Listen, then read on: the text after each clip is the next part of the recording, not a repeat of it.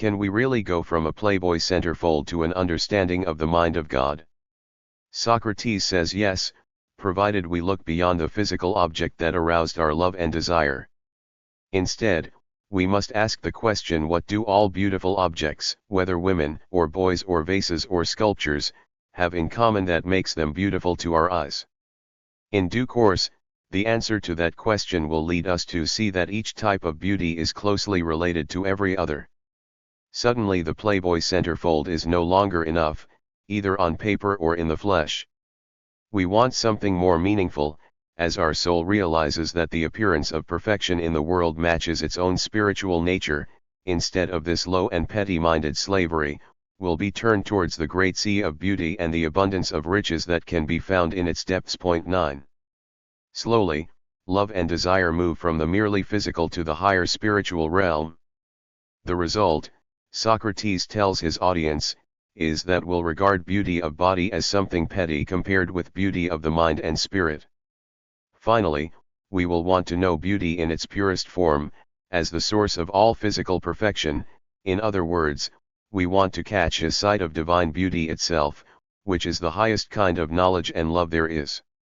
Like someone using a staircase, Plato writes, should go from 1 to 2 and from 2 to all beautiful bodies, and from beautiful bodies to beautiful practices, and from beautiful practices to beautiful knowledge.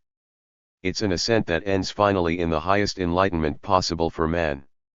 This is why every man should hold love in respect, he has Socrates say in the end, and why on every occasion I praise the power and might of love. 10. The symposium is by far the strangest of all Plato's dialogues. The modern classicist will tell us that it belongs very much to the homoerotic atmosphere of Athens in the early 4th century BCE, which Plato in the guise of Socrates seeks to downplay.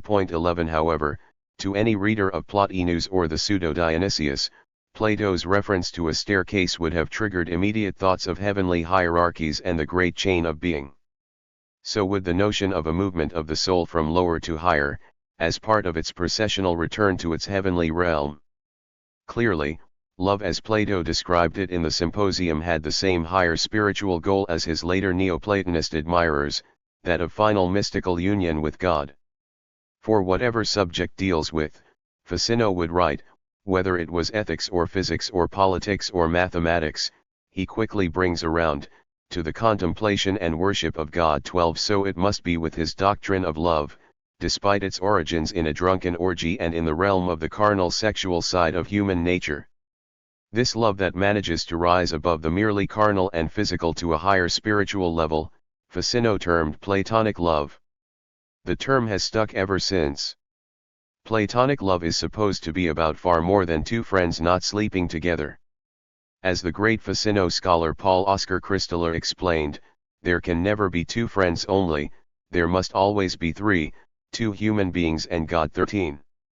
By a mental sleight of hand, Ficino effortlessly merged Plato's theory of love with Christian Neoplatonist ideas about divine love derived from familiar authors like Augustine or Saint Bernard, not to mention Italy's two most famous love poets, Dante and Petrarch.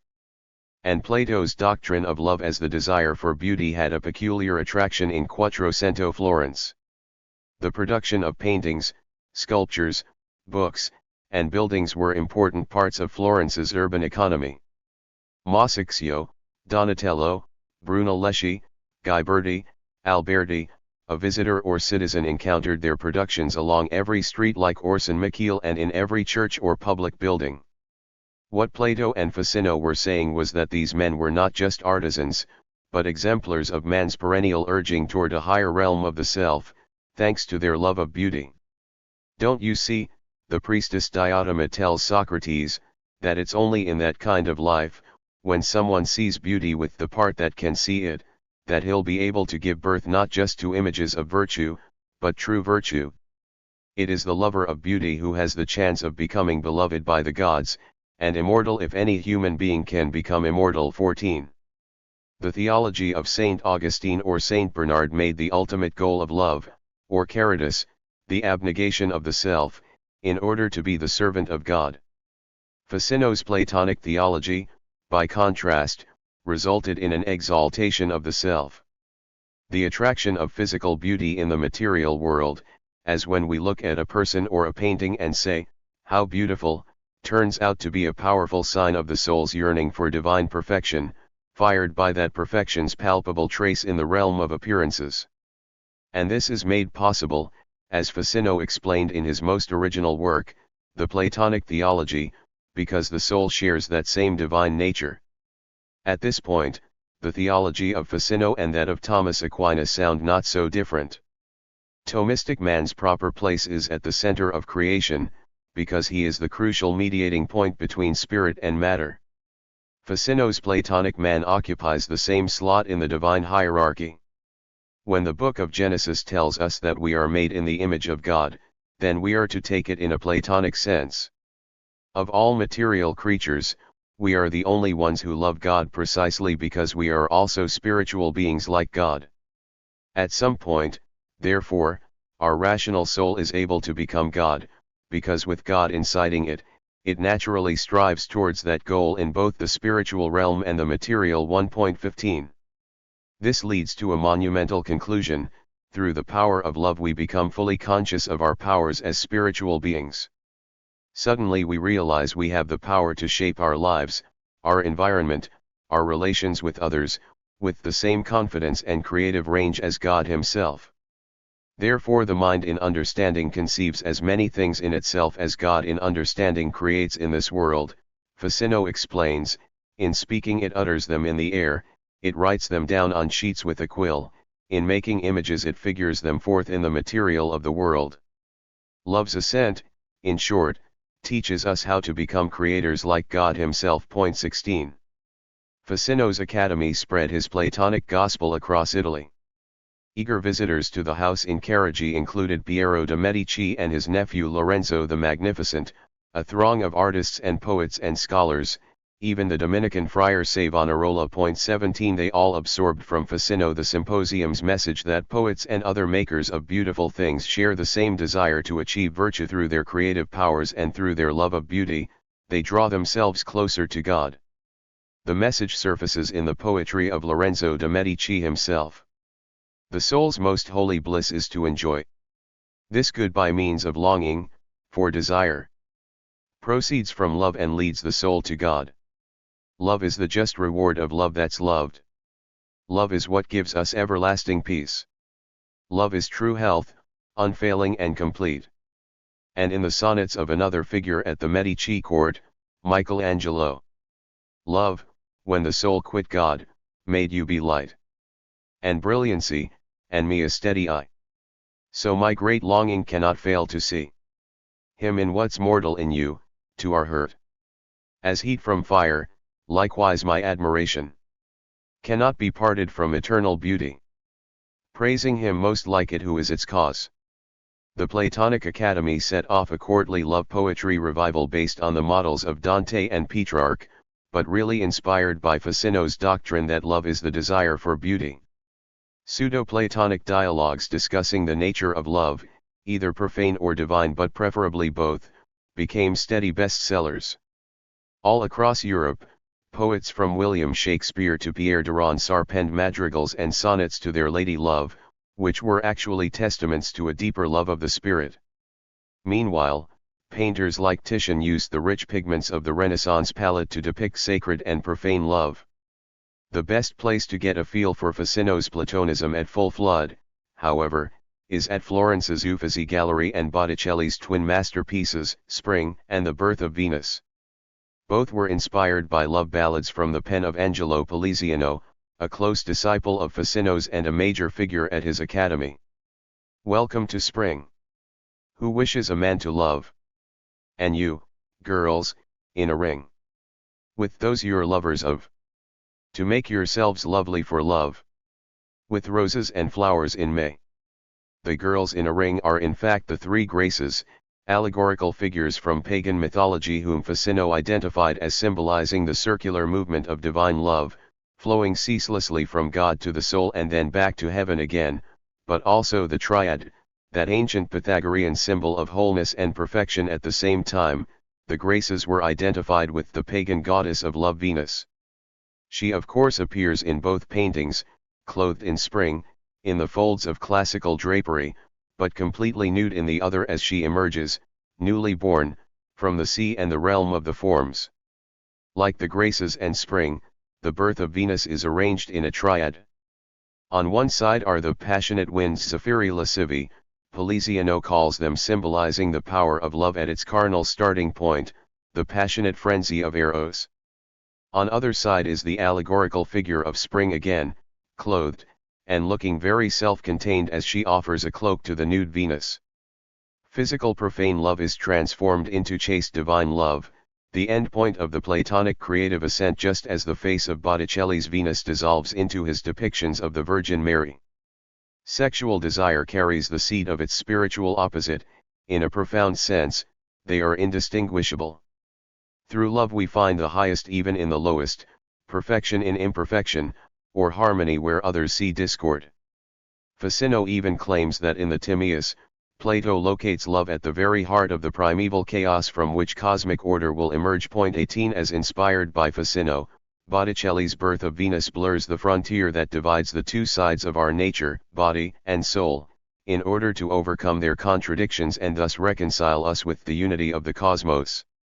Most people wouldn't think of the pagan goddess of love as a symbol of concord and balance. Certainly not the Romans, who saw only her frankly carnal nature, let alone Augustine or Neoplatonists of the Middle Ages. But in the 1400s, the poets and scholars at the Florentine Academy did just as she and her allegorical entourage in Botticelli's paintings symbolized the concord between ancient and modern thought. What Ficino had proved was that there was no real clash between Christian and pagan systems of theology. In the end, they arose from the same source, the soul's love of beauty and perfection and its relentless aspiration for knowledge of God and therefore of ourselves. Cyril Connolly once said that in every fat person was a thin person struggling to get out. For Ficino and his followers, inside every human body is a soul struggling to get out and realize its creative powers through the pursuit of the eternal. The evidence is all around us. Everywhere we go on the globe we find churches, temples, holy sites, and tombs dedicated to one deity or another, along with sacred texts and artifacts. All express the same spiritual impulse and movement, all are products of the same desire to realize the highest truth. It was a stunning revelation. Renaissance Platonism realized that it was this quest for spiritual perfection that bound together all the great religions and civilizations, Egypt, the Chaldeans and Babylonians, the Persians and Hebrews, the Greeks and Romans. All were suddenly revealed to be part of the same spiritual big push. All were revealed to be different aspects of the one. The desire to trace the origins and contours of that big push overtook Ficino's academy in its later years, especially after the arrival of Giovanni Pico della Mirandola. As intellectually gifted as he was aristocratic, Pico read not only Greek and Latin, but Hebrew and Arabic. Although only in his 20s, he had studied science and mathematics as well as literature and philosophy. He was as much at home with the medieval scholastics as with the wisdom of the ancients. Historians have labeled several scholars in the Renaissance as being the last man to know everything, including Erasmus and Francis Bacon. Giovanni Pico is the true owner of the title. His staggering range of interests and his inexhaustible scholarly energy were aimed at a single mission. This was to prove that all religions and philosophies, ancient and modern, pagan and Christian, actually formed a single body of knowledge. On the surface, Plato and Aristotle, Hebrew, Islamic, and Christian theologies, seemed hard to reconcile.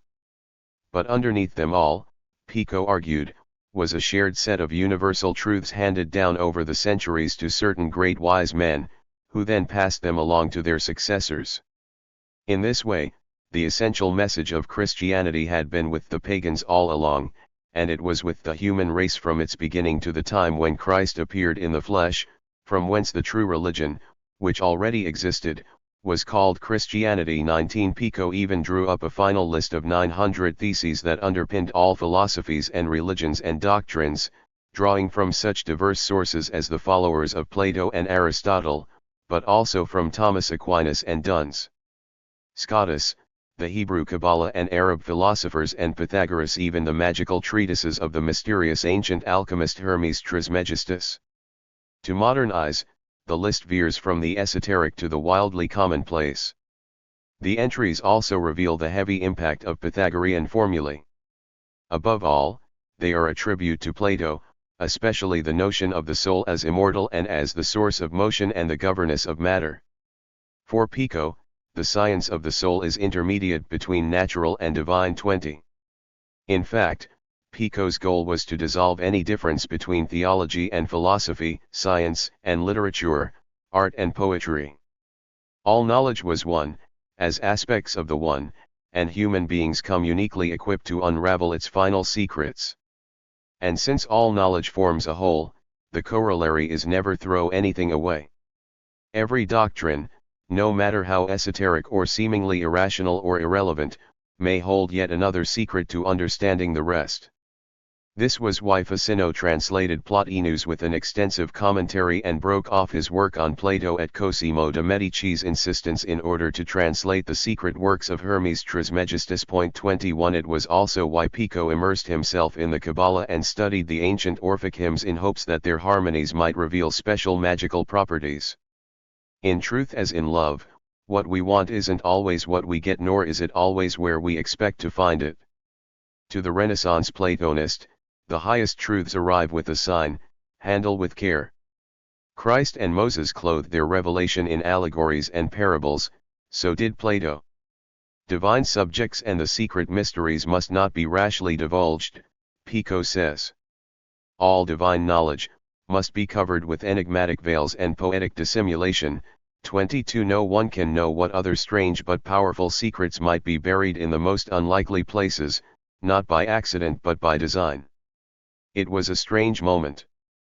The belief in the unity of all knowledge, and that throughout history the profoundest truths are the ones most heavily veiled, would lead the Renaissance mind down some dark passageways, including alchemy and black magic.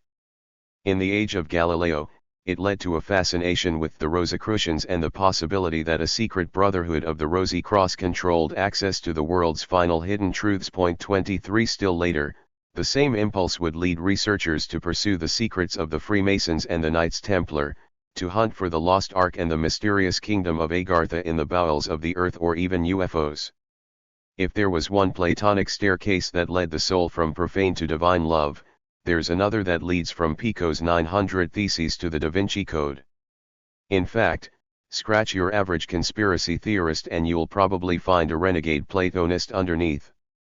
Still, modern conspiracy theories are geared to reinforce our sense of helplessness in the face of dark, powerful forces.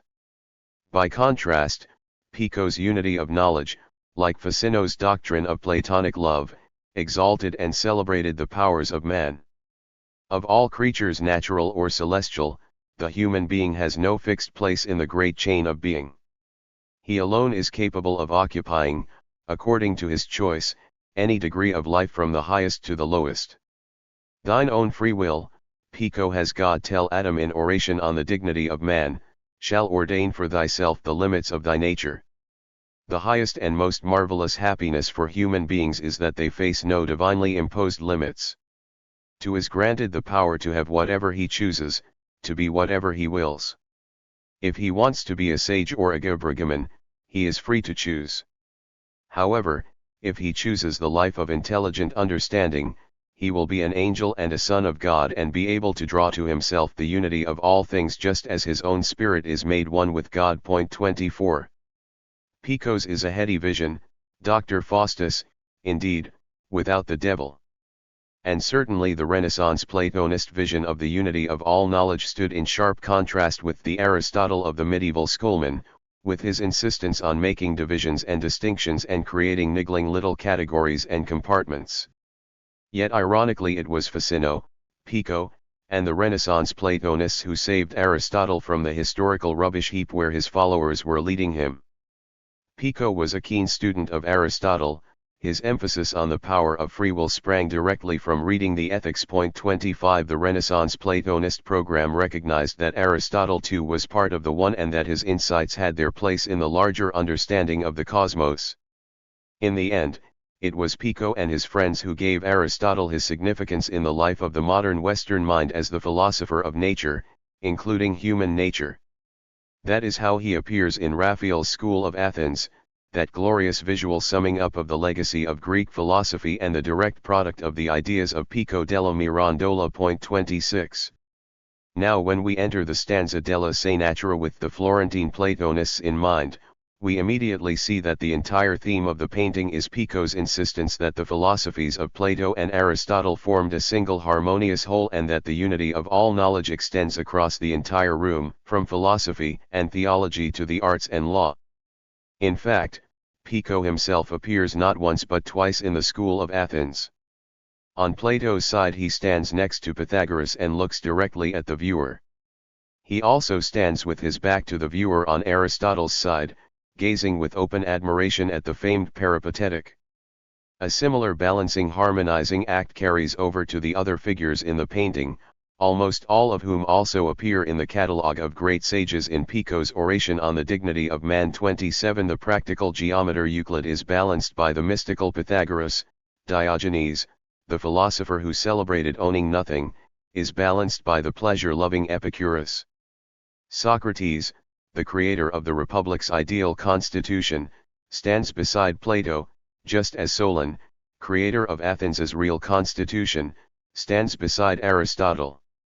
In a similar way, the astronomer Ptolemy stands opposite the Neoplatonist pagan priestess Hypatia, each reflecting the two aspects of the school of Alexandria. 28.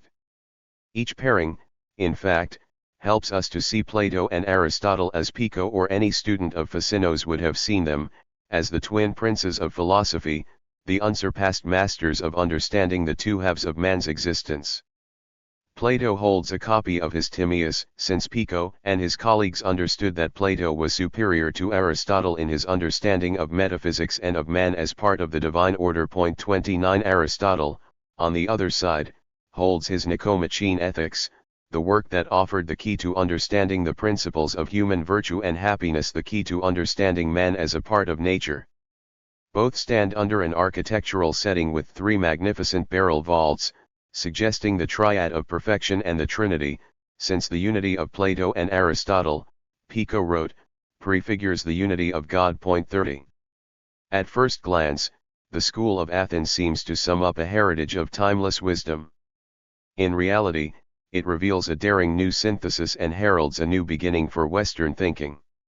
Giovanni Pico never completed his concord of Plato and Aristotle, from which he claimed he would build a new philosophy.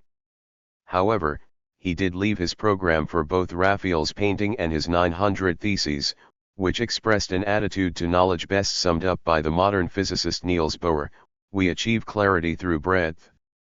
For the Platonist, the big picture is always what counts. Our job is to figure out how all the small bits and fragments, even seeming opposites, actually fit together into a coherent whole. Giovanni Pico della Mirandola, in Raphael's School of Athens. Pico is the only thinker to appear twice in the painting. Indeed, mention of the big picture leads our attention down the hall from Raphael's fresco to what in artistic as well as philosophical terms is the biggest picture of all, the Sistine Chapel. What is this thing called love?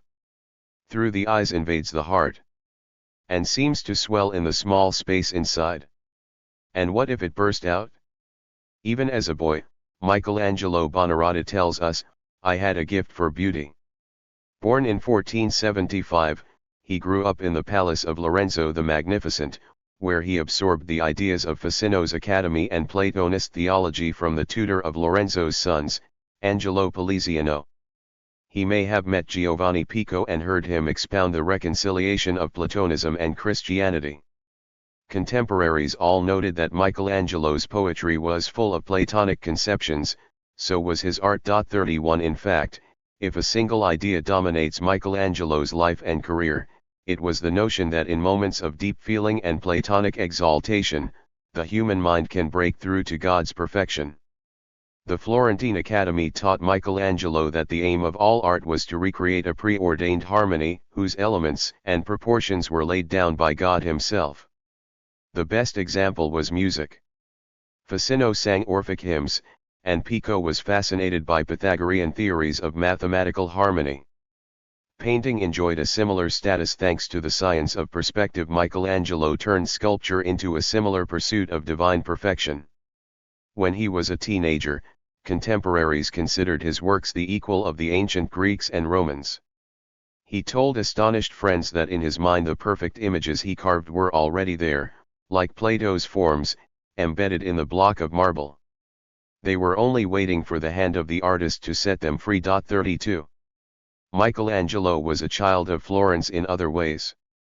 He was briefly a follower of Savonarola, as Machiavelli had been, and like Machiavelli, he was a true believer in the restored republic. 33 His earliest monumental work, the David, is a visual tribute to that older civic humanist philosophy of virtue and self-sacrifice for the sake of liberty. But Michelangelo's hopes, like those of the author of The Prince, ended in disillusionment. When the Florentine Republic fell in 1512, he wrote from Rome to tell his brother to stay inside, not speak or reveal his thoughts to anyone but God, because the end of things is not known, just attend to your own affairs. 34. This is just what Michelangelo did during his nearly decade-long stay in Rome, from 1505 to 1513. What he saw at the court of Pope Julius II only confirmed his gloomiest suspicions. Virtues what heaven must despise, seeing they would give us a dead tree from which to pluck our fruit. He had stormy dealings with a pope more interested in waging war with his neighbors and building the most grandiose church in Christendom than in reforming the church, and who appeared as often in a suit of armor as in papal vestments. These were times, Michelangelo wrote, that would try the patience of Christ himself. He should not come again into this province. Up to the very stars his blood would spread. Now that in Rome his skin is being sold, and they have closed the way to every goodness. Yet if high heaven favors poverty, but other goals cut off our other life, what is there in our state that can restore us? 35. The answer is love. However, Michelangelo's perspective on love is far more turbulent and disturbing, almost self-defeating, than the tranquil version he learned in the garden of Lorenzo de' Medici's palace. It is underlined by a kind of anguish. Michelangelo constantly compares love to a burning fire that sears the consciousness and torments the body, but also scours away worldly corruption, so that the soul like gold purged in a fire returns to God. In other words, the creative ascent is not easy or carefully calibrated, as the scholars of Ficino's academy imagined. It is filled with self-doubt and inner pain. But the process of suffering also makes us worthy of our spiritual perfection. Only with fire can the smith bend the iron, as he's conceived his beautiful work. And gold, except with fire, to its high mark, no artisan can carry and refine. The phoenix cannot live again unless it first burns. If by its nature goes up to heaven, to its own element, and I'm converted into fire, how can it be it will not take me? 36.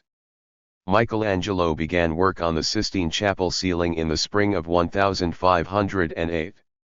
We know from his letters that the plan of the ceiling was largely his own. 37 By the time he finished 4 years later, he had transformed the Pope's commission into his personal statement on the grand themes of the Platonism of his day and into the artistic masterpiece of the Renaissance.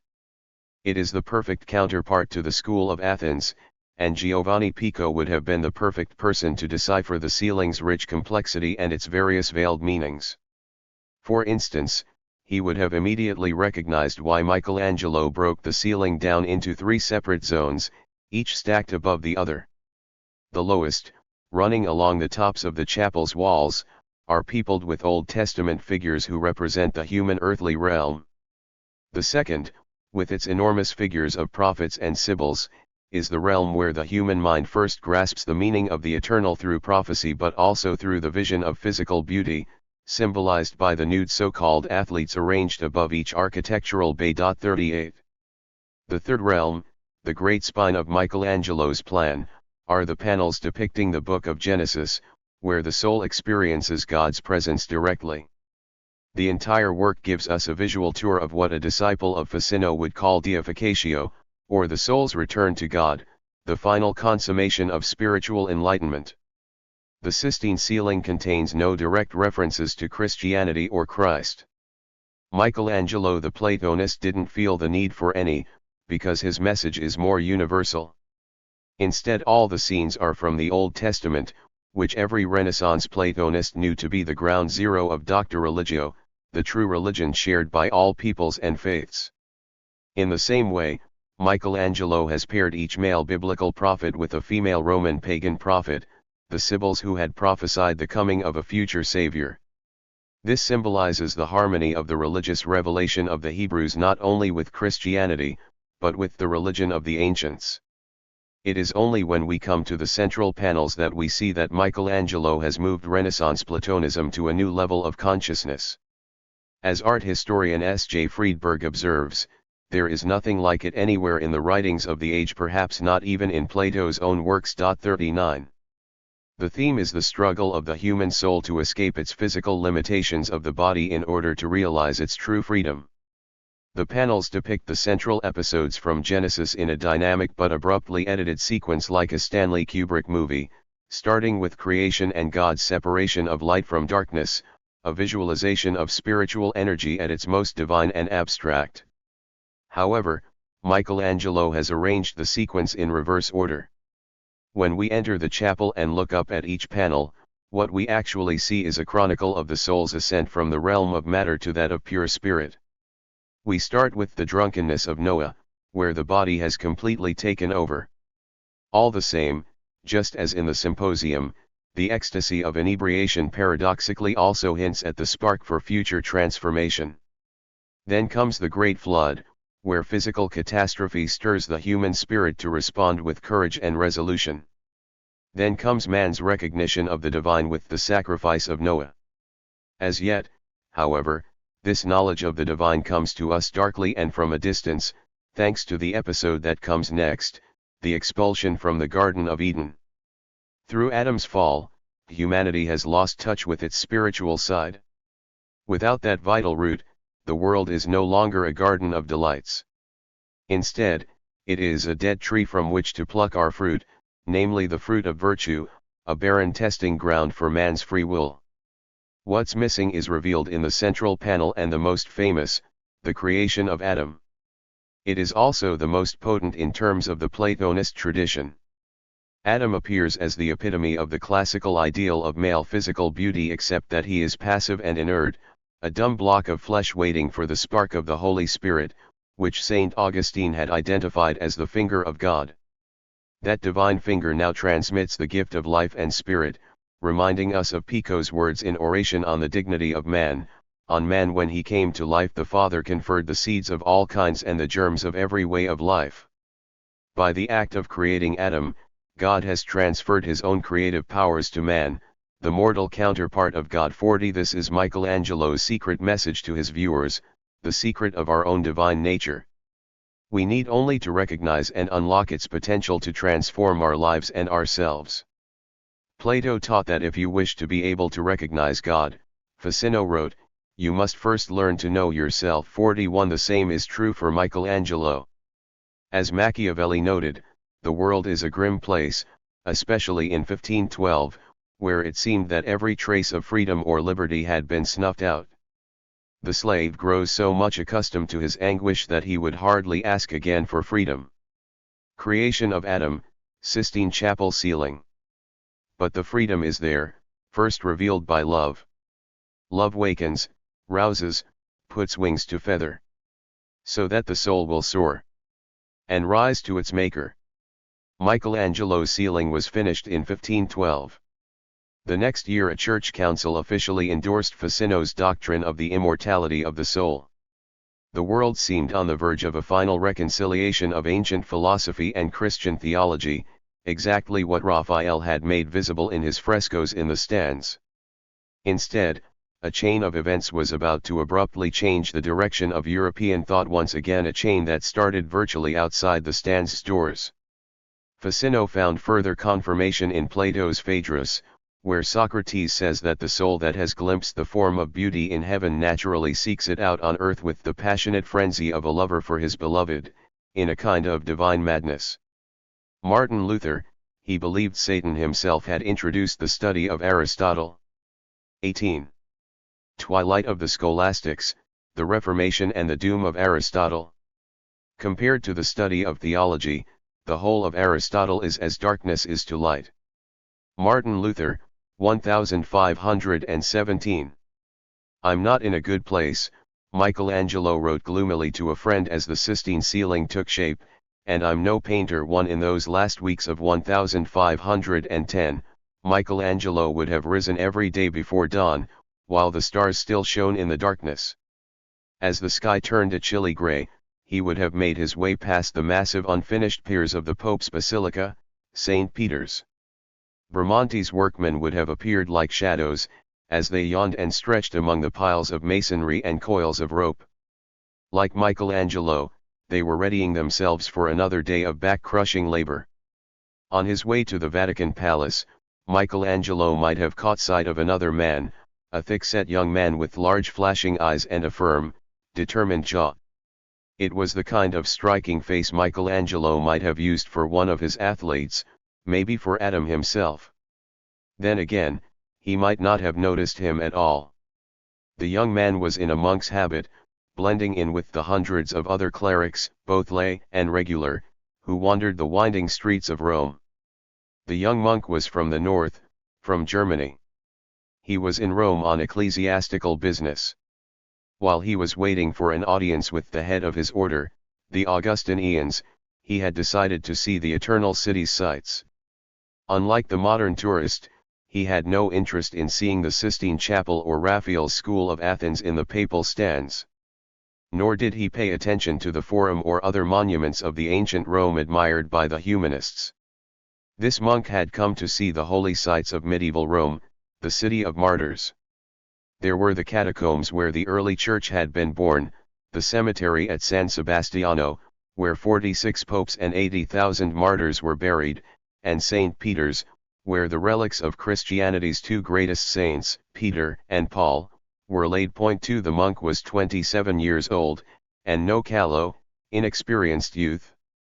Still, he was horrified by what he saw. He had expected to find these holy sites surrounded with a hushed, hallowed atmosphere. Instead, the atmosphere was like a carnival, with priests saying mass for weary, grimy pilgrims and their bawling children and then telling them to move on, with cries of, "Next! Next!" Other pilgrims pushed and shoved to get a glimpse of the severed arms of Saint Anne, mother of the Virgin Mary, or Jesus's footprint on a slab of marble, or one of 30 pieces of silver given to Judas Iscariot. One touch of the coin, it was said, was enough to spare a sinner 1,400 years in purgatory, the church's vestibule between heaven and hell. That wasn't bad, although the monk knew that back home in the reliquary of Wittenberg Castle, a glimpse of a thorn from the crown of thorns and a branch from the burning bush could save a person 127,000 years of purgatorial torment, give or take a decade or 2.3. The holy relic that drew the young monk most was Pilate's staircase, the Scala Santa. It stood in a small chapel near St. John Lateran.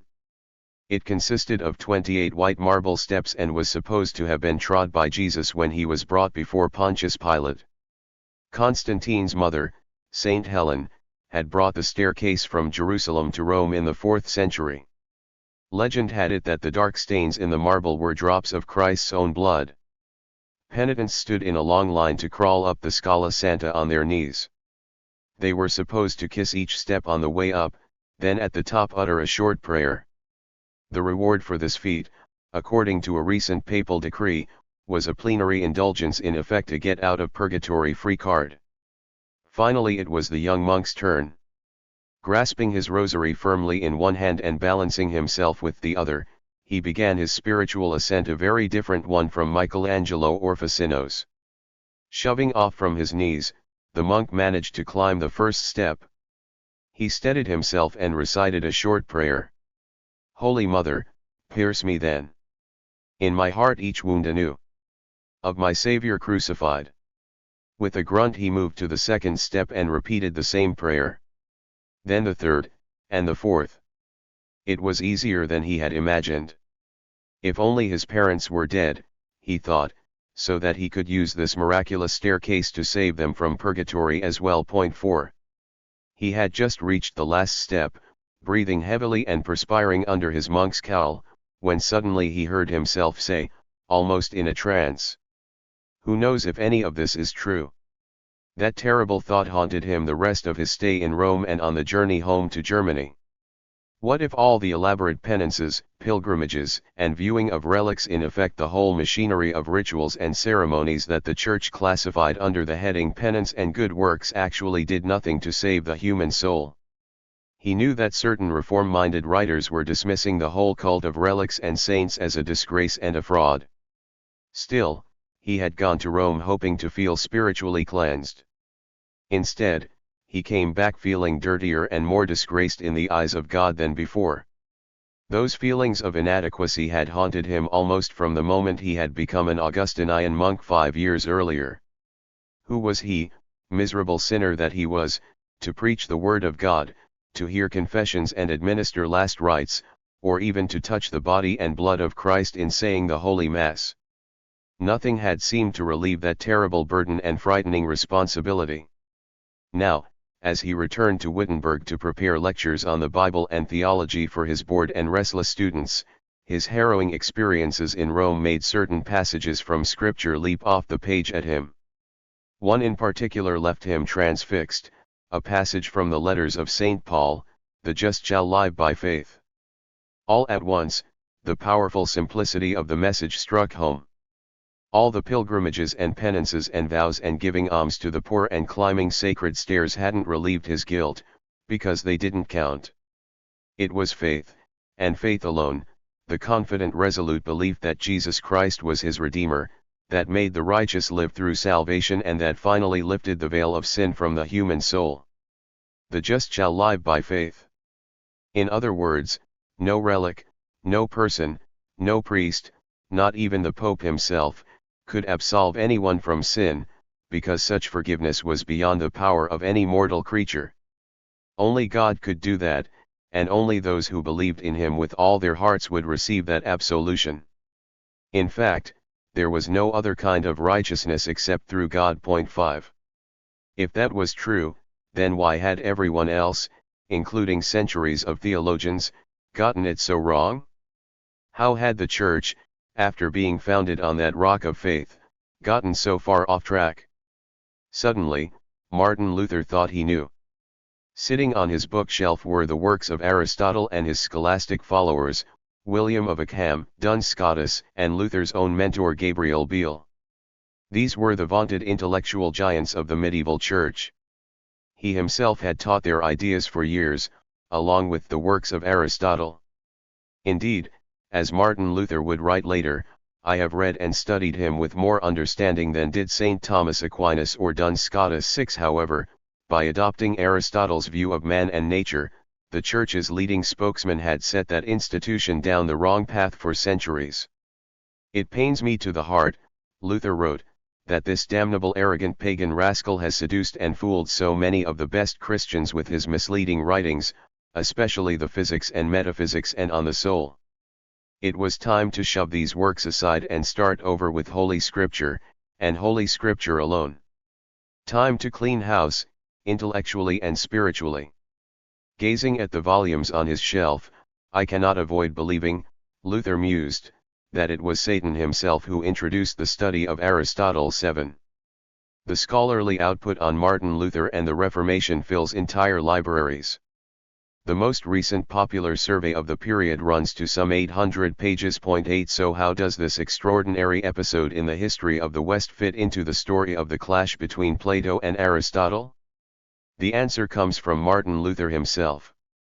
His first breach with the Church did not come with his famous 95 Theses, which he posted on the Wittenberg church door on October 31, 1517.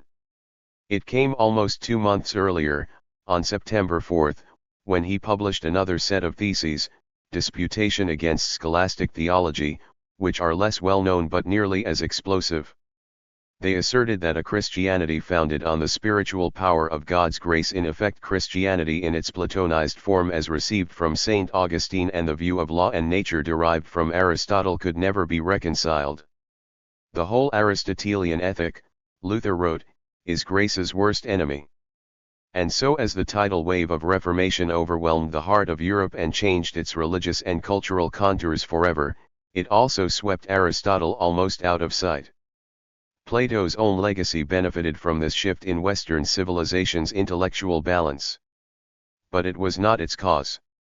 If any single factor really doomed Aristotle as the Middle Ages had known him, and helped reformers like Martin Luther shove him to the sidelines, it was the invention of printing. Of course, historians have told us at least since the 18th century that the printing press triggered a revolution in Western civilization, but not always why. The use of movable type to produce printed books transformed intellectual life not because it meant more copies of a book, but because it meant identical copies. As printing pioneers like Germany's Gutenberg and England's William Caxton soon realized, every page 7 of a printed copy looks exactly like every other copy's page 7, without variation. This was something not possible even for the most careful and methodical scribe. 9. Even if the printer or editor made a mistake on the first pass, his assistants could quickly correct it with a single shift of a piece of type. Just one more reason why proofreaders are vital to the advance of civilization. The process meant that every reader of a printed book could now read the same words or see the same image as every other reader, and that those words were as close as humanly possible to what the author had actually written. The same applied to dictionaries, maps, calendars, and other reference works, and every translation of those works. As readers of Martin Luther's translation of the New Testament into German in 1522 were to find out, it was like new sunlight breaking over the intellectual landscape. Now all disciplines are restored, enthused the French writer François Rabelais, the study of languages revived. The whole world is full of learned men, of very erudite tutors, of very ample libraries, and it is my opinion that neither in the time of Plato, of Cicero, nor of Papinian, were there such facilities for study as we see now. 10. No wonder Rabelais saw printing as divinely inspired and saw it as the perfect antidote to the kind of highly imperfect education he had received from his scholastic masters at the University of Poitiers. The printed book doomed the Aristotle of the medieval schoolmen. It ended his intellectual monopoly first of all because now authors appeared in print almost with the same relative ease as they appear online today. These included not only Plato but intriguing and hitherto remote figures like the poet Lucian, dramatists Terence and Sophocles, historians Plutarch and Tacitus and Josephus, and philosophers such as the Stoic Seneca and the skeptic Sextus Empiricus. In the preprint days, just trying to read Plato's Republic was a monumental undertaking. It might take a scholar to 3 or 4 different cities, as it did Ficino and Leonardo Bruni, and to a series of dank monastic libraries, in order to collate various incomplete manuscript versions. Then came the work of trying to decipher the original text buried beneath the omissions or finger faults of ignorant or careless scribes. Now in the privacy of your own home, you had the text correct, complete, and whole, pure and uncorrupted, as Renaissance scholars like to say. The era of having to rely on untrustworthy handwritten manuscripts, or some medieval glossator who spent a lifetime trying to make sense of an often muddled or even counterfeit manuscript of Aristotle, was over. So was the age of the classroom commentator. The age of the erudite, the antiquarian, and the man of letters was about to begin. 11. In the long term, the print revolution turned out to be a boon for Aristotle. His works could be studied by more readers than ever, in cleaned-up versions. Apocryphal works and even outright forgeries were eliminated. But in the short term, it exposed the shortcomings of those who had relied on him as the ultimate authority on everything, especially in universities. Reformation scholars not only had more books, but had their time freed up to ponder, to cross-reference, and to set texts side by side. Thanks to printing, contradictions became more visible, divergent traditions more difficult to reconcile, and innovations faster to catch on. 12. The authority of Aristotle gave way to the authority of the printed word, including the Word of God. The man who discovered the power behind that authority was not Gutenberg or Caxton or even Luther. It was Erasmus of Rotterdam. Later, some would say Erasmus laid the egg that Luther hatched. This is not true. But Erasmus was the first to slay the scholastic giant, and he used the sword of Renaissance Platonism to do it. Europe's most famous scholar was born in 1469, 14 years after Gutenberg began producing his first printed Vulgate Bible. That book, as it happened, would be at the center of Erasmus's career as well as Luther's. Erasmus grew up at a school at Stein run by the Brethren of the Common Life, where his teachers steeped him in all the themes of the Devotio Moderna and Neoplatonic mystical piety. The focus on the inner emotions of belief, on the life in Christ as the highest expression of our spiritual essence and the highest form of wisdom, and on Holy Scripture as the primary authority on a devout life all became the guiding principles of his life and career. The school's headmaster also gave him a passion for reading the ancient classics, especially Cicero. 13 In the 1480s, the only outlet for a boy with intellectual gifts but no connections was the church, even for a boy who was the illegitimate son of a priest. He entered the same order as Martin Luther, the Augustinians. But unlike Luther, Erasmus never felt any need to cleanse away an overwhelming sense of sin. Instead, his one wish always was to surround himself with good books and intelligent companions, to walk in a sunlit garden and discuss Cicero and the ancient poets, in short, to read, write, and dream. All these were in short supply in the monastery at Stein. When Erasmus got his first opportunity to escape and pursue studies abroad, he took it. He went first to the University of Paris, which he found was hardly better than his monastery, and then to England and Oxford, where he met the scholar who would change his life. As a university, Oxford had not come very far from the days of Occam and Roger Bacon. In fact, it had largely regressed. Few students or teachers were interested in Cicero or Erasmus's other literary heroes. There was, however, a new teacher at Magdalen College named John Colet, who had immersed himself in the humanism coming out of Italy and its Platonist themes. He and Erasmus found an instant harmony. In listening to Colet speak, Erasmus wrote later, he seemed to be listening to Plato himself. 14. This is not surprising. Colet was in regular contact with Marsilio Ficino, and he shared the same fascination as the Florentine for the parallels between Platonism and Christianity. 15 However, Colet picked up Ficino's Platonic theology at the other, Christian end. He paid less attention to how Plato had foreshadowed the message of the Gospels than to how that message could and should be read in a bright Platonist light. Reading it was part of the difficulty. Greek and Latin are what is called inflected languages, from the point of view of grammar. The ending of a word, and not the word's position in the sentence, determines its meaning, even whether the word is the sentence's subject or object or whether it is singular or plural. So changing just a single letter, for example, am to ae in Latin, or eve to of in Greek, can turn the meaning of a sentence inside out. That's precisely what centuries of ill-trained, inattentive, or just tired and bored monks and scribes had done to virtually every ancient text, including the Bible. As the first humanists in Italy discovered, recovering the original textual meaning required a combination of hard work and grammatical skill, ranging from collating as many copies as possible in order to learn which had the fewest mistakes, and where later copying errors had come from, to a fine-tuned sense of which word or grammatical form an author like Cicero or Plato might have used, in a given time and place, a medieval scribe's mistakes notwithstanding. Over time Ficino, Colet, and their colleagues raised the art of recovering a corrupt text's lost meaning to a science, which they called philology. Cleaning up and clearing up the written works of antiquity became an Italian, and Florentine, specialty, as philology uncovered new or startling meanings in even the most familiar documents, as trained philologist Lorenzo Valla learned as papal secretary in 1440, when his rigorous examination of the so-called donation of Constantine revealed it to be a forgery. It was bad news for the papacy but good news for Valla's integrity as a scholar and for the growing reputation of philology as the latchkey for unlocking the truth. For Colet, philology was only a means to understand one text in particular, the Bible.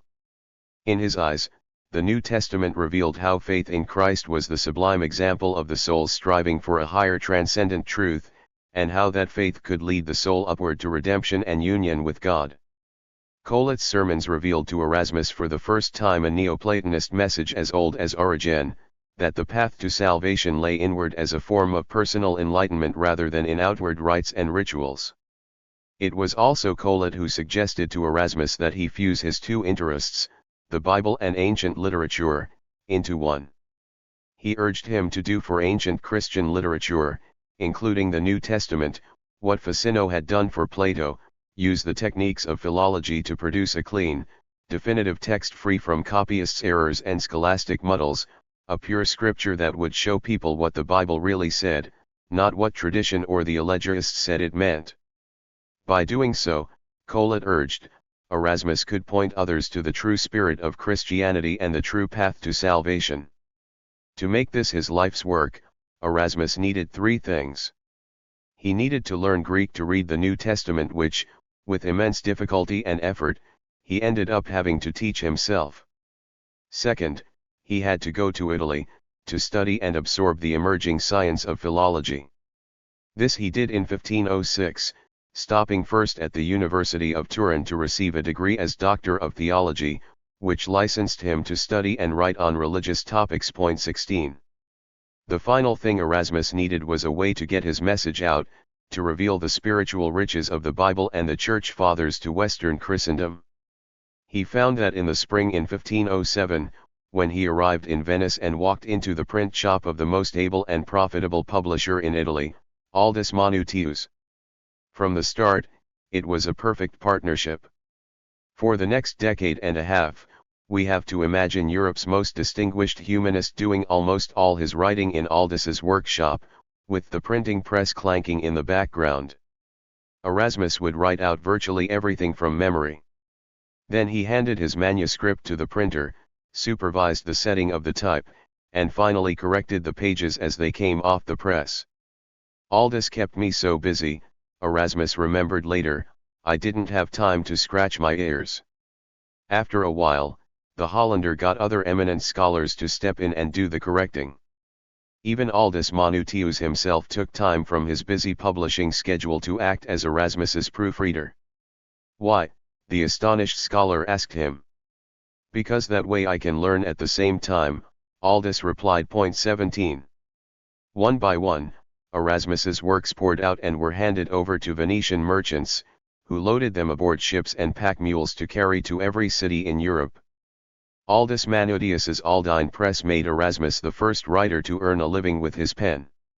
This was no mean feat, since his books were all written in Latin, which meant they could be read everywhere but only by a small minority.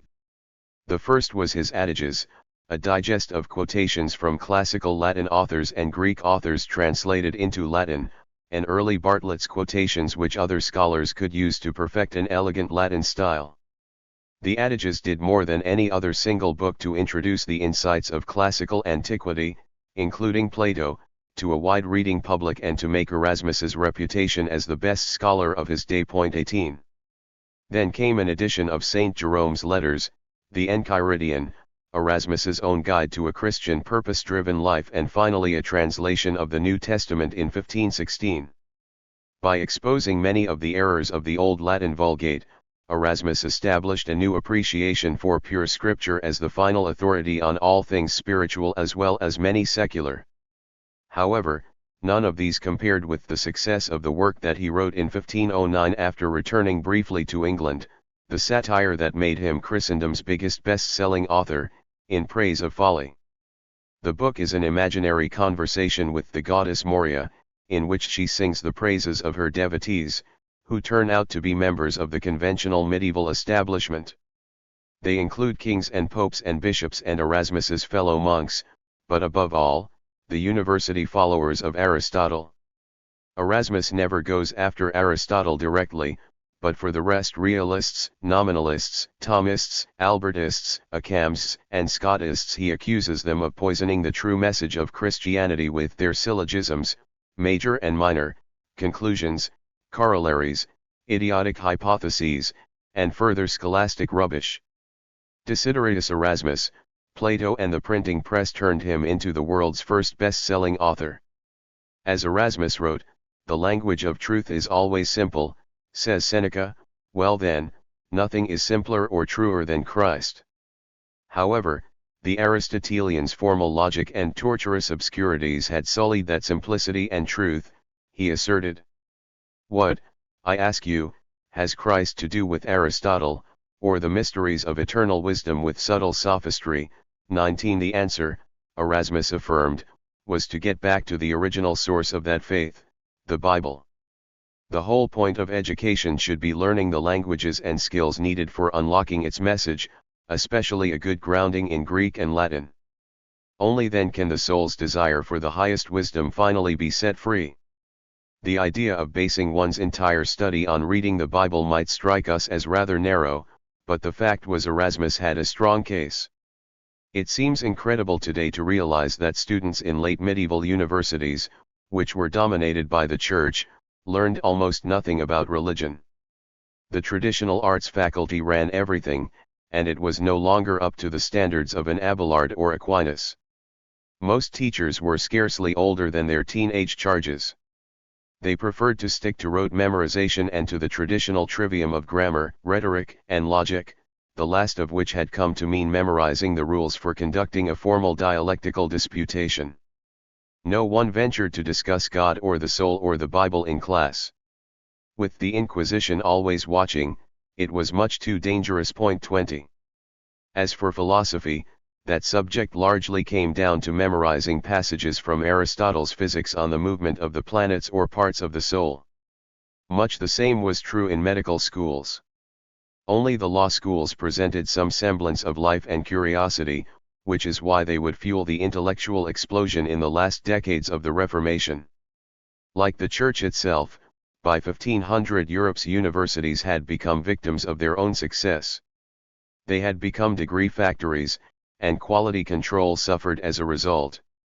Just as there were priests who didn't know the Mass or drank or kept mistresses, so there were philosophy professors who invoked the name of Aristotle without having read a single one of his works, and theology professors who had never turned a page of the Summa or the City of God or the letters of St. Paul. 21. Now, thanks to Erasmus's In Praise of Folly, a contempt for universities and their Aristotle-centered curriculum acquired intellectual chic. It has left its trace to this day, as when we talk about something being trivial or call someone a dunce. When we turn to the popular literature and drama of the time, the scholar or university man cuts a very poor figure. Rabelais has gargantuous university-trained tutors spend 10 years teaching his charge to recite his grammar book backward. Shakespeare's Dr. Holofernes in Love's Labour's Lost is the typical pedant, whose mind is clouded by trivial obscurities or verbal quibbles in Latin. And when Shakespeare has Hamlet say, "There are more things in heaven and earth, Horatio, than are dreamt of in your philosophy," the philosophy he is referring to is Aristotle. 22. Thanks to Erasmus, the new trend of the 1500s was away from universities and toward an entirely revolutionary idea, homeschooling. Printed books made it possible for a well-to-do merchant or country squire to teach his son to be a classical scholar without leaving the house. Why bother going to Paris or Oxford to learn what the best minds had written? People began to realize, when your children could discover that for themselves on the shelves of your own library. Erasmus's friends and disciples got into the act. Spain's Luis Vives, England's Roger Ascham, and a host of others wrote best-selling treatises on how to immerse your children in Christian learning and the joys of ancient literature. Erasmus even urged a friend to start his son on the classical languages at age 2, so that the boy could greet his father when he came home with cries of, "Daddy! Daddy!" in Latin and Greek. 23. The appeal involved a certain social snobbery as well. Since many university students came from lower-class backgrounds and drank and whored and gambled with the locals in their college dorms, the appeal of homeschooling was obvious to Europe's governing elites. Under the humanists' guidance, they hired tutors to train their sons in Latin, Greek, and Hebrew all in order to enrich their young minds with the riches of both antiquity and the Holy Bible and to make them part of an intellectual as well as social elite. The humanist education that Erasmus and his friends invented wound up creating its own schools. One of the first was St. Paul's in London, founded by John Colet. Indeed, the program of classics-based humanities would enjoy a long history, almost as long as that of the medieval university, although eventually it took over there as well.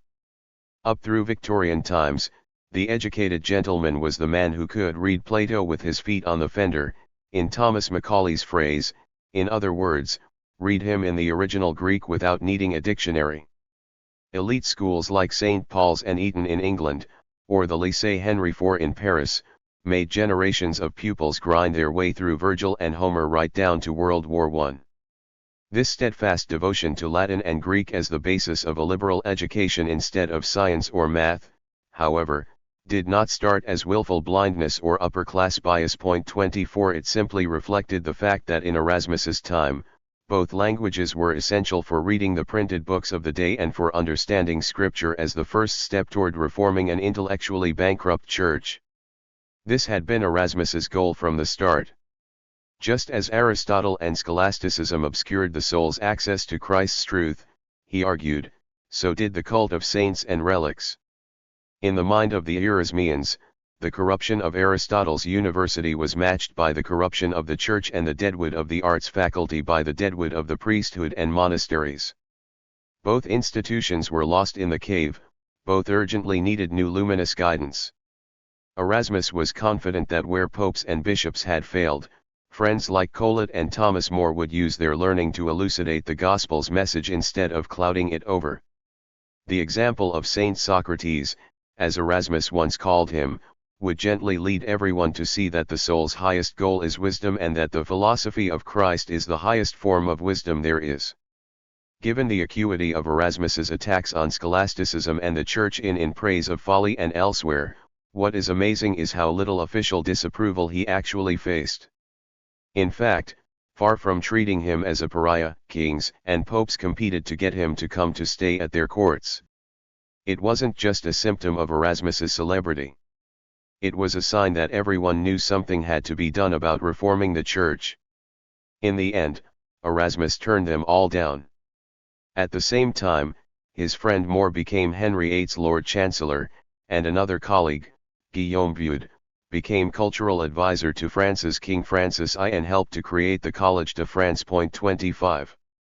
Oddly, it was in Spain that Erasmus's influence reached its height, under the leadership of the most unlikely of all Erasmians, Cardinal Cisneros, the head of the Spanish Inquisition. Spain had been the land of the Reconquista, of the original Cruzada or crusade against all heretics, including Muslims and Jews. Its hero was Diego el Rodrigo, el Cid, and its instrument the Inquisition. Yet Cisneros was not at all threatened by Erasmus's call for a return to pure scripture. In fact, it would inspire Cisneros to launch what would become the Manhattan Project of Christian Humanism, a project so vast that it dwarfed the resources and achievements of Erasmus himself. This was a printed edition of the entire Bible, Old and New Testaments, with the original Hebrew plus Greek, Aramaic, and Latin versions set side by side, page by page, so that scholars everywhere could have a complete authoritative text of Scripture from Genesis to Apocalypse. Nothing like it had ever appeared before.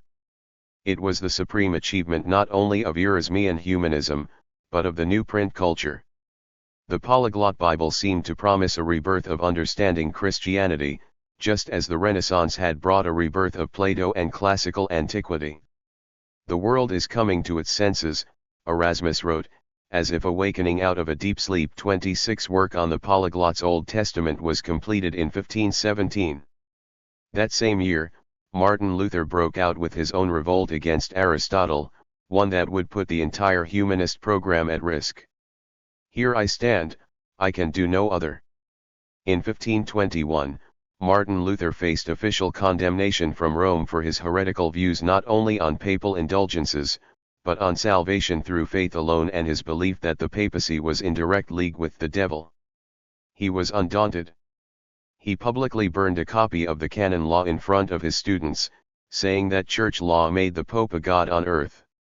Luther had also wanted to burn Aquinas' Summa and Duns Scotus, but none of his colleagues would lend him their copies. 27. The battle was on. The key question was, who would back Luther in his onslaught against the status quo? Luther condemned the corruption of the Church, so had Erasmus. Luther attacked papal indulgences as a scandal and a blasphemy, so had Erasmus. Luther said the only way to get back to the truth of Christianity was through pure scripture, so had Erasmus. Luther said that Aristotle and the scholastic theology had polluted the Christian faith, so had Erasmus. Would Erasmus now step forward and endorse Luther as one of his own? Would he acknowledge that they were fighting on the same side and lend the tremendous weight of his reputation to the Lutheran cause? Some hoped he might. O Erasmus of Rotterdam, the artist Albrecht Dürer, then working in Italy, wrote in his diary, "Where will you be? Ride forth beside the Lord Christ, protect the truth, obtain the martyr's crown." 28. However, Erasmus had no intention of becoming a martyr. In the end, he preferred to work within the boundaries of the Church, not outside them. Despite their mutual antipathy toward the Aristotle of the scholastics, Luther's opposition ran far deeper. It hinged on an issue that had separated Boethius and St. Augustine at the onset of the Middle Ages. It had at its heart the clash between Plato and Aristotle on free will.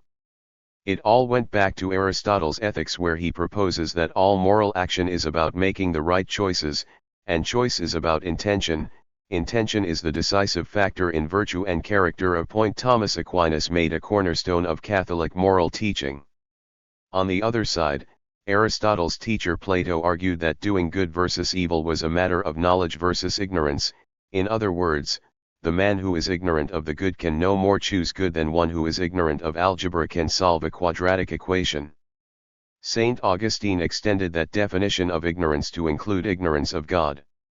Truly knowing God, Augustine asserted, having that blind faith in him that suffuses our lives and gains us salvation, is impossible for our corrupt human nature unless God acts to put it there. He, not us, determines our capacity for virtue, just as he determines our fate. A grim conclusion, one that had troubled Boethius. His doubts about this denial of free will had led him to reassert Aristotle's point that the choices we make as rational beings are the causes of our right actions. It was an attractive, not to say morally compelling, argument. From Abelard to Aquinas and Duns Scotus, the Church had come out more and more on Boethius's side.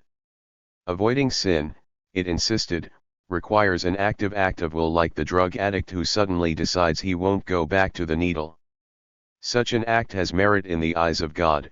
By choosing to avoid sin and learning to do good, we have taken the first step toward changing from sinner into a righteous person. 29. This process not only makes us a good citizen, but lays the foundation of our salvation as a rational, perhaps even a calculated process. The word calculation applies here for many reasons. By the 1400s, the Church was regularly speaking of sinners as debtors of Christ. 30. It was prepared to argue that man's original sin was like a mortgage or credit card balance. Christ's sacrifice on the cross paid off some, if not most, of that debt.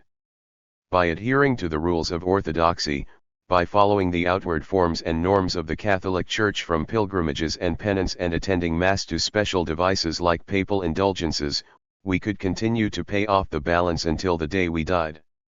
Whatever was left, it was assumed, would be paid off in those long years in purgatory. As a monk, Luther had once bought into the system. Now, sitting in his study in Wittenberg, surrounded by the texts that justified that approach to moral action, he saw it as systematic blasphemy. Instead, he swung back to St. Augustine. Original sin is not a mortgage but a crushing, ineradicable stain that touches everything we do or say. Nothing less than God's personal grace will lift it from us. Nothing less will restore the power of the soul to will the good and choose good over evil. A man without grace can will nothing but evil, he wrote, no matter how moral or upright he appears to others. 31. Today, Luther would not be at all surprised or distressed to see bestsellers like The God Delusion or The Atheist Manifesto, or see that their authors base their claims on reason. Nothing would be more natural. Man by his nature despises God. In our hearts, Luther says, we despise God's commandments. If it were possible, the will of every man would prefer a state of affairs where there was no law at all and he was free to do whatever he wants. 32 Human beings think they want freedom, what they really want is license. This is why, of all Aristotle's writings, the one Luther despised most was the one Raphael and the Renaissance had most celebrated, Aristotle's Ethics. Left to ourselves, we don't choose good, only lesser degrees of evil, like the heroin addict who switches to methadone. And reason, that supreme false god of the humanists, operates only to preserve the illusion that we are free and whole when we are not. 33. Virtue for Luther is not a continuum. It was not possible, as the humanists fondly imagined, to progress from Aristotle's virtues to opening our heart and accepting God's grace. Instead, to love God is to hate oneself. In the end, we ought to want not so much what our will wants to want but just what God wants. This meant, among many other things, that Erasmus and Pico were wrong. There was not going to be a final reconciliation, with Socrates and Christ ending up sharing the same stage. There is no big push. There is only one decisive breakthrough, that of Christ. As Augustine explained in The City of God, his truth has set all the rest aside. The path of reason doesn't lead us toward the light of God, but only deeper into the cave, in fact, right to the gates of hell. And in the larger picture, how could we ever compare our power with his power? If God foreordains all things, then nothing happens without his will, meaning there can be no free will in man or angel or in any creature. Receiving God's grace is the only real freedom that's left. Whatever happens, good, bad, or indifferent, when he reveals his glory we shall all clearly see that he both was and is just. It was at this point that Erasmus finally roused himself to respond. Without the acknowledgement of man's free will, he replied to Luther, God's justice and mercy, and teaching of Scripture, would be without meaning. What would be the purpose of all those admonishments and parables of Christ, if everything happened according to God's predetermined necessity, if good and evil were equally but tools of God, as the hatchet to the carpenter?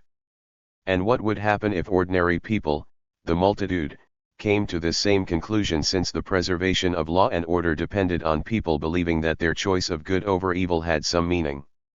Luther hit back hard. Erasmus's problem, Luther said, was that he refused to accept that the truth has consequences. You do not think it matters what anyone believes anywhere, so long as the world is at peace. Instead, Erasmus wanted to treat the truths of Scripture as if they were human truths open to interpretation and revision, like the texts of his beloved pagan philosophers. However, the Holy Spirit is no skeptic, and the things he has written in our hearts are not doubts or opinions, but assertions truer and more certain than sense and life itself. 34. Indeed, intellectual and moral certainty was the hallmark of Luther's life and work. Certainty led him to scrap 5 of the 7 sacraments, leaving only baptism and communion. It led him to throw out clerical celibacy and marry a former nun. It led him to turn against not only Aristotle and the scholastics, but that other pillar of Christian theology, the pseudo-Dionysius. Whoever he may have been, he shows hardly any signs of solid learning, being more a Platonist than a Christian. 35. Read Plato, Aristotle, and others of that tribe. They will, I admit, allure you, delight you. But betake yourself from them to this sacred reading. Then, in spite of yourself, so deeply will it affect you, so penetrate your heart, fix itself in your very marrow, that, compared with its deep impression, such vigor as the orators or philosophers have will nearly vanish. The words are not Martin Luther, but John Calvin. 36 In 1536, the same year Erasmus died, Calvin published the ultimate fusion of pure Scripture with the theology of St. Augustine, his Institutes of the Christian Religion. Calvin's single-mindedness in breaking with the Catholic Church exceeded even Luther's. His message turned the proposition that original sin guaranteed that man had no say in his own salvation into a full-fledged theory of predestination. We are damned or saved from before our birth. Man's powerlessness to affect his destiny by his own actions is complete. And as a refuge for that tiny minority who would be spared the torments of hell, John Calvin turned the Swiss city of Geneva into a bastion of piety and virtue that rivaled Plato's Republic in its single-minded dedication to an ideal of spiritual perfection. We've learned to be suspicious of certainty like this. It's the kind of dogmatic self-assurance that flies planes into buildings or herds dissidents and other undesirables into concentration camps. Luther says blood-chilling things about witches and Jews that remind us of another German leader 4 centuries later. These days we prefer Erasmus. Like that of the men and women of the Enlightenment who grew leery of Christian dogma after a century and a half of bloody religious wars, our distrust is born of hard experience. Still, both Luther and Calvin display the power of Plato's thymos in action. It is the enemy of moderation but also of hypocrisy and complacency. For Luther, the goal for every member of a church built on faith alone was that he or she contemplate this one thing alone, that he may serve and benefit others in all he does, considering nothing except the need and the advantage of his neighbor. 37 In the same way, Calvin's Geneva, the original city on the hill, drew thousands of grateful refugees to its gates. They weren't repelled by Calvin's rigid rules and religious services 7 days a week, they were drawn to them. Indeed, for more than a century Geneva became the ideal model of a Christian commonwealth, from the Scotland of John Knox to the Mayflower Compact. For in the mind of its creators and admirers, the Reformation was not about creating something new but about recovering something lost, the true Church of Christ. Like philology itself, it was about restoring forgotten meanings, obscured by centuries of error and corruption. Above all, it was a rededication to first principles laid down by Scripture and St. Augustine, the ideal of the Church as a community united around a fervent faith and an adherence to God's will as the true fount of spiritual freedom and wisdom. This freedom was the gift of God's grace, Augustine had said, which so diffuses love through hearts that the soul, being healed, does good not from fear of punishment but for love of justice, the goal for all men that Plato had wanted from the start. 38. Lay meaning clergy like priests and bishops who dealt with the laity, regular meaning monks, nuns, and friars in holy orders. 19. Secrets of the heavens, Plato, Galileo, and the new science. It is the followers of Aristotle who have crowned him with authority, not he who usurped or appropriated it to himself. Galileo Galilei, 1632. Galileo's publisher once wrote that a picture is worth 1,000 precepts. 1 Galileo's revolutionary experiments on falling bodies began with a simple ball. In order to see Plato's role in the birth of modern science, so will we. I see a soccer ball lying in the grass and pick it up. I rub my hands over its bumpy black and white checkered surface. I breathe the smell of grass and plastic. This is what Plato called sensory awareness, akasia in Greek, the lowest form of human knowledge. 2. I toss the ball into the air and kick it to a friend. She kicks it back, and soon we are running and passing it back and forth. A game begins to see who can keep the ball moving without stopping. We have entered the realm of pistis, the full recognition of objects and accepted beliefs and judgments about them, like this must be a ball and this must be a game, or, in a different context, this must be money and this must be justice because the judge and jury say it is. As I run along, I spot another ball, a golf ball, also sitting in the grass. I stop to examine it.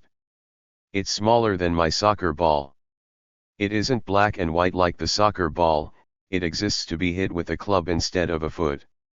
Still, the two balls have a lot in common, I realize, starting with their shape.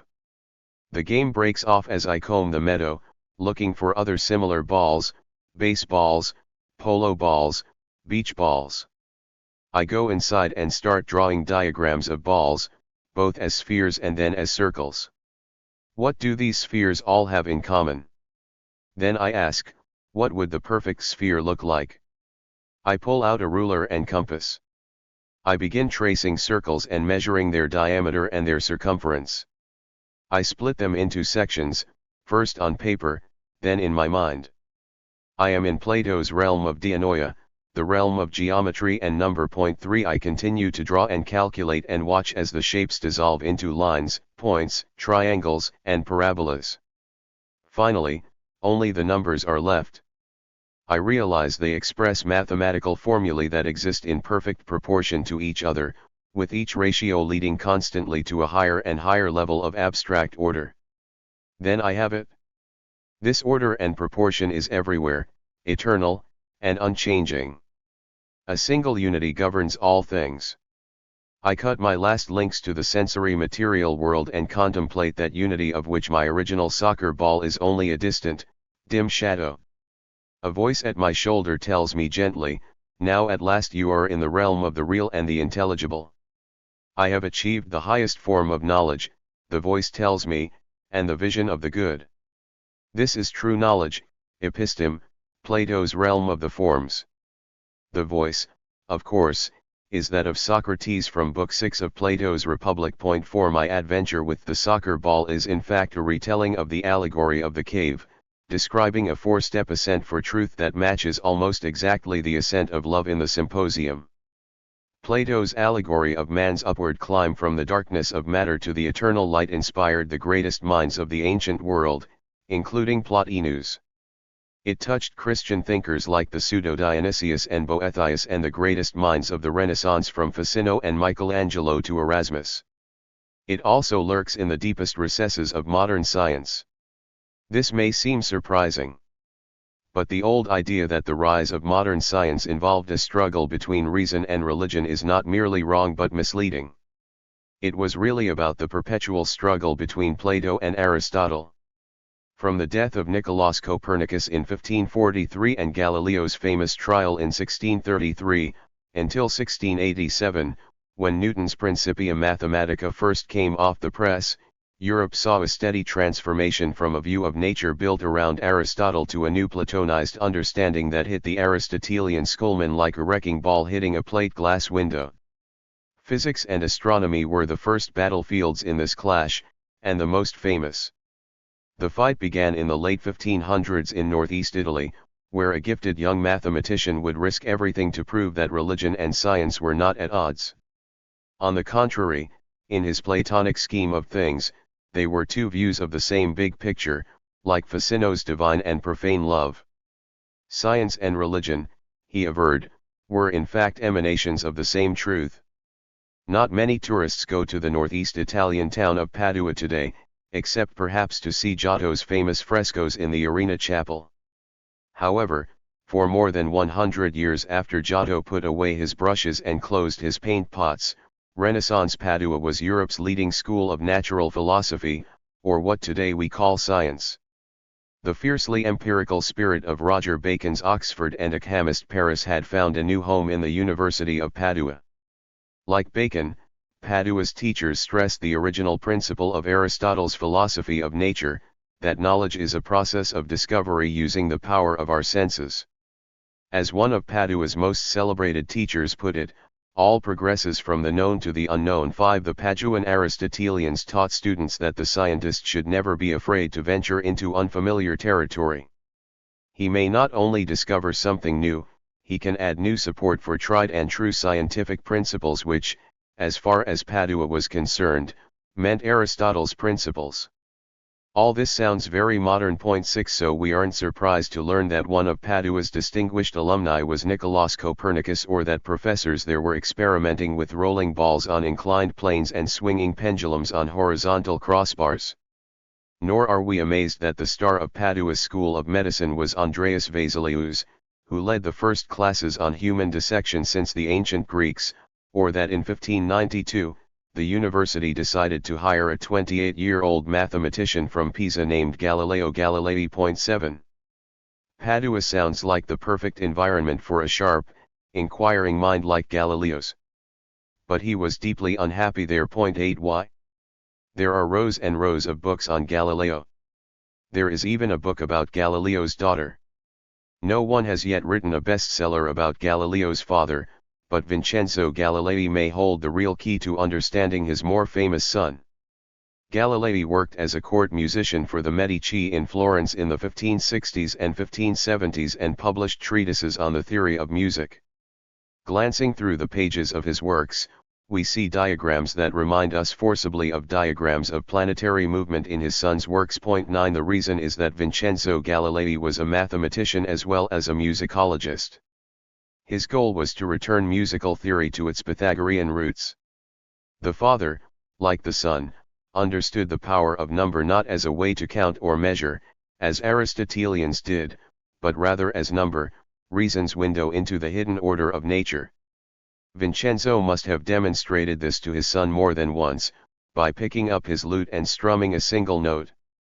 Then he would put his son's finger in the exact midpoint of the string and strike it again. The note would rise exactly an octave. Vincenzo would move his finger again, and the note rose proportionately to the next octave, and so on. Pythagoras was the first to demonstrate that mathematical proportion was the essence of musical harmony. He also passed to his disciple Plato the notion that proportion was endowed with creative power. By cutting the string in half, we create 2 octaves where there was only one. In effect, we have doubled the string's musical output. 10. So in music, so in life. Proportion in nature is not static but a dynamic progression, like the harmonies in music. Forms in music, as in nature and architecture, grow according to an orderly progression that is both pleasing to the senses and predictable to the mind. Mathematics reveals that growth through exact but abstract formal relations. Things are number, Pythagoras is supposed to have said. 11 From Euclid's triangles and spheres to modern-day fractals, it's a concept loaded with significance. We pick up our soccer ball again. This time we spin it on the end of our finger. The balancing point is the axis, the fixed unmoving line passing through its middle. Our senses tell us that the ball's axis is imaginary. Yet the axis is there, exerting its power over the ball. When we give the ball a spin, it rotates on its axis just as every sphere rotates on its axis, whether on paper or in reality. 12 In geometry, it is always the relationship between the parts, not the individual parts or balls, that matters. Now, Euclidean geometry is a world of pure forms, but not Platonic forms. Geometry's lines and points and circles, like the numbers in arithmetic, are still bound to empirical reality. This is why Plato gave it a ranking just below genuine knowledge, or episteme. But to other admirers, that is precisely its advantage. Plato himself could not resist making his 5 geometric solids the divine mind's basic building blocks for constructing the world. Their proportionate progression in size and complexity revealed to Plato the harmonious structure of the cosmos. Later, as we've seen, Christian Platonists argued they revealed the workings of the mind of God. Galileo was an 18-year-old medical student when he heard his first lecture on Euclid. 13 He never looked back. As a math teacher, he began studying the mechanics of motion. It was as a mathematician that he developed a lifelong interest in ballistics and fortifications, first at his alma mater, the University of Pisa, and then at Siena. It was as a math teacher that he came to Padua in 1592. It was also for love of mathematics that he left Padua 18 years later. Galileo had found that for all their belief in discovery and experiment, the Aristotelians at Padua held mathematics and geometry in very low regard. They looked at him the way a Princeton professor looks at a teacher of data processing at Dutchess County Community College, as a mere technician. To his disgust, Galileo's salary was barely 1/5 that of an equivalent professor of philosophy. 14 To the orthodox Aristotelian mind, mathematics was a useful but essentially abstract science, divorced from substantial reality. 15 Above all, it was detached from what Aristotle had defined as the real goal of science, which was understanding the final causes of things, from horses and soccer balls to the creation of the polis and the movement of the planets. Finding the final cause meant examining substances to discover why they existed and what their ultimate purpose was. This was an investigation for which mathematics could provide no help. As Aristotle's own critique of Pythagoras showed, it could end up being a positive distraction. 16. Galileo's mind was moving in precisely the opposite direction. He was looking at ways in which mathematics could help to reveal preordained order in nature, open to empirical investigation. In the process, he was getting very different results from what the Aristotelians expected. When Galileo arrived at Padua in 1592, he had already completed his experiments on falling bodies, including the one that is still his most famous. By dropping balls off a tall building, Galileo had demonstrated that heavier objects fell not at a faster rate than lighter ones, as Aristotle stated in the Physics, but at exactly the same rate, a rate that could also be expressed as a constant number. It was the kind of work that should have won praise from the experiment-minded, discovery-loving Aristotelians of Padua. To his dismay, however, their reaction was a great yawn. "So someone throws a couple of balls off the top of a building," they said, both of which seemed to land at the same time. "Who cares?" In their minds, the experiment said nothing about the underlying truth of Aristotle's physical theory, which had stood the test of time for centuries and been endorsed by greater minds than Galileo's, including the distinguished professors at Padua. Galileo was furious. "Of all hatreds," he wrote, "there is none greater than that of ignorance against knowledge." 17. He knew that his experiments had shown that Aristotle was wrong twice, not only about whether two balls of different weights would hit the ground at different speeds, but also about the reason why they don't behave as Aristotle said they would. Aristotle had assumed that the motion of a falling body must have something to do with its substance or intrinsic qualities. 18. Its rate of descent would depend, for instance, on whether it was heavy or light, or made of natural substances that drew it more quickly down toward its home in the earth, or contained substances like the air in a balloon that kept it drawn upward toward the celestial spheres. Galileo had shown, on the contrary, that the rate of descent of an object had nothing to do with its weight or what it was made of. Motion was a state, regardless of the object, and a uniform state for all objects. Aristotle had been wrong. And if he was wrong on small issues like falling bodies, then it was possible he was wrong on the bigger ones as well, like the movement of the heavenly bodies. We don't know the exact date that Galileo first read Copernicus's On the Revolutions of the Heavenly Spheres. 19. We do know the proposition that the Earth and other planets traveled around the Sun rather than the other way around made a huge impression on him. It was made stronger in 1597, when he was given a copy of Johannes Kepler's first book endorsing the Copernican model. Galileo wrote to Kepler, thanking him and congratulating myself on the good fortune of having found such a man as a companion in the exploration of truth. Galileo soon saw it was easier to explain phenomena like tides if you assumed the Earth was not stationary, as Aristotle and Ptolemy had taught, but actually in motion. 20. What really focused Galileo's attention on the heavens, however, was the sudden appearance of a supernova in the night sky in October 1604. Such a thing was not supposed to happen. According to Aristotle, no change should ever occur in the heavens. Everything existing in the celestial spheres, like the sky and the planets, was made from an immaculate and unalterable substance called the quintessence. The heavens were, as an Aristotelian philosopher says in one of Galileo's later dialogues, inalienable, incorruptible, inalterable, invariant, eternal, indeed, as perfect and definitive as Aristotle's own works. 21.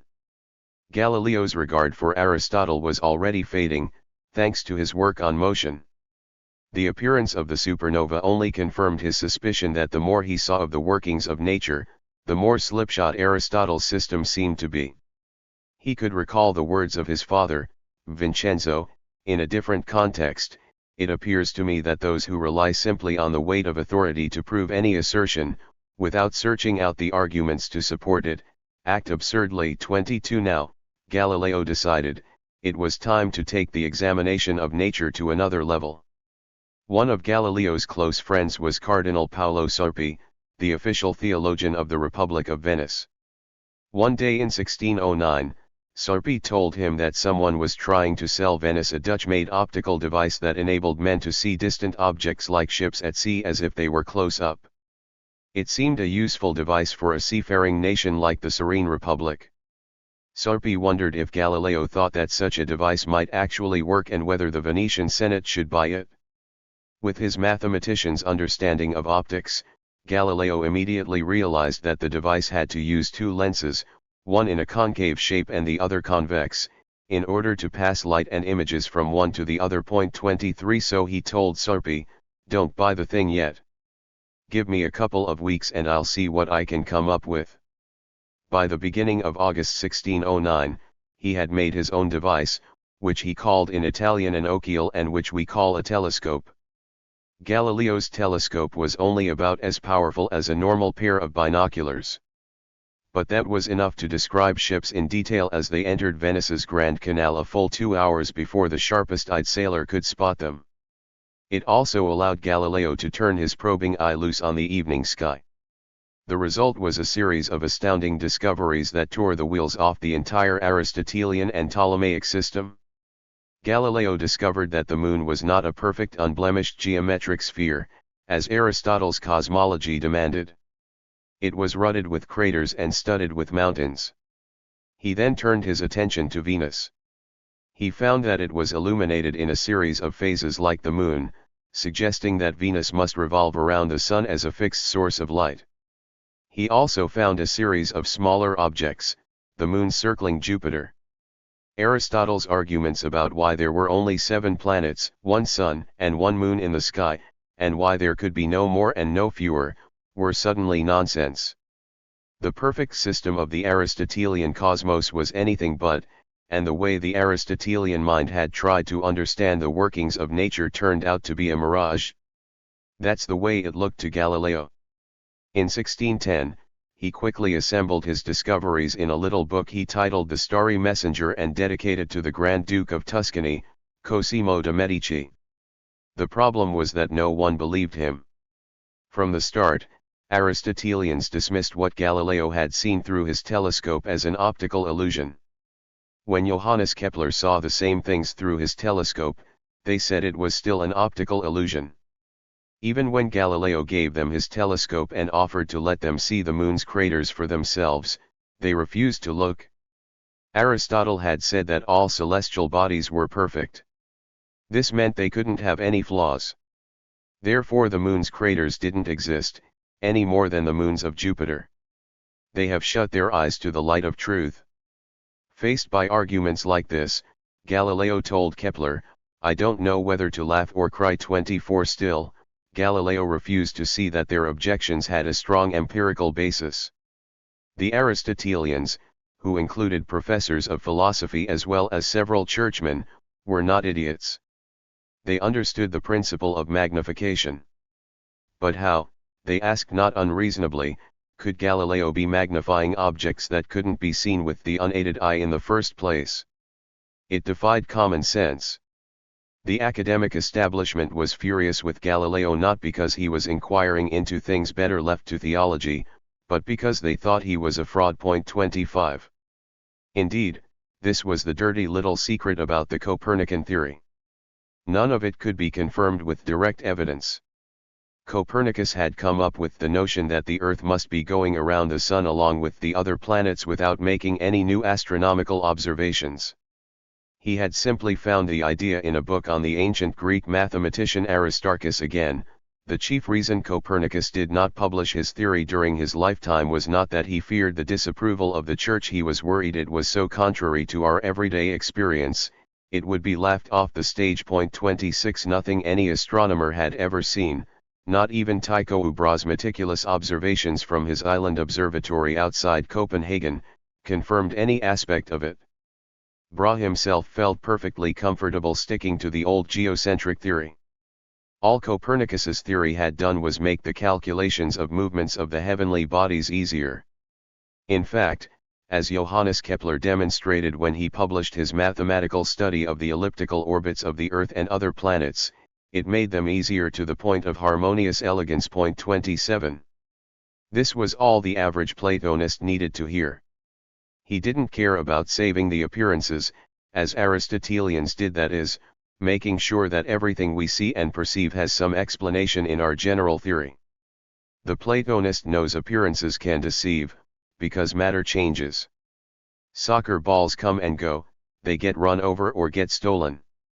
However, the geometry describing their behavior, whether spinning on their axis or at rest, lasts forever.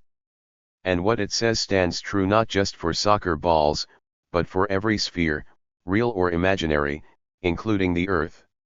It was the math that mattered. And when the math yields a pattern of harmonious proportion, whether it's the golden section of the Greeks or the Sierpinski gasket and Mandelbrot set of modern fractal geometry, the Platonist knows, as Archimedes did many centuries before, that he is standing at the threshold of the truth. 28. Thomas Taylor, the 18th century mathematician and first person to translate the complete works of Plato into English, phrased it best: geometry enables its votary, like a bridge, to pass over the obscurity of material nature, as over some dark seas to the luminous regions of perfect reality. 29. The Renaissance figure who grasped this point long before Galileo was Leonardo da Vinci. His voluminous notebooks reveal his peculiar fascination with observation and invention. This is his Aristotelian side. But his famous etching of Vitruvian Man reveals his more mystical, Platonic side. Leonardo was steeped in the Pythagorean formulae of harmonious proportion. He understood the creative power of the golden section. He provided the illustrations of Plato's 5 geometric solids for mathematician Fra Luca Paciola's divine proportion in 1509, the first ever done using a three-dimensional perspective. 30. The Vitruvian Man sprang from the same passion. Leonardo borrowed the Roman architect Vitruvius's belief that the parts of the human body all exist in exact proportion to one another, in order to construct a visual allegory of man's place in the cosmos. Leonardo's man stands at the center of not one but two geometric figures, the square and the circle. Far from trying to combine the two, in other words squaring the circle, Leonardo was content to show that the ratios derived from the golden section place the human being at the center of both geometric figures, depending on our perspective. 31 As with Ficino, Leonardo's man bridges the gap between infinity and matter, between divinity and mortality. But this time, it is mathematics and the science of proportion, not love, that enable us to see it and grasp our mediating role. No wonder Leonardo wrote in his treatise on painting, "Let no one ignorant of mathematics enter here," almost exactly Plato's motto over the gate of the Academy. 16th century astronomer and scientist Giordano Bruno was Galileo's older contemporary and chose to carry this fusion of Platonic theology and mathematics to the next level.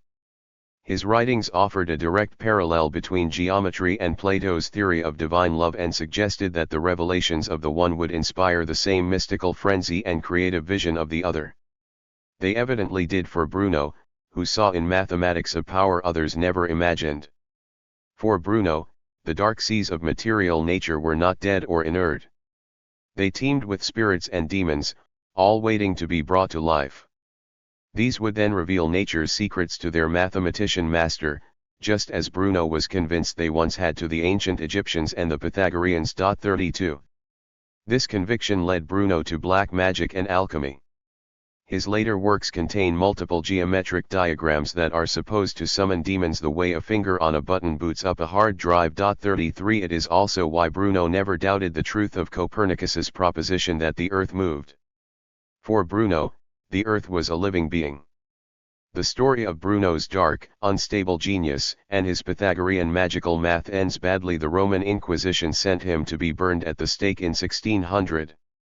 They did so unwillingly. "You are more reluctant to pronounce the sentence," Bruno sneered at his inquisitors, "than I am to receive it." However, it was an object lesson for Galileo in how not to challenge traditional intellectual authority, especially concerning a Copernican theory that Bruno had upheld and which an Aristotle-dominated Catholic Church had denounced as contrary to Orthodox faith. In 1610, however, Galileo had little reason to worry. He was friends with the most powerful man in papal Rome, Cardinal Robert Bellarmine. The Jesuit order had tested his telescope and declared the mountains on the moon were genuine. By 1611, he even had the Pope himself, Paul V, actively supporting his work and applauding his genius. Of course, privately Galileo thought the condemnation of Copernicus was wrong. "The Bible tells us how to go to heaven," he once quipped, "not how the heavens go." All the same, he made it clear he would not get dragged into a dispute over the Church's power to decide what was true in matters of fact as opposed to matters of faith. 34. Even after certain published remarks earned him an admonition in 1616 to say no more about the Copernican theory, he accepted the ruling without demur. He also continued his research without let-up. In his mind, this was no battle between religion and science. This was a battle between what he called two chief world systems, one based on the traditional Aristotelian view of nature and the other new one confirmed by both the power of observation and Platonic mathematics. Here Galileo also wanted to avoid the error of his colleague Johannes Kepler. For all his brilliant work, Kepler had insisted on making the five Platonic solids the basis for his model of the solar system, rendering it useless for further empirical research. It was a bizarre example of carrying the faith in the perfection of mathematics too far. 35 By contrast, Galileo understood that even a divinely ordered cosmos could not be perfect. There were craters on the moon and spots on the sun. Kepler himself had shown that the planetary orbits were not perfect circles as Aristotle and even Copernicus had assumed, but ellipses. "There is no event in nature," Galileo wrote, "such that it will be completely understood by theorists." 36 God's perfection was to be found in the numbers, not in the shapes or objects. Yet without real objects, the math can become an exercise in pure speculation or even hallucination, as Giordano Bruno's life revealed. Galileo's science managed to fuse the Platonists' faith in mathematics with the Aristotelian faith in experience as the basis of discovery. All his work on mechanics, optics, and astronomy was deeply rooted in experiment and empirical research. When experience proved ambiguous or unreliable, however, Galileo realized then that mathematics must take over. "The universe," Galileo wrote, "is written in the language of mathematics, and its characters are triangles, circles, and other geometric figures, without which it is humanly impossible to understand a single world of it. Without mathematics," he concluded, "one wanders about in a dark labyrinth or what Plato might have called a cave." 37. This was Galileo's most important contribution to the future of science. Galileo knew that if he could measure it mathematically, then it must exist even if he could not see it. This was whether one was talking about his own concept of velocity or, later, Newton's concept of gravity. His mathematization of nature allowed scientists for the first time to anticipate discoveries and work out scientific theories, including Einstein's relativity 3 centuries later, long before the means of testing them existed. Galileo had replaced a universe tied down to final causes that were inherent in things themselves with a universe infinitely open to possibility and change. This is still our universe, as when we speculate about the possibility of life on Mars or some distant planet. However, Galileo himself never doubted God's part in it, any more than Leonardo or Ficino did. As he put it in a fine Neoplatonic formulation, Holy Scripture and nature are both emanations from the divine word. Like other Platonists, Galileo didn't have to see God to believe in him. He only had to feel his perfection in his creation and stand aside in awe. Others were not willing to accept the new paradigm. 38 They waged war on Galileo both in print and behind his back. What they couldn't do to Martin Luther, namely put him on trial in Rome, they were desperate to do to Galileo, and for many of the same reasons. Lutheranism and Calvinism had pulled up the theological certainties built around Aristotle by the roots. Galileo was doing the same to Aristotle's physical sciences. Aristotle's defenders, churchmen, and professors alike, saw themselves as trustees of a centuries-old orthodoxy. When Galileo dismissed them as ignorant blockheads and wrote, "If Aristotle had been such a man as they imagine, he would have been of intractable mind, obstinate spirit, and barbarous soul," they were bound to hit back with everything they had. 39. It took them nearly 15 years to get him in the end. They also had to overcome the biggest obstacle of all, the new Pope, Urban VIII, who as Cardinal Maffeo Barberini had been Galileo's closest friend and one of his most enthusiastic supporters. It was Urban's election in 1623 that prompted Galileo to begin work on his magnum opus, not an erudite scientific treatise in Latin but a lively Platonic-style dialogue in everyday Italian, called Dialogue Concerning the Two Chief World Systems. It would finally prove to every reader why the Copernican heliocentric view was right and the old Aristotelian view wrong, all with he hoped the approval of the Pope himself. In the spring of 1632, the work was finally finished. Galileo was approaching 70. He was in poor health, one of his beloved daughters had died, and he was experiencing problems with his eyesight that would eventually leave him all but blind. The dialogue, however, was a smash hit.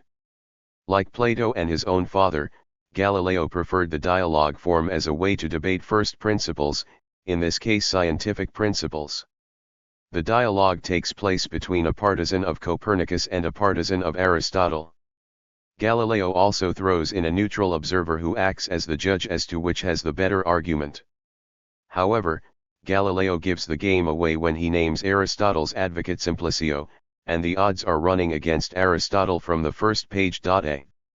Over 4 fictional days of discussion and 500 pages of text and diagrams, it is Aristotle versus Galileo head-on, as Simplicio's objections to Copernicus are demolished one by one.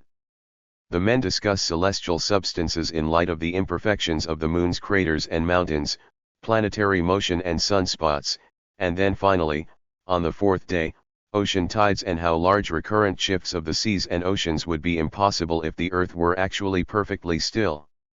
More than any previous work, Galileo's dialogue showed that if Copernicus wasn't right on every detail of the working of the solar system, Aristotle and Ptolemy were both very clearly wrong.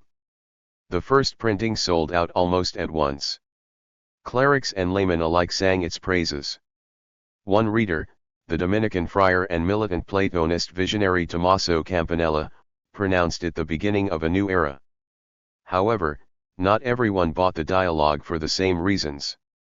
One of Galileo's friends, a papal official, was in a Roman bookshop when a Jesuit father came bursting in through the door. He wanted a copy of Galileo's latest book, he told the bookseller. "We're sold out," the man informed him. Trembling with rage, the Jesuit insisted. "I'll pay you 10 scudi if you can get me a copy at once." The bookseller shrugged, and the cleric left in a fury. Galileo's friend watched him go and turned to his companion. "The Jesuits," he said, "will persecute this book with the utmost bitterness." He was right. 40. In the early morning hours of October 1, 1632, there was a knock at the door of Galileo's house in Florence. A sleepy servant swung open the door to reveal a man in black robes and a hooded cowl. Galileo recognized him at once. He was the Inquisitor of Florence. He had a summons for Galileo, he said, to present himself to the Holy Office in Rome within 30 days. Galileo collapsed to the floor.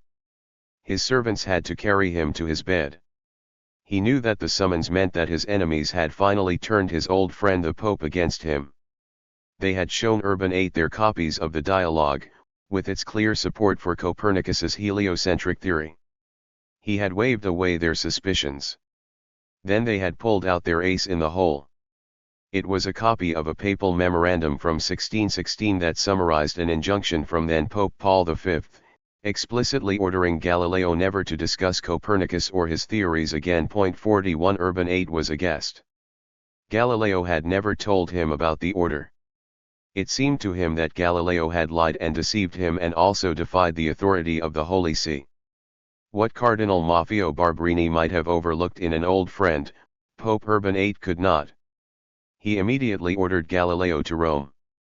Galileo argued for a delay, pleading my great age, my many physical infirmities, the hazards of the journey. Couldn't the trial take place in Florence? Galileo probably knew the Florentine inquisitor would be on his side. The man had read the dialogue and said he found nothing wrong with it. The Pope, however, was adamant. He must come, he told Galileo's friends, he can come by very easy stages, in a litter, with every comfort, but he really must be tried in person. Urban added, may God forgive him for having been so deluded as to involve himself in these difficulties, because the Pope never would. 42. Galileo reached Rome in early November. He was still frightened, but he was calm and collected. No one knew it, but Galileo had an ace of his own. He only needed the right moment to play it. The trial of Galileo, the most famous in Inquisition history, did not begin until April 1633. Not a word was said about scientific theories. The charge of heresy rested entirely on the accusation that Galileo had disobeyed a papal order. The inquisitors presented their evidence against him, including copies of the dialogue and the 1616 memorandum mentioning the papal injunction. Then Galileo cleared his throat and began. He told the inquisitors he had no recollection of any such injunction. But there was more. In the month of February 1616, Galileo said, Cardinal Bellarmine told me that since the opinion of Copernicus absolutely contradicted Holy Scripture, it could not be held or defended. However, he added, the cardinal conceded that it might be taken hypothetically and made use of, as, for example, in research and writings such as his dialogue concerning the two chief world systems. 43. The inquisitors shifted uneasily in their seats. Could this be true? Bellarmine had been dead for nearly 12 years. Galileo then produced an affidavit Bellarmine had signed and sent him, stating that Galileo in no way had to abjure or do any penance for his previous support of Copernicus. The document acknowledged that he had been informed of the Pope's declaration that a doctrine declaring the earth moved around the sun could not be held or defended. But there was no mention of any papal injunction against Galileo and no mention of future punishment if he failed to comply. The inquisitors looked the letter over. They said, this is a copy. I'll produce the original if you want, Galileo said. It's here in Rome. And eventually he did, signed in Bellarmine's own hand. 44. Far from ordering Galileo silenced, it gave him leeway to talk about Copernicus as much as he wanted as long as he did not assert that the heliocentric theory was absolutely true. Far from disobeying any papal injunction, it looked as though Galileo had been following the letter of the law, if not necessarily its spirit. Galileo had won. The inquisitors were beaten. 45. The 1616 injunction was not signed, and some were beginning to suspect it might be a forgery. Not a single witness stepped forward to support the charges against Galileo, not even his worst enemies. All the other witnesses, including Bellarmine, were deceased. 46. The Inquisition dithered for weeks. Finally it approached Galileo in private. Their prestige was at stake, said the inquisitors. Couldn't he admit to some wrongdoing so that they could find him guilty, with the understanding that he would be treated with full and complete leniency? Galileo, confident that he had his enemies over a barrel, agreed. He publicly admitted that some portions of the dialogue had gone too far in its espousal of Copernicus's theory. He then asked, with perhaps a slight wink to his judges, for leniency on account of his infirmity and advanced age. So it was with a sense of shock that he received, instead of some light penance, a sentence of indefinite imprisonment. Galileo was devastated. As for the Catholic Church, it had wrought a public relations disaster. 3 of the 10 Inquisition judges refused to sign the sentence, which they knew to be a travesty of justice. 47. The Archbishop of Siena immediately offered to take Galileo into his residence on his own recognizance. A year later Galileo was finally allowed to return home, although he would spend the rest of his life living under supervision by agents of the Inquisition. However, this did not stop him from finishing his final work on mechanics and physics, Dialogues Concerning Two New Sciences, in 1638, 4 years before his death. Down to the end, Galileo protested that he was a better Aristotelian than his opponents because he believed in avoiding fallacies in reasoning, and because he believed it is not possible that sensible experience is contrary to truth. All the same, his last work had to be printed not in Italy, but in Leiden in Calvinist Holland. Galileo himself never got to see a copy. 48. For the Church, it was a bitter irony. It had condemned Galileo in order to prevent the Reformation's overthrow of Aristotle from spreading to the study of nature. Instead, Galileo's condemnation cemented the alliance between the new science and Protestantism. With the help of the printing press, Galileo and Copernicus took the intellectual bastions of Protestant Europe by storm. Mathematical mechanics set the new rules for scientific study, from astronomy and physics to chemistry and botany. 49. Galileo had lost his fight, his new science had won the war. In John Milton's England, Galileo, the Tuscan artist with his optic glass, passed into literature and legend. Like the moon, whose orb through optic glass the Tuscan artist views at evening from the top of Fiesole, or in Valdarno, to descry new lands, rivers, or mountains, in her spotty globe. 50. This was perhaps the final irony. Galileo the obedient Roman Catholic became an overnight Protestant hero. He would be remembered as a champion not only of science, but of the principle of free inquiry versus papist tyranny, in Milton's words, a prisoner to the Inquisition for thinking in astronomy otherwise than the Franciscans and Dominicans licensed. 51. It was easy to forget that it was the Church's favor that had enabled Galileo to rise so high in the first place, only to fall so far. Vincenzo went further than this.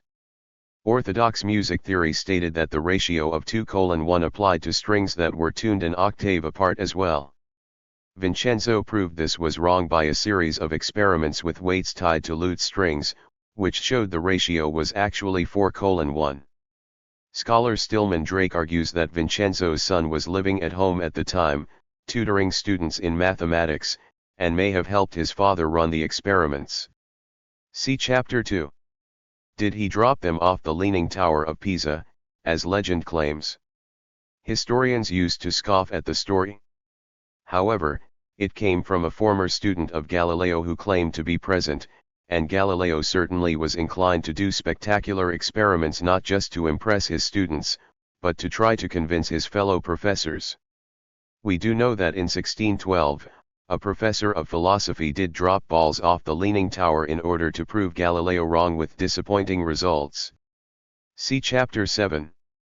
Bruno's belief in Egyptian magical religion, which he shared with Ficino, would go on to become a key ingredient in Freemasonry.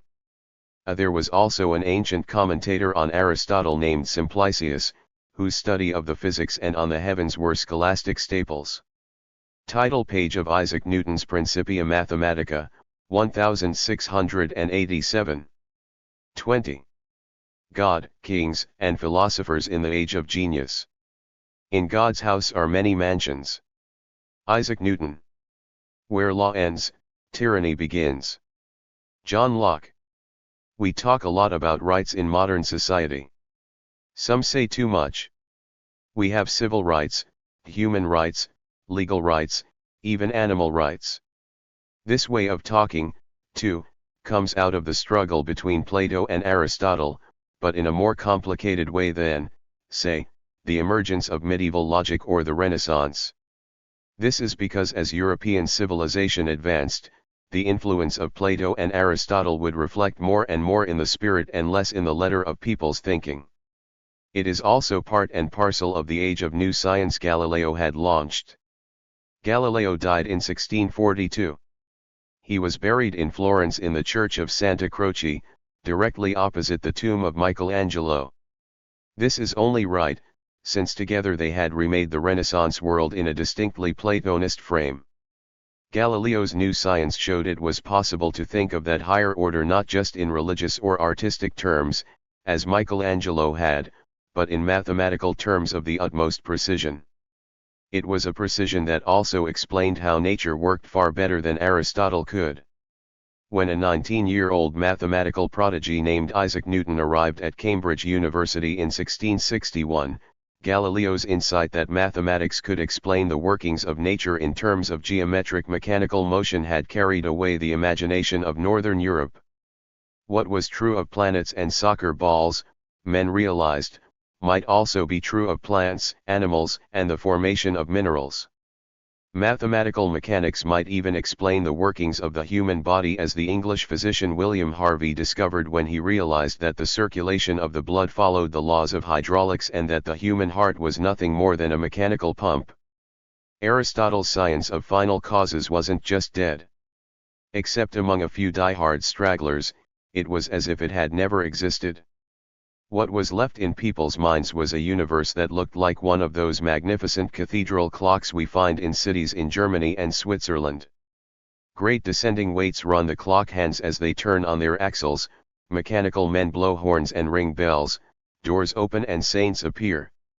Mechanical angels circle and turn on grooved tracks, and mechanical cocks lift their wings to crow out the hour and half hour with daily precision. Point 1.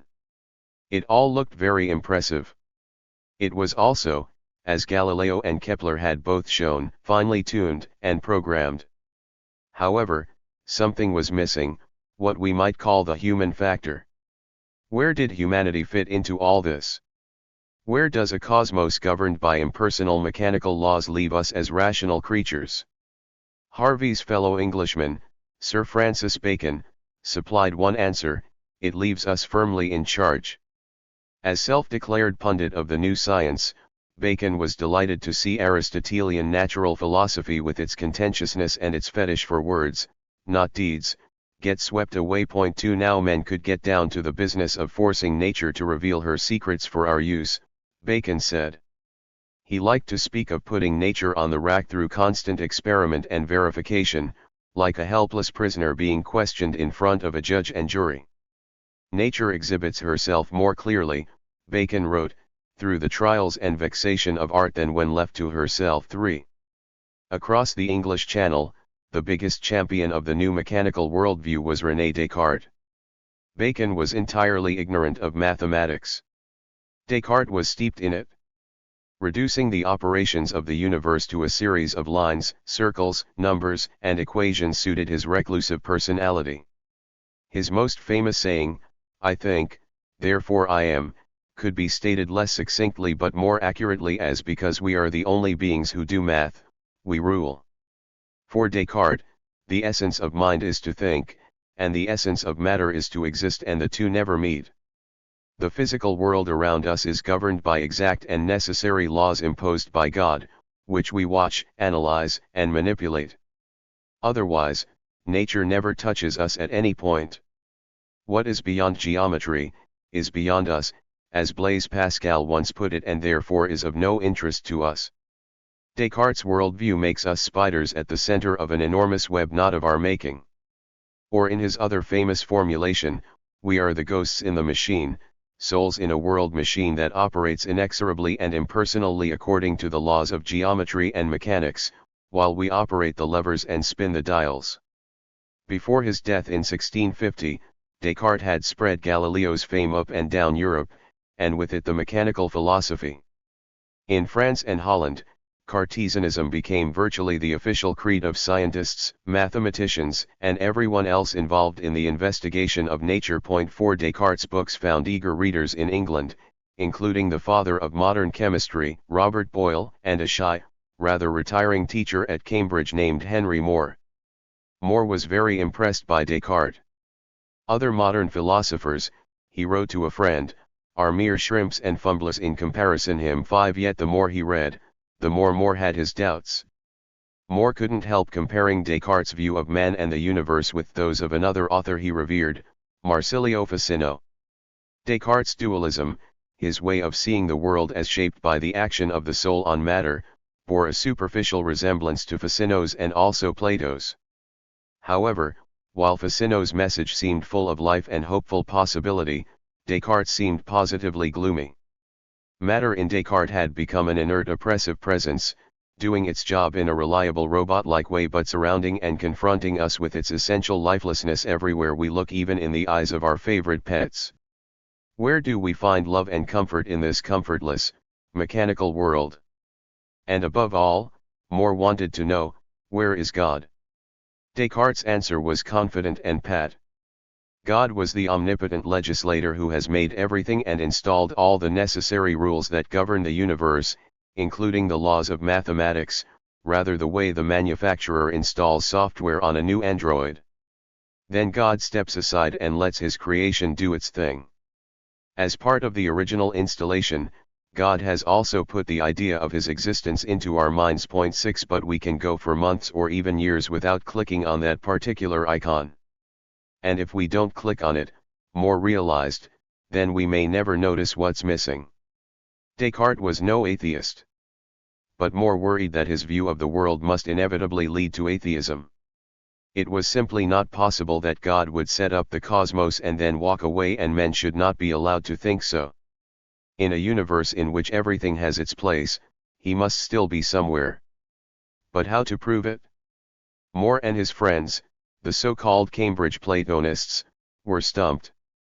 Then in 1661 there arrived in their midst the young man who would, surprisingly enough, give them with the answer. I say surprisingly, because Isaac Newton was hardly the person people would pick to be the cultural guru of his age. Everyone recognized that the son of a clergyman from northwestern England was an incredible math prodigy. He was 27 when he took the prestigious Lucasian Chair of Mathematics at Cambridge. His predecessor willingly resigned in recognition of Newton's genius. Point 7. The new Lucasian professor lectured to a largely empty classroom. The mathematical theories he expounded were so complicated, no student could follow him. Newton was also deeply secretive. He hid all his most important research from his colleagues and even friends.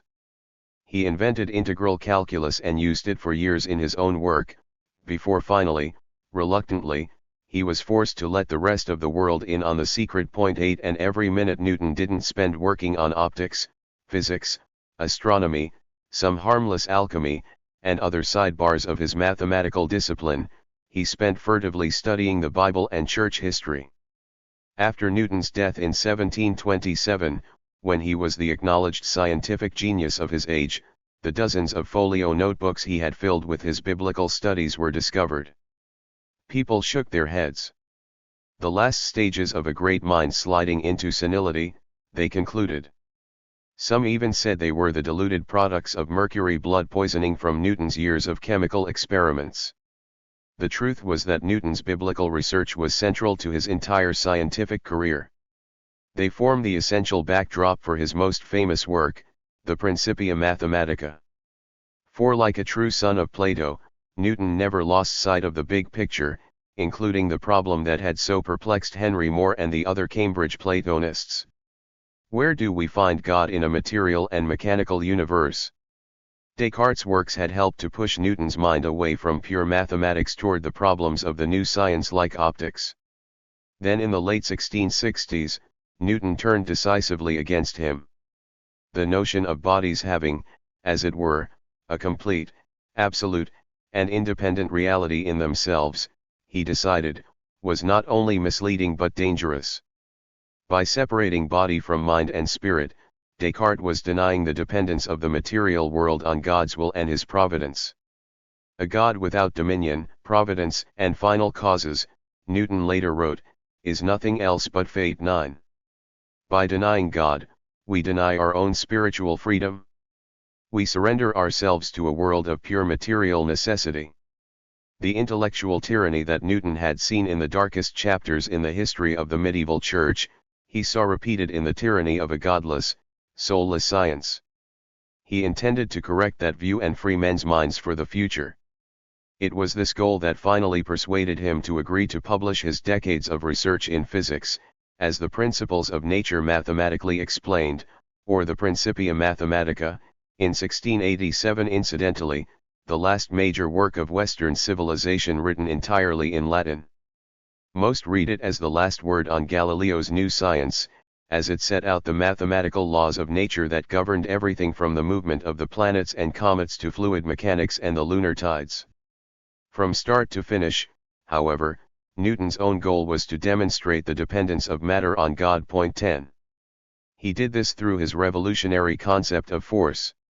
Nature as described in the Principia is a complex matrix of forces, from centripetal and centrifugal force, to magnetic force and inertial force, to the most famous of all, the force of gravity. These forces, Newton showed, exert a palpable and mathematically predictable influence on the behavior of all physical bodies. Yet they are entirely invisible and beyond any purely physical or mechanical explanation. Descartes' clockwork universe couldn't account for them. Newton's universe could. The Principia is the culmination of Galileo's insight that if you can describe something mathematically, then it must exist. Newton never tried to give an explanation for gravity. To us, he wrote, it is enough that gravity does really exist, and act according to the laws we have explained. All the same, gravity must be caused by an agent acting according to certain laws. 11 The identity of that agent was self-evident to Newton. It was God. Nature's laws implies a lawgiver. It's an idea as old as the Bible or Plato's Timaeus. However, Newton now carried this further by making the physical nature of the cosmos itself proof of God's spiritual presence. He is omnipresent, Newton wrote. In him are all things contained and moved, yet neither affects the other. God suffers nothing from the motion of bodies, bodies find no resistance from the omnipotence of God. In other words, the rich diversity of nature, combined with its symmetry and regularity, reflects the will of a benevolent God. 12. Newton's God is a God who constantly watches over his creation. He provides it with universally true general laws, then thoughtfully provides man with the means to decipher them, namely reason. Newton also finally answered Henry Moore's question about where God himself was in this meticulously ordered universe. He is in between. His spirit provides the space through which all objects pass, from birds and trees to comets and stars in the sky, and his infinitude is found in the infinity of the cosmos, stretching out beyond our solar system into eternity. He is not duration and space, but he endures and is present. He exists always and everywhere. 13. The fact that the study of nature proved beyond refutation the existence of a perfect and benevolent creator was for Newton both exhilarating and liberating. Men could now move forward with a new freedom, confident that such a supreme being supervised and guided the complex workings of the universe, including their own actions. Others felt the same sense of freedom. The Royal Society of London for Improving Natural Knowledge, to which Newton submitted his Principia, had been moving down the same path since its foundation in 1660. Its members, which included churchmen as well as scientists like Robert Boyle, discoverer of the famous comet, embraced the Principia's message with enthusiasm. Newton became an overnight hero and an icon of his age, as described by Alexander Pope in the epitaph for his tomb in Westminster Abbey. Nature and nature's laws lay hid in night. God said, "Let Newton be." And all was light. Newton's drawing of a comet. Where is God? He is in between. However, while Newton was putting the final touches on his Principia Mathematica, a crisis was brewing. There was a growing political force across the English Channel, a force that was as fearsomely modern as its roots were ancient. Some in England feared it. Others wanted to emulate it. Either way, the notion of a cosmic order built on the will of God was about to show a very different, more sinister face. "Sire, it is time." It was 7:15 in the morning. The man who uttered these words stood in the dim light of a single candle, which, like the flame in a church altar, burned in the king's bedchamber all night as it did every night. He was the first valet of the king's bedchamber. His elegant clothes and hair were still slightly rumpled from sleeping at the foot of the king's bed, as the valet did every night. Behind him, servants lit a fire and opened the window shutters onto the grey morning, as a dull red glow rose over the gardens of Versailles. The middle-aged, muscular but pudgy man rolled over in his bed. He sat patiently as servants removed his nightshirt and put on a richer, more ornate nightshirt. The door opened quietly and an elderly man and woman entered. The man was the king's doctor, who silently examined his patient as the servants rubbed the royal legs and arms back to life. The woman was Parrot Dufour, the king's former wet nurse, who remained the first female to greet him every morning for more than half a century. Dufour had been the only person who could bear the pain of suckling the greedy royal infant, who by the time he was 2 years old had chewed off the nipples of all his other wet nurses. 14. Dufour planted a kiss on her former charge as he sat upright and nodded to the valet. The bed curtains were still drawn. However, Louis Dudon de Bourbon, king of the French and the 14th of that name, was ready to receive visitors. The Sun King was about to shine. The first to enter were the king's brother, the princes of the blood, the Grand Chamberlain, the 4 first gentlemen of the king's bedchamber, the Grand Master and masters of the king's robes, the 4 first valets of the royal bedchamber, and the first valet of the wardrobe. The chamberlain pulled aside the bed curtain to reveal, as if in a theatre, the king in bed. Servants poured spirits of wine into a silver ewer so that Louis could wash his hands and then cross himself with holy water from another basin presented every morning by either the Grand Chamberlain or the first gentleman. 15. Then one or the other presented Louis with his prayer book. The page was marked for the office of the Holy Spirit. There were no clergymen present for the king's grand levee, and none who attended ex officio for the second or petite levee in another half hour, when the 4 secretaries of the dressing room, the 2 lectors of the chamber, the 2 majordomos and wardens of the royal plate, along with distinguished visitors, ambassadors, and other members of the French nobility, were allowed to see him be dressed and watch him choose his wig for the day. The clergy were not excluded from the rest of the Sun King's daily routine. Louis regularly had a prayer service and then mass later that morning, like clockwork, at 10 o'clock. 16. The object of this daily ritual, however, was not the worship of God, but the worship of the king, a king who, in 1687, saw himself as omnipotent as any Roman emperor and sacrosanct as any pope. For all men are the image of God, one of Louis XIV's propagandists wrote, but his true portrait is in the person of the sovereign. His authority represents his power, his majesty his eclat, his goodness his charity, his rigor his justice. 17. The Sun King ruled a heliocentric universe as absolutely as the actual sun dominated Copernicus's and Galileo's solar system. He ran his kingdom with the mechanical clockwork precision of Descartes' cosmos. Like a caricature of Newton's God, he governs all things, and knows all things that are or can be done. Every morning Louis rose like the sun, in a bedroom at the center of his magnificent palace at Versailles, which after 20 years was still under construction. On every side for a quarter of a mile ran gardens with 5,000 statues and 500 elaborate fountains, while more than 10,000 servants, courtiers, and royal officials kept the palace in constant motion.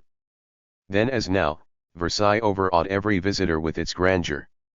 Then as now, tourists were allowed to wander the grounds, gape at the statues and fountains, and even watch their king eat his dinner in public. As servants bore the gold and silver platters overflowing with meats and vegetables through the palace, every person was expected to bow and murmur reverently, "The food of the king." Then, surrounded by his family and dozens of courtiers, Louis XIV would consume 4 plates of soup, an entire pheasant, and a brace of partridge, followed by large slices of mutton and ham with garlic and gravy and a tray of hard-boiled eggs all washed down with flagons of champagne. 18. What the visitors were seeing was more than a prodigious appetite in action.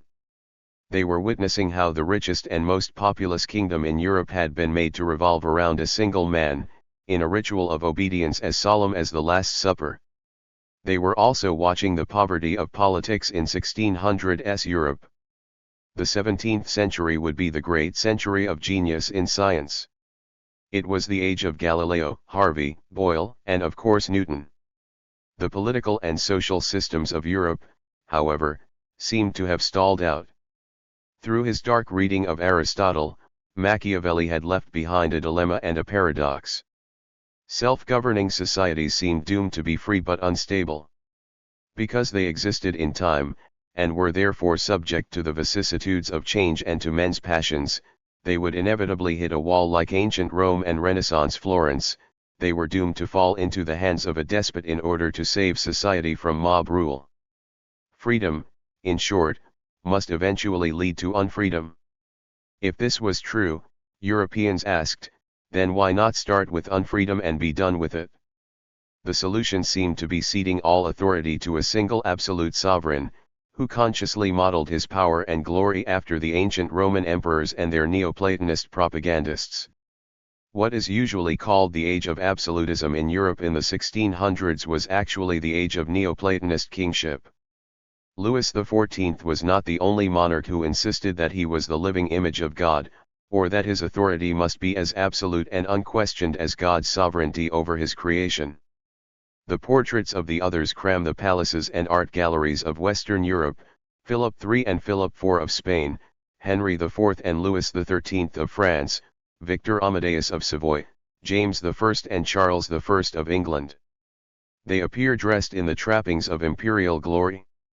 They are shown surrounded by clouds of angels and admiring courtiers and blessed by the gods of classical antiquity. Like the Sun King, all of them turned their nation's printing presses and church pulpits into royalist propaganda machines. What was then the mainstream media routinely pointed to the monarch as an essential link in the great chain of being, the center of a divinely preordained and fixed order. A king was more than just a political leader.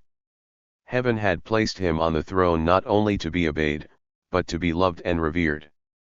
Louis XIV's favorite clergyman, Bishop Bossuet, proclaimed that a good subject must love his king like the air which he breathes, like the light that fills his eyes, as much as his own life, indeed as more than his life.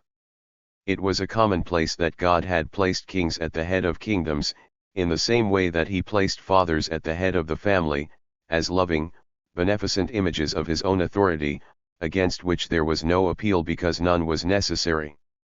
O God, prayed another of Louis's panegyrists, conserve for us this prince you have given us through your love of us. Cover him with grace as he covers us with benefits. 19. Equestrian statue of Louis XIV, Versailles Palace. For John Locke, the Sun King was at war with his own people. Aristotle and Plato would have dismissed this kind of obsequious language as unworthy of free men. By the 17th century, however, it had become commonplace. It was also a lie.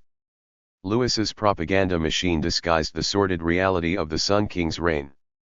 The benefits that flowed to his subjects left nearly 1 in 10 a homeless beggar, and as historian Pierre Gaubert has noted, infant mortality was running at 25%. 20 Even as Louis worried over which wig to wear, the countryside where the majority of Frenchmen lived was, as the Venetian ambassador noted in 1660, a sinkhole of indigence and misery.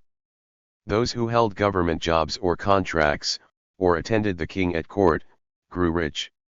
The rest starved or saw their income steadily shrink away.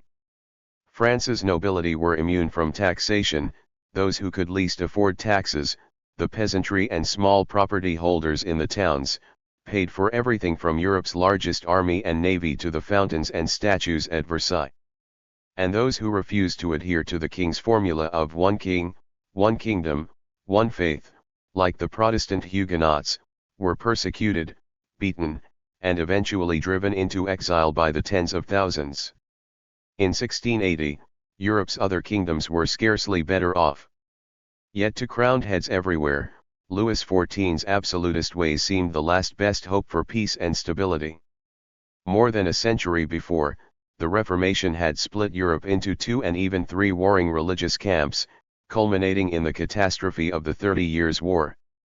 Civil wars, starvation, disease, and economic collapse had swept across the continent, until the exhausted combatants made peace in 1648.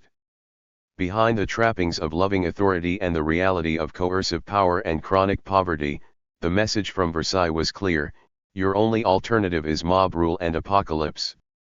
There were some, however, who were determined to set some limits on that awesome sovereignty and power. Late one evening in August 1683, a man crouched in front of his fireplace with a pile of papers. As he fed pages into the fire, the flames would have lit up the rafters of the darkened room and the lean lines of his angular face. He was burning letters, memoranda, bills, published pamphlets, anything that might be incriminating. He knew he was being watched by spies. Although he had thrown them off his trail, at any moment he might be arrested for treason and join his co-conspirators in the Tower of London.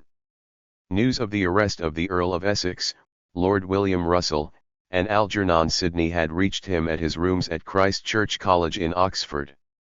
He had prudently left town for a friend's house in rural Somerset. Shortly afterward, the Bishop of Oxford and the university's vice-chancellor were ordered to search his chambers. They had burned a pile of his books in the courtyard, the last such public burning in England. Other agents of the king began a massive search for anyone matching the description of John Locke. Now Locke was destroying every trace of his associations and activities in the alleged plot against King Charles II, everything, that is, except a particular manuscript. He took it with him as he left Somerset for the coast. The remaining papers Locke sent to a friend. What you dislike, he wrote, you may burn. He also provided details on settling his debts and directions for selling his clothes, books, and furniture in Oxford, including 2 silver candlesticks and his linens, flannel shirts, waistcoats, stockings. Locke also sent his friend a signed will, just in case the next stage of his plan went awry. 21. A few days later, Locke turned up at one of the Channel ports. Money changed hands, and Locke slipped onto a boat bound for Holland. On September 7, 1683, he was in Rotterdam and free. He would not return to England for another 6 years. By then his friends were dead, executed for their supposed complicity in the Rye House plot. They had actually died for their part in the resistance to the growing tyranny in England and the spread of Louis XIV's Neoplatonist message across the English Channel. Locke had travelled to France and Versailles. He had seen Louis XIV's Petite Levée and watched the elaborate rituals of absolute kingship, of total rule by one man. Locke's one goal in life was to make sure the same thing never happened in England. But whereas others tried to fight for freedom with guns or plots or revolutions, Locke would fight for it with ideas. His weapon at hand was the manuscript under his arm. Absolute monarchy, it read in part, is inconsistent with civil society, and so can be no form of civil government at all. His book revealed why governments must serve the interests of everyone, rather than one person, and why one-man rule was the perversion, not the perfection, of nature, particularly the nature so brilliantly illuminated by his friend Isaac Newton. It's not surprising that Newton and Locke were close, even intimate friends. As a Newton biographer noted, each recognized in the other an intellectual peer. 22 Both were keenly interested in the new science. Both were also keen readers of the Bible. Locke, in fact, told a biographer that he knew few men who equaled Newton in knowledge of both the Old and New Testaments. And both were working on the same problem from different ends. This was figuring out how human beings fit into an infinite universe and how we can salvage our freedom from the forces of blind necessity, in either the physical or the political realms. The answer they found was the nature of nature itself, as the product of a beneficent creator. Like Newton, behind nature and reason Locke always recognized the person and voice of God. 23 Newton's Principia revealed that the physical universe was governed by certain laws of nature, a constant and regular connection in the ordinary course of things. That constancy reveals the will of an all-wise agent, as Locke later wrote, who has made them to be, and to operate as they do. 24 Locke's 2 treatises of government revealed that the political universe is run the same way, through natural laws that guide men's behavior in the same sure way that they guide the movement of the planets. In discussing this, Locke had found a kindred spirit in Aristotle. This was not the Aristotle of the schoolmen or the civic humanist of the Florentines, but the shrewd analyst of human nature in the Ethics. In Book V, Aristotle noted that some laws are common to all people, whether Persians and Greeks, Egyptians or Babylonians. All agree that murder and theft are wrong, all agree that our word is our bond and that contracts must be kept. The origin of these universal rules for conduct and justice can't be written law, since all written law is based on them. So where did they come from? They come from our observation of nature, Aristotle said, and the experience of seeing what's fair and what's unfair in actual situations. From that experience, human beings extract a standard of justice that has the same validity everywhere and does not depend on acceptance by a particular people or government but which is upheld by all of them and everywhere men institute fair and just laws. 25.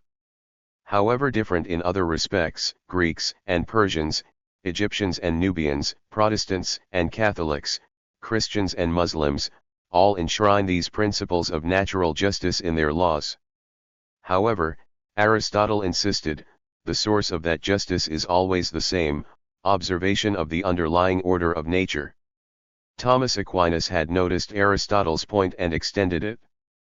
In his usual tidy way, Aquinas decided to divide man's encounter with the concept of law into a three-part hierarchy of importance. 26 Aquinas was a theologian, not a lawyer, so he put the actual legal codes of peoples and nations, including Roman law, at the bottom, while putting divine law, or lex divina, such as the Ten Commandments, at the top.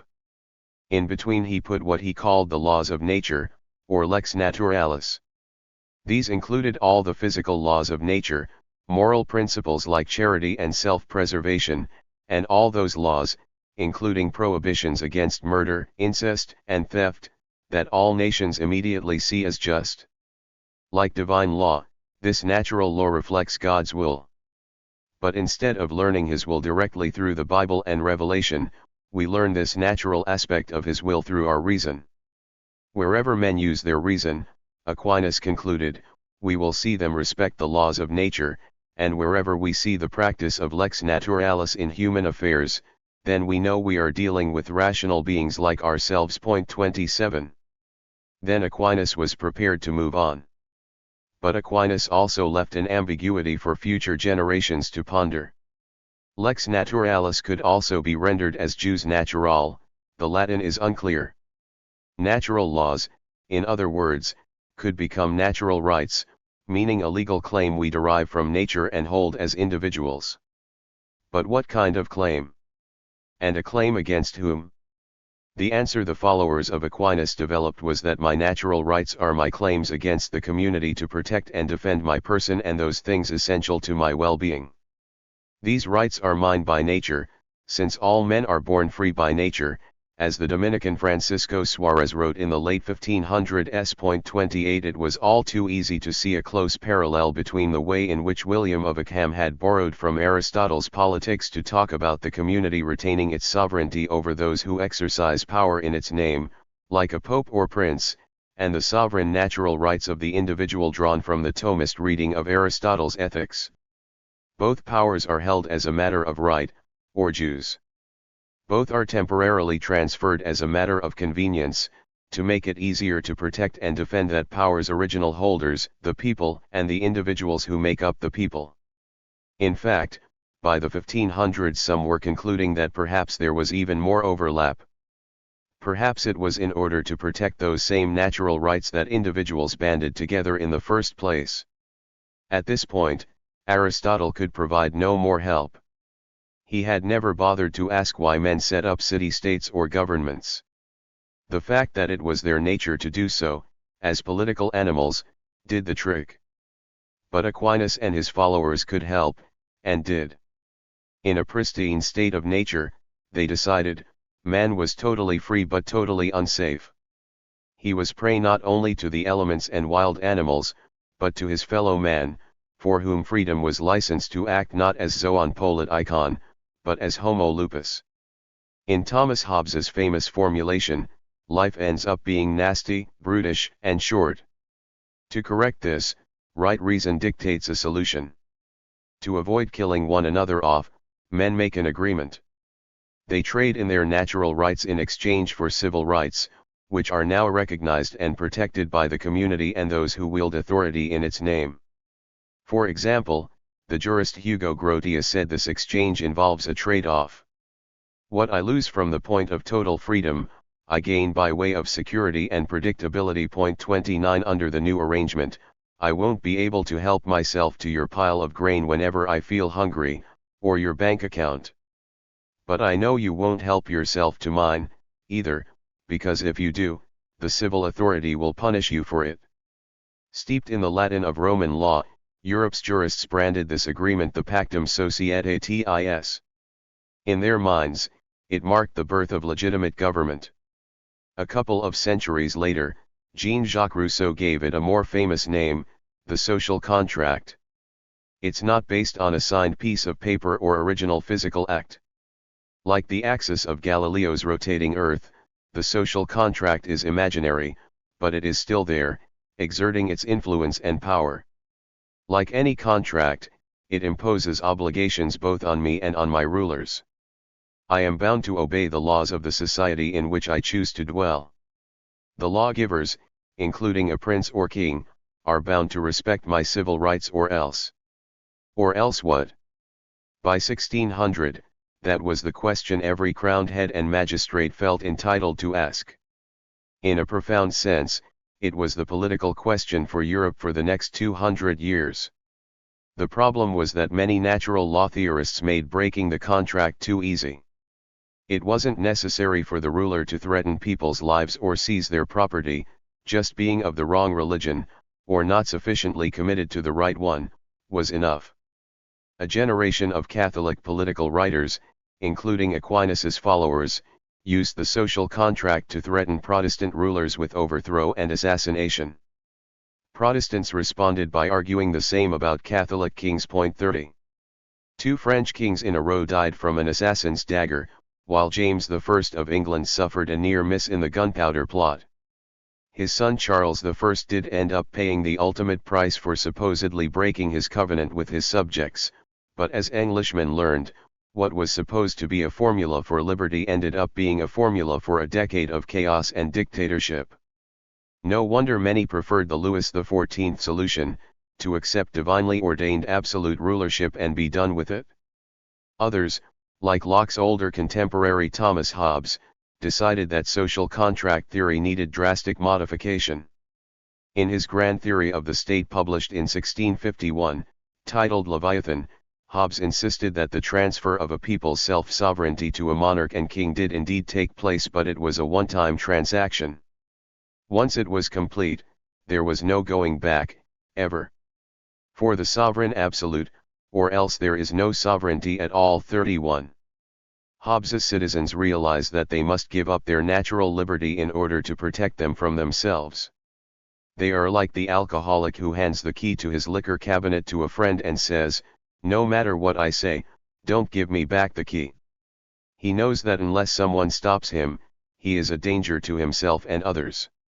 Hobbes knew that some rights theorists, like the Calvinist Scot George Buchanan and the Spanish Dominican Juan Molina, still insisted that the alcoholic should get his key whenever he wants it, even at the price of civil war.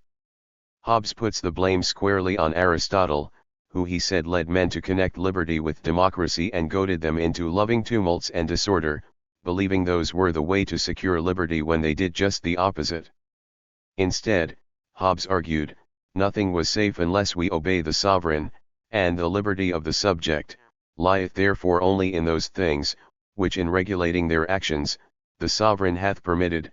32. Locke saw this line of argument as a complete perversion of the idea of natural rights. People aren't alcoholics, by and large, they are the same sober and hard-working people as Aristotle's householders in the Politics, who want to be left alone to live their lives.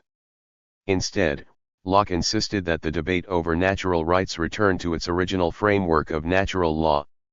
The state of nature has a law of nature to govern it, which obliges everyone, and reason, which is that law, teaches all mankind, who will but consult it. 33. Was it possible that God would devise such a system of natural laws and put man in the middle of them in order to create a nation of slaves? Locke said no. John Locke was a doctor, not a lawyer. He was less interested in the legal aspect of the social contract than in its moral face.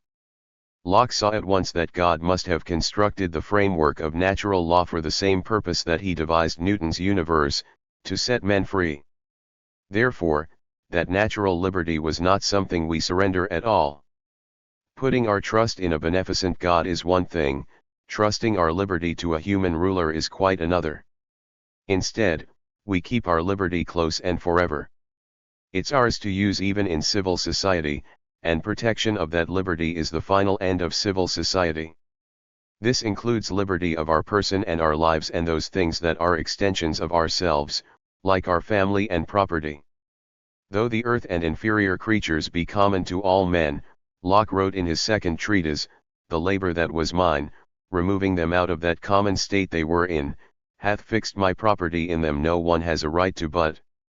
In fact, nowhere are we closer to God than when we create property from our own handiwork, just as man is the handiwork of his Lord God. 34. Locke's natural liberty includes liberty of thought, since reason is another of God's gifts, including our thoughts about religion. This made Locke the first great advocate of religious toleration and author of 3 letters concerning toleration, the second of which he sent to Newton for comment and approval. 35 Liberty included an equality before the law, since all men are equal before God, and it included a generosity of spirit and independence of mind that Aristotle had recognized as the hallmark of the virtuous man and which Locke saw would prevent a state of normal liberty from degenerating into a state of license, in other words, a perpetual riot. All these liberties or rights are protected, not hindered, by the original social contract. Proper government is not a restraint on our natural liberty, as Hobbes and others thought. It is a net increase, since it provides a framework of security in which we can enjoy our civil liberties in ways not possible in the state of nature. It is the one great reason of men putting themselves into society, and quitting the state of nature. 36. With it, however, come certain duties. One is the duty to use our reason as God's gift, another is to protect our liberty and the liberty of others. The most important, however, is the duty of the sovereign to respect that liberty, and when he doesn't, when he that in a state of society would take away the freedom that belongs to those of that society, and pretends to be our master rather than our servant, then it is he, not us, who is the real rebel against society. 37. Locke's conclusion was startling, not to say world-shattering. A monarch like Louis XIV, or any of his would-be imitators, in effect is at war with his subjects. When that happens, Locke asserted, then lawful government is at an end. We are all thrown back into the original state of nature. Where the government is dissolved, Locke explained, the people are at liberty to provide for themselves, by erecting a new legislative body to act in their name. 38 The social contract starts over from scratch. Government by popular consent is not just a good idea, as it was for Aristotle and Occam. For Locke, it is an inescapable law of nature. It is what separates a society of free men from a society of slaves. To others like his late friend Algernon Sidney, that legislative body representing the people was England's Parliament, and always had been. 39 To Locke, it really didn't matter. The issue was not historical precedent, but natural right. The real power was power invested in the people, now and forever. It could not be taken away by any earthly man or institution, including Parliament itself. This was a truly radical idea. It was too radical for an England weary of a century of tumults and intrigues. In 1688, the English replaced their monarch James II and brought another, James's daughter Mary and her husband, William, from Holland. Locke returned to England with them in the royal yacht, but not in triumph. The arguments Parliament chose to justify its removal of one king and replacing him with another implicitly rejected Locke's populist appeal and substituted the more conservative historical one of his dead friend Sidney. 40. John Locke, former fugitive and would-be revolutionary, died in 1704. His last work was a series of paraphrases of the sayings of St. Paul, which he sent to his friend Isaac Newton. No man had labored more to reconcile the God of the New Testament with the laws of nature expounded by Aristotle and Aquinas. He that shall collect all the moral rules of the philosophers, he once wrote, and compare them with those contained in the New Testament, will find them to come short of the morality delivered by our Savior, and taught by his apostles, a college made up, for the most part, of ignorant but inspired fishermen. 41 Yet for other reasons no one's influence would be more important in the secular age to follow, Locke's belief that a government of the people, by the people, and even as for the People is a matter of natural law and right would take root across the Atlantic in the fertile soil of the New World. Descartes completely rejected the idea that animals had mental states or consciousness like those of humans, including feeling love or suffering pain. He has been the bête noire of animal rights activists ever since. Venice, which managed to maintain its republican system of government uninterrupted through the centuries, was the exception, but the exception that seemed to prove the rule. Everyone agreed its case was unique, the product of its closed oligarchic politics and unusual social stability, which no other European state could emulate. Whether a plot to kidnap Charles II was actually hatched at Rye House has been debated and redebated by historians ever since. Something Lewis's wet nurses might have agreed with. 21. Aristotle in a periwig, the culture of the Enlightenment. Commerce, the eternal link between men. Voltaire. It is not from the benevolence of the butcher, the brewer, or the baker, that we expect our dinner but from their regard to their own interest. Adam Smith. The 18th century is famously the age of wigs and salons, of wits and philosophes, of experimental science and the first turning of the wheels of the Industrial Revolution and the transatlantic slave trade. In England, the era dubbed itself the Augustan Age. On the other side of Europe, Immanuel Kant coined another term, the Age of Enlightenment.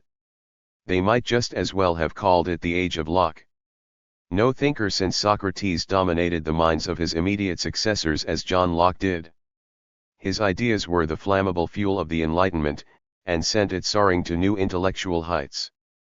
But this was not Locke the political theorist. His two treatises of government were less read than used to be thought. 1 The Locke who inspired the 18th century was the philosopher who wired Aristotle's most important insight, that all knowledge comes through experience, into the modern Western mind. Locke's An Essay Concerning Human Understanding, written in 1690 after the Glorious Revolution, decisively moved the Enlightenment in Aristotle's direction. This was Aristotle, the father of empirical science, the advocate of rational argument reinforced by the evidence of the senses. It was Aristotle shorn of substances, essences, categories, and final causes and selectively edited. 2 Apart from 3 or 4 texts and only certain key passages of those, the rest of his work was left to gather dust. However, those texts were enough. Virtually every 18th century artistic endeavor from poetry to music and painting was governed by rules drawn from Aristotle's Poetics and Book 2 of the Rhetoric, Politics and Moral Thinking, and the Enlightenment was the century of great moral debates were also dominated by the problem of how to reconcile the social virtues described in Aristotle's Ethics with the political processes set forth in his Politics. The result was Adam Smith's Wealth of Nations, not to mention the American Constitution. Impressive for a philosopher who had been dead more than 2,000 years and who had nearly been consigned to history's dustbin during the Reformation. All the same, John Locke said that the place to start the study of how men behave was Aristotle. 3 With a handful of exceptions, the Enlightenment followed his advice. On the other hand, it entertained no illusions about Aristotle's limitations. A century and a half of humanist scholarship had given Europeans a far better understanding of both Plato and Aristotle in historical context than was possible for someone like Erasmus. The 18th century mind had thoroughly probed the political economy of the ancient Greek polis. It understood as Machiavelli never could why the ancient world failed to sustain its ideals of citizenship. It also realized how much ancient Rome had owed to Greece in terms of thought and culture. Enlightenment historians like Edward Gibbon and philosophers like David Hume understood how Christianity had evolved as the fusion of Judaism and Neoplatonism, how much Christian Neoplatonism and Plotinus's pagan version overlapped, and how ancient Stoics, Epicureans, and skeptics offered philosophical insights as powerful and relevant as the Big Three, Socrates, Plato, and Aristotle. Finally, the Enlightenment understood the enormous historical and cultural distance that separated it from the ancients, thanks in part to the rise of Christianity. The big loser in all this, however, was not Aristotle but Plato. His Republic, later so much admired by the Romantics, was the one work of political philosophy the Enlightenment most despised. Adam Smith's teacher Francis Hutcheson pronounced its theory of politics unworkable, Smith's friend David Hume referred to the book's illusory and visionary rantings. On the other side of the Atlantic, John Adams said there were only two things he ever learned from reading Plato, and one of them was that sneezing will cure hiccups. 4. Thomas Jefferson was even more excoriating. He once confessed in a letter to Adams that he had been rereading the Republic. I laid it down often to ask myself how it could have been that the world should have so long consented to give reputation to such nonsense as this. Jefferson had to conclude that Plato had always been a fraud, a dealer in mysticisms incomprehensible to the human mind, which had been allowed to inject an impenetrable darkness into Western culture. "Oh Plato!" Voltaire exclaimed. "You have done more harm than you know." 5. Why did the Enlightenment dislike Plato so much? Because his worldview directly contradicted the view of reality and human nature the Enlightenment derived from John Locke, and ultimately from Aristotle. That view was, first, that man is an individual born with a natural sociability but also a desire to protect his own natural rights and his own self-interest. It is love of self, Voltaire would write, that encourages love of others. That self-interest was derived from nature, which warns us to respect of others. 6. This was one reason the Enlightenment, like Aristotle, so strongly opposed the Republic's formula for communism. The abolition of private property was not only contrary to natural right, it would also ensure that the bonds that connected men to each other would be founded not on mutual respect and friendship, but on envy or even hate. Nothing can be conceived more destructive of human happiness, more infallibly contrived to transform men and women into brutes, yahoos, or daemons, John Adams wrote, than community of property. 7. Second, the key to happiness is understanding how the real world works. This idea stood in contrast to Plato-inspired utopian dreams, including John Calvin's Geneva. Our highest ideals are not reflections of some transcendent reality, Enlightenment thinkers argued, or some higher truth. They are just that, ideals, insubstantial playthings of the mind that can deceive as often as they can inspire. This is what led Jefferson to dismiss the dreams of Plato and dub Plato's ideal of a philosopher-ruler whimsical and puerile. Third, the only way to understand that world is through observation and analysis of our experience, not inward self-reflection. In the words of the Scottish thinker Thomas Reid, settled truth can be attained by observation. Reid's disciple John Witherspoon, who deeply influenced the American founding fathers, explained that we know things by tracing facts upwards rather than reasoning downwards. 8. Indeed, how can we reason at all, the poet Alexander Pope asked in his An Essay on Man, except from what we know, meaning from our five senses? Indeed, the formal name of Thomas Reid's philosophy, common sense realism, sums up the Aristotelian stamp on the age. Nearly every one of these principles flowed directly from the most influential book of the age, Locke's An Essay Concerning Human Understanding. Completed in 1686 while he was still in exile in Holland but not published until 1690, the work was a full frontal assault on the theory of knowledge stretching back to Plato, that human beings come into the world with the most valuable things they know already programmed in their minds.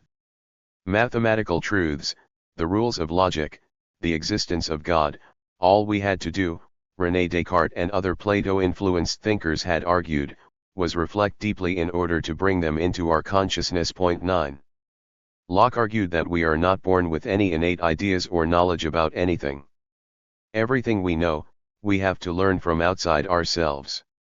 The mind is a tabula rasa, a blank slate on which our experiences are written by our sense perception of the world. Perception of the world, Locke wrote, is the first step and degree towards knowledge, and the inlet of all the materials of it. 10.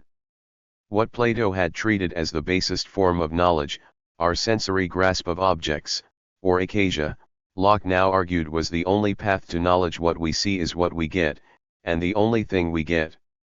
The rest, in a very formal sense, is up to us.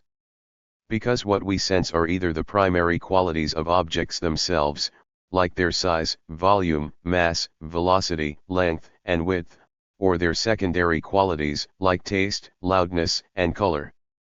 We then have to figure out how they all fit together. Our reason, Locke said, sorts the disparate sense impressions into coherent patterns on the tabula rasa, which in turn become our ideas, the one true objects of knowledge. This was a radical step. Point 11. When we say, this is a cow and this is beef stew, or, that's a star, but that is a planet, Locke insisted we are actually saying it is my impression that this jumble of qualities must be X, nothing more and nothing less. So how do we know that what we think and say about the world is actually true? By drawing on our past experience, Locke says, and comparing our notes with others. We say, did you see what I saw, or, looks like a cow to me. Do you agree? When everything fits together, our own perception and judgment and the perception and judgment of others, we can be reasonably certain that we are on the right track. Reasonable is the operative word for Locke. We can never be completely certain that our idea of reality, and how things really are, exactly fit. All we know is that our perceptions lead us to think so because of their conformity with our own experience, or the testimony of others' experience. 12. Someone might ask Locke how we know there really are cows and planets out there. How can we be sure we're not just living an endless dream? As a professing Christian, it would have been easy for Locke to respond, would a beneficent creator, infinite in power, goodness, and wisdom, leave men so confused and uncertain as to not know what's real and what's not? Locke did not. He was content to assume that our mind's picture of the world represents that world, because he knew that the assumption works. When I try to lift a 250-pound boulder with a fork instead of a forklift, I soon discover whether my ideas conform to reality or not. I'm free to doubt whether the cow I see is really there. When she gives me a quart of milk, however, my doubts are over, or should be. In other words, we know we can trust our ideas when they bear practical fruit. Locke puts us firmly in the real world, just as Aristotle did. He had no patience with metaphysical speculations of the Neoplatonist kind. You and I, Locke once wrote to a philosopher friend, have had enough of that fiddling. 13. This marked an irrevocable shift in Western thinking. The old celestial spheres and hierarchies left over from the Middle Ages had already been done in by Newton's infinite universe with its mathematical laws. As the 18th century wore on and Locke's influence grew, the rest of the traditional Neoplatonist frame fell away as well. The world soul and its divine emanations dissipated into thin air. So did the great chain of being. What was left was a world of real time and absolute spatial dimensions. It was a world without angels or demons or ideal forms, a world with no unseen forces except those we can measure and calculate, predict, and control. Later, some regretted this loss of belief in the supernatural. 14. Enlightenment men and women judged it a net gain. They gave up looking to angels for guidance, but they also gave up looking for witches to punish. Instead of waiting for divine radiance to transform their inner selves, they confidently relied on their reason and their five senses in order to explore their world and to discover the laws of nature. Alexander Pope put it in verse: take nature's path, and mad opinions leave. All states can reach it, and all heads conceive. Obvious her goods, in no extreme they dwell. Their needs but thinking right, and meaning well. 15. What that exploration of the world revealed to the Enlightenment was a systematic natural order governing not only the physical world, but the social and political realms as well. Just as Newton had applied observation and analysis to reveal the laws of the world system, so the 18th century applied itself to find the laws that would allow our social and political systems to run at their optimal level. 16. No one assumed that the answers would be as precise or mathematical as Newton's had been. The social scientist's passion for number crunching would come later. In the end, what the Enlightenment wanted was knowledge it could work with, the knowledge it needed on Locke's terms, in order to be happy. What is that which moves desire? Locke wrote. I answer, happiness, and that alone. 17. The pursuit of happiness became not just an American but the main Enlightenment enterprise for nearly 100 years after Locke's death. John Locke had been a Protestant dissenter and a Puritan at heart. His definition of happiness included a heavy dose of man's duties to God. The 18th century was less particular. It found it easy to equate happiness with pleasure, although it never forgot that the latter included the pleasures of the mind. And when the Enlightenment wanted pleasure, it knew just where to look for it. That was the city. The spirit of Aristotle had always found a congenial home in large urban environments. The same was true in the 18th century. By 1700, Europe had a dozen with populations exceeding 100,000 or more. They were commercial cities with bustling streets and shops, plenty of foreign visitors and merchants, and a thriving business center. London, Paris, Amsterdam, Hamburg, Edinburgh, Bordeaux, Venice, and Antwerp marked the confluence of trade, taste, and enlightenment. They were the centers of Europe's new affluent lifestyle and the first consumer culture. After the grim years of the 30 Years' War and Louis XIV, Europe's economy was thriving again. The age of plagues and famines was finally, definitively over. Long, harsh winters like that of 1708, when the wines of Burgundy froze in their bottles, faded as a bout of global warming swept over Europe. Meanwhile, ships bearing goods from remote parts of the globe, including China, India, and South America, filled Europe's ports and harbors. Goods that had once been unattainable luxuries for the privileged few were becoming the standard possessions of Europe's businessmen, lawyers, doctors, and prosperous shopkeepers. Their homes filled with porcelain from China and Japan, rugs from Persia and Turkey, and overstuffed furniture made from mahogany and Brazilwood and teak. Their tables offered delicacies like chocolate from America and tea from Asia. Their closets overflowed with garments made from imported linen, cotton, and damask silk. Here was truly an embarrassment of riches, embarrassing, that is, from a traditional Christian moral perspective, which for centuries had taught that money was the root of all evil. Instead, as Europeans poured themselves a cup of tea from a pot made from Mexican or Bavarian silver, stirred in a lump of sugar from the West Indies, and sat back in their plush armchairs, they felt compelled to conclude that wealth not only made life more comfortable, it also made people better. Today, we have long been conditioned to believe the opposite, not by Christianity, but by 19th-century Romanticism. The Romantics, however, were the stepchildren of Plato. It was Aristotle who first made private property the basis of the good life and the independent householder the basis of the free polis. 18 The world of the Enlightenment took him firmly at his word. Aristotle thought of this property mostly in terms of land. Earlier thinkers who copied his analysis of freedom, including Machiavelli, had done the same. Now, in the new urban environment of 1700s Europe, it made sense to switch from talking about freehold land as the basis of men's virtue and freedom to appreciating more commercial forms of property like ships, warehouses, stocks and bonds, and merchandise and commodities of all kinds. A sterner generation had seen the businessman as a prevaricating poltroon.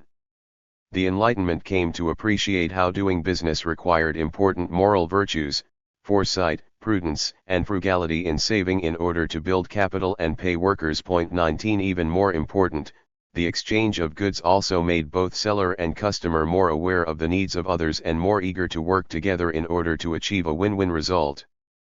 Commerce not only made it possible to buy the good things in life, it also shaped a human personality geared to appreciate those good things and to recognize their value to others. This raises an important issue. If men really were improving, we ask, then why did they tolerate the African slave trade, which dramatically increased in volume in the 18th century? And wasn't all that affluence that the Enlightenment celebrated the fruits of slave labor in the sugar-cane fields of the Caribbean, the tobacco and cotton plantations of Virginia and the Carolinas, and the coffee farms of Brazil? Those are the questions critics would ask. Jean-Antoine Watteau, l'insane de guerres ain't. Do commerce and capitalism make people better? Aristotle inspired the Enlightenment to say yes. In answering the critics then and later, the Enlightenment stood on firm ground. It knew the overwhelming bulk of Europe's growing affluence sprang from inter-European trade, not from its slave-holding colonies. Indeed, those countries most dependent on those slave-holding colonies, Spain and Portugal, showed the slowest rates of growth. Some of the important beneficiaries of that affluence, like Austria and Germany, had no colonies at all. And money from the slave trade played almost no part in the economic development of countries like France and Britain, compared to other sources of capital. 20. Nor did slave labor play any part in what were the real drivers of Enlightenment Europe's economic takeoff, commerce and manufacturing. The reason wasn't moral but practical. To a man counting his costs, unwilling labor was expensive compared to the willing kind. As Adam Smith pointed out in his Wealth of Nations, the experience of all agents and nations, that the work done by freemen comes cheaper in the end than that performed by slaves. The reason is the slave consults his own ease by making the land produce as little as possible, while the free worker has a self-interested stake in making it more productive, or any other trade he is engaged in, even at the most menial level, and production was at the heart and soul of the new capitalist order. 21. Far from depending on slave labor and the slave trade, the age of commerce signaled their doom, just as the factory foretold the demise of the plantation. And it was Enlightenment Europe, and no one else, that did end slavery around the world. Adam Smith's teacher Francis Hutcheson was the first Western philosopher to be an outspoken opponent of slavery, declaring, "Nothing can change a rational creature into a piece of goods void of all rights." Slavery itself became illegal in Britain in 1772. The first bill to end the slave trade was introduced into Parliament in 1791 and finally passed in 1807. The French took the step of ending slavery altogether in 1789, and although Britain didn't abolish slavery in its colonies until 1833, by then it existed largely as a holdover from an obsolescent past rather than a mainstay of Britain's economy. In short, Aristotle had been right all along.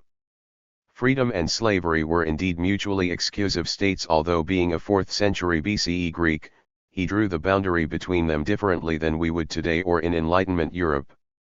Because the truth was, with the new economic order, a new moral perspective was taking shape. The Enlightenment term for it was politeness. The term was coined by a John Locke pupil, the 3rd Earl of Shaftesbury, in one of the most influential books of the early Enlightenment, his Characteristics. It came from the word to Polish, and Shaftesbury used it to describe the cumulative effect regular social interaction with others has on refining our personalities and smoothing out our basic manners. "We polish one another," Shaftesbury wrote, "and rub off our corners and rough sides by a sort of amicable collision." 22 And we learn to act less like boors and more like ladies and gentlemen. No place generated more of these polishing collisions than commercial and urban society, out of which emerged the kind of person we see in the portraits of Watteau, Joshua Reynolds, and Elizabeth Vigée-Lebrun. Evolved, sophisticated, in a word polite, the kind of person ready to appreciate the finer things in life and work with others in order to acquire them. Since Locke had been Shaftesbury's personal tutor, we can even put the politeness issue in Locke's terms. When we do a business deal in Rio de Janeiro or Calcutta, read a newspaper detailing market trends in Frankfurt or St. Petersburg, window shop on Oxford Street or on the Rue St. Honore, share a table with a stranger at a coffee house, or split a cab with a traveler on the way to the airport, we are steadily adding to our stock of experience of the world, which in turn gives us a better idea of how the world works and what our own priorities need to be. This forces us to be more practical and pragmatic. We grow more concerned with producing a beneficial result than standing on outdated or dogmatic principles. Far from creating a poltroon, the 18th century saw the world of commerce creating a person who might have stepped out from the pages of Aristotle's Ethics. This was someone intellectually alert and morally centered, regardful of others by habit and therefore not inclined to extremes of behavior.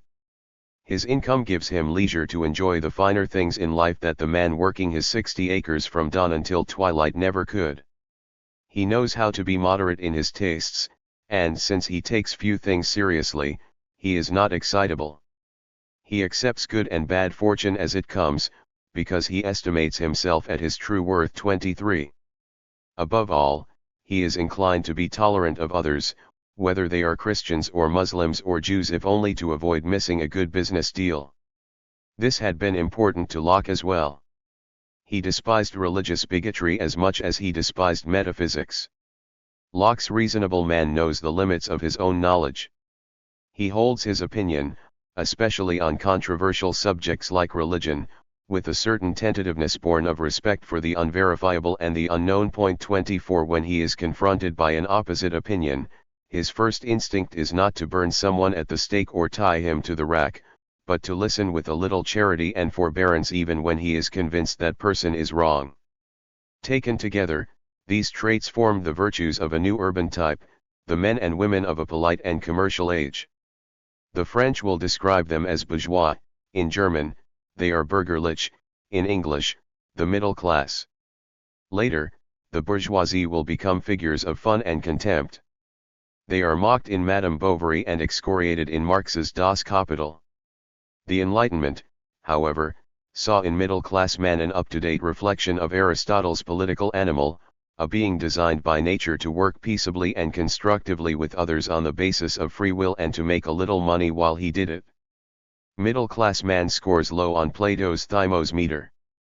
Some would say low on the testosterone meter as well. He is no Martin Luther. Still, he is probably a more congenial neighbor, and he was to be the essential building block for what the 18th century treasured most after 2 centuries of religious war and upheaval, a little peace and quiet.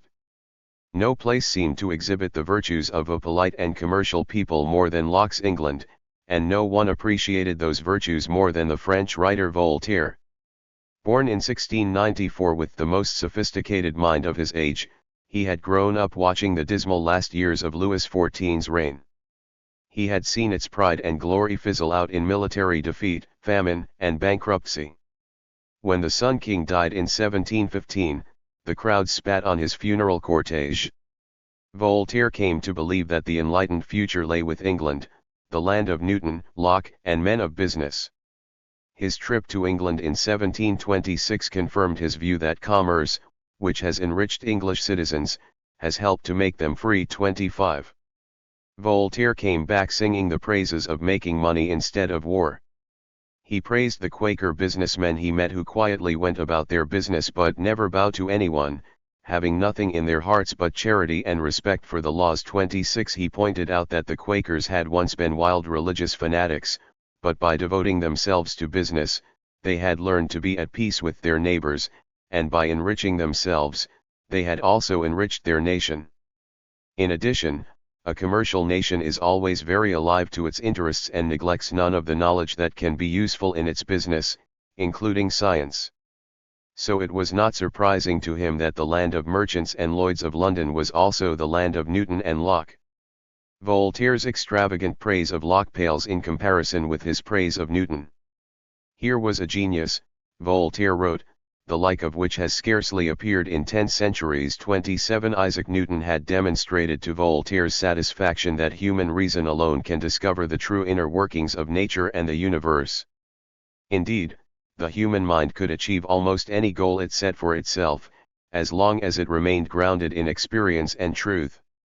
Newton's greatest fortune, however, was to be born in a free and tolerant country at a time when, scholastic extravagances being banished, reason alone was cultivated and society could only be his pupil and not his enemy. Voltaire was well aware of Shaftesbury's dictum that all politeness is owing to liberty. If commerce and property were the fruits of modern liberty, so were science and the arts. Galileo had spent his last days under house arrest, Descartes died in exile in Sweden. The most noble-born Englishmen had vied to be pallbearers of Newton's bier. Voltaire noted that the English reserved tombs at Westminster Abbey not just for their kings, but for great poets like Chaucer, Edmund Spenser, and Ben Jonson. 28. Voltaire urged his fellow Frenchmen to consider which the more useful to a nation, a well-powdered nobleman who knows at exactly what time the king gets up and goes to bed, or a businessman who enriches his country, issues orders from his office in Surat or Cairo, and contributes to the well-being of the world. 29. What led Alexis de Tocqueville to praise America as a cultural and political model, Voltaire did 100 years earlier with England. "I have seen the future in England," he said in effect, "and it works." The burning question was whether the past would allow that to happen. After all, not everything was politeness and sophistication in the 18th century metropolis. In most places, the old medieval core of the city still stood, dark and rotting. A visitor to 18th century Hamburg said the city's most characteristic smell was that of an open sewer. Most would have said the same about the poorest areas of London. Still, the point was the people began to notice that things smelled, that their streets were dirty and their alleyways unhealthy. They were demanding things like working plumbing, streetlights, and urban renewal projects that would create a physical environment to match a new polite and commercial culture. Point 30 The transformation of Europe's cultural frame demanded a material transformation, as well. The most famous of these urban renewal projects still looks pretty much as it did when it was completed in 1775, the new town in Scotland's Edinburgh. Its gardens, squares, and gracious town houses were consciously designed to be the setting for a refined urban community. It was not just aristocrats who bought houses there, it was businessmen and lawyers, shopkeepers, and master artisans. For Edinburgh was also one of Britain's fastest growing commercial centres, which in turn spawned a lively arts scene. Its university drew some of the most open and enlightened minds in Europe and students from every class of society. As much as London or Paris, and certainly more than Berlin or Madrid, Edinburgh was the epicenter of Aristotle's Enlightenment. Small wonder, then, that it dubbed itself the Athens of the North. On any given day, you could find philosopher David Hume exchanging a glass of port with historian William Robertson, or scientist James Hutton speaking at the prestigious Oyster Club on his startling theory of the geological evolution of the Earth. One could also find Professor Adam Smith hurriedly alighting from the daily coach from Glasgow where he taught to attend a meeting of the Select Society, Edinburgh's most influential circle of literati, scientists, and enlightened clergymen. And all the while, hanging over them was the shadow of the Scottish Highlands. For the purple-grey mountains that rose up to the north of Edinburgh were inhabited by fearsome men in kilts, beings who seemed more like beasts than men. In the early 1700s, the Highlands were a law unto themselves, where scattered clans lived a life almost unchanged since the days of Braveheart William Wallace. It was a world by Enlightenment standards of boundless superstition and unrelieved poverty and mindless violence. In 1745, during the revolt of Bonnie Prince Charlie, those Highland clans suddenly swept down on Edinburgh and Glasgow. The clansmen with their bagpipes, claymores, and incomprehensible Gaelic held the terrified citizens for ransom and then marched to within 200 miles of London before they were finally defeated. The revolt of the clans was followed by a savage repression, traces of which are still visible in the barren, unpopulated landscape of the Scottish Highlands. Still, the 1745 revolt left behind a sobering question for the Enlightenment to ponder. Why do some societies like England and France and cities like Edinburgh become polite and commercial, while so many others do not even when they are right next door? Unlocking that mystery became the next great goal for the Enlightenment, and the Scottish Enlightenment in particular.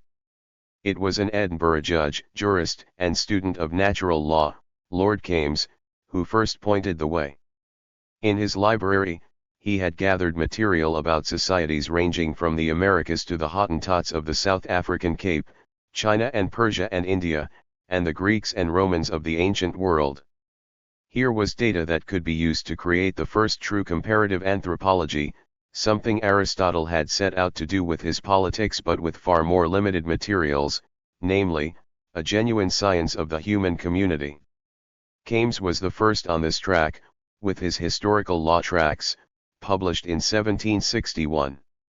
He soon had company, including William Robertson, David Hume, and most famously Adam Smith.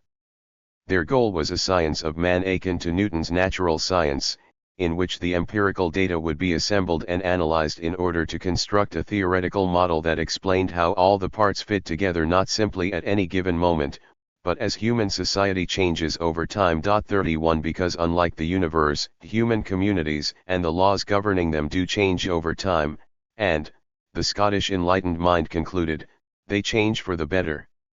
The result was the first full-blown theory of human progress. It divided human history into 4 distinct stages of growth, based on how human beings make their living. Hunting and fishing, Lord Kames wrote, were the original occupations of man, when the notion of human society hardly existed. The second stage of human evolution came when humans learned to follow animal herds and later domesticate them. This pastoral nomadic stage was the world of Scottish Highlanders as well as the Laplanders of northern Europe and historically the Germanic tribes who had invaded the Roman Empire. The pastoral nomadic society is built around the extended family ties of tribe and clan.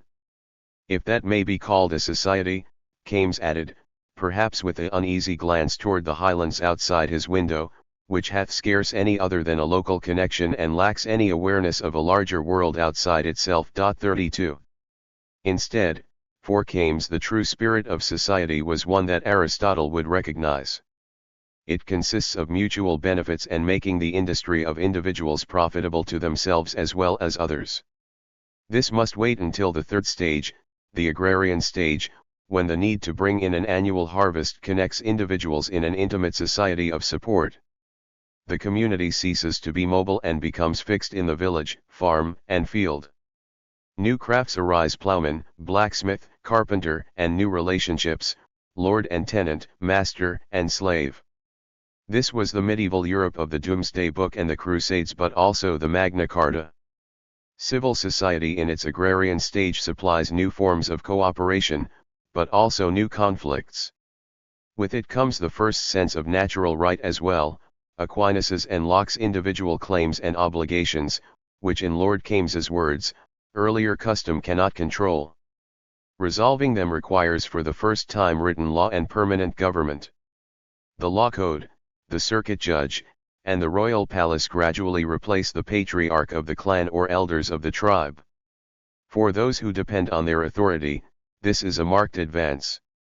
However, they owe this advance not to the benevolent character of their rulers or divine sanction, as rulers themselves try to pretend, but to the changing nature of society itself.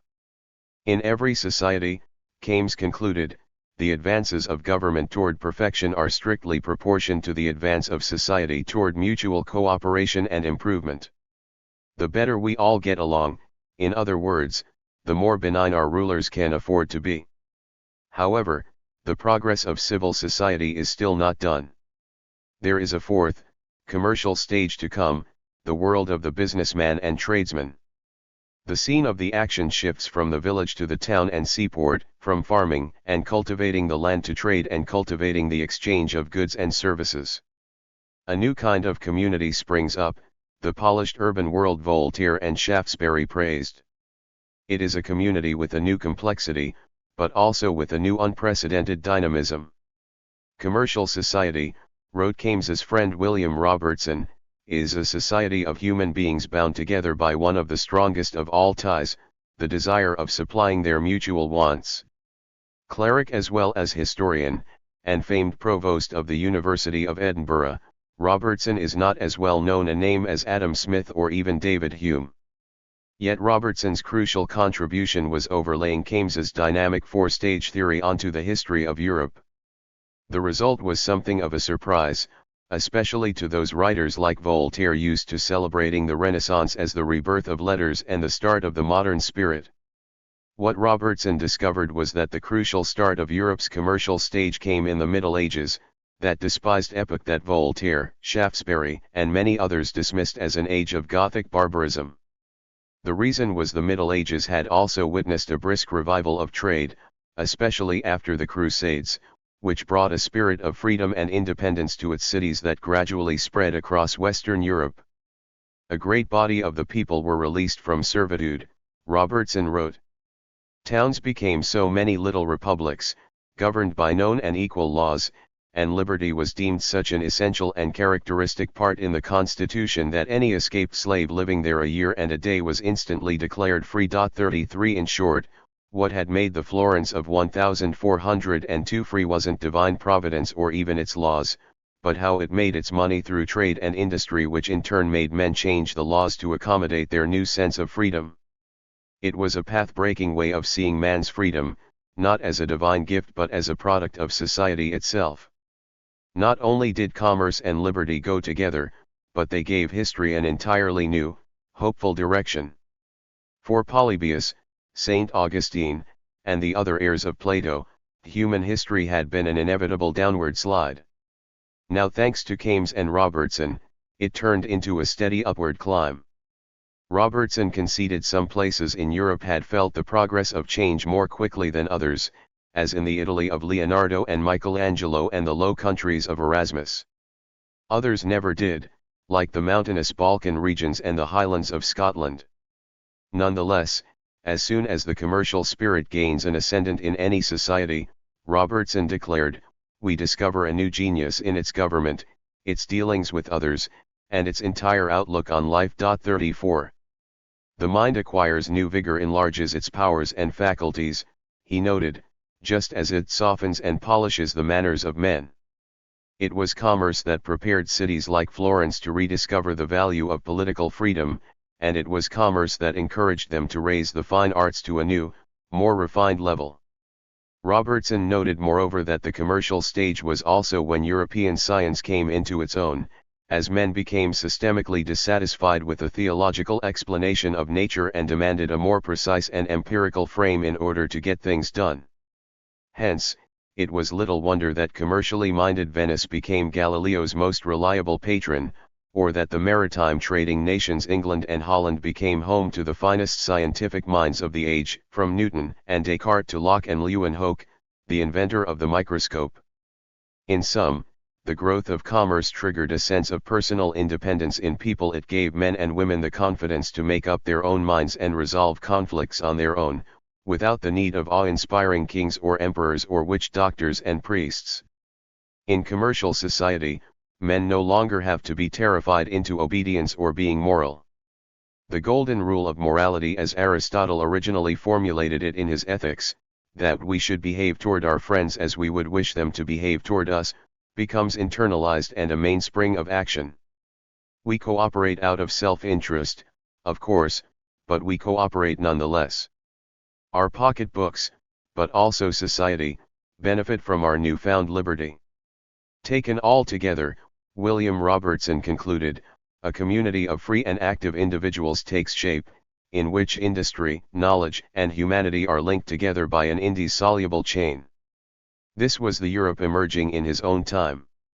There was no reason to assume its polished and enlightened progress was not the face of its future, and the growth of liberty as well.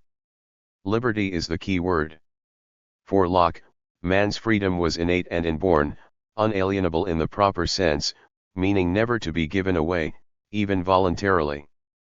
But the Enlightenment saw that liberty is also the result of a dynamic process, as well as a birthright. Indeed, this idea of the steady dynamic progress or evolution of civil society was the Scottish Enlightenment's weightiest discovery. It soon found enthusiastic adherents in England and France, then across the continent and the British Empire, including in America. Even its later critics like Jean-Jacques Rousseau never questioned the empirical process it described, only the values assigned to it. B. In its broad strokes, it remains the Western view of history to this day. Yet in many respects, it is only an extension of Aristotle's insight that the essence of life is the potential for growth. This turns out to apply to society as well as the individual, and includes the growth of political institutions. And here the 18th century reached its most shattering discovery, that the Greek polis, with its ancient ideal of liberty, was no liberty at all. The Enlightenment thoroughly studied its physical remains in Athens and Rome and Sparta. It read the histories of the ancient world with a new critical eye and began conducting the first archaeological excavations in places like Pompeii and Herculaneum. What it found were societies that were, in modern terms, repressive, superstitious, materially poor, and incredibly violent. The ancients were extremely fond of liberty, David Hume remarked, but they did not understand it very well. Above all, it noted that the Greeks and Romans had never developed a full-fledged notion of individual right.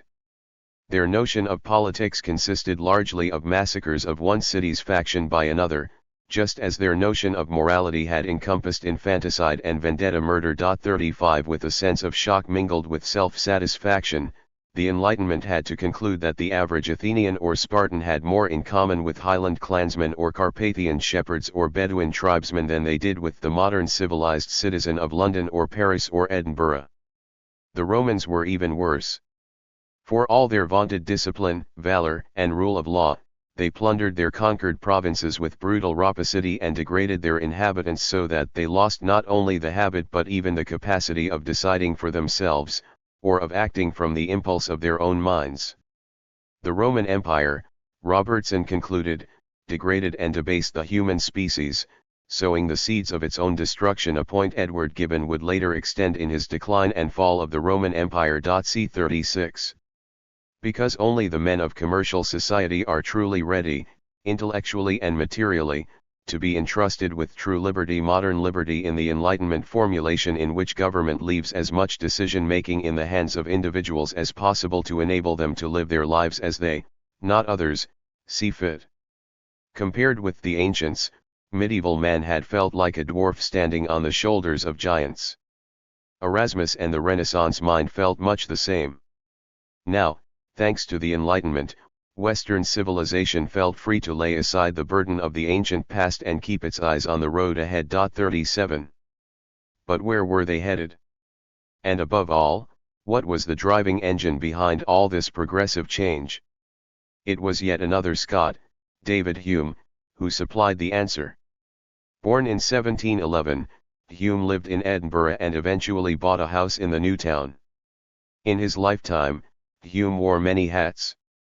He was a philosopher, historian, literary critic, and social scientist.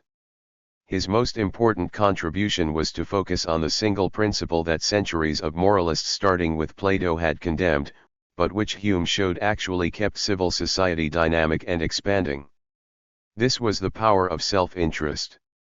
Hume was careful to distinguish it from mere selfishness. Self-interest was instead the passionate desire to improve our material circumstances that beats in every human heart and fills every human mind, even in the most barbarous and primitive societies. As Keynes put it, men thirst after opulence. That thirst, Hume realized, was the driving engine of social and economic change. In the early stages of society's evolution, people can't afford the untrammeled operations of that passion. The needs of the individual must yield to the imperatives of the group, such as the need to share the spoils of the hunt or the meager bounty of the harvest. In commercial society, however, self-interest can find a range of constructive outlets. Instead of enriching ourselves by robbing our neighbors at sword point, we open a store or bank. Instead of seeing the stranger from a foreign land as a potential enemy, we see him as a potential customer. Instead of representing a threat to the safety of the group, self-interest becomes a force for constructive cooperation with others, in order to get the things we want and achieve the results we dream of. Commerce, Hume wrote, rouses men from their indolence and raises in them a desire for a more splendid way of life than what their ancestors enjoyed. Indeed, the more the power of self-interest is unleashed in commercial society, Hume concluded, the faster society progresses. That power is the secret of the progress of man and the wealth of nations. 38. That, of course, is the title of the most famous work to come out of the Enlightenment, one directly inspired by Hume and nearly the only one still deemed relevant today. Adam Smith's An Inquiry into the Nature and Causes of the Wealth of Nations is a great compendium, a kind of Enlightenment summa, of 3 decades of research and thinking on the science of man.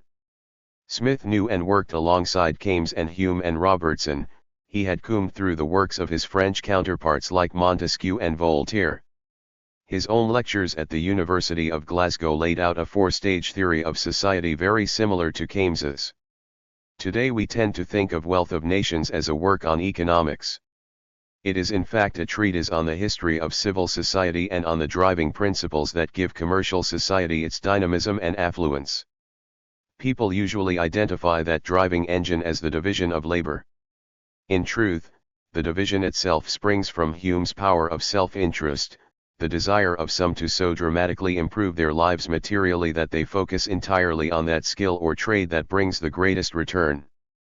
This in turn generates a surplus so abundant, so far in excess of that possible in other previous stages of society, that these entrepreneurs enrich not only themselves, but the rest of society, even the politicians and intellectuals who scorn the business class on whom their own prosperity ultimately rests. Smith tells us not everyone can be Steve Jobs or Dave Thomas or Richard Branson.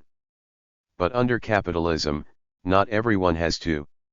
A handful of such persons will be sufficient, provided their creativity and egos are given plenty of room, which is precisely what the free marketplace does. Smith had to agree with Hume, commerce and self-interest feed on each other. The more freedom we give to both, as happened in Western Europe after the Middle Ages, the faster society grows and improves. Free markets free men's minds, their bodies, and their individual spirits, even as they fill their pocketbooks with the fruits of natural liberty unleashed.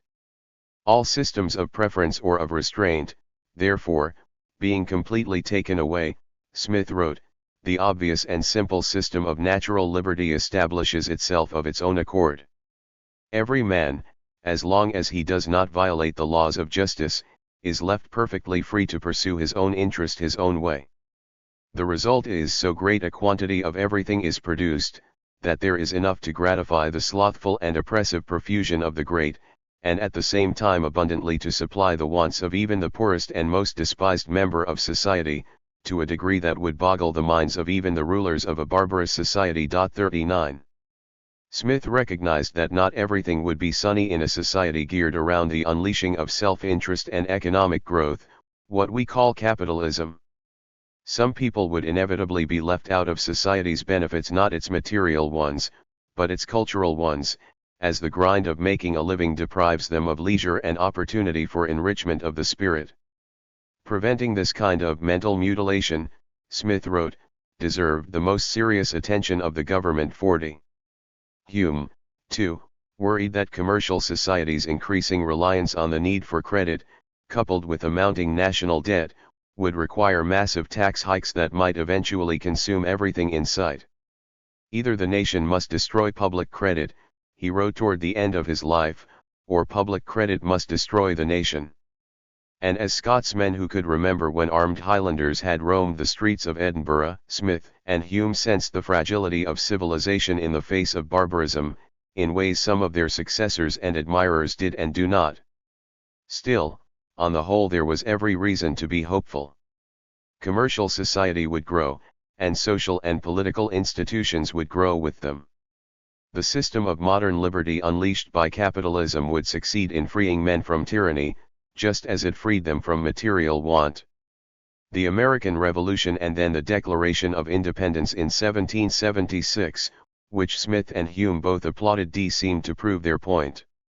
Everywhere, it seemed, the empirical hopeful spirit of Aristotle's Enlightenment was winning out.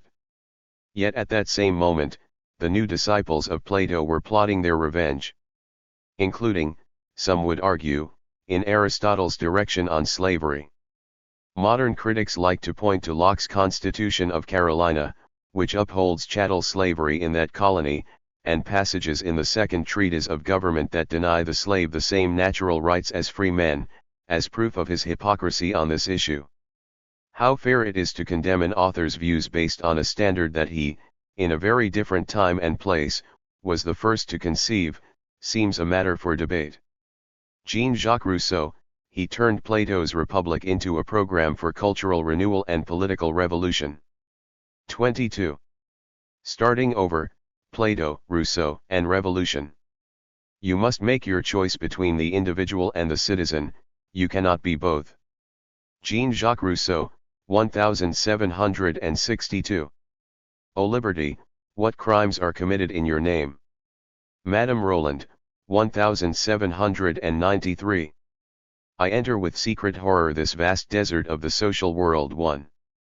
With downcast face, a pale young man with intense, troubled eyes, walked the streets of Paris toward his rooming house. It was 1742, and the city around him teemed with a sense of discovery and excitement. Paris was home to brilliant artists and writers, elegant salons, and an emergent political culture, led by men like Voltaire and the Baron de Montesquieu, that after the disasters of the Louis XIV years hoped to rebuild France on the principles of modern liberty that they had seen in Locke's and Shaftesbury's England. It was the heyday of the Rococo, and Parisian galleries sparkled with the works of Watteau, François Lemoyne, and François Boucher. Shop windows offered goods imported from 4 continents. Restaurants and cafes served delicacies to their sophisticated clientele. France's finest architects like Jacques and Gabriel vied to build opulent maisons for kings, aristocrats, and government officials. Here was commercial society at its most prosperous and refined. It all meant nothing to the young man, or rather everything. A carriage with laughing young people, elegant in their powdered wigs and silken dresses, suddenly rolled past. He stared with burning eyes. He would have given anything to have been with them, but it was not to be. He sighed and looked up. He had reached his run-down hotel near the Sorbonne on Paris's left bank. Long ago, these narrow streets had seen the darting figure of Peter Abelard and the lumbering form of Thomas Aquinas. Now they were plunged in a dank darkness, and a dismal stony silence greeted him as he opened his rooming house gate. He mounted the mold-covered stairs, each creaking under his weight. The fact that the rooming house he had chosen since coming to Paris had once been occupied by writers like himself who had gone on to greater things did nothing to relieve his disappointment and despair. He entered his tiny dingy room and slammed shut the door. From the leather case under his arm, sheets of music leaked out. They spread across the floor, the title page uppermost. A dissertation on modern music, by Jean-Jacques Rousseau. He was ruined, Rousseau told himself. He had come to Paris in hope of being recognized as a musical genius. He was already 30 years old but looked and acted younger than his age. Born in Geneva, Switzerland, he had grown up with the charming but irresponsible watchmaker of a father who abandoned him at 10, leaving him to be passed from one unwilling relative to another. Jean-Jacques didn't lack for brains or good looks or charm. A warm, passionate talker, he was the kind of sensitive young man whom older women regularly fall in love with and vice versa. One of them, a Madame de Warens, had been his protector and lover, almost his substitute mother, for nearly a decade. From Geneva he had wandered through the Savoy to Venice, the city of Vivaldi and Casanova, dreaming of love and fame, especially literary fame. From his early 20s, Rousseau had tried his hand at poetry and drama and music. No one paid much attention. For all his efforts, all he had to show was a certificate from the French Academy of Sciences blandly thanking him for a new form of musical notation he had invented. Point 2. He returned home crushed by their polite indifference. I was 30 years old, he would write later. I was on the streets of Paris, where one does not live for nothing. As his savings dwindled, he took whatever odd jobs he could find, including copying sheet music, the most menial level of a musician's life. He managed to find a publisher for his treatise on musical notation, but no one wanted to read it any more than they wanted to hear his operas or plays. Point 3. I gave up all hopes of advancement and fame, he wrote later in his Confessions. Survival in the most cosmopolitan city in Europe had become his sole priority. For the next few years, he earned a meager income as an obscure literary hack. Then one day in 1749 he set out for a solitary walk in the gardens around the castle at Vincennes. On the way, an article in the newspaper Mercure de France caught his attention. It was on an essay contest being sponsored by the Academy of Dijon on the topic "Has the restoration of the sciences and arts tended to purify morals?" The term restoration is striking. The standard view of the time, shared by Voltaire, Shaftesbury, and others, was that the end of the ancient world had meant an end to the polite arts and sciences in Europe, which required the Renaissance to restore them to their proper place. Rousseau, at least, understood at once what was meant. Had the growth of polite society, the fruit of commerce and progress, made men and women more moral, as leading Enlightenment voices were claiming, or not? Just as suddenly, Rousseau had the answer. No, it hasn't made human beings better, it has actually made them worse. Far from making people love virtue, commercial society had filled their heads with a love of luxury and vice. Far from making them respect and help their neighbors, it had unleashed an ugly selfishness including, he realized, in himself. And instead of drawing people together, it had driven them apart, producing only a frightful solitude in which each person was a stranger to every other, for no man dares to be himself for. Rousseau rushed home. He feverishly composed an essay on the subject, which he later published as a discourse on the moral effects of the arts and sciences. Thanks to progress, it read, a vile and deceiving uniformity reigns in our morals, and all minds seem to have been cast in the same mold. Constantly politeness demands, propriety commands, constantly one follows custom, never one's own genius. Economic and social improvement may have brought with them luxury and ease, but also a train of vices, no more sincere friendships, no more real esteem, no more well-founded trust. 5.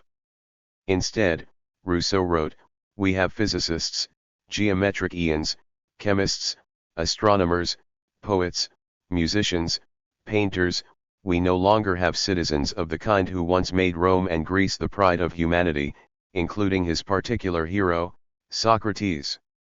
Socrates, the wisest man in Athens, had also realized that the sophisticates of his home city were ignorant of the real human virtues. 6. This was no coincidence. Even as the conveniences of life increase, his discourse read, the arts improve, and luxury spreads, true courage is enervated, the military virtues vanish. Indeed, the study of the sciences is much more apt to soften and effeminate men's courage than to strengthen and animate it. Far better, Rousseau rhapsodized, to live like the ancient Spartans, who fought and died for their country and banned all trade and artistic production, or even like the nomadic Germanic tribes. The Romans had branded them ignorant barbarians, yet they managed to topple the greatest empire in history with no other treasures than their bravery and their poverty. For the sake of humanity, Rousseau prayed to God at the end of his discourse, deliver us from the enlightenment and the fatal arts of our forefathers, and restore us to ignorance, innocence, and poverty. 7. It was a strange manifesto to appear in 1750, just 2 years after Montesquieu's Spirit of the Laws and fully a quarter century before Smith's Wealth of Nations. Rousseau sent a copy to Voltaire. The great man wrote back, saying he found the thesis interesting. Unfortunately, he added with a scornful smirk, after 60 years I have lost the habit of walking on all fours.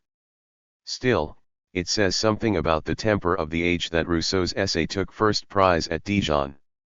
His friend Denis Diderot, who like Voltaire had his doubts about the thesis, told Rousseau that when the discourse appeared in print, it has gone up like a rocket, such a success has never been seen before. 8. Rousseau had finally won the fame he craved, ironically, by savaging the character of the very society that now wholeheartedly embraced him. Some scoffed at him as the new Diogenes, and indeed like Diogenes, Rousseau discovered that the more he abused people, the more they sought his company. Yet Rousseau's success was far more significant. It involved nothing less than a revolution in how people think about modernity and civilization. Rousseau would overthrow nearly every tenet of the Enlightenment by self-consciously drawing on the one book it most despised, Plato's Republic. David Hume dismissed the Republic as visionary ranting. Rousseau, by contrast, proudly pronounced it the first book on education ever written. 9 Indeed, almost everything Rousseau wrote or thought after 1750 until his death in 1778 reflected one or another aspect of Plato's works. This was not the mystical Plato of the Neoplatonists or Plato the sacred geometer of the Neo-Pythagoreans. 10 This was Plato in the raw, the unflinching moral absolutist who denounced the corruption of his native Athens and admired the austere warriors of Sparta. It was Plato the would-be philosopher ruler who wanted to banish the arts and private property and train children from birth in the art of nature instead, whom Rousseau saw as the man who could teach Western civilization how to start over, and thus save itself. Unlike Shaftesbury or Adam Smith or even Thomas Jefferson, Rousseau comes to the intellectual table as the student of no one. He was almost entirely self-taught. As a lonely boy he turned to books including Plato as a source of inspiration and to feed his own prejudices rather than to deepen his understanding. In this way, he may be the first modern reader. Certainly he was more a journalist, albeit a brilliant one, than a genuine philosopher.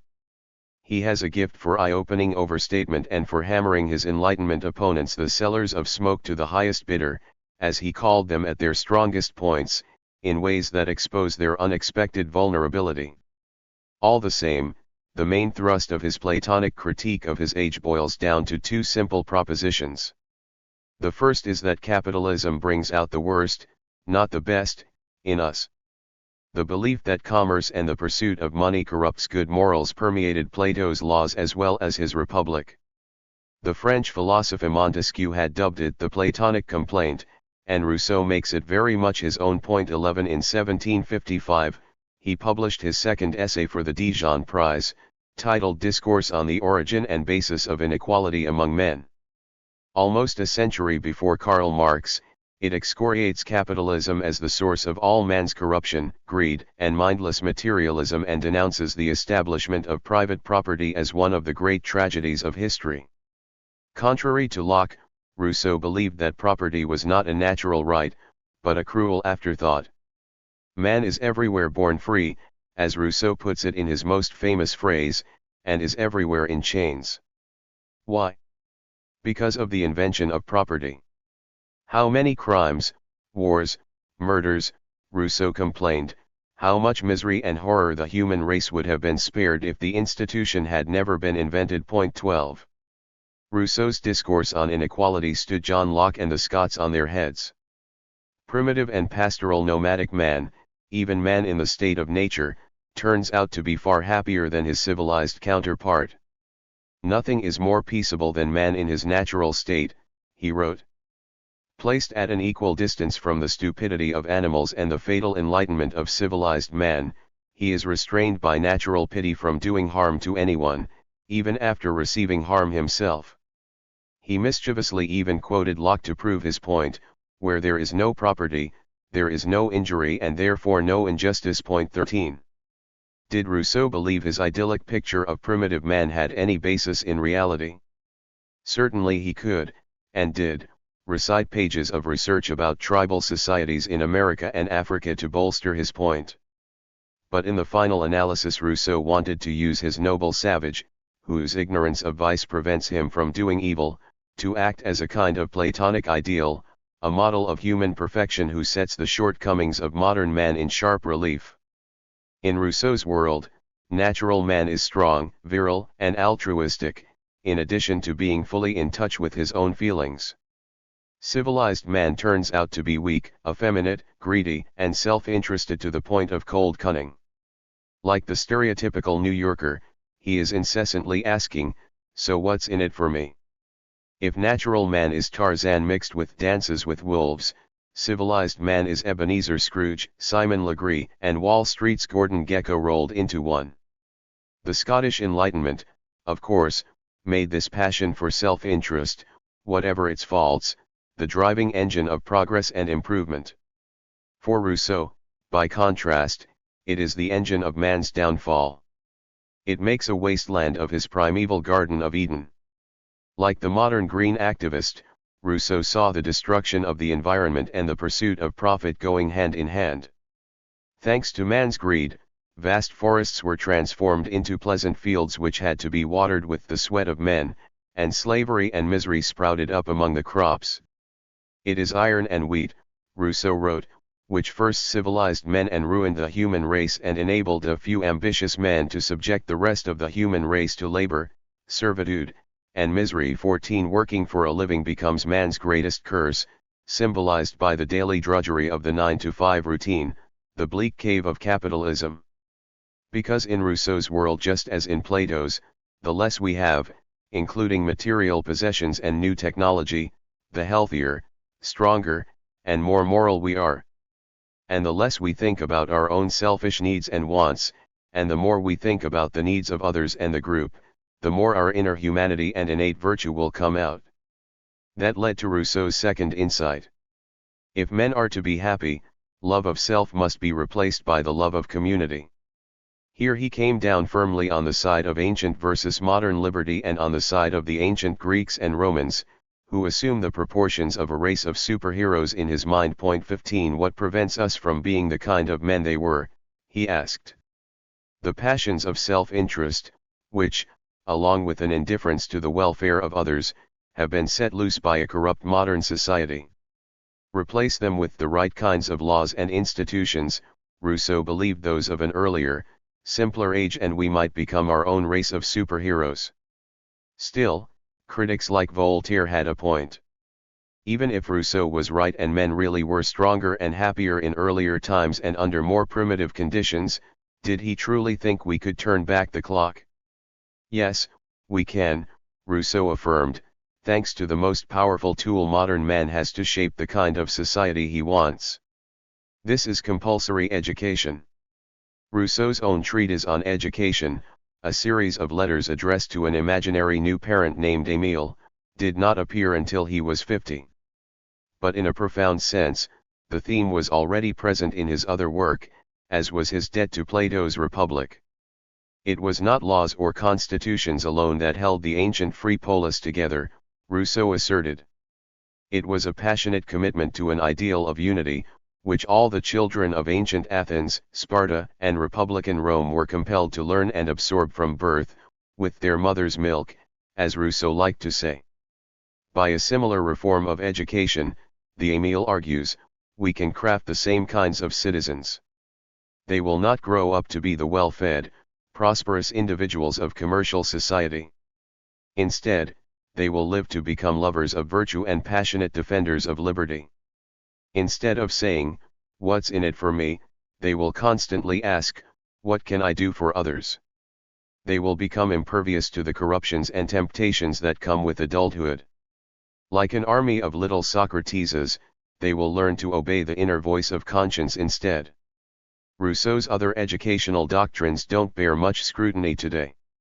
However, his belief that through education we can insulate children from the bad influences of the society around them, and retard adverse social processes, left a deep imprint on Western pedagogy.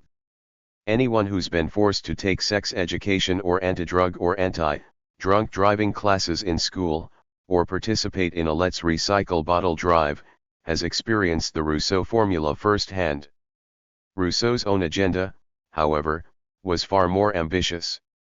He foresaw the day societies would have an entire compulsory education system like that drawn up by Plato in the Republic, in which every citizen will learn how to dedicate himself or herself to a life of virtue, meaning a devotion to the freedom of his or her nation, from the day he or she draws a first breath. The newly born infant, upon first opening his eyes, must gaze upon the fatherland, and until his dying day should behold nothing else. For this reason, Rousseau's political works are hymns of praise to Plato's favorite Greek city-state, ancient Sparta. For Plato, Sparta's constitution came the closest in reality to his own political ideal, that of a total community, as he puts it in the laws, in which everybody feels pleasure and pain at the same things, so that they all praise and blame with complete unanimity. It is also the one most able to hold corruption in check, by banishing its primary source, individuality. In war and in peace, Plato argued, no citizen should get in the habit of acting alone and independently and instead must obey his leaders even in tiny details, just as they did in Sparta 16. Likewise for Rousseau, Spartan man is the one closest to primitive man in his mental and physical toughness 17 and in his ignorance of corrupting civilized comforts, including self-pity. In Émile, he tells the story of the Spartan mother who learned that her 5 sons had all been killed in battle. Don't worry about that, she says. Did Sparta win? Rousseau concludes that Plato only taught posterity how to cultivate virtue. The Spartans showed us how it's actually done. 18. For the rest of the Enlightenment, Sparta had come to symbolize ancient liberty at its most barbaric and brutish. 19. A casual observer of a movie like 300, with its blood-drenched picture of Spartan warriors at the Battle of Thermopylae, has to agree. But Rousseau would see something else. he would see a people dedicated to defending their freedom regardless of the personal cost, a nation trained not only for a life of self-sacrifice, but also for single-minded victory over tyranny and evil. The result was a dedication to virtue that could conquer every enemy or obstacle. It is the true victory of mind over matter, just what Plato's idealism was all about. Indeed, what repelled the rest of the Enlightenment about Sparta, its crude anti-intellectualism and its closed nature, was precisely what appealed to Rousseau most. Here was a society in which man's natural instinct for self-love was ruthlessly and categorically suppressed. In its place sprang up a passionate love of community, including an instinctive hostility toward outsiders. Every patriot hates foreigners, Rousseau wrote with relish. They are nothing in his eyes. Abroad, the Spartan was selfish, grasping, and unjust, but unselfishness, justice, and harmony ruled within his walls. Indeed, as Plato pointed out, of all ancient cities Sparta had no need of walls, because the other Greek cities knew that war against the Spartans meant instant defeat. 20. Therefore, the goal for all education must be to give the nation walls of muscle and steel rather than stone, a citizenry focused entirely on preserving the social contract in its original form. Rousseau composed his version of the social contract in 1761. It is still probably the most widely read of his works, but it is also the easiest to misunderstand.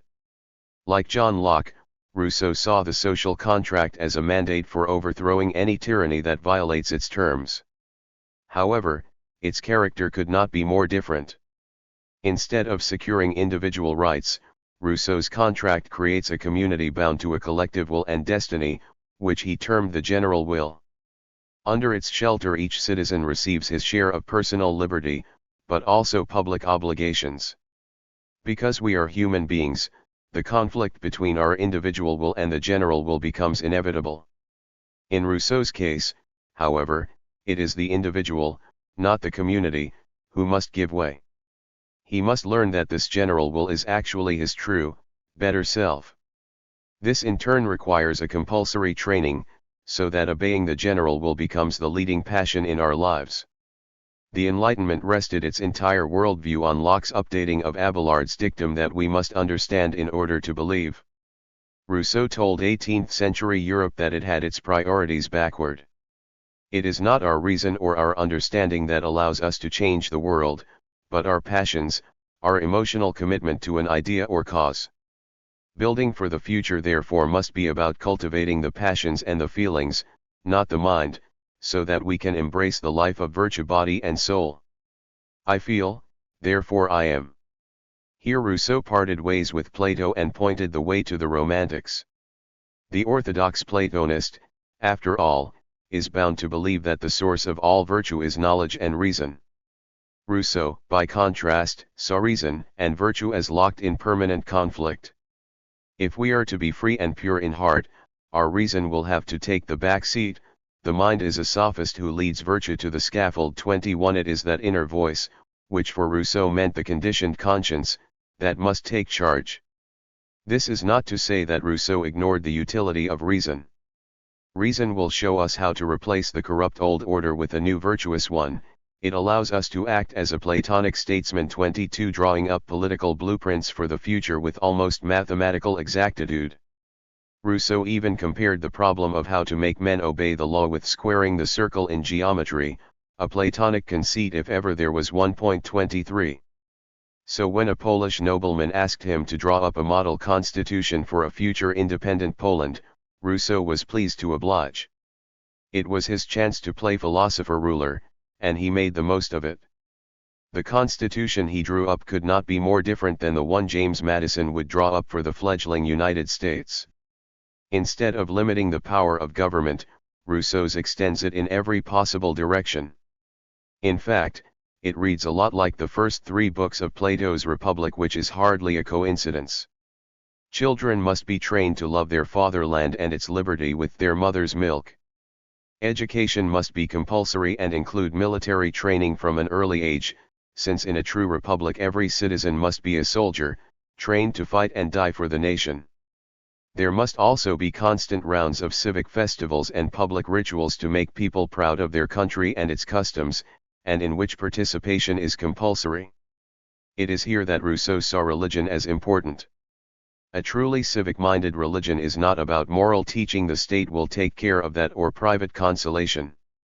Its role instead is to offer a set of rituals and dogmas that teach people that the best way to worship God is to worship the community, nothing more and nothing less. Modern mass politics, with its self-conscious public rituals, from the French Revolution's cult of the Supreme Being to Hitler's Nuremberg rallies, had been born, and with it its leading rationale. For everything that destroys social unity is worthless, Rousseau declared, and all institutions that set men at odds with himself are worthless, including the belief in God. One of the secrets of Sparta's success, Rousseau tells us, is that it never left its citizens any free time of their own. We can be either individuals or citizens, but not both. 24. And like the ancient Spartans, Rousseau's Poles must be trained to dislike foreigners and not engage in trade with them. Cause money to be an object of contempt, and if possible, useless besides, he wrote, along with all forms of luxury and womanly adornment. Teach people to tend their fields and not bother their heads with anything else. There will be no need to abolish private property as Plato's Republic did, because if the citizens' passions are properly conditioned, it will be unnecessary. As a result, the Poles may be poor and cut off from the rest of the world. You will live, however, in an atmosphere of true abundance, of justice and of freedom, with happy hands and hearts and minds, which are the foundations of a strong state and a prosperous people. 25. Strength through joy, work makes you free. It is Rousseau who first points the way toward those chilling formulations. Today we are only too aware of where the story ends. But it is important to realize that those who read him in the 3 decades before the French Revolution did not. They saw only a refreshing new political vision, a way to think about man's progress apart from the materialistic values of commercial society. In short, a vision of humanity freed from the ever-expanding getting and spending that the neo-Aristotelians of the Enlightenment had seemed to forecast for Europe's future. Indeed, the admiration for Rousseau started at the top of the intellectual pyramid. Immanuel Kant was the most respected philosopher in Germany. Yet in 40 years, Kant interrupted his daily post-luncheon walk only once, when his copy of Rousseau's Émile arrived. His austere office had no picture or decoration except for a portrait of Rousseau.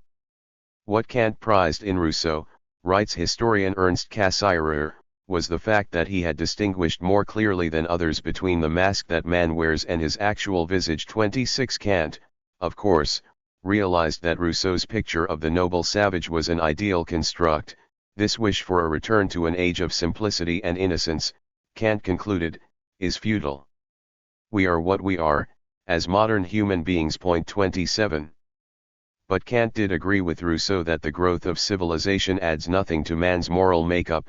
Instead, it usually ends up becoming a distraction from our moral duty. So the task ahead lies in creating institutions that will reflect our true moral nature, the voice of conscience that recognizes certain moral actions as an urgent duty without room for reflection or compromise. Kant termed that voice the categorical imperative. It is really a more sophisticated version of Rousseau's inner voice, which ultimately answers the call of the general will. 28. Kant's goal, however, was far grander and more utopian. He did not want to throw out enlightenment or commercial society or progress. Instead, they should be fused together with our higher moral nature to create a brand new stage of civil society, that of a single cosmopolitan culture and a single world government. Kant summed up the goal of this world government in the title of his tract Perpetual Peace, published in 1795, in which no nation may breach the peace of another and whose guarantor is nature herself, as a reflection of divine providence, whose aim is to produce a harmony among men, against their will and indeed through their discord. 29. Unfortunately, until then, Kant wrote, human nature must suffer the cruelest hardships under the guise of external well-being. No wonder Rousseau preferred man's savage state. Kant observed, so long as this last stage to which the human race must climb is not attained. 30 Over Kant's reading of Rousseau flutters the flag of the United Nations, but also the first pages of George Friedrich Hegel's philosophy of right and Auguste Comte's positive philosophy, not to mention Marx's Das Kapital. With the fusion of Kant and Rousseau, the European mind was on the brink of a new way of visualizing the direction and purpose of civil society, toward the abolition of the self-interested individual, instead of his ultimate triumph. Rousseau's influence cut in many, sometimes unexpected, directions. In France itself, after his death in 1778, intellectuals by and large fell in line with his political evangelism. Many, like the Count de Mirabeau, Jean-Paul Marat, Maximilien Robespierre, and Louis-Antoine de Saint-Just, would become leading prophets of the French Revolution. 31 Others resisted, especially ordinary people.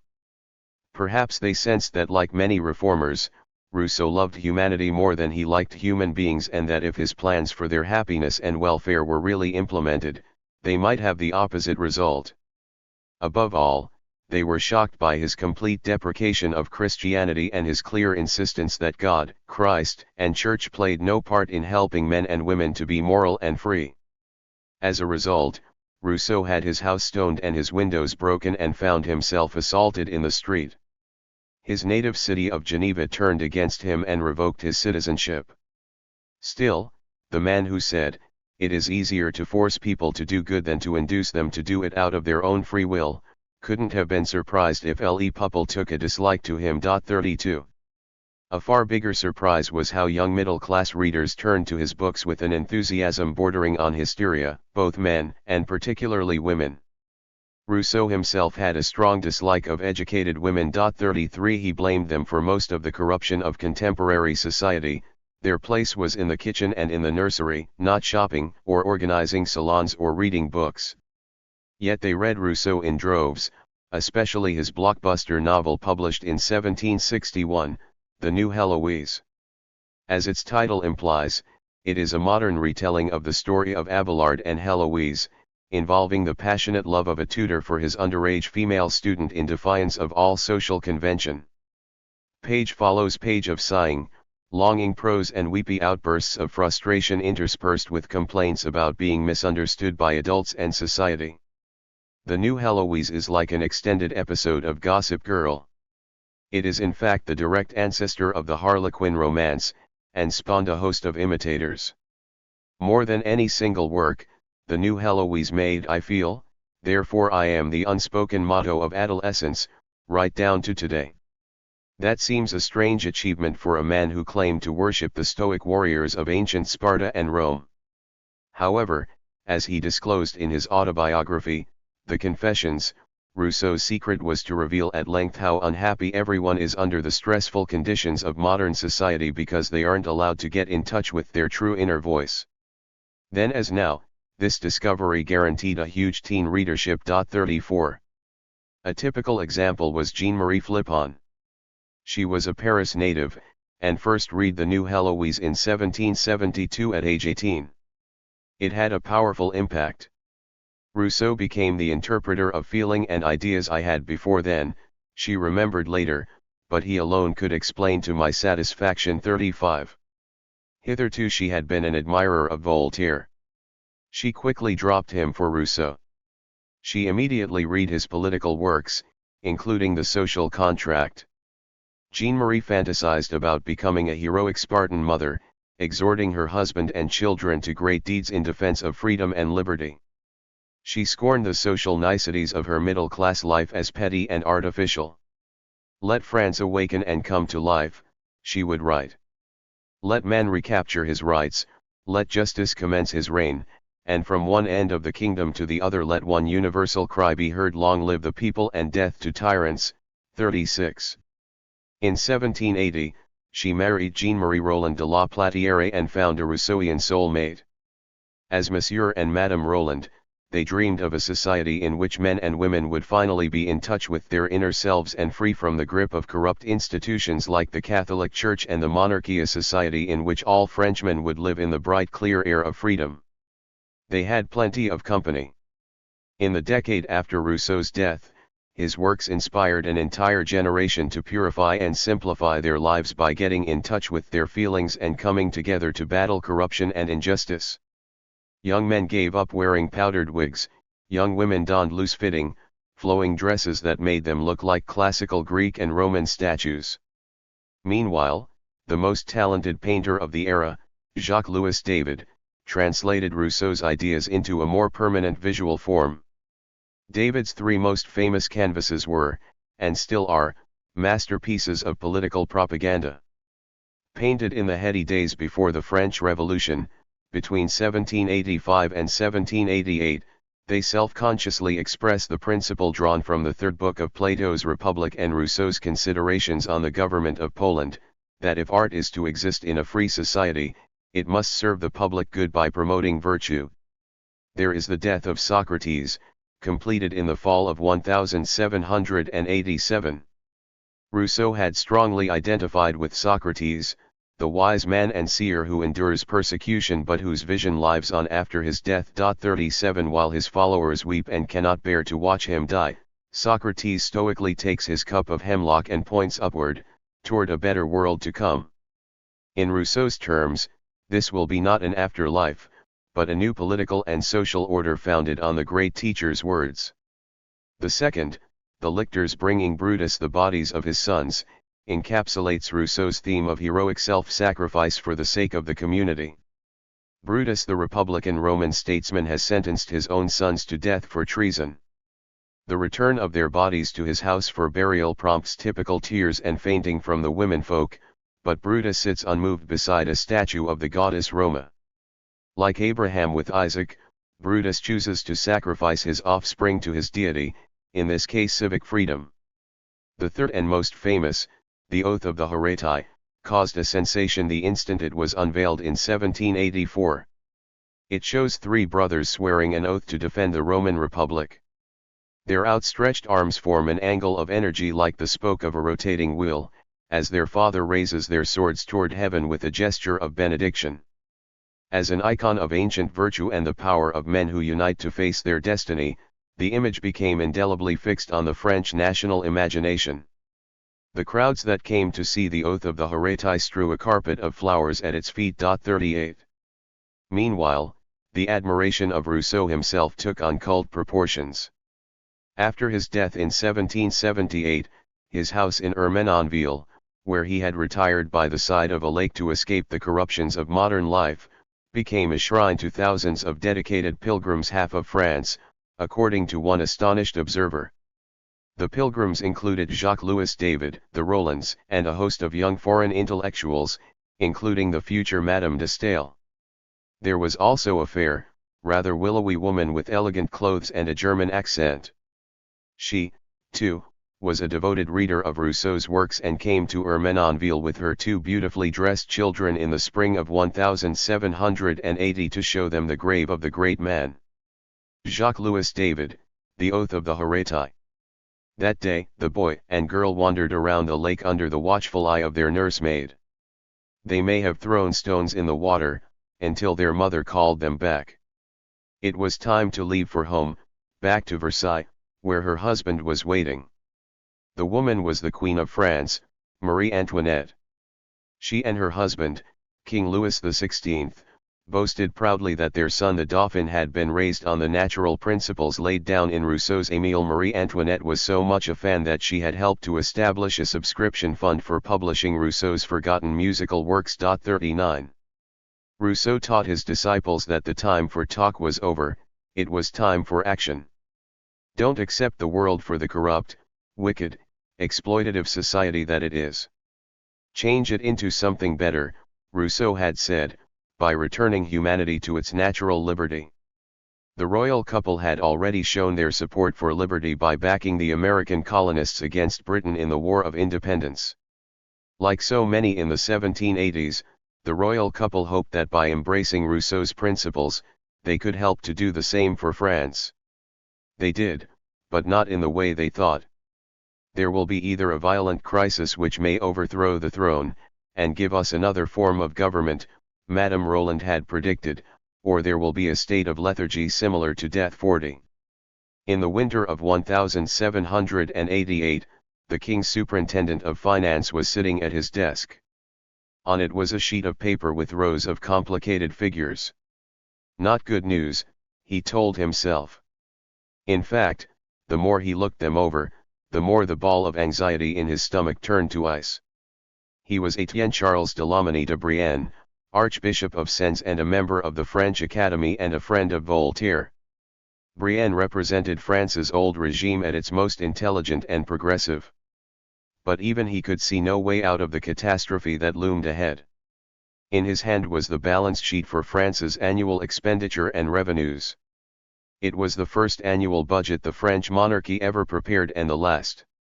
Brienne's numbers showed an annual expenditure of 629 million livres. They also showed the annual income from all taxes and sources at just over 500 million livres. The shortfall of 129 million livres, he noted with a grimace, was almost equal to France's entire budget for the army and navy. 41. But that was not all. Louis XVI's war in support for the American rebels had turned the French crown's annual debt into an ocean of red ink. The current debt service alone was costing the French crown 318 million livres. Brienne made a rapid calculation. That meant more than 50% of royal income. There was no way to make up that difference, especially when the richest sections of French society, the aristocracy and the church, still paid no taxes at all. 42. David Hume had once said that either a nation must destroy its debt, or the debt would destroy the nation. France was about to put his prediction to the test. Indulging the Rousseauian impulse to support natural liberty in America had doomed Brienne's predecessor, Jacques Callan. Already the Swiss banker friends of the regime had begun to say they could loan the crown no more money. Their refusal had cost Callan his job. Now it was Brienne's turn. On August 25, 1788, he, too, was forced to step down, but not before he wrung from the king a promise to summon an Estates General, the first in 170 years, to address the debt crisis. Meeting in the spring of 1789, it did far more than that. When Louis XVI refused to agree to sweeping political and fiscal reforms, the members of its Third Estate, merchants, doctors, town notables, and lawyers met separately to swear an oath never to adjourn until France's long-standing problems were solved, dubbing themselves a National Assembly. When the government tried to arrest them in mid-July, Paris rose up and on July 14 seized the Bastille. Revolution had come to France. The moment the Rolands and their Rousseauian friends had prayed for had finally arrived. Many, including a few in the government itself, still hoped to bring reform to France along the lines of the American and British constitutions. They failed to realize that the political systems of those countries succeeded by adopting not Rousseau's principles, but the enlightened Aristotle's. Individual liberty and property were safeguarded, not threatened, as matters of natural right. A separation of powers allowed their constitutions to articulate, not flatten, existing social and sectional differences. For the French, however, the temptation to act like Platonic legislators was too much. What started as an effort to deal with a fiscal crisis ended up becoming a program for remaking the nation according to the Rousseauian ideal of justice and virtue. "We are an assembly of philosophers," gushed one member of the new National Assembly in 1792, engaged on preparing the happiness of the world. 43. As the political ferment in Paris grew headier and more militant, the Roland's house in the Rue Guénégaud became the staging ground for many of these self-appointed philosopher rulers. Like the fraternal brothers in David's Oath of the Horatii, they saw themselves standing united in order to serve the general will and change the direction of human history. Rousseau had averred that the man who dares to bring true liberty and equality to a people must feel that he is capable of changing, so to speak, human nature. The lawgiver's great soul is the true miracle that must vindicate his mission.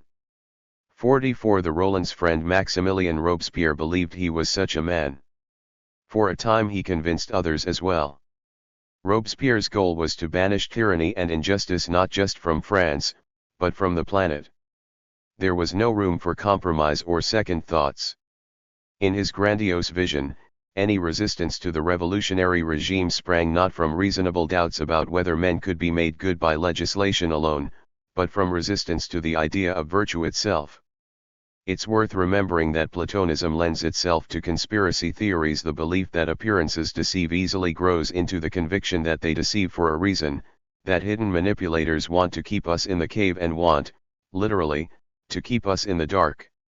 Rousseau himself suffered from a lifelong fear that enemies were constantly working to undercut his success, the same people who were working to keep the world corrupt and unjust. Robespierre believed the same thing. When the National Assembly abolished the monarchy in 1792 and the rest of Europe turned to put Louis XVI back on his throne, Robespierre's utopian hopes became fused with Rousseau's paranoid style. The result would be the Reign of Terror. "Citizens, the nation is in danger," Robespierre proclaimed. "Domestic enemies more fearsome than foreign armies are secretly plotting its ruin." 45 In the steamy summer of 1793, Robespierre and his allies warmly embraced the term terror. If people weren't willing to sacrifice themselves for the general will, then they would be terrorized into doing it. Sometimes, as Rousseau had warned, men must be forced to be free. Not being for the revolution was as evil as being against it. "You must punish not merely the traitors," Robespierre's ally Louis-Antoine Saint-Just proclaimed, "but even those who are merely indifferent, since that indifference sprang from a love of self that was the source of all evil and doom for any radical transformation of modern society." 46. By 1793 most of the revolution's real opponents, the Royalists, had long since fled abroad. So had most of its moderate voices, like the Marquis de Lafayette. All that were left to punish were those insufficiently committed to the new order and to obeying the general will. Thousands would pay with their lives for that indifference. As the guillotine claimed its victims, increasingly whatever was not forbidden was made compulsory. Wage and price controls were imposed. Universal conscription sent tens of thousands of unwilling Frenchmen into the army to fight the monarchies of Europe. Churches were closed and Christianity banned, along with the traditional calendar, saints' days, and seven-day week. Saint-Just spoke of taking children away from their parents at age 5 and training them, like ancient Spartans, to become workers or soldiers. For the first time in European history, the word communisme floated in the air. 47. Robespierre is the first true modern dictator, the man who rules not as the living image of God, as the kings of old had, but as the living image of the will of the people. His virtue becomes unassailable, since it is identical with that general will. Just as he can have no flaws, Robespierre's nickname was the Incorruptible, so can he have no opponents or rivals. And among Robespierre's earliest victims were his fellow Rousseauians Monsieur and Madame Roland. They had begun to have doubts about where their former protégé was leading the revolution. In the France of the Reign of Terror, the price of doubt was death. The husband chose suicide.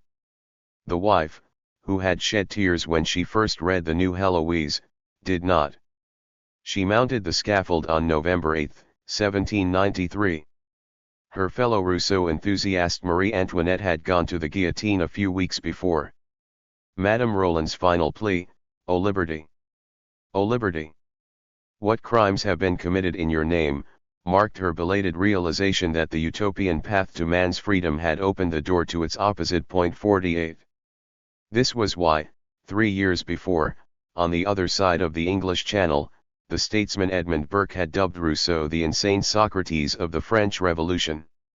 Even before the Reign of Terror, Burke saw in revolutionary France a tragic playing out of the Platonist temptation to perfect society through reason alone while ignoring human nature as Aristotle and the Enlightenment had defined it, in order to make us into something better. In the groves of their academy, Burke wrote, "At the end of every vista, you see nothing but the gallows." 49 Sadly, it was not the last would-be modern Platonic republic to be adorned in this way. Visitors to Paris can still stay in Gabriel's most famous masterpiece, the Hôtel de Crillon on the Place de la Concorde. Caspar David Friedrich, Morning Light. 23. Feeling is all, the triumph of the Romantics. One power alone makes a poet, imagination, the divine vision. William Blake. A poet participates in the eternal, the infinite, and the one. Plato was essentially a poet. Percy Bysshe Shelley. On October 11, 1794, Rousseau's remains were interred at the Pantheon in Paris, formerly the Church of Saint Genevieve. The crowds cheered and the poets sang. To the immortal Rousseau the French people shall excel. One other in rendering homage to this man, to whose wisdom illustrious liberty bears witness, and who shall be immortal in memory's temple. 1. Some weeks earlier on July 28, that same crowd had cheered as a horse-drawn cart slowly wound its way through the streets, bearing 4 men to the guillotine. The oldest, Georges Couthon, lay in the straw at the bottom of the cart, his body smeared with manure. The man beside him had been so badly beaten at his arrest that one eye was dangling from its socket. A third, a young man with open shirt and a pale, almost angelic face, stood with his arms tied behind him. A fourth sat with hair askew and a great bandage wrapped around his face. He watched stone-faced as the crowd danced and sang, while women and children spat into the cart. Go down to hell with all the curses of mothers and wives. Since the previous summer, the reign of terror had claimed some 17,000 victims by firing squad or the guillotine. 2 On this day, the guillotine's body count would be more than 80. But this time those going to their death were the terror's own architects.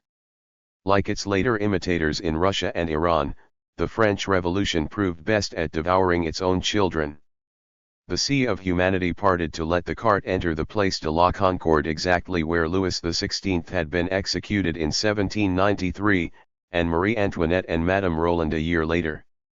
Guards roughly shoved the prisoners out. One by one they staggered up the scaffold steps. Couthon, former interrogator-in-chief of the Committee of Public Safety and a deformed cripple, had to be dragged out and his head inserted sideways through the guillotine's wooden block. The cherubic-faced Louis Antoine Saint-Just, popularly known as the Angel of Death, was next. He had dreamed of turning France into Rousseau's Sparta. Instead, he wound up one more headless victim of a utopian vision turned blood-soaked nightmare. The last prisoner to die was the incorruptible himself, Maximilien Robespierre. 36 years old, the most powerful man in France had become the most hated by virtue of his thirst for blood. Before his arrest, he had tried to commit suicide with a pistol but succeeded only in shattering his jaw. Now, as the executioner yanked away Robespierre's bandage, the jaw was pulled from its socket. The incorruptible let out a scream of surprise and pain that filled the crowded square with a sound more animal than human. The crowd roared as the blade rose and fell for the last time. When Robespierre's head was held up to the mob's cheers, it presented the most horrendous spectacle imaginable, a monstrous, inhuman face, the final ghostly face of Rousseau's Republic of Virtue. 3. Far away on the other side of the English Channel, another man was walking the serene hills of rural Somerset. It was a bright and warm, sunlit day. Clouds flew along the wind and washed the trees in shadows. Larks sang in the meadow below as insects buzzed past his head. As the man stopped and sat in the shade of trees to contemplate the scene, thoughts ran through his mind, which he recorded in a poem. To her fair works did nature link the human soul that through me ran, and much it grieved my heart to think what man has made of man. Although he was English, William Wordsworth had been a keen supporter of the French Revolution. In 1791, he had gone to France to see what all the excitement was about. He had fallen in with a Revolutionary Army officer named Beaupuy who had set Wordsworth to reading Rousseau. They had discussed the author of the Discourse on Inequality at length as they walked the shady banks of the Loire River in Orleans. One day they passed a homeless girl, her figure wasted with starvation. Beaupuy pointed. "That," he said, "is what we're fighting for." That was what Wordsworth wanted to fight for as well. When he moved to Paris in October 1792, he had the chance to see the revolution in full vigor. The crowds and the excitement were everywhere, the sense of founding a greater future for man was palpable. "My heart was all given to the people," and my love was theirs, he remembered later. Bliss was it in that dawn to be alive, but to be young was very heaven. 5. Wordsworth even hoped to establish a friendship with the Rolands and their circle of fervent Rousseauians. It was just as well he didn't. When the Reign of Terror came, Wordsworth escaped arrest by a miracle and returned to England in December a sadder but wiser man. He had left with no faith in his own government and still less in the society he saw taking shape around him. It was an England of factories and smokestacks, of hard-faced merchants and manufacturers with bulging pocketbooks and factory workers with blackened faces, dull eyes, and sunken cheeks, the dark underside of commercial society.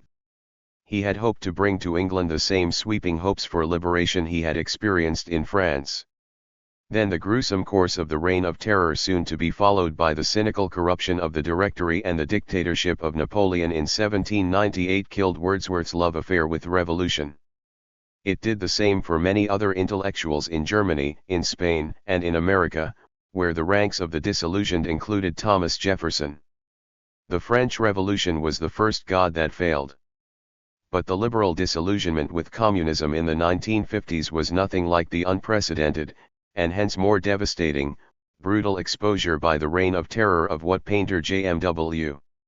Turner called the fallacies of hope, the emptiness of Rousseau's utopian vision. The crucial question became, what would take its place? For Wordsworth, the answer came in those long walks, and later in the cottage he shared with his sister Dorothy in the beauties of the Lake District. For I have learned to look on nature, not as in the hour of thoughtless youth, but hearing oftentimes the still, sad music of humanity. And I have felt a presence that disturbs me with the joy of elevated thoughts, a sense sublime of something far more deeply interfused, whose dwelling is the light of setting suns, and the round ocean and the living air, and the blue sky, and in the mind of man. In the end, what replaced the spirit of revolution was the spirit of romanticism. The romantic, a term that the Enlightenment had associated with the picturesque and or merely foolish, assumed after 1800 a powerful cultural force so powerful that it persists, almost unrecognized, as the foundation of popular Western culture today. At its center was nature with a capital N. Faith in the rights of man yielded to a faith in nature, the nurse, the guide, Wordsworth wrote, the guardian of my heart and soul, of all my moral being. The German poet Hölderlin said the same, boldly forget what you have inherited and won all laws and customs, and like newborn babes lift up your eyes to God like nature. 6. This belief in an eternal and beneficent nature bore a striking resemblance to the belief in Christianity it replaced, and not by accident. After 1725, Orthodox Christian belief faded from the intellectual scene, as the Enlightenment drove out the last remnants of medieval Neoplatonism. By a strange twist of irony, opponents of Enlightenment like Rousseau and Wordsworth would rediscover in nature what Neoplatonists had found in the God of Revelation, the radiant presence of a transcendent moral order, of an absolute ready to guide humanity to illumination and ultimate knowledge.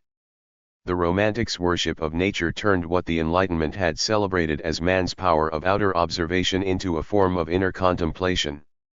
Beauty is truth, truth beauty, John Keats would write, that is all ye know on earth, and all ye need to know.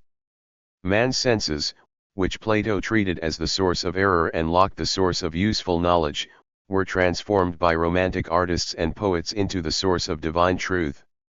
In one dramatic stroke, the 19th century discovered in the sensate world of forest, hills, waterfall, and pasture, as well as in sex and opium, the knowledge of the good and the one.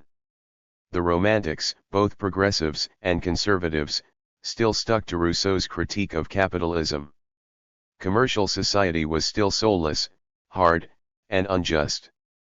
The war with Aristotle's Enlightenment was just as intense, and its celebration of a self-centered artificiality still offended as a betrayal of the innocence and promise of Rousseau's natural man. As German poet Friedrich Schiller put it, in modern society the essential bond of human nature has been torn apart, and a ruinous conflict set its harmonious powers at variance. 7. Far back in 1778, Rousseau's friend Denis Diderot actually set up the debate in terms of Plato's cave.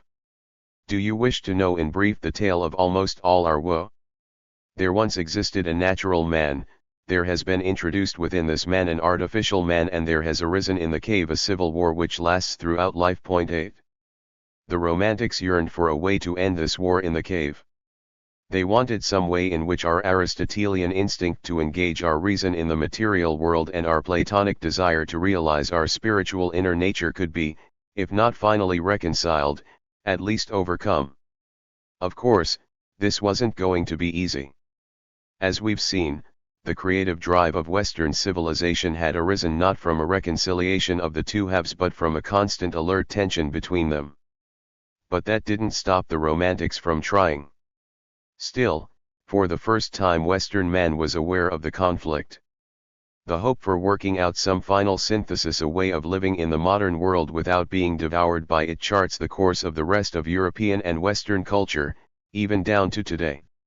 And it starts with a man walking alone in a forest.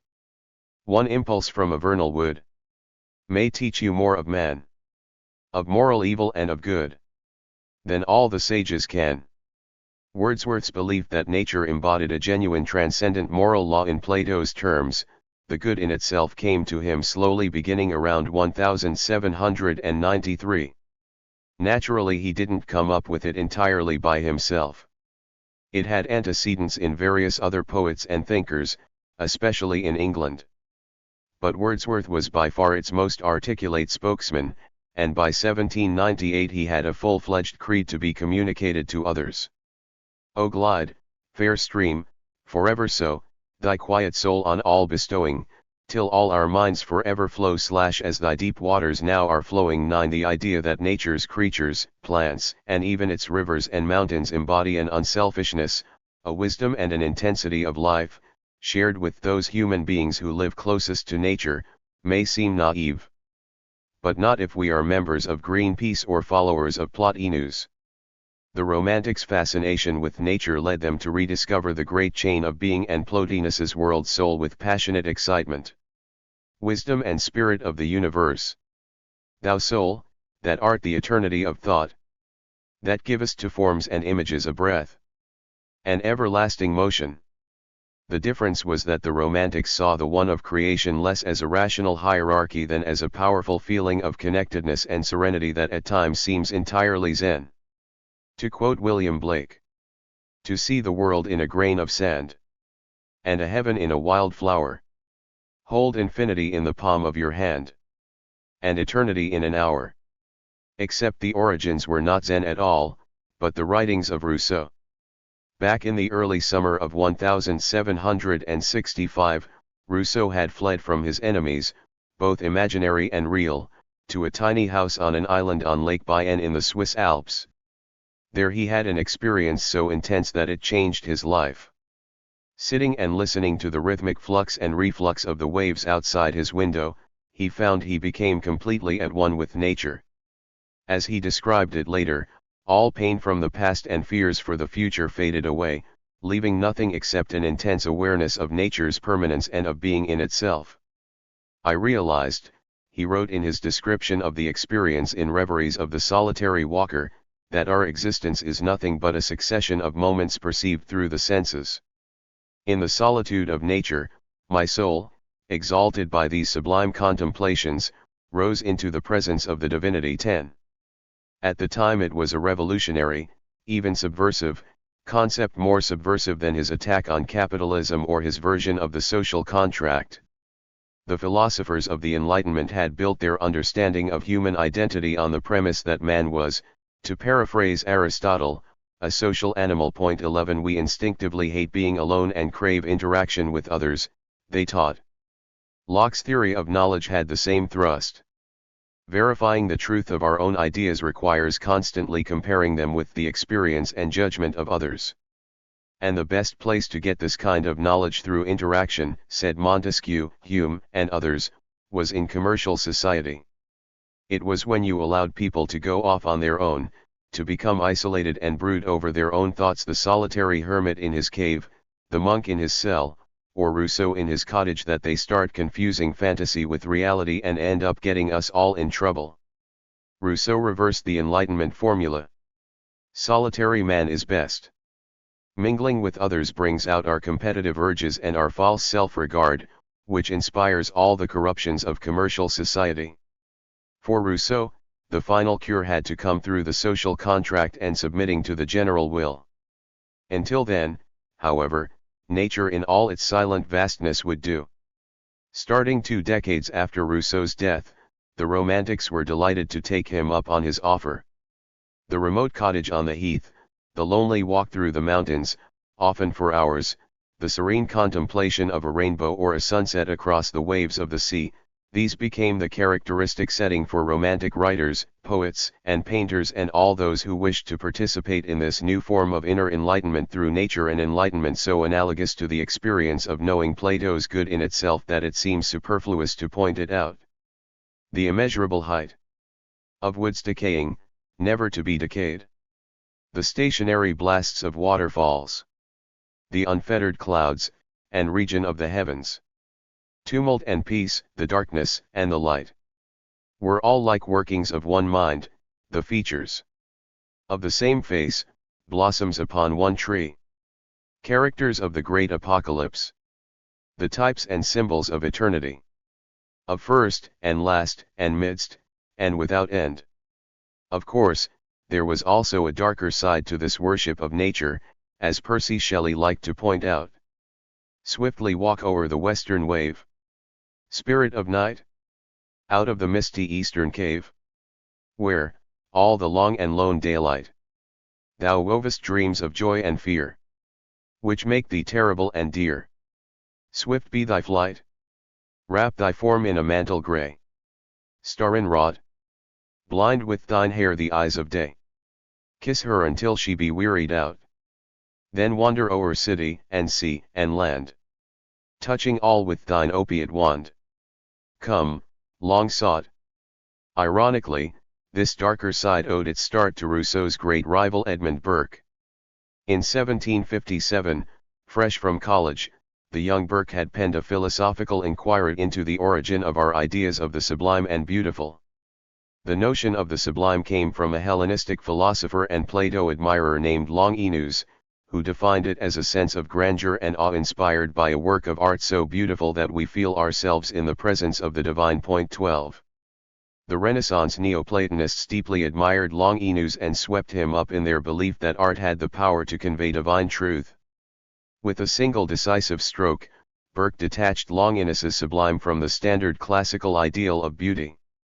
The real source of our experience of the sublime, the youthful Burke argued, was our most intense feelings, and of these the most important were fear of pain and danger, especially from a nature beyond human scale and beyond man's control. These included the awe-inspiring mountains and vertiginous valleys of the Alps, the destructive power of cataracts and avalanches and storms at sea, the death-like solitude and silence of night, and the roaring of animals like lions and tigers. 13. Hence the statesman who warned the world about the danger of Rousseau's politics became ironically one of the prophets of the Rousseauian worship of nature. Burke's formula found its way into the poems and paintings of the early Romantics, as well as their novels, from Horace Walpole's Castle of Otranto to Mary Shelley's Frankenstein. They still live on in their modern cinematic offspring, the horror movie. But they also pointed to another powerful lesson to be drawn from the contemplation of nature's dark side, the puniness of man and man's efforts in the face of her destructive power. Blow, winds, and crack your cheeks. Rage. Blow. You cataracts and hurricanos, spout. Till you have drenched our steeples, drowned the cocks. You sulphurous and thought-executing fires. Vaunt couriers to oak-cleaving thunderbolts. Singe my white head. And thou, all shaking thunder. Strike flat the thick rotundity o' the world. We see it in a painting like Caspar David Friedrich's Wreck of the Hope, in which a ship trapped between icebergs is crushed and overwhelmed with the same lack of concern and pity as a child crushing a beetle. We also see it in the terrifying lightning-slashed landscapes of George Stubbs, and above all in the canvases of J.M.W. Turner, England's greatest painter and greatest observer of the violent, hostile moods of nature as the absolute. His pictures give us typhoons, snowstorms, and avalanches in vivid colors and light. Luminescent arcs of blue and green sweep the scene or drench the landscape with shimmering golds and blue-red scarlets. Turner's nature is so immense and impersonal that it becomes abstracted from its normal visual appearance. In fact, Turner is the inventor of abstract painting nearly 100 years before the term was coined. In Turner's paintings, human beings appear as tiny insignificant dots. They and their pitiful works are swallowed up in great spiraling vortices of disaster. Hope, fallacious hope, Turner wrote, where is thy market now? The pessimism that arose from the failure of the French Revolution soon found a new home in a romantic pessimism about man's fate when face to face with nature. If Plato is the original pioneer of pessimism, a belief that man's greatest achievements must inevitably be overwhelmed by the forces of corruption and decay and, like Atlantis, subside back into the timeless sea, then 19th century Romanticism is its messenger into the modern era. J.M.W. Turner, Snowstorm, Steamboat off a harbor's mouth. Some were crushed by this lack of hope. Suicide became an occupational hazard for young romantics. The writer Schopenhauer even recommended it to his readers. Others like Turner and Francisco Goya were inspired by their pessimism. Still others like Lord Byron positively embraced it. Let me be, his child Harold tells the dark storm, a sharer in thy fierce and far delight, a portion of the tempest and of thee. Just as the Romantics became fascinated by storms and lightning, so the Byronic impulse produced another stock character from the Romantic inventory, the solitary hero who rides off to death with a smile and cheerfully accepts his doom. The land of honorable death is here. A soldier's grave, for thee the best. Then look around, and choose thy ground. And take thy rest. What separates Byron's hero from Rousseau's is that while the latter rides the storm and risks death for others, the former risks it only to gratify himself. He is the emblematic anti-hero. His real battle is not against corruption or enemies or even conventional values, as in Byron's Don Juan. It is against the absolute itself, as he dares to pit his own will against the immense all. It may be disturbing, even outrageous, but it is also heroic. As in the westerns of Sergio Leone, however much we regret the hero's three-day beard, his cynicism, and his ruthless brutality, we have to admire his single-minded yet casual defiance of fate. Middle-class man seems to shrink to triviality beside the man with no name. No wonder, then, that despite their best democratic instincts, the Romantics became fascinated by Napoleon, and still more by the figure of Lucifer. The line from Milton, "Better to reign in hell than serve in heaven," became a catchphrase for Romanticism's Byronic mood, even as Mephistopheles serves as alter ego for the age's greatest hero, Goethe's Faust. And so I turn to the abyss of necromancy, try if art can voice or power of spirits start to do me service and reveal the things of nature's secret seal. Point 14. Dr. Faust's insatiable desire for absolute knowledge to the point of selling his soul to the devil will make him emblematic of romantic striving for the ultimate thrill, a willingness to break all conventional rules, even to the brink of nihilistic self-destruction. As Mephistopheles says, all that exists, deserves to be destroyed. It is a sentiment that became Karl Marx's favorite quotation, and it animates all the works of Friedrich Nietzsche. Faust's author, Johann Wolfgang von Goethe, saw where all this was going. He had lived through the French Revolution and Napoleon's conquest of Germany. He tried to head things off with his famous pronouncement, "Classicism is health, Romanticism disease." No doubt he was thinking of Romanticism's brooding pessimism, the craving for intensity of experience, however immoral or bizarre, which in his mind stood in such contrast with the timeless serene stability of Greek and Roman art. Indeed, Goethe's remark set off a debate about the meaning of classic and romantic in the arts that has kept critics and historians occupied ever since. Point 15. Yet it is also profoundly misleading. The real split is, again, between the legacy of Plato and Aristotle.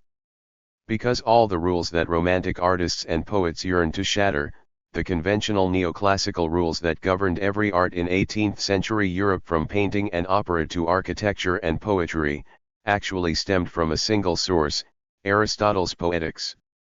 Aristotle wrote very little about painting or music and nothing about architecture, and he left behind a poetics that was woefully incomplete. Still, he also gave us a chest of analytic tools for understanding poetry and art to which critics have helped themselves ever since. Point 16 Nearly everyone who talked about art from Roman times on drew one crucial lesson out of Aristotle, that the basis of the best art was based on an imitation of nature, or mimesis. In short, what Plato had said was the artist's biggest sin, that his work is a mere copy of material reality, which is itself a copy of the forms Aristotle made his leading virtue. Point 17. Imitation was, Aristotle said, natural to human beings and a constant source of pleasure. Point 18 To create a painting of clouds that actually look like clouds and trees that look like trees, or to craft a dramatic scene of horror or a happy scene such as a family reunion that vividly captures real-life emotions, is what connects an artist's or poet's work to his audience.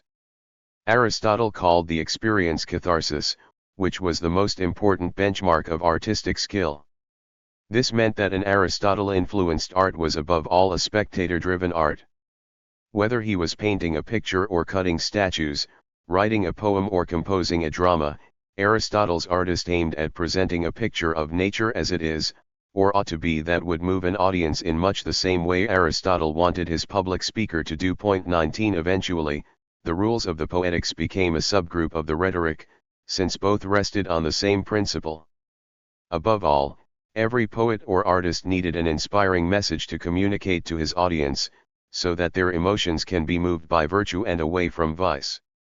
The Roman poet Horace summed up this Aristotle-based approach with a simple maxim, ut pictura poesis, which we can translate as every picture should tell a story. Every poem or story should therefore paint a verbal picture, which will be, Horace added, dulce et utile, or both beautiful and useful, meaning morally uplifting. Point 20 For nearly 300 years, from the High Renaissance until Jacques-Louis David, the fine arts in Europe followed Horace's advice. It was the foundation of all so-called academic art, while Aristotle's insistence that the most beautiful art imitated nature as it is, or ought to be, became a fundamental axiom of neoclassicism. Point 21 Nature as it ought to be turned into imitation of the most ideal, which after the Renaissance clearly meant the Greeks and Romans. Since the ancients had notably executed the most perfect human forms, the most harmonious architectural proportions, and the most stirring poems and dramas, they were obviously the ones to imitate. Nature herself, with her occasional warts and farts and sagging breasts, and clouds when there should be sunlight, and cowardice where there should be heroism, could wait. She waited for 3 centuries, while art students spent their time examining ancient statues and buildings, and writers practiced writing verse like Pindar and Horace and Virgil. The guru of 18th century neoclassicism, J.J. Winckelmann, was succinct: the only way for us to become great is the imitation of the ancients. 22 Critics like Winckelmann drew a firm line between creative imitation and mere copying. All the same, art on these terms inevitably turned into a relentless training on how to reproduce the techniques of the Greeks and Romans and not much more. The result was office buildings done up as Greek temples, statues of scientists and statesmen like Napoleon and George Washington dressed in Roman togas, plays meticulously written in classical meter and adhering rigidly to Aristotle's 3 unities, and paintings in which every figure was painstakingly derived from some Roman sarcophagus or Hellenistic statue. In the hands of a master like Jacques-Louis David, the results could be breathtaking. However, the academic approach also served as an excuse for the pedantic and second-rate, as anyone who looks at the paintings of Joshua Reynolds or Raphael Mengs, or reads the dramas of Voltaire, soon realizes. To the Romantics, it became apparent something was missing. It took some time, but they eventually found it, perhaps not surprisingly, in the pages of Plato. The source was Plato's dialogue Ion, and Percy Bysshe Shelley was the first to stumble on it one afternoon in Pisa, in the early winter of 1821. Not yet 30, Shelley had seen plenty of tumult in his short life. He had been expelled from Oxford for writing a pamphlet advocating atheism. He had then quarrelled with his father and eloped with a 16-year-old waitress. When the marriage collapsed, Shelley had run away with the daughter of Mary Wollstonecraft, the feminist writer. This daughter, also named Mary, would write one of the classic romantic expositions of the dark side of nature, Frankenstein. In 1818, Shelley had moved from England to Italy in order to escape from what he saw as modern society at its most corrupt and commercial. So had several of his friends. Renaissance Pisa, once the hometown of Galileo, was now a refuge for English romantic poets, a nest of singing birds, as one of them called it. Lord Byron lived just down the road in a large country house. Shelley himself, however, preferred to live in town, in rooms that he and Mary had filled with cheap furniture, plants, and books. One of those books, the Dialogues of Plato, was in his hands now. Outside, the weather had turned chilly. Inside, however, a fire burned in the grate, and with greenery filling every window, the sunny winter, he told a friend, is turned into spring. 23 Shelley was as fascinated by ancient Greece as he was contemptuous of his own society. He had used Greek myth for the setting of his most famous poem, Prometheus Unbound, and had done a translation of Plato's Symposium. 24 However, it was turning the pages of another Plato dialogue, the little-known Ion, that changed his view of his poetic art and reoriented the direction of 19th-century Romanticism. Shelley had his finger on the specific passage and read it again.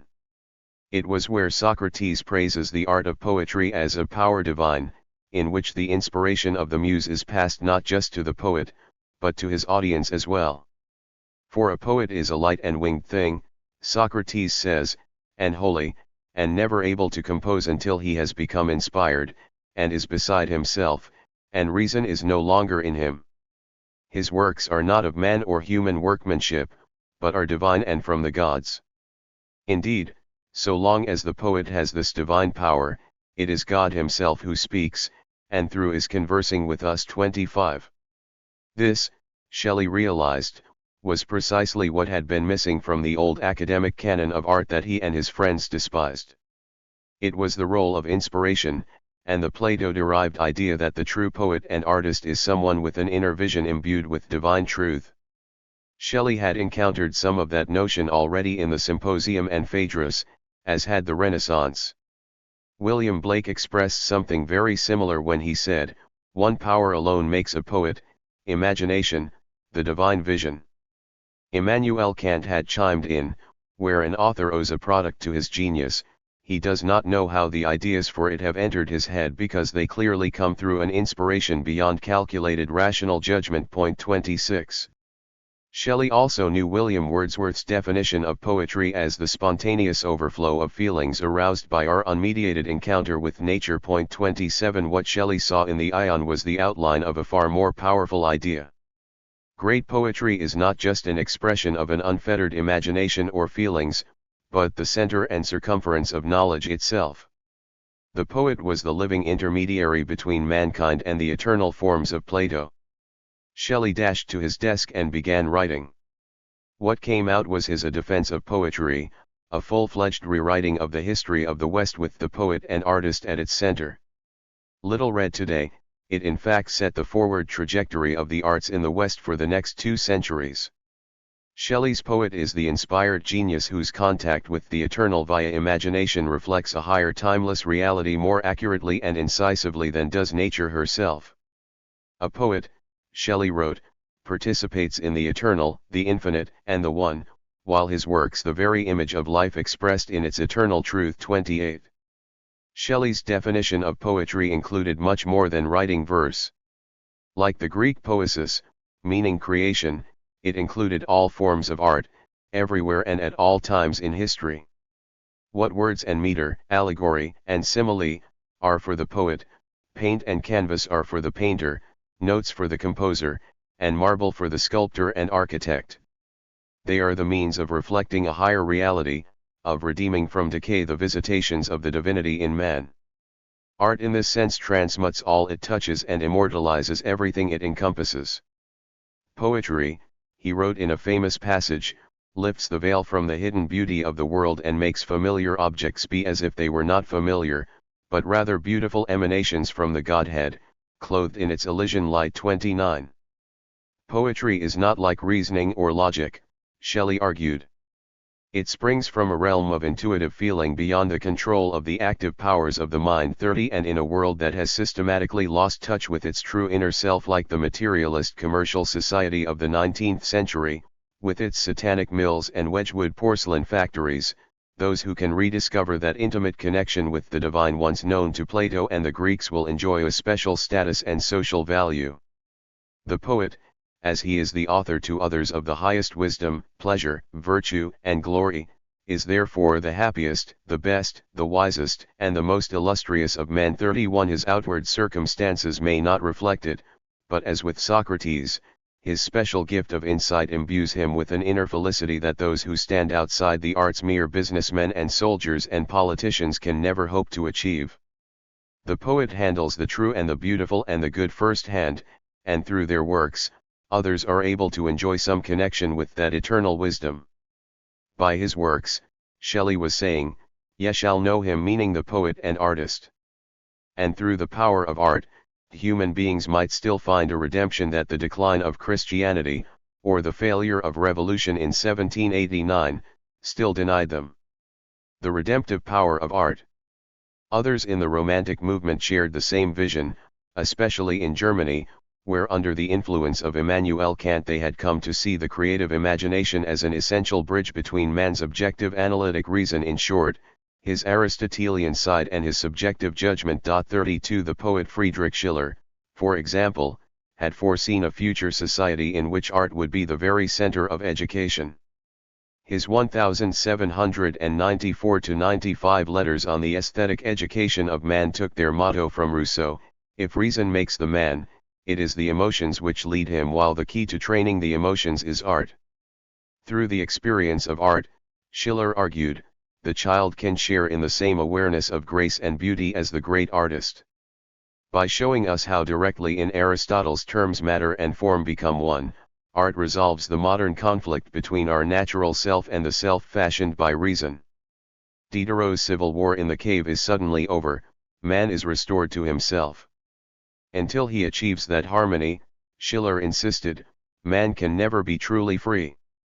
But once he has, a glorious new era for humanity will emerge, forged by imagination and beauty. 33. Shelley, however, decided to take this magnificent vision a stage further. The poet's ability to dream the impossible dream yet make it reality through his work applies not only to the arts, but to every form of human creation. Shelley's poets included not only the authors of language, and of music, or the dance, or architecture and statuary, or painting, they are the institutors of law, and the founders of civil society, and the inventors of the arts of life. Pythagoras, Plato, Francis Bacon, and Isaac Newton, Moses, Jesus Christ, and Luther, all share for Shelley the same transformative power of imagination as Homer, Michelangelo, Shakespeare, and Dante. For Shelley, there is no distinction between the poet and other great agents on the world stage, in politics, religion, or other forms of life. Everywhere and at all times in history, they express the same spiritual truth and power, the influence which is moved not, but moves. 34. If all great men are poets, then are all poets great men? Aristotle's logic would say no, but Shelley enthusiastically proclaimed yes. This is what led him at the conclusion of the defense of poetry to dub his poets the unacknowledged legislators of the world. They are in fact Plato's philosopher rulers in the flesh, for a world desperately needing the emanations of their genius. That may seem far-fetched, but the important word for Shelley is unacknowledged. Whether a society knows it or not, its artists are the advance guard of the human spirit. They are able to see farther, grasp with deeper insight, reconcile the conflicts in the human soul more fully, and then chart a course forward that the rest of humanity later only dimly and imperfectly follows. Schopenhauer put it differently but more vividly: talent is like the marksman who hits a target which others cannot reach, genius is the marksman who hits a target others cannot even see. 35. As Socrates had warned in the Republic, such cultural sharpshooters are bound to be scorned and resented by their duller neighbors. Their personal lives will probably be a mess, as Shelley's and Byron's and Coleridge's were, with plenty of disorder and loose ends. Dazzled as they are by the light of higher truth, not a few will appear insane. Nonetheless, for Shelley and his generation, they are now the true makers of history and civilization. The rest, including the Enlightenment's middle-class man, merely sponge off their imaginative creations, from the Parthenon and the Republic to the Sistine Chapel ceiling and the Principia. The picture is vividly summed up by Friedrich Nietzsche's later image of civilization as essentially a history of geniuses, in which one giant calls to another across the desert intervals of time and, undisturbed by the chattering dwarfs who creep about beneath them. 36. But what if one day the giant decided to reach down to those chattering dwarfs? What if the poet, having captured the light of truth in his imagination, turned back like Socrates or the god Prometheus and went down into the cave to share his fire from heaven with the masses? The effect would be, to use a metaphor the Romantics loved, electric. A great and free development of the national will, Shelley predicted, would be the result, as if from a new birth. 37. This, Shelley decided, had been the problem with political revolutions like France in 1789. They had been put together not by men of artistic genius, but by lawyers like Georges Danton and Robespierre, who for all their rhetoric about virtue and freedom were no different from their predecessors or, in Shelley's mind, the British politicians of his own day. Their imaginations were just as limited, their thirst for material power just as insatiable, their reliance on brute force to resolve conflicts just as oppressive. What was needed instead was a revolution led by poets and artists like Shelley and his friends. Then, he believed, humanity would achieve the future Kant had foreseen, a world of perpetual peace and harmony. Mankind would witness the overthrow of intellectual as well as political tyranny and the establishment of the rights of man, and, with a nod to Mary Wollstonecraft, the rights of woman. The dream that had haunted the Platonic imagination since St. Augustine, of an eternal city united by love and equality and justice, would be realized, with the poets leading the way. Shelley himself never got the chance. On July 8, 1822, Shelley and a friend boarded his sailboat, the Don Juan, and set out from the port of Leghorn under a lead grey sky with thunder and rain threatening. The Don Juan was never seen again. 38. 11 days later, the two men's bodies washed up on the beach between Viareggio and Massa. Mary Shelley and a small knot of friends, including Byron, pulled Shelley's putrefied corpse up from the temporary grave where Italian authorities had buried it and placed it on a funeral pyre along the beach. As the flames slowly caught and the smoke rose over the heartbroken circle, Byron threw off his clothes and leaped into the sea. He swam over to his own boat, the Bolivar. Already an outrageous plan was taking shape in his mind, of which a poem published the year before offered a clue. The Isles of Greece. The Isles of Greece. Where burning Sappho loved and sung. Where grew the arts of war and peace. Where Delos rose, and Phoebus sprung. I dreamed that Greece might still be free. For standing on the Persian's grave, I could not deem myself a slave. That previous April, the word had spread through the English colony in Pisa, Greece has declared its freedom. 39. Since the fall of Constantinople nearly 4 centuries earlier, Greece had labored under the domination of the Ottoman Empire. In the spring of 1821, Greek guerrillas rose up in arms against their Turkish masters. The revolt became an instant romantic cause célèbre. The prospect that the original home of democracy, the land of the Parthenon and Homer and Plato's Academy, might once again gain its liberty prompted men and women across Europe to open their pocketbooks in support. Committees were formed, funds raised, arms and ammunition purchased. Shelley himself had talked of going to join the Greek rebels, but he never made an effort to leave his Pisa apartment. Byron, on the other hand, did. On December 29, 1823, he set sail from Italy with a small ship packed with livestock, 4 horses, medicine for an army of 1,000 men, and chests full of gold coin and 40,000 British pounds in bills of exchange. He headed for the port town of Missolonghi, headquarters of the Greek insurgent government. 40 Arriving on January 4, he expected to find a setting of sunlit temples and an army of modern-day Homeric heroes waiting to be led in the fight for their freedom and the rebirth of European culture from its ancient roots. Instead he found a miserable fishing hamlet, its streets running with stale fish offal and human excrement. A cold rain fell incessantly and the Greek rebel leaders quarreled and schemed for power much like politicians everywhere. Missolonghi was also a cesspool of disease, and in mid-February, Byron was struck down with a violent fever. For 2 months the poet shivered in the filthy sheets of his bed, passing in and out of consciousness while ignorant doctors applied leeches and bled him so profusely that his immune system collapsed. On April 19, 1824, Byron closed his eyes for the last time. He was just 36. The first experiment in a revolution led by poets had ended in misery and squalor. It was only a foretaste of what was about to come. This was the title of the collection of essays by ex-communists, including Stephen Spender and Arthur Koestler, published in 1949. Needless to say, his contemporaries weren't taken with the result.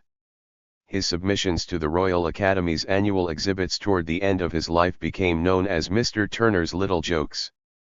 These were unity of action, unity of time, and unity of place, according to 16th-century interpreters of the Poetics. George Friedrich Hegel, he taught his disciples that the modern state would save us all from ourselves. 24. Victorian Crossroads, Hegel, Marx, and Mill. Change in any society begins with class strife. Plato, Republic, Book 8. The proletarians have nothing to lose but their chains. They have a world to win. Karl Marx. The sole end for which mankind are warranted, individually or collectively, in interfering with the liberty of action of any of their number is self-protection. John Stuart Mill. One by one, the trees came down as though of their own accord, as Alexis de Tocqueville, an eyewitness, put it. The lofty oaks and poplars that lined Paris's boulevards fell under the blows of hundreds of axes, while teams of men and women grimly wrestled them into the roadway. Others were pulling up paving stones.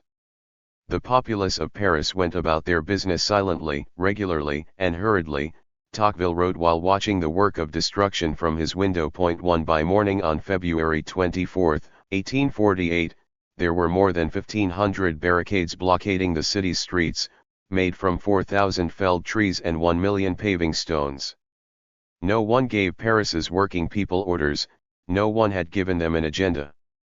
They were, however, in full revolt against the monarchy of King Louis Philippe, whose troops had made the mistake of firing on protesting crowds the day before, killing 40.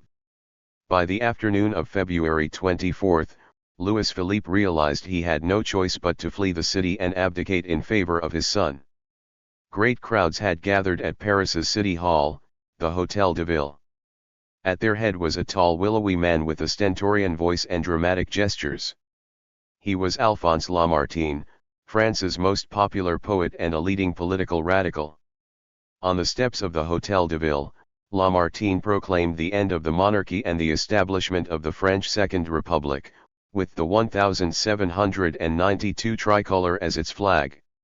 The new Republican government promised workers a national living wage, the right to organize unions, and universal male suffrage, a step even Robespierre had shied away from. "We are making together the sublimest of poems," Lamartine told the cheering crowd. 2. The revolution of the poets Percy Shelley had prophesied had begun. It did not stay in France very long. By March, the revolutionary fervor spread to Germany and Austria. In Berlin, crowds forced the King of Prussia to grant a new constitution. In Vienna, they clashed with troops and compelled Prince Metternich, chief architect of the conservative European order since the defeat of Napoleon, to resign and flee. In Rome, the Pope was expelled and a new Roman Republic was proclaimed. The Venetian Republic was restored in the city of gondolas and canals. Very suddenly, liberty and the rights of man swept Europe with hardly any shots being fired. As historian Alan Taylor later put it, heaven and earth never seemed closer than in 1848, or man's redemption by a great moral ideal more fully within reach. Point 3. Then the poetry and music died. To the shock of Lamartine and his middle-class allies, the new French National Assembly, elected on the democratic principle of one man, one vote, turned out to be more conservative than its royalist predecessor. Millions of peasants and small-town shopkeepers were determined to keep their hard-won property against any radical threat and to rein in the demands of Paris's workers for higher taxes on the haves and the right to work at government expense for the have-nots. Across the rest of Europe, Germans, Czechs, Poles, Hungarians, Italians, Ukrainians, and Serbs quarreled over the borders and ethnic makeup of their newly liberated nations. Eventually, troops had to be called in and the barricades knocked down. The old crowned heads, including the Pope, gradually restored their power. Even Metternich eventually returned to Vienna, deftly stepping from his carriage with imperial éclat. In France, the last stand of the poets came in the last days of June. Alphonse de Lamartine was an unabashed admirer of the French Revolution of 1789. He had written a book about it, praising the Rolands and their fellow Rousseauians. However, when he and his colleagues refused to give in to the workers' demands for the right to work, they found themselves besieged and cut off by barricades just as Louis Philippe had been. They had to call on the rest of France to help put down the revolt. The rest of France was all too happy to help. The fighting lasted for 4 days, from June 24 to 28. More than 15,000 Paris workers desperately fought street to street, house to house, against infantry armed with muskets and cannon. There was no quarter on either side. The Archbishop of Paris stepped into the firing line to stop the slaughter. He was killed by a stray bullet. More than 4,000 Parisians died in the fighting, many of them unarmed. Another 12,000 were thrown into prison. 3,000 of those were summarily shipped to France's colony in Algeria. Point 4. The revolution of the poets had ended in a bloodbath. The Second Republic had been saved but by shooting down the working poor, whom it claimed to protect. A chastened Lamartine did stand for president in the election that December. He came in dead last. The winner was the great Napoleon's nephew, Louis Napoleon, who would soon overturn the Second Republic and crown himself Napoleon III, Emperor of France. The promise of liberty and democracy in 1848 had not drawn people together, it had driven them apart. Alexis de Tocqueville became convinced the June days were not a political struggle at all, but a sort of slave war, the revolt of one whole section of the population against the other. A German observer called it the first great battle between the two classes that split modern society. 5. Unlike Tocqueville, he had not witnessed the bitter fight. He had visited Paris in March as a reporter for a local German newspaper. Thick-set and hirsute, with a greasy beard and an untidy mane of salt and pepper hair, he had watched the crowd's excitement and sense of exaltation in the early weeks of the 1848 revolution, and their belief that the establishment of a republic meant the nation's poorest and neediest would finally be free. He returned to Germany to see the same expectation sweep workers, students, and the peasantry of that country. He spoke to open-air meetings in support of revolution and a workers' democracy. Then, as in France, the middle class in Germany and Austria closed ranks with the aristocrats and monarchs against the radicals. The poets and intellectuals left the working poor to their fate, including the firing squad. For the young reporter, the events in Paris in June were the final straw. He was done listening to talk about the rights of man and liberty. And he perceived in the Paris workers' desperate struggle the outline of a larger, more decisive conflict to come. The Paris workers were overwhelmed by superior force, he wrote in the pages of the Neue Rheinische Zeitung, but not subdued. They have been defeated, but their enemies have been vanquished. His pen dripping with rage and sarcasm, he went on, the momentary triumph of brute force has been purchased with the destruction of all the delusions and illusions of the poets and their middle-class allies. Above all, it marked the division of the French nation into two classes, the nation of owners and the nation of workers.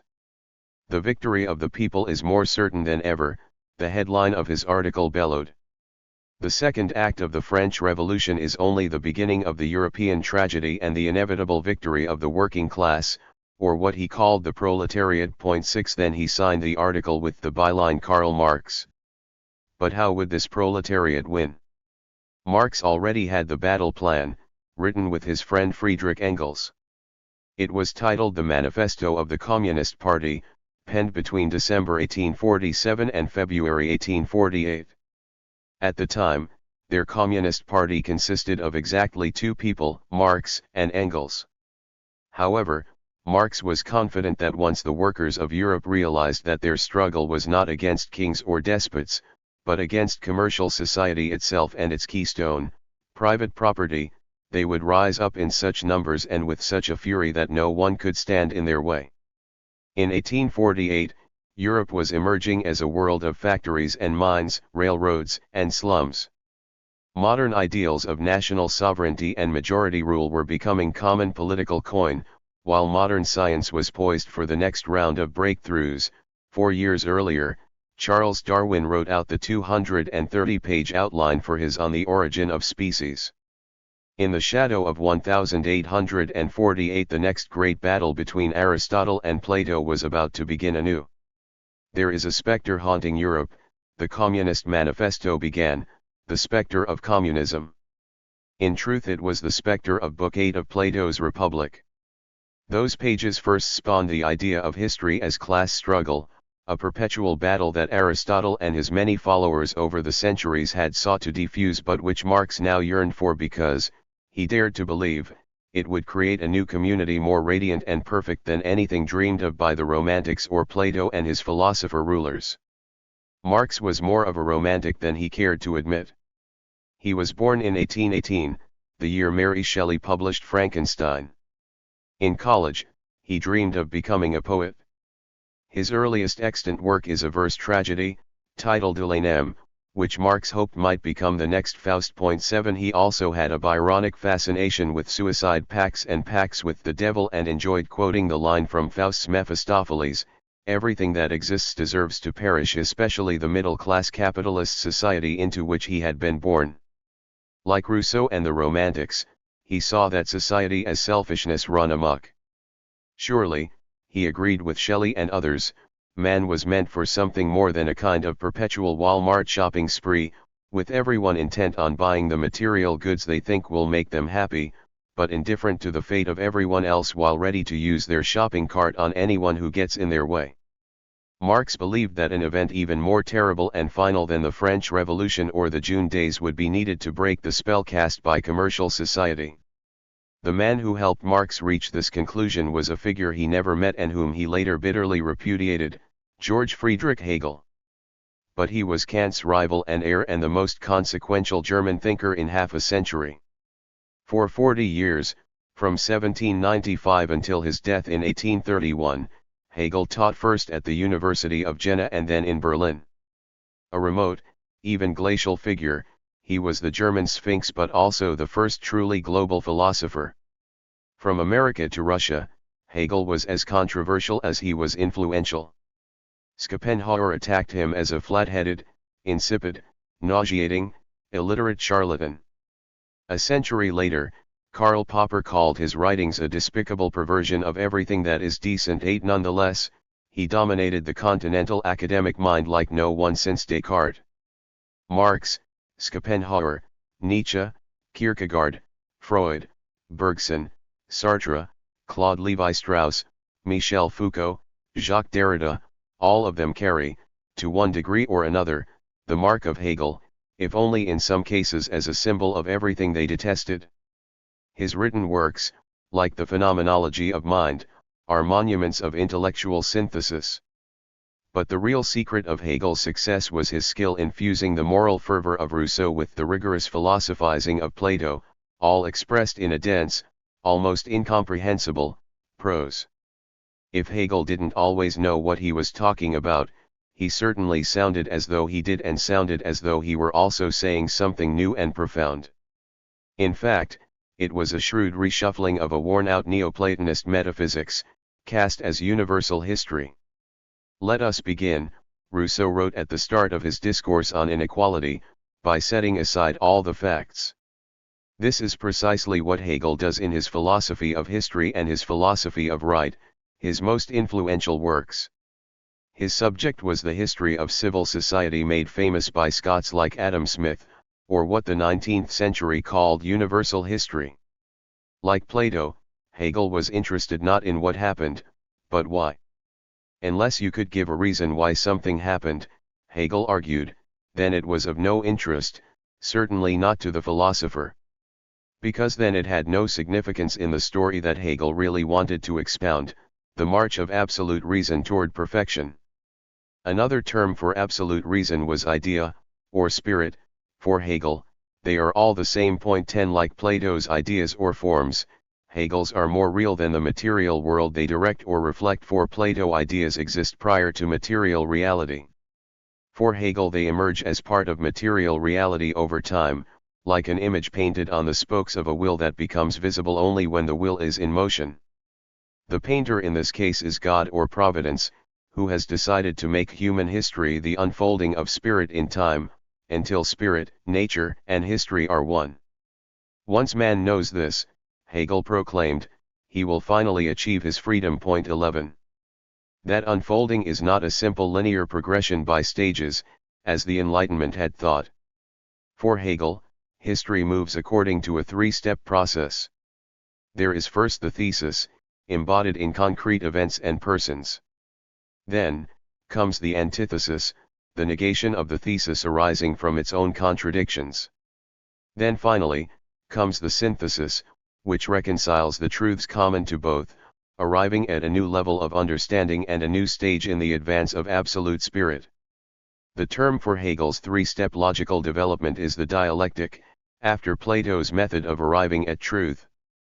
Later, some would say Hegel borrowed the concept from Kant, others from the German philosopher Johann Fichte. 12 But we can see where it really came from, Plotinus and Neoplatonism, where the same three-step movement, procession, retrocession, and then merger with the one, leads the initiate up the chain of being to the world spirit.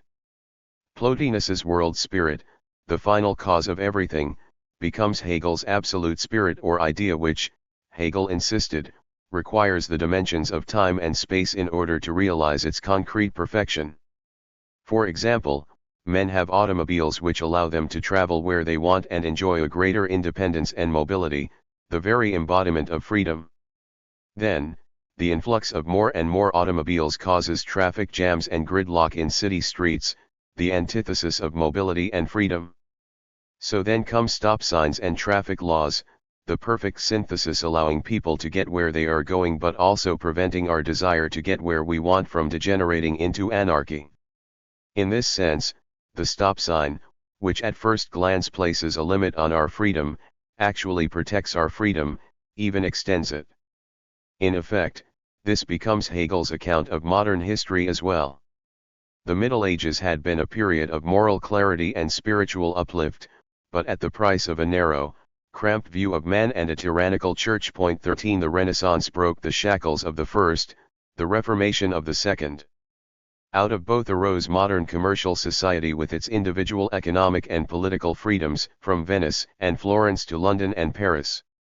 Thus far, Hegel's history sounds a good deal like Adam Smith's. It turns out, however, that Rousseau had it right all along. Instead of making human beings happier, commercial society only makes them feel alone and resentful, or to use a term Hegelians would make famous, alienated. We find ourselves in capitalist society like visitors at a banquet. We see the piles of food, magnificent wines, and exotic delicacies, we hardly know where to start. But just as we get close to the buffet table, other people cut in front of us. They already have plates, glasses, and cutlery. Where did they get them? We wonder. Then we see people sitting and gorging themselves while we are still waiting in line for our first scoop. When we do finally get to the table, we find all the best food is gone and the serving plates licked clean. You arrived too late, someone says, or, it's your own fault. You should have cut in line like the rest of us. We go home hungry and resentful. When a friend asks us how we liked the banquet or living in a capitalist society, we answer, there's got to be a better way. There is, Hegel argued. What we need, he says, is someone who will make us feel welcome and show us where the plates and glasses are, who makes sure that the other diners respect our place in line and allow us to get our turn at the pasta salad, creamed salmon, and lobster thermidor, and, finally, who makes sure that we, too, have a place to sit to enjoy our share of the bounty. That someone, Hegel declared, is the state. Its development as an autonomous actor in history is in fact the next and final stage of freedom beyond commercial society. It smooths out all the problems of capitalism, with its atomistic principle which insists upon the sway of individual wills but ends up making men feel powerless. 14 What Rousseau and Romantic nationalists had seen in the idea of the nation, a community shaped by laws, customs, and traditions into one single being, or general will, they can now achieve concretely through the actions of the state. Under its aegis, teams of bureaucrats become a virtual cadre of philosopher rulers who bring order and justice to a needy world. As in Plato's Republic, justice is the source of freedom, not the other way around. 15. Hegel is the true godfather of the nanny state, or welfare state, with Plato standing beside him at the baptismal font. Unemployment insurance, health and safety regulations, minimum wage laws and aid to dependent children, the income tax and federal deposit insurance, all these become justified as the state acting to protect us from ourselves, because the state is our better and higher self. As Hegel wrote, the government, regarded as an organic totality, is the concrete embodiment of the indwelling spirit and the history of the nation. It is, he concluded, the spirit of the people itself. 16. Once men realize this, they will realize that government, like the stop sign, exists to preserve freedom, not as Locke and others feared to restrict it. Modern liberty as the Enlightenment conceived it suddenly seems not so desirable after all. It seems a barren, rather empty place, like waiting endlessly in line at the banquet, compared with the comfort and security of the state's constantly outstretched arms. Society and the state are the very conditions in which freedom is realized. 17. Indeed, in time humanity will discover that obeying the laws of the state is the only true freedom, since it is the only one that connects us to the self-realization of reason and the larger process of history itself, and thus gives us final absolution from Diderot's civil war in the cave. However, all this comes at a price. The dialectical movement of history is not smooth and seamless. It is a bumpy and choppy ride, with lots of turmoil, not to mention bloodshed. The conquests of Alexander, the fall of Rome, the Crusades, the Inquisition, are all for Hegel cruel but necessary steps on reason's path to perfection.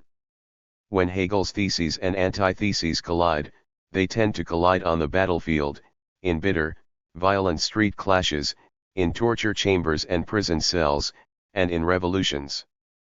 Plato had made constant revolutions the dynamic of man's life in society, and so does Hegel.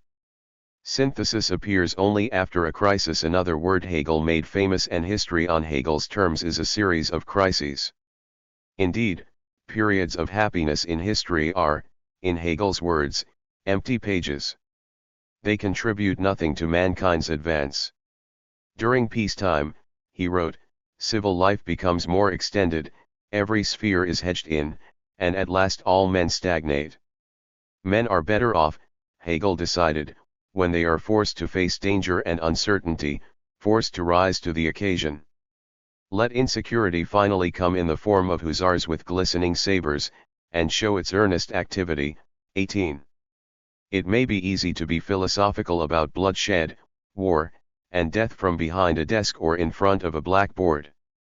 Still, the legend is that Hegel wrote the Phenomenology of Mind to the sound of gunfire from Napoleon's victory at Jena, where Hegel was a professor. Hegel welcomed the advent of Napoleon, this great soul, this extraordinary man as signaling the next great stage in history, the emergence of a world state, even though it meant the end of thousands of lives and the defeat of his own country, Prussia.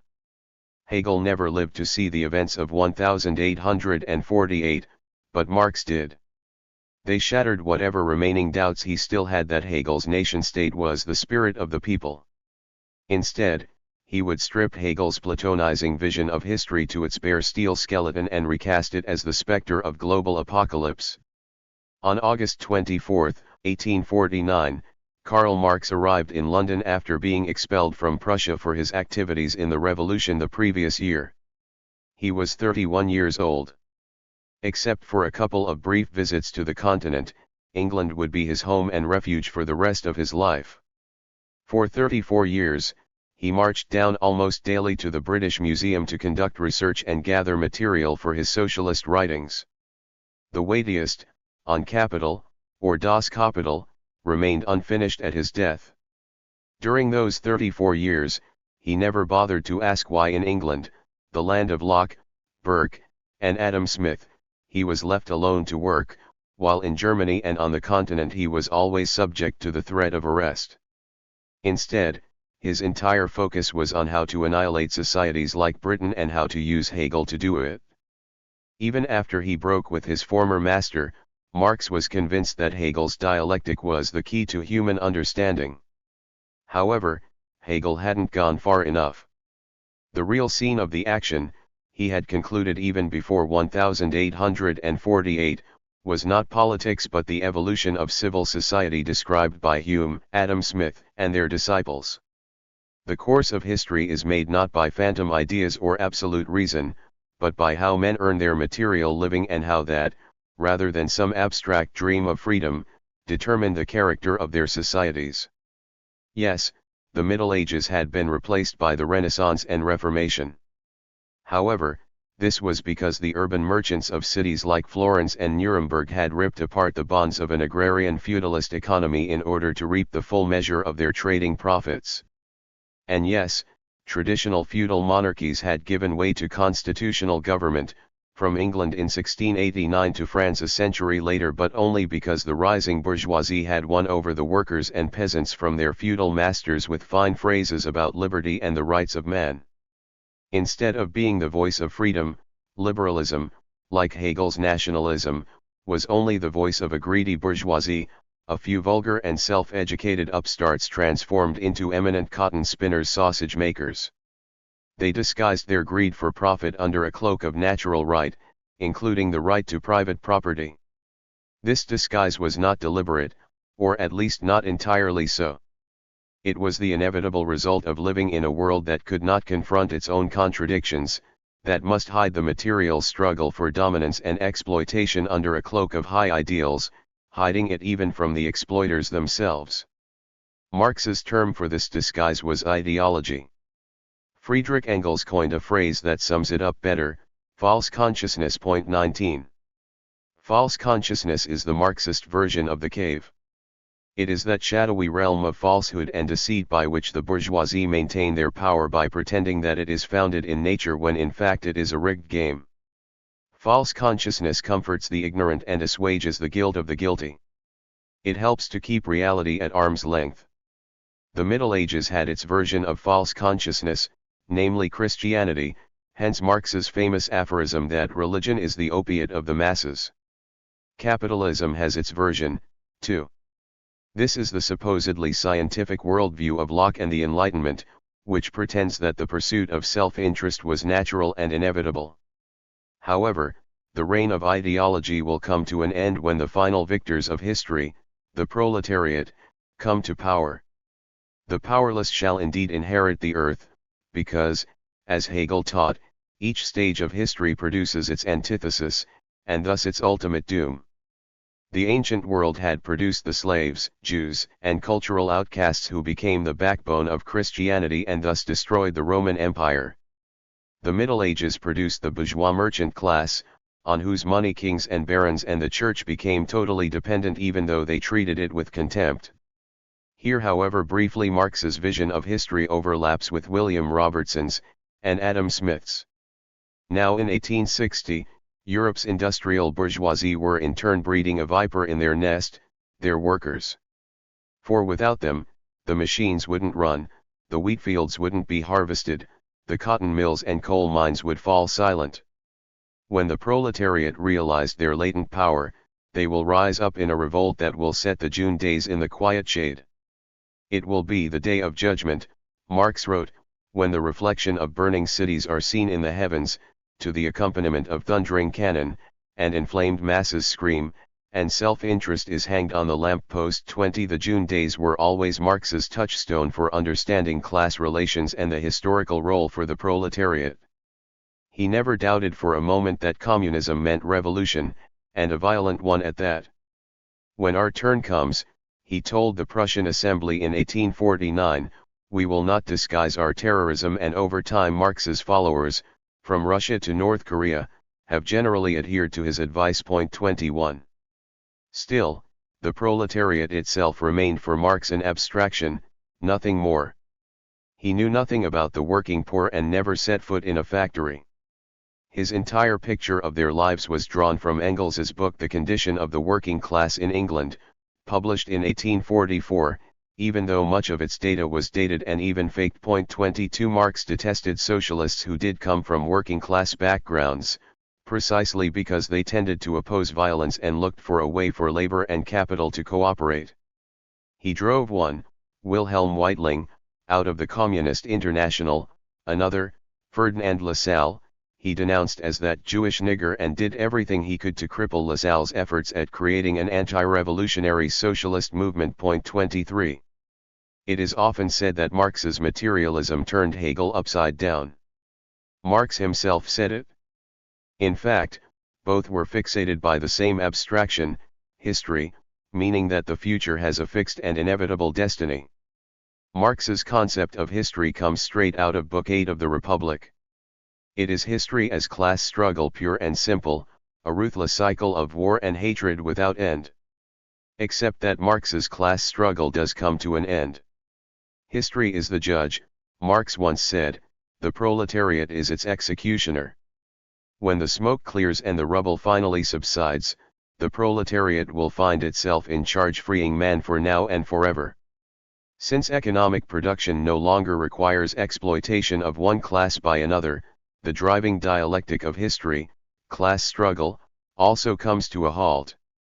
At a stroke all contradictions are finally resolved, just as the Romantics had always envisioned.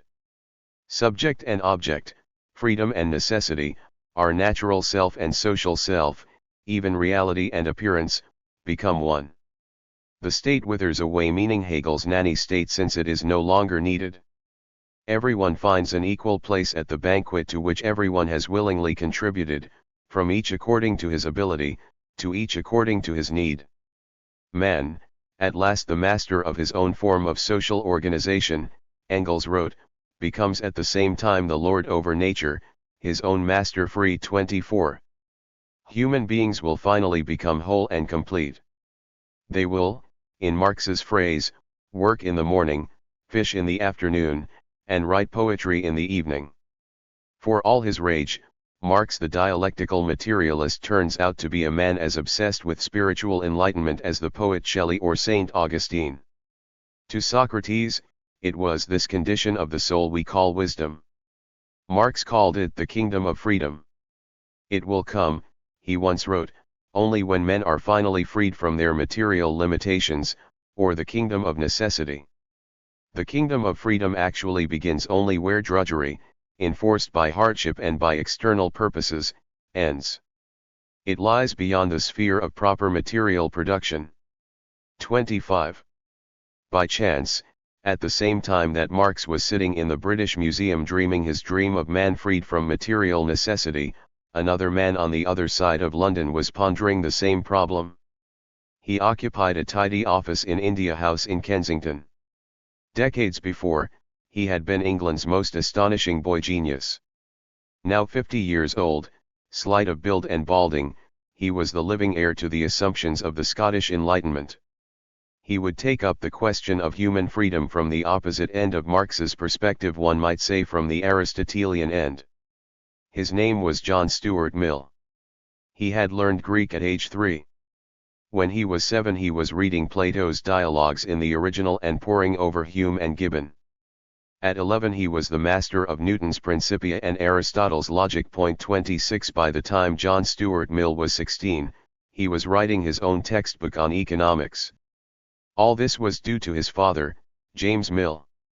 When John was born in 1806, the elder Mill decided to raise his son according to the Lockean behaviorist principles of his mentor, Jeremy Bentham. He was determined to turn this particular tabula rasa into the next generation's spokesman for the philosophy he and Bentham had developed, called utilitarianism. The logic of Mill's utilitarianism was Locke and Hume undiluted by any human sentiment. All human action flows from perceived self-interest, and all knowledge is derived from sensory experience, of which the most direct and important are pain and pleasure. 27 Therefore, Jeremy Bentham concluded, logically the best way to get people to behave morally is to maximize the pain they suffer when doing bad and maximize the pleasure from doing good, especially the public good, which the utilitarians defined as the greatest good for the greatest number.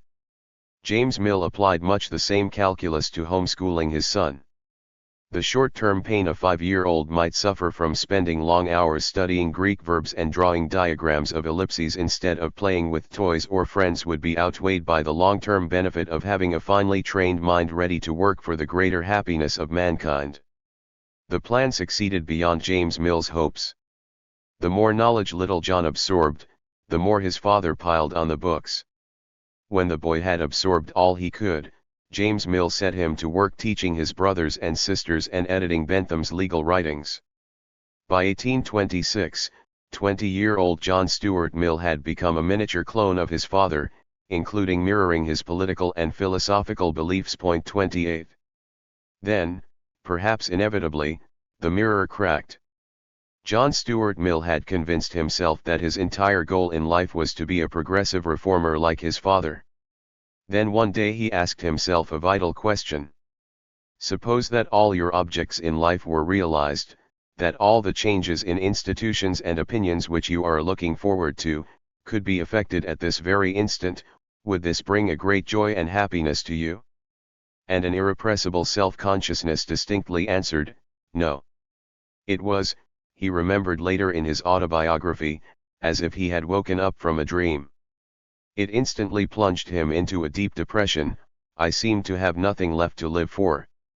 Everything he had learned and done had been to please others, including his father. What he now realized was that there had been nothing left for himself. 29.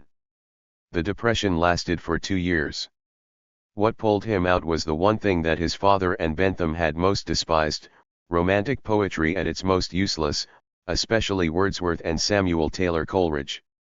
Later, Mill called reading Wordsworth for the first time one of the great events of his life. 30 He discovered through the Romantics what had been missing from the utilitarian calculus, namely the actual experience of life. He had learned that for most human beings, experience is not a philosophical abstraction or passive absorption of information. It is an active engagement with the world, a constantly changing encounter with empirical reality, including the lives and dreams of others. Mill discovered that a walk through the mountains or down a London street or playing a game of cricket, riding to hounds or playing softball on weekends or running for a simple political office like alderman or sheriff, opens a door to personal growth and self-fulfillment, as well as to physical and mental health, that no amount of time buried in books can duplicate. Thanks to the human heart by which we live. Thanks to its tenderness, its joys, and fears. To me the meanest flower that blows can give thoughts that do often lie too deep for tears. Mill's encounter with the Romantics, and then other minds outside his father's circle, forced him to revise utilitarianism. He never gave up the idea that utility, that is, the greatest good for the greatest number, should remain an important guide to public policy. But it cannot be the only guide.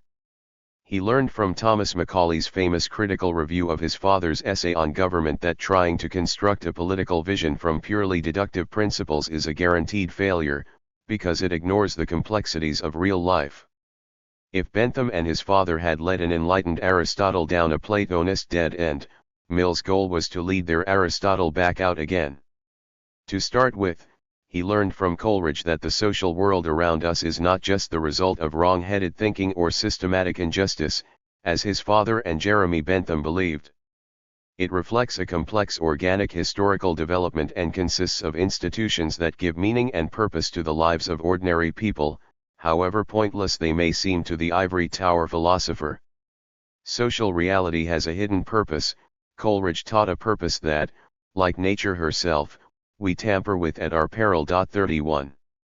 Then Coleridge and Macaulay both showed him that the first task of an intellectual is not to trash and overturn existing institutions of his society, as both Bentham and Marx tried to do. It is to understand first of all how and why they came about. By doing so, we can discover certain basic principles of human nature to serve as the basis of thoughtful reform instead of headlong revolution. 32 And from the French philosopher Auguste Comte, Mill learned that once we have discovered those principles, it might be possible to construct a science of man that will be as certain and universally applicable as Newton's Principia. This became Mill's new ambition, one worthy of his tremendous brainpower and learning acquired at such a personal cost. It was to do for the modern age what Aristotle had done for the ancient and medieval worlds, bring together our understanding of man and our understanding of nature into a single overarching system. Mill even devised his own system of logic to serve as its framework. However, Mill wanted his new system to take into account two realities that the historical Aristotle would have missed. The first was the reality of man's material historical development, as Smith and Hume had acknowledged. 33 The other was the overriding importance of individual freedom. This was, of course, something Hegel had not acknowledged.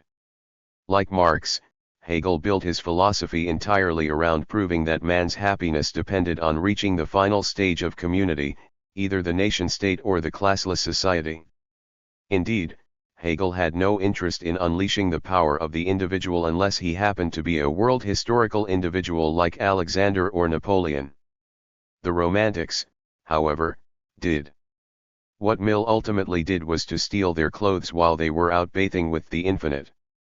The amount of individuality in a society, he would write, has generally been proportional to the amount of genius, mental vigor, and moral courage it contained. 34 One could in fact sum up Mill's final vision of the free society as every individual his own genius. However, Mill had also reversed the Romantics' formula. He was determined to show that free market capitalism was not the enemy but the savior of the free creative individual. Mill never completed his great plan for what he termed an exact science of human nature. However, the works he did leave before his death in 1873 on logic and political economy, plus on liberty, considerations on representative government, and utilitarianism, stirred British intellectual life as no other author had. Mill is the direct progenitor of British liberalism, not to mention modern libertarianism. Indeed, later eminent Victorians like Arthur Balfour and Leslie Stephen explicitly compared his impact on the British intellect to that of Aristotle in the Middle Ages. 35 When young men at Cambridge or Oxford in the 1870s or 1880s discussed any question on politics or economics or metaphysics, the cry would inevitably come up, read your Mill. Of all his works, the one that lives on today is the shortest, On Liberty, which he wrote with his wife, Harriet Taylor, and published in 1859. It has enshrined Mill's interest, even obsession, with protecting the freedom of the individual to do what he or she desires without interference except to protect public safety. It is the Nicomachean ethics of today's libertarians. It also set Mill in direct opposition to Hegel and Marx. Mankind are greater gainers, its introduction reads, by suffering each other to live as seems good to themselves than by compelling each to live as seems good to the rest. 36 It is hard to imagine any sentence more at odds with Hegel's philosophy of right or Marx's Grundriss. At the time, On Liberty had another important purpose. It spelled the definitive end of the teleology, or the idea that everything that happens serves some greater higher telos, or purpose that both Plato and Aristotle had used to describe human nature and human affairs. In the Politics, Aristotle did see individual householders as the foundation of a free society, but he still believed that human nature itself was directed toward a single telos. B. Mill responded that we are here to fulfill not one final single end, but many ends, as many as there are individual human beings. For Mill, it is the healthy diversity of purposes and destinies that makes for a happy society and a truly free society.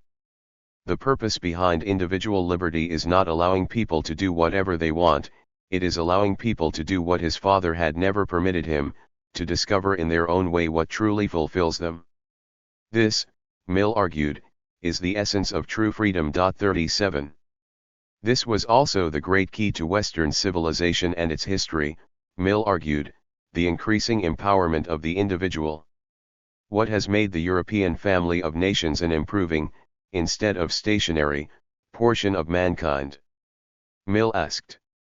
Not any innate superiority, but their remarkable diversity of character and culture. This diversity has created a plurality of paths for its progressive and many-sided development, from the various Greek city-states to modern nations, indeed the more the better. 38 For Mill, uniformity is the enemy of progress, because it becomes the enemy of individuality and personal choice. This is true for capitalism as well. Mill agreed with his father and Bentham that the free market has an optimal economic utility, because it provides the most goods of the highest quality at the lowest price. However, the secret to keeping those who attend capitalism's banquet happy is not just keeping the price of a ticket low or providing more food, it also means allowing attendees to choose when they are going to eat, and which dishes. The free market works best at sorting out these individual preferences, something that government does very poorly. C. In doing so, the market also serves a cultural utility. Far from generating chaos, the result of diverse choices is a division of labor that benefits everyone.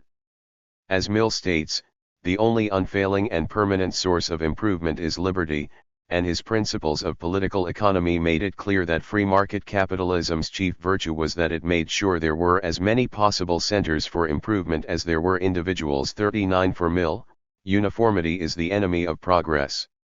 Diversity is the regular source of growth and renewal, whether one is talking about the Manchester cotton mills or Silicon Valley.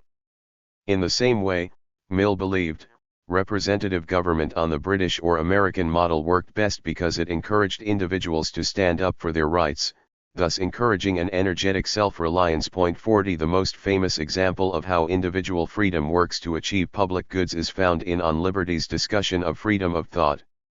Allowing men and women to say what they believe, Mill argues, and publish what they think is true promotes the spread of new discoveries and truths while pushing out the false and misleading. This is what is sometimes referred to as the marketplace of ideas. Mill's analysis owed less to economics than it did to the Romantics. Freedom of speech adds to the creative intensity of life. The free exchange of ideas will prevent a culture from growing stale and rigid. Even debates about issues that seem entirely settled, like whether the earth is flat or if the Holocaust happened, can serve this purpose of wakening us from the deep slumber of decided opinion. It is a fact, Mill argues, that the fatal tendency of mankind to leave off thinking about a thing when it is no longer doubtful is the cause of half their errors. 41. The other half, he implies, is the result of dogmatism and the freezing up of society against its lone voices of dissent. Socrates, Jesus, Martin Luther, Galileo, Shelley had treated them as great poets, whose insights illuminated eternal truths. The value of these figures for Mill is as history's great dissenters, the unpopularity of whose opinions serves as a benchmark for society's next advance. That society which opens a space for individual dissent, and actively debates its own most basic tenets and truths, is for Mill the one that lives and breathes and grows. The one that doesn't stagnates and dies. A people, it appears, may be progressive for a certain length of time, and then stop. When does it stop? When it ceases to possess individuality. This is what happened to Egypt and China, Mill affirms. It hadn't happened to Europe yet. 42 But could it? In 1859, Mill saw two dangers on the horizon. The first was the expansion of democracy. This was a paradox for someone who, on the political front, was one of democracy's biggest champions, including votes for women. However, Mill sensed in the sheer bulk of mass democratic society a new and unforeseen kind of tyranny, the tyranny of the majority. The individual will feel a pressure to agree with a consensus shared by millions and millions of people whose views have assumed equal cultural value. The validity of a point of view will simply be that everyone else holds it. Those outside the consensus, Mill believed, will become outcasts, even viewed as a threat. Middle-class man would be replaced by mass man, Mill feared, the compulsive conformist who practices a social tyranny more formidable than many kinds of political tyranny. 43 This was long before anyone had thought of television. Today, it's a nightmare that still haunts many intellectuals, the fear of being buried alive in a society that plays video games in the morning, shops at Walmart in the afternoon, and watches Keeping Up with the Kardashians in the evening.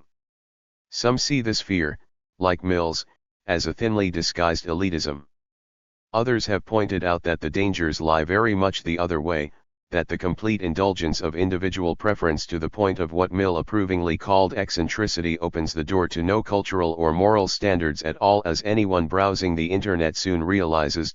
Still, no one wants to live in a world in which individual creativity has been reduced to designing our own vanity plates. Mill's fears about what a truly democratic culture might look like poses a nagging problem for the Aristotelian calculus. It hangs over on liberty as much as it does over Matthew Arnold's Culture and Anarchy and, much later, David Reisman's The Lonely Crowd.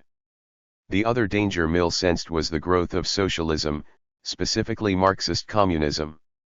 Again, this was paradoxical from someone who came to describe himself as a socialist and saw relieving poverty as a social imperative. Mill's later writings strongly reflect the view that an entirely market-driven system must eventually give way to one that shares more of the fruits of prosperity with others. All the same, the touchstone of Mill's version of socialism remained individual choice. As Nicholas Capaldi has argued, Mill's socialism is one in which formal class distinctions disappear and everyone becomes an autonomous entrepreneur. Mill never accepted the Rousseauian notion of a general will to which the individual must submit. On Mill's terms, redistribution of income and resources must be voluntary, rather like a farmer's co-op or a start-up software company in which employer and employees agree to share the profits. 44. This was precisely the kind of socialism Karl Marx most detested. By the same token, Marx's version was the one that Mill most feared. He watched the founding of the First Communist International, spoke to some of the English delegates who attended, and did not like what he heard. Marx, like Hegel, believed crisis and revolution were history's path to freedom. Mill believed history showed they were the path to slavery. The idea of the proletariat seizing the means of production was obviously chimerical, he wrote, and would only plunge humanity into the brutal state of nature envisaged by Thomas Hobbes. From it would emerge a society far worse than its bourgeois successor, he warned. If the compression of individuality by the majority was already becoming a problem, it would probably be much greater under communism. 45 Man's progress would be stifled, the well springs of creativity would dry up, and society would be reduced to a multitude of well-cared-for slaves, rather than a nation of free and independent men. If, therefore, Mill concluded, the choice had to be made between communism with all its chances, and the present state of society with all its sufferings and injustices, communism would be as dust in the balance. 46. After 1870, however, that was the choice men, or at least intellectuals, were increasingly called to make. Mill had stated that the story of history is the struggle between liberty and authority. Are human beings happiest when they are left alone or when they submit to an order greater than themselves?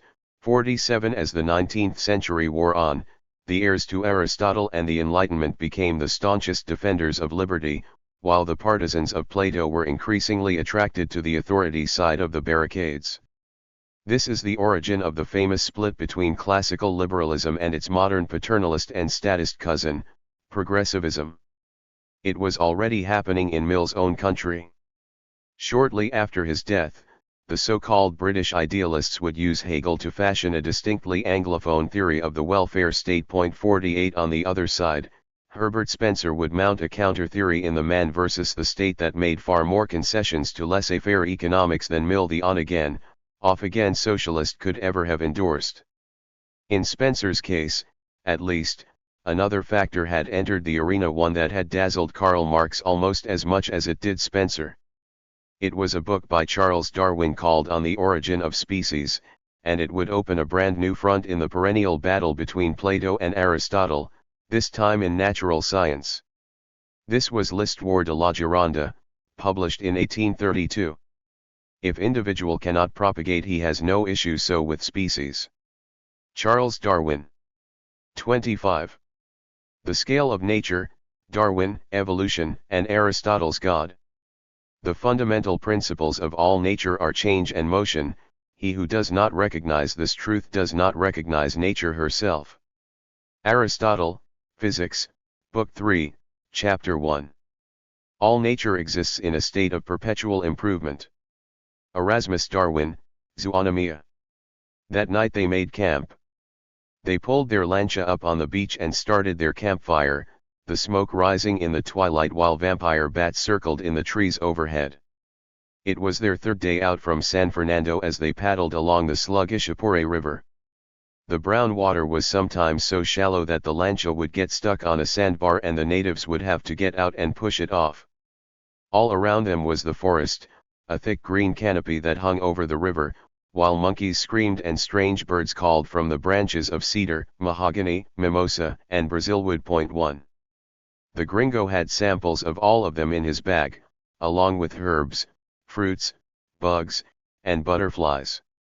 There were also rocks and mineral samples, together with his 3 constant companions, his notebook, his compass, and his sextant, which he used to chart their course until he reached his final goal.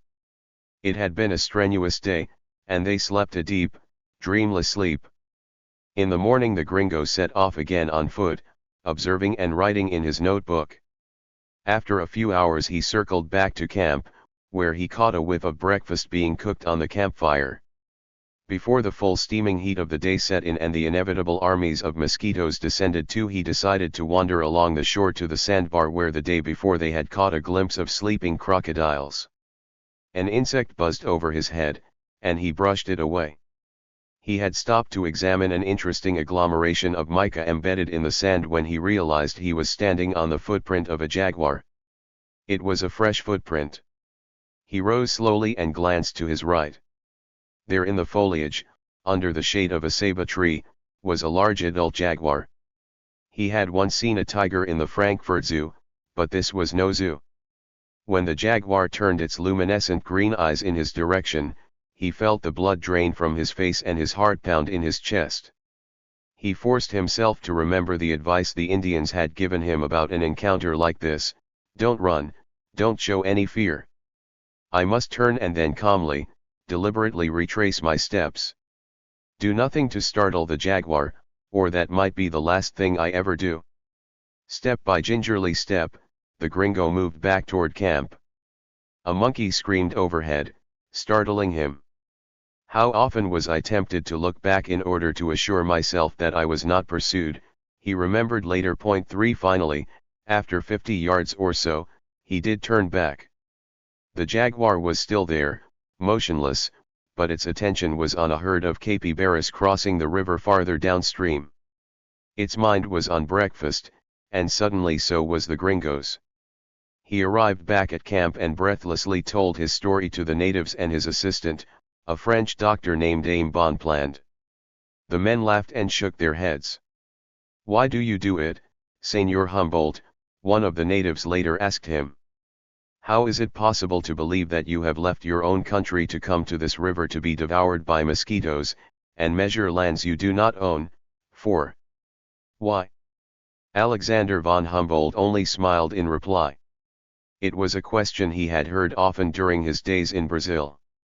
If he had wanted to formulate a short but complete answer, he would have said, I am here to read the book of nature. 5 I am here to see it in all its forms, colors, and powers, to hear it in the cries of the sapajous, the moans of the Alouatta apes, the cries of the curassow, the paraca, to study it in the trees and plants and the myriad butterflies and mosquitoes, and yes, even in the eyes of the jaguar. I am here to trace that great underlying harmony that pulls all of God's creation, including its plants and animals and rivers and mountains and unseen magnetic currents and the distant stars and planets, into one single cosmos. For Alexander von Humboldt, the friend of Goethe and Schiller, feeling that overarching harmony was the very essence of the sublime. 6. The next day, they reached their goal. The brackish waters of the Apure rounded a tree-lined bend and Humboldt found himself gazing across a vast expanse of water. Under a heavy leaden sky, wind stirred the distant trees. A strong current suddenly seized their boat as white-cap waves washed up to the gunwales of the lancha. The natives grabbed their paddles to help steady the boat. They were in the flow of the mighty Orinoco River. Over the next several days, Humboldt would watch natives hunting monkeys with blowguns and would test the voltage of electric eels. 7 He would make a series of readings of the Earth's electromagnetic field, which in the next decade would become the basis of a new scientific law. He would also chart the exact geographic position where the Orinoco flowed into the headwaters of the Amazon River, thus forcing every map around the world to be changed. When after 3 years in Latin America he finally returned to Europe in the summer of 1804, he wrote an account of his journeys called Personal Narrative of a Journey to the Equinoctial Regions of the New Continent. It would inspire a new generation of naturalists and botanists and zoologists, and one English teenager in particular. He was a medical student at the University of Edinburgh and the son of a wealthy doctor. His father had decided young Charles would make a better clergyman instead and had sent him to Cambridge. There, in his last year, he read Humboldt's book and became enchanted by its picture of rainforests and tropical sunsets and strange plants and beasts. It stirred up in me a burning zeal, Charles Darwin remembered, to add even the most humble contribution, to the noble structure of natural science. 8. Darwin's contribution would be far from humble and would reach far beyond natural science. It would change forever the way we thought not only about the natural world, but about our own social universe, even the meaning of human life. Darwin took his original inspiration from Humboldt's dream of uncovering the hidden interrelations that bound all nature, both living and non-living, into one constantly changing system. The German naturalist was like another son, Darwin would tell a friend in 1831, who illumines everything I behold. 9 That spring he himself reached Brazil, on his own voyage with a small navy surveying vessel called HMS Beagle. There Darwin realized that the light from Humboldt's work was only the reflection of another, more distant luminous influence. This had been a man walking on a sunlit beach on the Isle of Lesbos many centuries before, who stooped to pick up a tiny mollusk and wondered what was inside. The 18th century had seen an enormous flourishing of the physical sciences, especially physics and astronomy. Pierre-Simon Laplace and Leonard Euler raised Newton's mechanics to a level of exquisite mathematical precision, like a finely made Swiss watch. Astronomers like Frederick William Herschel made almost daily discoveries with their new advanced telescopes, which both expanded and confirmed Newton's picture of the universe and his theory of universal gravitation. The natural sciences, however, hung back. Zoology, botany, and natural history was still stuck at the starting line of Aristotle's definition of science, that of classification. Their classifications according to species and genus had become very sophisticated, thanks to the great Swedish biologist Carl Linnaeus. It's the basic system we still use. Thanks to hundreds of naturalists who collected biological specimens for zoos and botanical gardens and medical researchers, there was plenty of observation and description of the world's life forms, or what Linnaeus had dubbed the system of nature.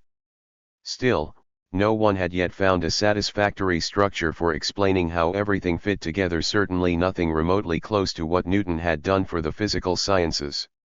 With the expansion of Europeans to every part of the globe, from Latin America to the South Pacific, the sheer variety of plants and animals they found was astounding.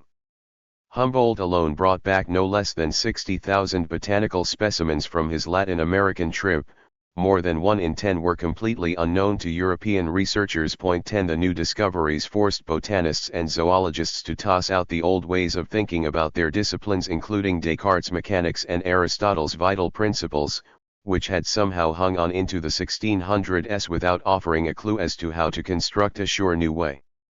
The ongoing study of physiology and anatomy did yield a lot of useful information about function and organic structure, especially within related species.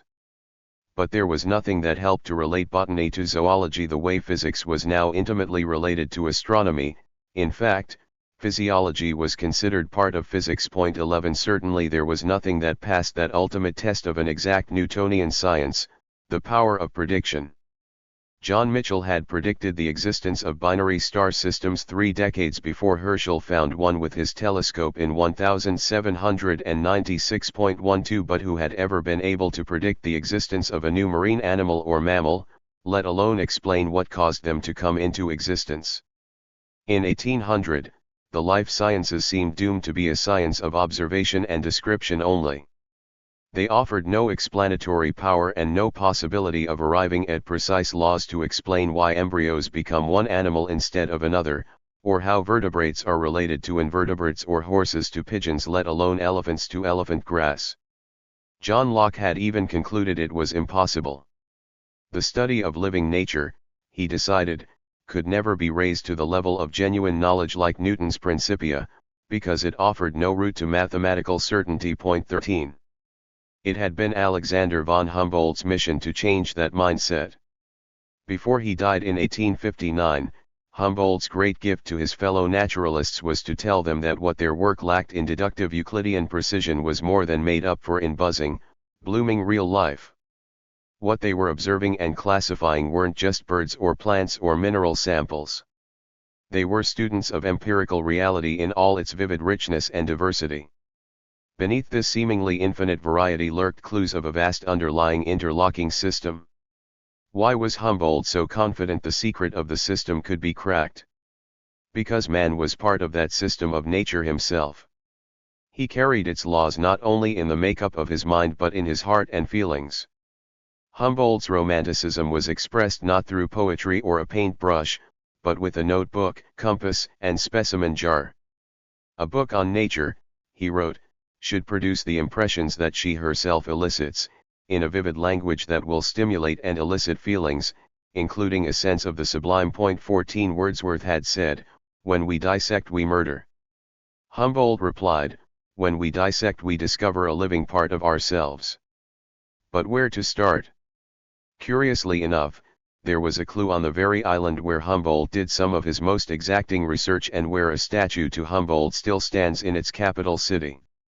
This was the island of Cuba, where 300 years earlier a man in a drab-brown friar's cowl had forced the West to confront the way it thought about human nature, reason, and the history of mankind.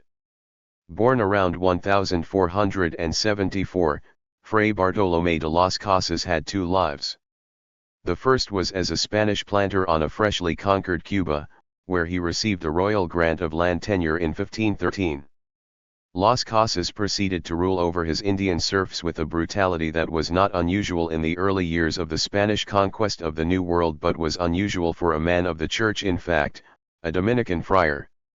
All that ended one Sunday in 1514, when a fellow Dominican priest refused to give Las Casas communion because of his sadistic treatment of his Indians. The refusal plunged Las Casas into a severe emotional crisis, after which he gave up his encomienda and began his second life, as the devoted protector of the Indians in Cuba, dedicated to altering their servile status under the Spanish Empire. That empire had grown with astonishing speed. In 1519-21 Hernan Cortés and a handful of men had conquered the Aztecs, destroying their great cities and toppling their temples. Francisco Pizarro and an even smaller band of conquistadors did the same to the Incas, while Spanish settlers overran the islands of the Caribbean.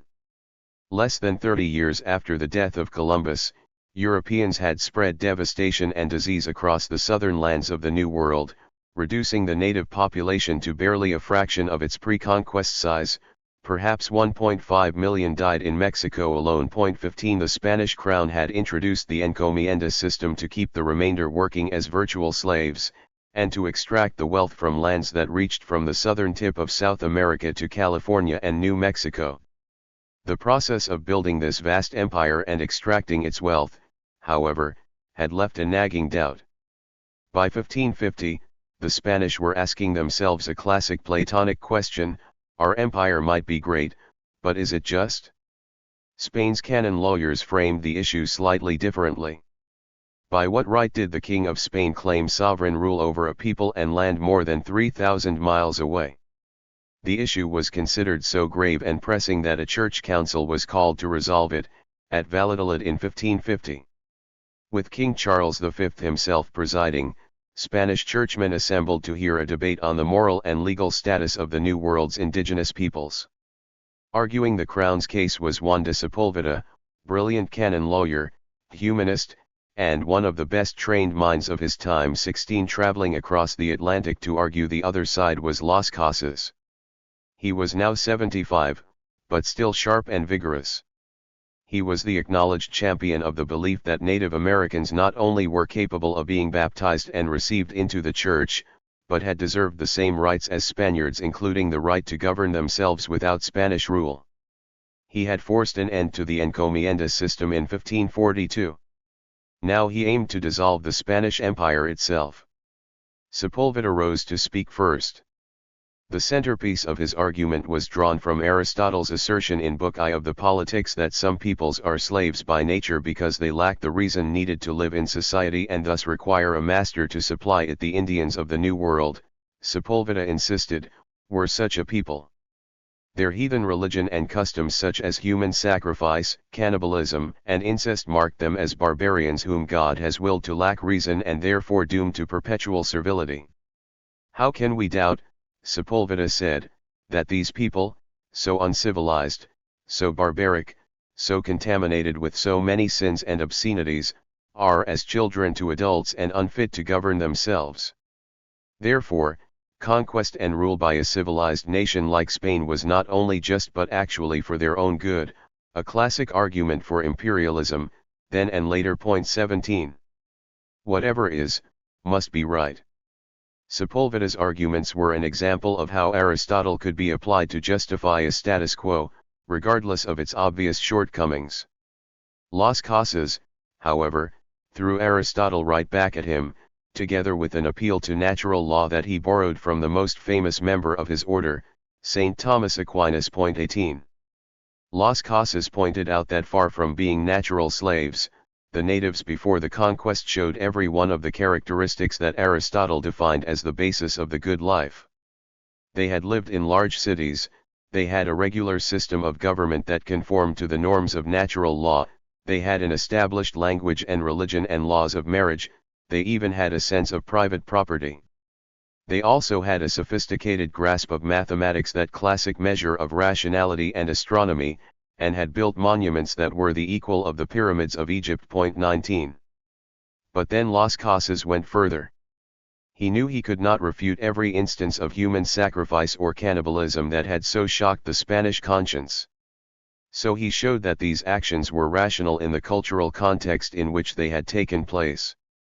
For example, since life is man's most valuable possession, the fact that the Indians practiced mass human sacrifice showed a veneration for the divine far beyond any felt by ancient Greeks and Romans. 20 Likewise, Spanish women could learn something, he suggested, from the devotion Aztec women showed to the education and welfare of their children, even though its content was very different. In their own time and place, then, the Native Americans clearly met Aristotle's criteria of rational human beings capable of virtue. Therefore they deserved to be left alone to govern themselves and certainly not to be treated as slaves. The Valladolid Council adjourned without reaching a final decision. Perhaps not surprising, Spanish rule went on as before. But Las Casas's arguments marked a turning point in the evolution of the Western mind. It was a new way of seeing others who are culturally different, not as irrational or savage creatures deserving contempt or conquest, but as people like ourselves dealing with universal needs and desires in their own way. All the peoples of the world are one, was Las Casas's final pronouncement, meaning they all share one nature. That nature rested on man's reason, the one characteristic that all human beings share regardless of where they live. Underneath the wide diversity of societies, from the most primitive to the most advanced, was a single common human nature addressing the same problems in the same way but with different results, because of differences in the physical and cultural environment. Thus mankind is one, Las Casas had told the king and his bishops, and no one is born enlightened. From this it follows, he explained, that the law of nations and natural law apply to Christian and Gentile alike, and to all people of any sect, law, condition, or color without any distinction whatsoever. 21. All mankind is one. It took a long time for this revolutionary argument, with its inheritance from Aristotle and Thomist doctrine, to gain firm purchase in the West. In the age of Atlantic Empire and the Middle Passage, when shiploads of black Africans were being sent to the Americas, Europeans' instincts and self-interest ran very much the other way. Nonetheless, the nagging doubt that had triggered the Valladolid debate in the first place remained. By what right did one race of men enslave another race, Europeans continued to ask, when they shared the same rational nature? The ultimate answer was, none. Interestingly, the final, decisive piece to the puzzle was supplied by Rousseau. Everywhere men are born free, he had written, yet are everywhere in chains. That meant that no one was destined to wear chains, whether they were white Europeans or black Africans, the archetypal noble savage. The same men who led the reign of terror abolished slavery in France. In England, opposition to the slave trade became one of the hallmarks of English Romanticism. Both Turner and Blake were sickened by it and used their artistic skill to portray its horrors. Writers like Shelley, Coleridge, and Wordsworth joined forces with Christian evangelist William Wilberforce to get it outlawed.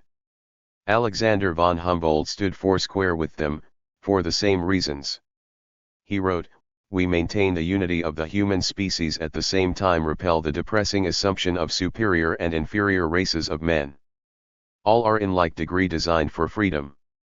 22 Designed, that is, by nature herself, a point that brought together all the different strands of thinking about cultural difference.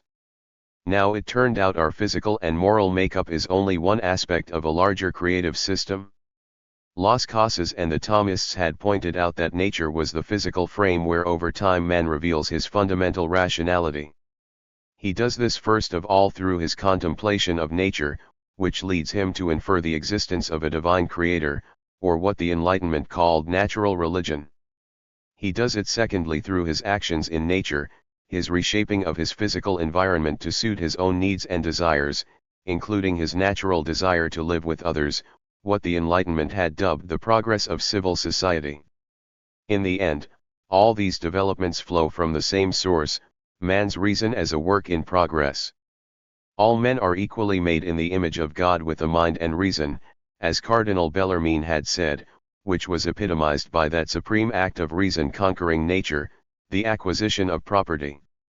It also reflected the basic point Thomas Aquinas had extracted from Aristotle some 6 centuries earlier. Man is above nature but also part of it, he is subject to the same laws, both morally and physically. But do things work the other way? If it is part of man's nature to change things for the better, then perhaps it is true, at least to some degree, of nature herself. Probably the first person to seize this insight was Erasmus Darwin, born in Derby in England in 1731. He took his first name from the 16th century's most famous humanist and gave his surname to the 19th century's most famous scientist. Unlike his future grandson, however, Erasmus Darwin was a portly, boisterous extrovert. A doctor by training, he took almost as much relish in man's achievements in science and technology. The industrialist Matthew Boulton was one of his closest friends, as he despised organized Christianity and the institution of slavery. Dr. Erasmus Darwin saw man's place in physical nature as something to be celebrated rather than glossed over. The human life cycle from helpless childhood to rational manhood, the spread of cultivated fields, great cities, and productive machines across the landscape, all reflected a dynamic system of improvement embedded in nature herself, as well as society, which he dubbed evolution. Evolution is a true Aristotelian concept, even if the term is not. 23 Aristotle had argued that all change in nature was the prelude to completion, even fulfillment.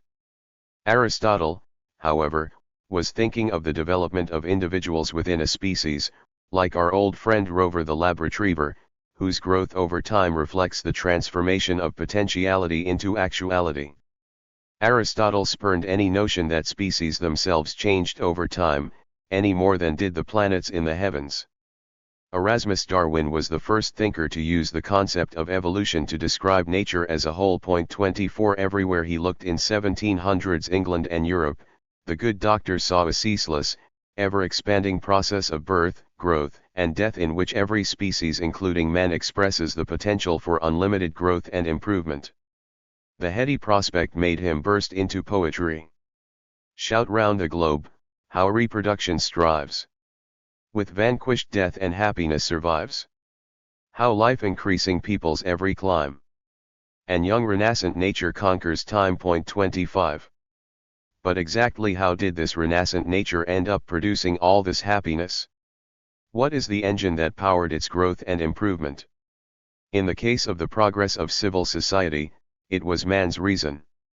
Man's mind led him to constantly improve his physical environment, whether one is talking about the steam engine or the Parthenon or the temples at Taxlala and Machu Picchu, Las Casas would add, and the Iroquois wigwam and the Eskimos igloo. Indeed, it was that same invincible reason that led men to see the processes of nature as a whole. 26. So what is it that triggered nature to do the same?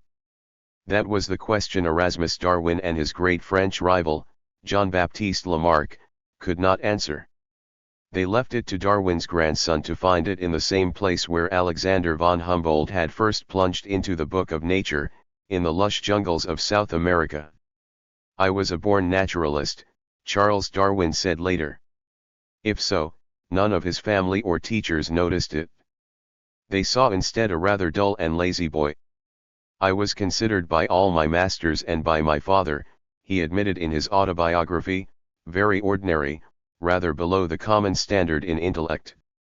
He did badly at Greek and Latin, the bread and butter of education in his day. Whatever he learned of Virgil or Homer was forgotten in 48 hours. One day his despairing father said, "You care for nothing but shooting, dogs, and rat-catching, and you will be a disgrace to yourself and your family." 27. What Charles Darwin really enjoyed were long walks alone or with friends, sometimes covering 30 miles in a single day. On the way, he collected odd bits of minerals and strange-looking bugs and became particularly absorbed in watching birds, making precise notes about their songs and plumage. Although he earnestly studied chemistry at school, his nickname was Gas, and found Euclid's geometry a stimulating read. Darwin saw nothing in the science of his day to attract his passion. When his father sent him to medical school at Edinburgh, he found the subjects as uninspiring as the professors were dull. He read his grandfather's Zoonomia, which anticipates so much of Charles Darwin's later thinking, with admiration. But on a second reading, I was much disappointed, the proportion of speculation being so large to the facts given. It wasn't until he arrived at Cambridge, ostensibly to study theology, that Darwin found two books that would change the direction of his mind and the focus of his life. One was Humboldt's personal narrative. The other was a book by Herschel, wordily titled Preliminary Discourse on the Study of Natural Philosophy. It powerfully suggested that the natural sciences could still gain what everyone said they lacked most, namely a systematic basis for certainty. Herschel was an astronomer and physicist.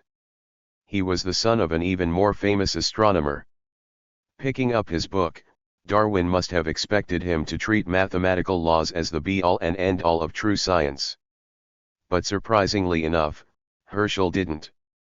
The face that appeared on the book's title page was not that of Newton but that of Sir Francis Bacon, and the entire book was about the power of observation and practical experiment to generate a provisional explanation, or hypothesis, which, once we add more observations to either confirm or deny our hypothesis, gradually solidifies into a general law.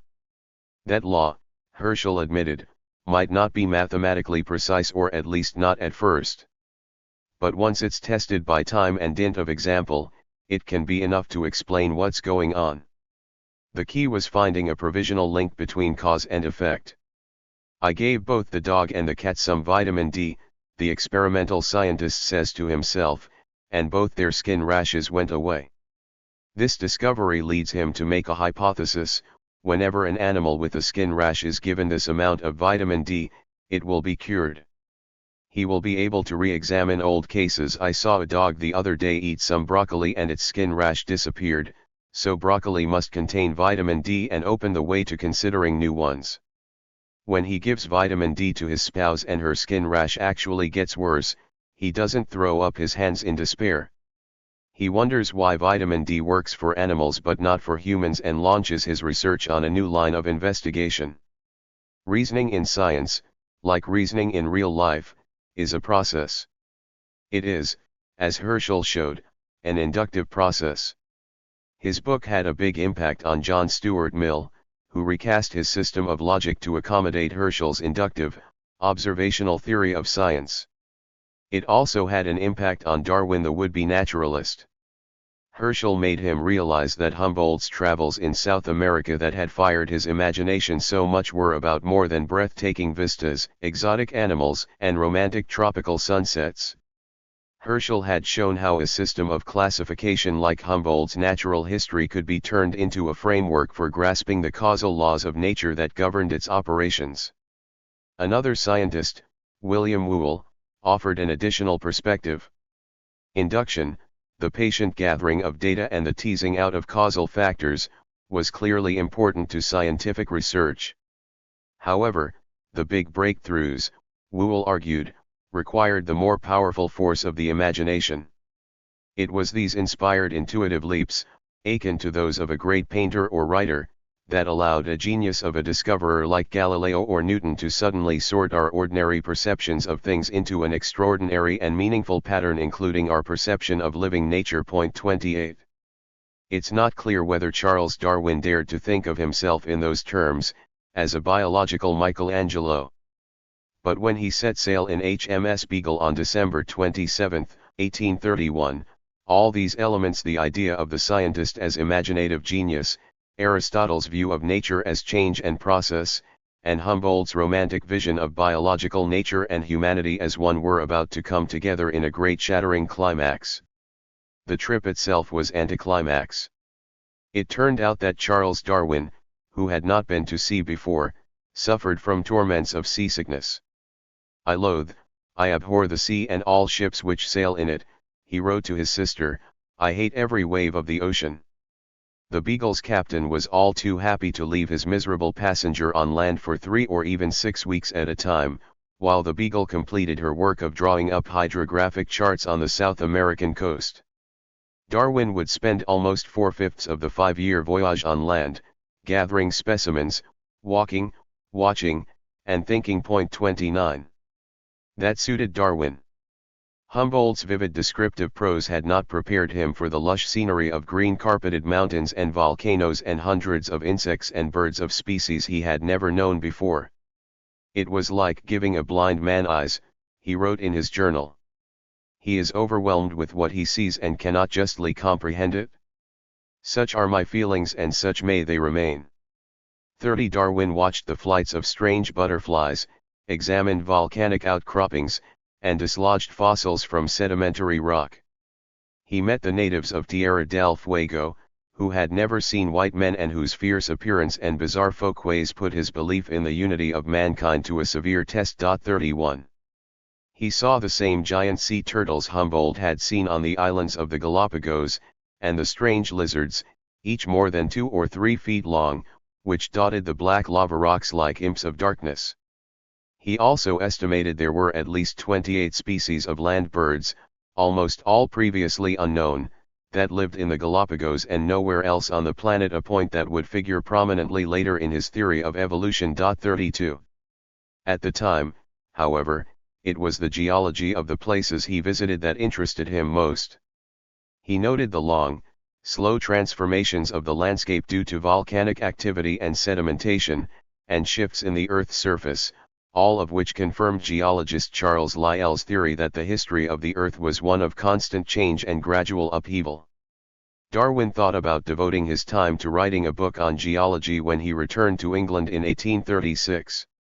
A book on biology was far from his mind, certainly not a path-breaking work like Origin of Species. 33 However, what he had seen of birds and butterflies, tortoises, and fossils, did puzzle him enough to start him leafing through his notebooks as he prepared the natural history volume for the official account of the Beagle's voyage.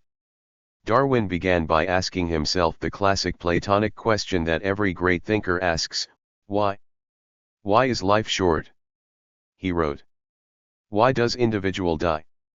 Then he asked himself, why do so few of so many individuals of animals or plants survive, yet just enough to perpetuate their species? Why do offspring resemble their parents, yet with enough differences to be distinct? Most crucially, why are some species so different from others, like tortoises and finches, yet so similar to still others? And finally, why do some species perpetuate themselves while others die off? If individual cannot propagate, he has no issue. So with species. 34 How did nature make that ultimate selection? Then very suddenly, in the spring or early summer of 1837, Darwin had the answer. His comments on the data in his notebooks show a new confidence and a sense of direction. He realized it meant chucking the idea that life on Earth began at an act of deliberate creation such as the one described in the Bible or in Plato's Timaeus. If that had been so, then men would not have been born with nipples. Unlike those of women, male nipples serve no possible purpose foreseen in the mind of a creator. Instead, they must be a trace of a prior state when they were of use, Darwin decided, which had since disappeared from the human species. So with useless wings under elytra of beetles. Born from beetles with wings, and modified not by a creator, but by the passing of generations, which bring with them a constant, inexorable process of change. 35. What Darwin had discovered was a way of seeing nature as an endless chain of mutability of species, reaching back through time to the very origins of life. On one side, Darwin's theory was a leap into an unknown future, on the other, it was also a sharp glance backward. It revealed that Aristotle's notion of a scale of nature, a continuous ladder made up of living things leading from the lowest to the highest order, was not so wrong after all, nor was Darwin's grandfather's picture of propagation as a process of self-renewing improvement and perfection. 36. The problem with Aristotle, whom Darwin described as one of the greatest, if not the greatest, observers who ever lived, was that he had assumed that the species that made up the scale of nature, from the lowest plants to man himself, were fixed because the changes within species come so imperceptibly slowly, just like the geology of the Earth. 37 In fact, as fossils showed, species change all the time in the sense that some die off while others carry on. Even among those that carry on, individuals vary a variation they are poised to pass to their offspring. Each individual man or dog or mosquito, then, has the potential to alter the species or, given enough time to perpetuate enough variations, launch a new species itself. In short, the scale of nature is actually geared away from fixity of species, as Aristotle had wrongly assumed, and toward ceaseless variation. And what was true for one species, Darwin decided, must be true for entire classes of mammals and vertebrates and the entire range of living animals. As he pored over his notes and other examples from other naturalists, Darwin saw the same history being replayed again and again. Enough of one species survive to propagate the species, while others of another do not, while still others manage to branch off to generate entirely new species. Very suddenly, the phenomenon of shared characteristics also made sense, as the trace of a common ancestor, some of whose offspring lived to carry forward the variations while the rest faded away. Thus the similarities between lizards and crocodiles, jaguars and tigers, men and the higher primates, between mammals of every description. Indeed, all life, he wrote in his notebook, animals, are fellow brethren in pain. disease, death, suffering, and famine are slaves in the most laborious works, our companions in our amusements they may partake our origin in one common ancestor we may be all melted together. The reason all mankind is one, in short, is that all nature is one. 38 Darwin had answered the why of evolution at least in his own mind. The how came to him a year later in 1838, when he was reading a book by clergyman, amateur scientist and economist Thomas Malthus titled An Essay on the Principle of Population, for amusement, Darwin said, meaning not as part of his own research. Malthus had written on the higher mathematics of the progress of civil society, or what Malthus feared might be its inevitable lack of progress. His twin starting points were that man's ability to reproduce himself expands at a geometric rate, while his ability to feed himself from cultivatable land can grow at only an arithmetical rate. At some point those two lines must intersect, at the expense of everyone's need to eat. Suppose my wife and I own a farm, Malthus was saying. Our children have their children, who in turn have theirs. We all set to work to bring more land under cultivation to feed an ever-growing number of mouths. The more they eat, the longer our children and grandchildren live, the more they prosper, and the more they multiply. Eventually, their numbers grow so fast that no matter how much land we put under the plow, there's never enough to feed everyone. Starvation sets in, the new offspring die, as do the old, the fields fall fallow. Prosperity is at an end. Erasmus Darwin and his fellow optimists were wrong, Malthus argued. The power of propagating the species is the enemy, not the friend, of progress. Civil society will be doomed unless it finds decent ways to restrain our natural tendency to have more and more children. Otherwise, Malthus warned, we are doomed to a constant struggle for existence that will pit rich against poor, haves against have-nots, in ruthless competition for ever scarcer resources. If history is class struggle, Malthus suggested, it is because biology by the numbers makes it so. 39. The title of an essay on the principle of population referred to human populations. But it occurred to Darwin that its strictures might also apply to other kinds of populations. Malthus believed men multiplied faster than food. If that were also true of animals or even plants, then they too must compete to survive. It at once struck me, Darwin remembered, that under these circumstances favorable variations would tend to be preserved, and unfavorable ones to be destroyed. Tend was the key word. Not every weak link dies out, nor do all those favorably fitted to circumstance flourish. However, enough do to form a new species and to launch nature's tendency to endless variation in a new direction. Here then I had at last got a theory by which to work, Darwin wrote in his autobiography. 40 He finally had his how, which he called natural selection. His disciple Herbert Spencer coined a more portentous phrase for it, survival of the fittest, although survival of the adaptable would have been more accurate. Those who can adapt to the current environment, whether we're talking turtles or wheatgrass or people, live to propagate and continue the species. Those who can't, won't. Natural selection became one of the most contentious parts of Darwin's theory of evolution, in part because of its source. 41 However, Darwin's unexpected move was not in relying on Malthus's law of population, it was in turning it from a barrier to progress into progress's driving engine. Natural selection at long last solved the problem of what was the underlying structure of all natural history, indeed of life. For Darwin, the process is the structure. He had turned nature's most obvious characteristic, its propensity for change, into its greatest virtue. That was still not the most controversial part of Darwin's theory of evolution, and he knew it. It took him 4 years to write any of it down. In 1842, he wrote a draft of 35 pages in pencil. In 1844, he expanded it to 200. He showed it to no one. He set aside some money and some instructions for his wife on publishing it if he died. It was not until 1858 when his friends Charles Lyell and Joseph Dalton Hooker arranged for a paper by Darwin to be read to the Linnean Society in London at the same session as a paper by Alfred Russel Wallace, who proposed almost the exact same theory of evolution drawn from a similar trip to South America and from the same sources, including Malthus, that Darwin's hand was finally forced. 42 A year later, he published On the Origin of Species. The debate and controversy have not died down since. What made Darwin so reluctant to reveal his theory in public, and why did it win almost as many opponents, both in and outside the life sciences, as it did adherents? Certainly Darwin, who was a religious agnostic, knew it spelled the doom of the age-old creation story of the Book of Genesis.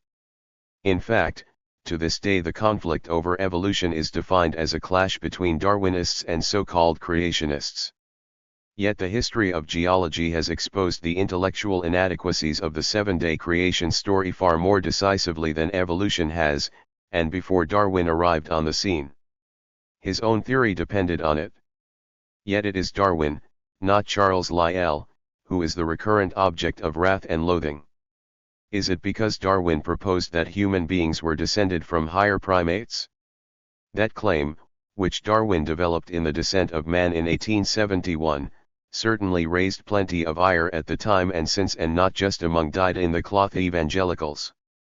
The entire foundation of romantic liberalism, not to mention the Thomist position of Las Casas and others, was that man is part of nature but also above nature, because of the spiritual essence of his soul. No such immanent divine spark survives Darwin's evolutionary logic.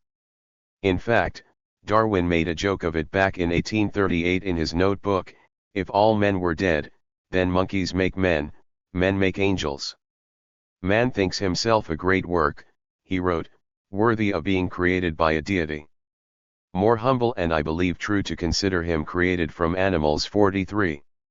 This was a position more extreme than anything 18th-century deists like Voltaire or Thomas Jefferson might have assumed. It also gets us closer to the truth about the opposition to Darwin, not because of what evolution says about men, but because of what it says about God. The traditional Western notion of God as supreme creator rested not only on Genesis but on Plato's Timaeus, implying that the cosmos is a deliberate copy of divine perfection. This is especially true of man, who, as Christianity had argued from its start, had been made in God's image with all the force that Plato's theory of forms could give that statement. Now Darwin was implying that we are not the copy of anything perfect or divine. We are just one more set of beasts roaming the planet equipped with our natural reason as our only distinguishing mark. This didn't just topple the foundation of Christian moral teaching and metaphysics, it meant that one entire half of the traditional Western worldview, the Platonist half, had to come crashing down from heaven to earth. Darwin knew what he had done by overthrowing the notion that nature's God creates according to a model of foreordained perfection. But how much more simple and sublime power, he wrote in his notebook: "Let attraction act according to certain law, such are inevitable consequences. Let animals be created, then by the fixed laws of generation, such will be their successors." Darwin's God may not look like Plato's or St. Paul's very much, but it does bear a family resemblance to Aristotle's. 44. Aristotle had been as obsessed with perfection as his great teacher. Witness his views on astronomy. But he was also willing to shrug and say, "Look, if it exists, there must be a reason." In Aristotle's mind, viewing the world as a copy of anything, even the mind of God, gets us nowhere. It is arguable whether Aristotle even had a conception of a God, but he did have a prime mover without whom nothing else moves. Aristotle also said that if something exists, then it must change, including the cosmos itself. Only the prime mover does not. Only he is unmoved, eternal, and perfect. The rest of reality is bound to the laws of nature, doomed, in other words, to various states of imperfection. That's what makes it reality.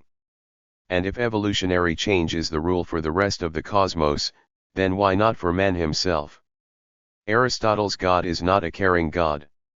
His nature is pure actuality and excludes all possibility of him worrying about the creatures of the cosmos, let alone desiring any outcome.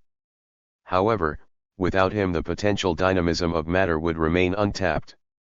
Wrapped in eternal self-contemplation, he summons up by his mere presence the latent powers of nature. God does not go out to the world, but the world cannot help reaching out to him. 45. Even though Darwin pulled down the Judeo-Christian Neoplatonist framework of nature, not just Genesis but the Timaeus, we are still left with some firm metaphysical ground. A new way of understanding the universe appears. It is one closer to Aristotle's, of a constantly changing but rational order embedded in eternity without beginning or end on any meaningful scale we can recognize, but of which we have no choice except to be part. There may be no Genesis or redemption.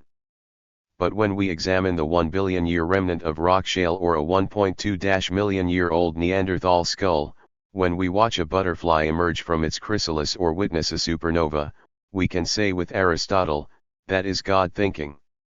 This was the law of decreasing magnetic intensity, a band that circles the globe roughly in the vicinity of the equator. The interpretation of the crucial passage is ambiguous.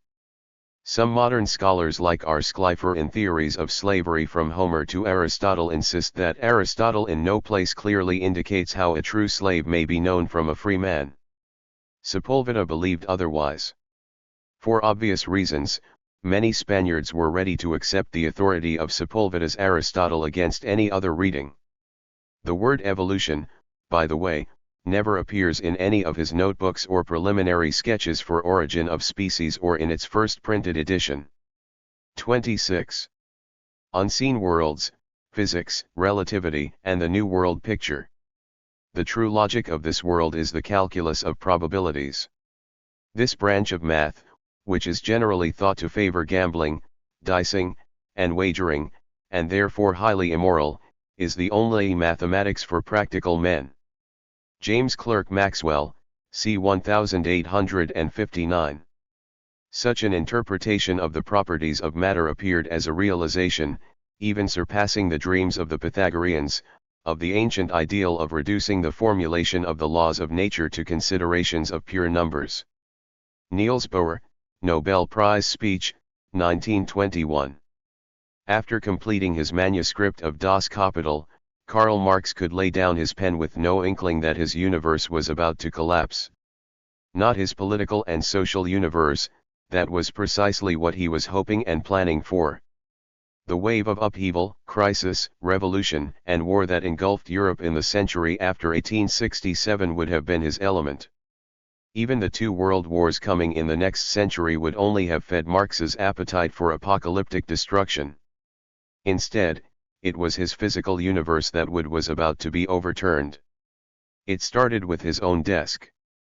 As Marx rubbed his fingers along its surface, he would have felt its rough wooden grain and its hard solidity like the solidity of the other dark mahogany Victorian furniture scattered around the room. Rising to his feet, he would have heard the floorboards creak beneath him. He would have glanced at the pictures on the wall and the books on the shelf, and smelled the boiled potatoes as his wife made supper in the kitchen. Outside, Marx could see people passing by, and carts and horses. In the distance would come the sound of a train driving along its iron tracks with powerful clockwork precision, driven by the same physical laws that powered the factories and foundries of Europe, that governed the growth and movement of the birds and animals and plants Darwin had described, and that brought out the moon and stars overhead when darkness fell. Or so it seemed. Every day everything Marx saw confirmed what he, and virtually everyone in mid-Victorian Europe, believed, that they lived in a solidly material world, securely made up of things and persons and events known through the experience of our senses. He had even called his theory of history dialectical materialism, on the grounds that it was matter that mattered, and physical matter, not ideas or spiritual or unseen entities, that was the only touchstone of reality and truth. This was Newton's world as well. His mathematical laws of motion and gravity, which defined all physical cause and effect, were themselves defined by the immutable absolute dimensions of space and time. Matter, Newton wrote, was solid, massy, hard, impenetrable, no ordinary power being able to divide what God himself made one in the first creation one. For the next 200 years, even religious thinkers and theologians came to accept those material laws as the final fruit of science, and the final ground rules of all common sense. David Hume and Immanuel Kant doubted we could ever really get to know that material reality, What Kant called the thing in itself, directly. They were resigned to the fact that it could only be known through perception, what others would call sense data. But no one since Bishop Berkeley doubted that this material reality was actually there.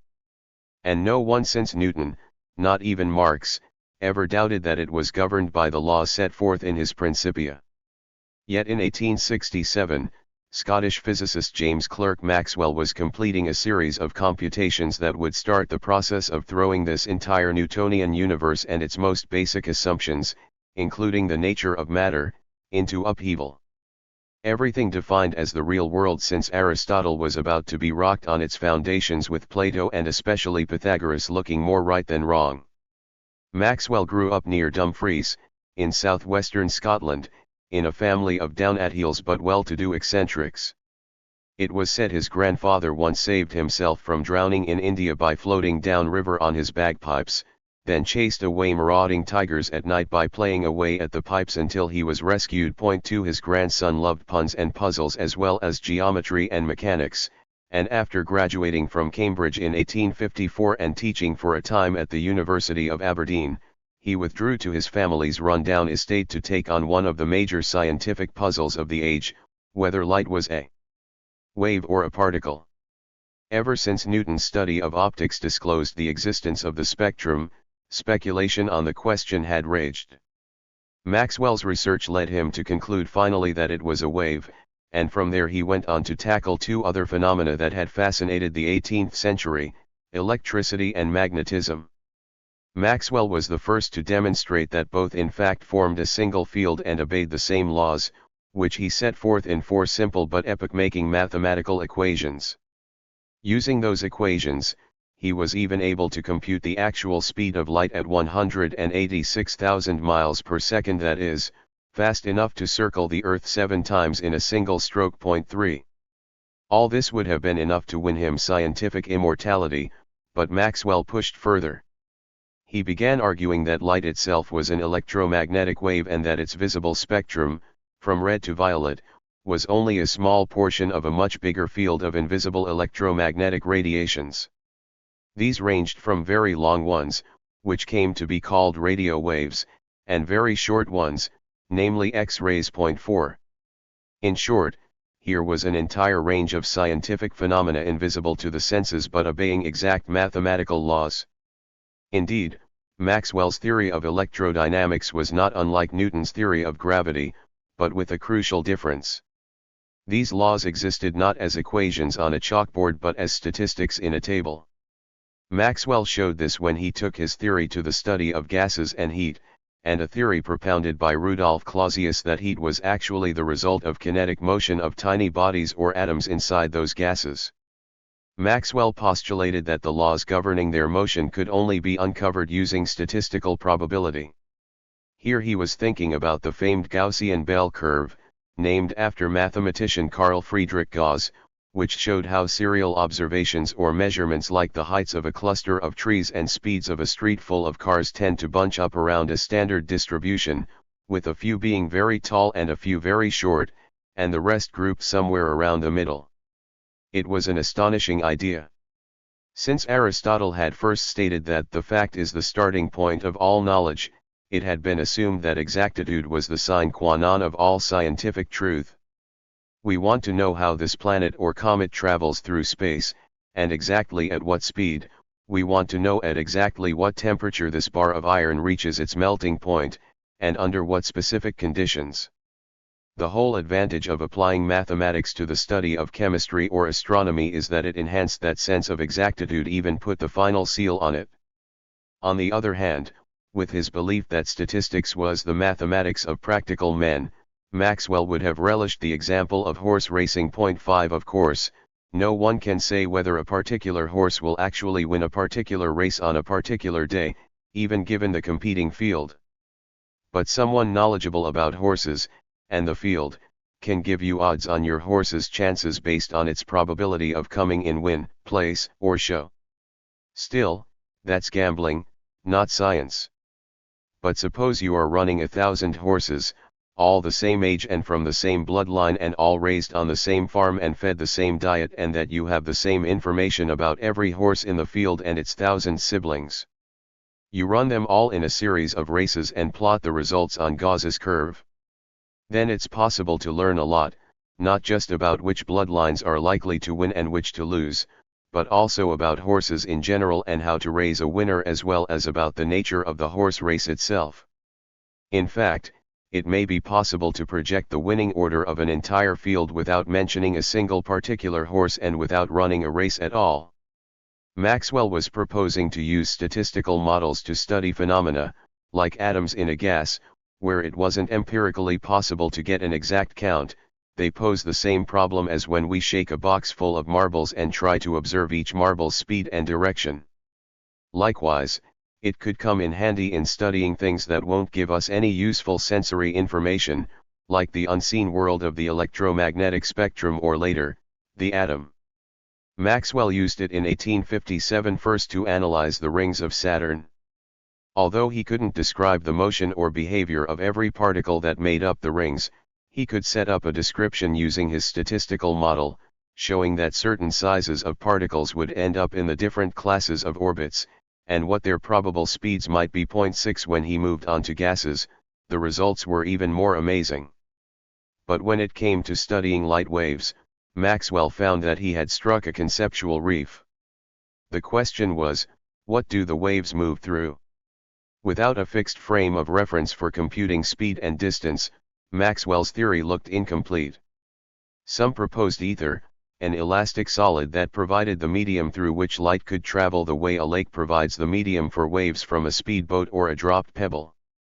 Surely if light moves, they argued, it must move through something. Once again, the materialist faith that all things must occupy some physical space, even light, remained unshakable. 7. So Maxwell's breakthrough in the study and nature of light went nowhere for almost 30 years. Meanwhile, his insights into the explanatory power of statistics were about to be turned into an epoch-making theory about the very nature of matter, by an intense, rather alarming young man with a thick black beard named Ludwig Boltzmann. If Maxwell was the Da Vinci of 19th-century physics, introspective, insatiably curious, playful to the point of whimsy, and relishing the role of mysterious polymath, Boltzmann was its Michelangelo. Born the son of an Austrian civil servant in 1844, he was intense, physically imposing, moody, and explosive. His family had no intellectual pretensions, he showed no great aptitude for intellectual subjects, let alone physics or mathematics, until he met Joseph Stephan at the University of Vienna in the early 1860s. Stephan was a physicist, and a good one.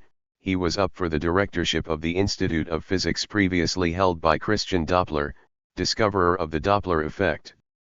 In 1866, Stephan beat out his competitor, another brilliant Austrian, the 24-year-old Ernst Mach. Stephan took an immediate liking to the clever but awkward Boltzmann. He gave him articles by Maxwell and an English grammar and dictionary to help him read them. Stephan was one of the few scientists in Central Europe who understood how revolutionary Maxwell's theory of an invisible electromagnetic field really was.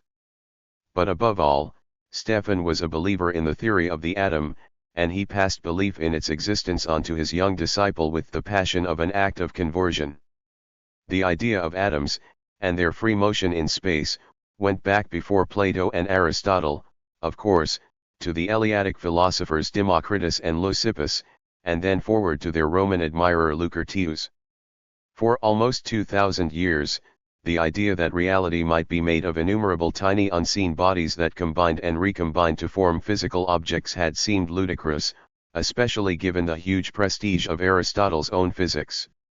Atomism also carried the taint of atheism, since it seemed to deny the existence of spiritual substances, including the soul, although Newton found himself occasionally drawn to the theory. Still, for centuries atomism seemed the last extremity of godless materialism, a strange irony, given its later fate. 8. Then in the mid-19th century, it experienced a sudden resurgence, when the idea of the atom proved useful for isolating and studying the behavior of gases under different conditions and at different temperatures. Rudolf Clausius, for one, realized that heat is the result of motion, and that what is in motion could best be explained as tiny, as yet unseen molecules or atoms. Still, for believers like Stefan and his friend Joseph Loschmidt, atoms remained an unproven hypothesis, nothing more. Maxwell's theory of the electromagnetic field, however, gave them new hope. Atoms were invisible, but so was Maxwell's electromagnetism. Maxwell's electromagnetism explained certain phenomena by simplifying the mathematics, so did atomic theory. But it was 30-year-old Boltzmann who saw that Maxwell's work on statistical probability opened a whole new horizon for understanding the nature of the atom, and with it perhaps the fate of civilization itself. "Was it a god who wrote these signs?" he once exclaimed, while teaching Maxwell's theories to his students, and meant it. 9. What Boltzmann did was connect Maxwell's electromagnetism and Clausius's atom directly to the hottest new issue in 19th-century physics, thermodynamics. In 1850, Clausius had discovered its second and latest law: for all the available energy in a system, the crankshaft of a moving train, the steam in a boiler, water flowing down a mill race or over a dam, a comet sweeping across the sky, some energy is lost and becomes unavailable. Over time, Clausius argued, the unavailable energy will tend to increase, as available energy gets lost, as when a spinning propeller gradually slows down or when very cold milk is poured into a very hot drink, and both tend to approach room temperature and become tepid. Clausius dubbed this unavailable lost energy entropy, and his famous second law stated that entropy is always increasing. To some, the idea was shocking. It suggested that all systems eventually run down, including the universe. To more lively imaginations in the later 19th century, the law of entropy seemed a signal of eventual doom not only for the physical world but for civilization itself. 10. Boltzmann, however, was able to give the law of entropy a more hopeful thrust, thanks to the laws of probability and the properties of the atom. Clausius and his colleagues were still thinking of heat as a fluid, a material that transferred from one place to another like water in a bath, which through entropy goes down the drain and is lost forever. But if heat was actually the random motion of atoms within a given system, then entropy was simply a measure of atoms reaching a disordered state after a more ordered one. 11. Imagine a deck of cards, arranged by suit and ranked down to the last card, a highly ordered state. We shuffle the deck and find that some cards are now out of order, but others are still in their original sequence. We shuffle a second, even a third time, the number of hearts or diamonds still in sequence steadily diminishes. Finally, we have a deck in which the distribution almost seems random, the final stage of entropy. 12. But Boltzmann pointed out that nothing says the process of shuffling the deck has to result in growing disorder. It is possible, but not probable, that hundreds or even thousands of reshufflings might restore the original sequence. In short, over time entropy tends to grow, but it is not inevitable. Disorderly states are more probable than orderly ones, but not every orderly state will necessarily run down and dissolve into chaos. Ordered systems will take shape, and retain their shape, in certain places in the solar system, in the human body, even in society, even as disorder takes over in others, by a formula Boltzmann drew up. S equals K log W. S, entropy, is proportional to the logarithm of W, the probability of a given state. 13. But Boltzmann's theory was also saying something else, almost equally profound: the probability of any state increases as its energy decreases. Low energy states are therefore more probable, while usable energy is energy in disequilibrium, and that includes electricity. Boltzmann's statistical mechanics had suddenly opened the door to a new understanding of how electricity acts and flows from positive to negative, i.e., from high-energy states to low-energy ones, and how atoms directly affect the unseen properties of matter, from electrical conductivity to the viscosity of fluids. A whole new world was opening up, not only for physics but for chemistry, as well, even perhaps biology, that is, if atoms exist. 14. Others had their severe doubts. One was Boltzmann's fellow countryman, Ernst Mach, his former mentor's rival and now holder of a prestigious chair of experimental physics at the University of Prague. Mach's entire approach to science was that the only legitimate starting point for the investigation of nature had to be the classic one defined by the 18th century empiricists, sense perception. The aim of science, Mach wrote, is to obtain connections among phenomena within that field of experience and then describe them in the shortest and most economical way possible as scientific laws. Point 15. Boltzmann's theorem flunked on both counts. No one had ever seen an atom. The theory of entropy worked just fine without them and without Boltzmann's elaborate statistical mechanics. Portraying heat as atomic motion seemed equally absurd, but nothing offended Mach and his empirically minded colleague Henri Poincaré at the University of Paris than Boltzmann's introducing entities whose existence could not be independently judged, solely on the grounds that they made the calculations clearer and more elegant. Where was the clear picture of reality? Mach wanted to know. Where were the facts?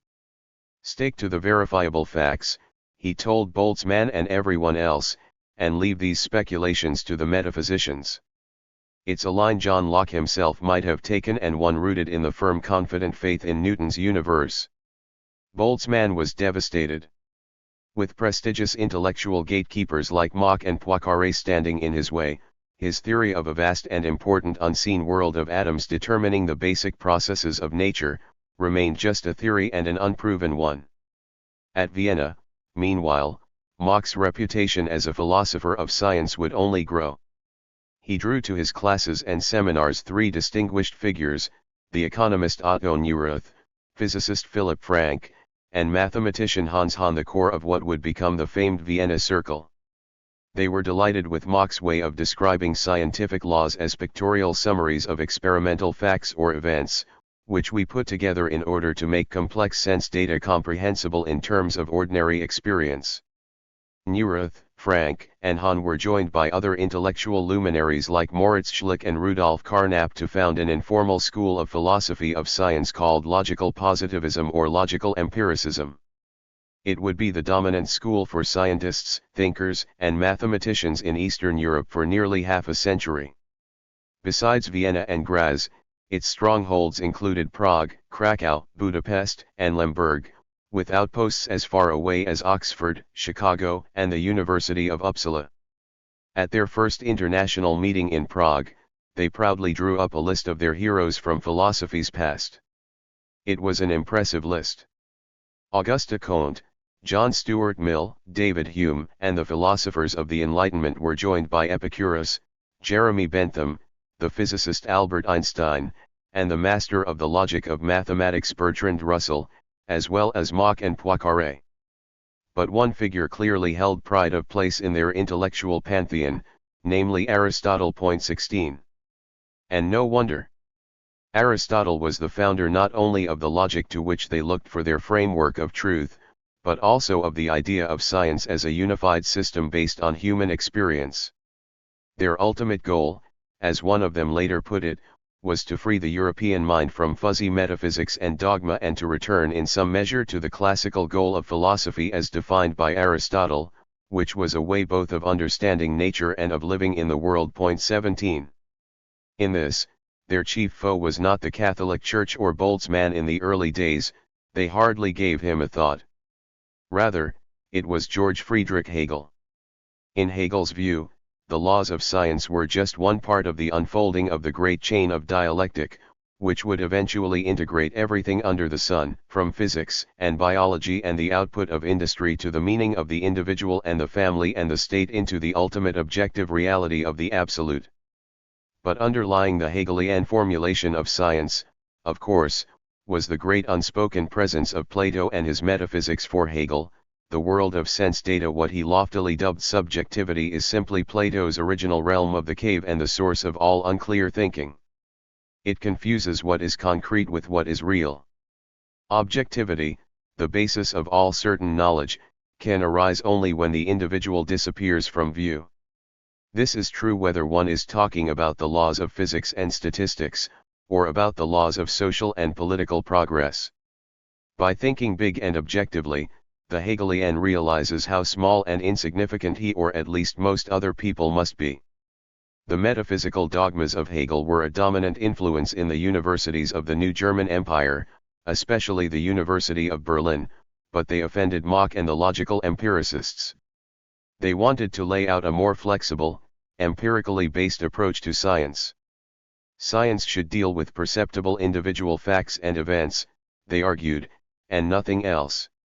Our mind's job is to match our words and mental images to those facts and nothing else. In short, Mach's answer to Hegel was like Sergeant Friday's, "The facts, ma'am, just the facts."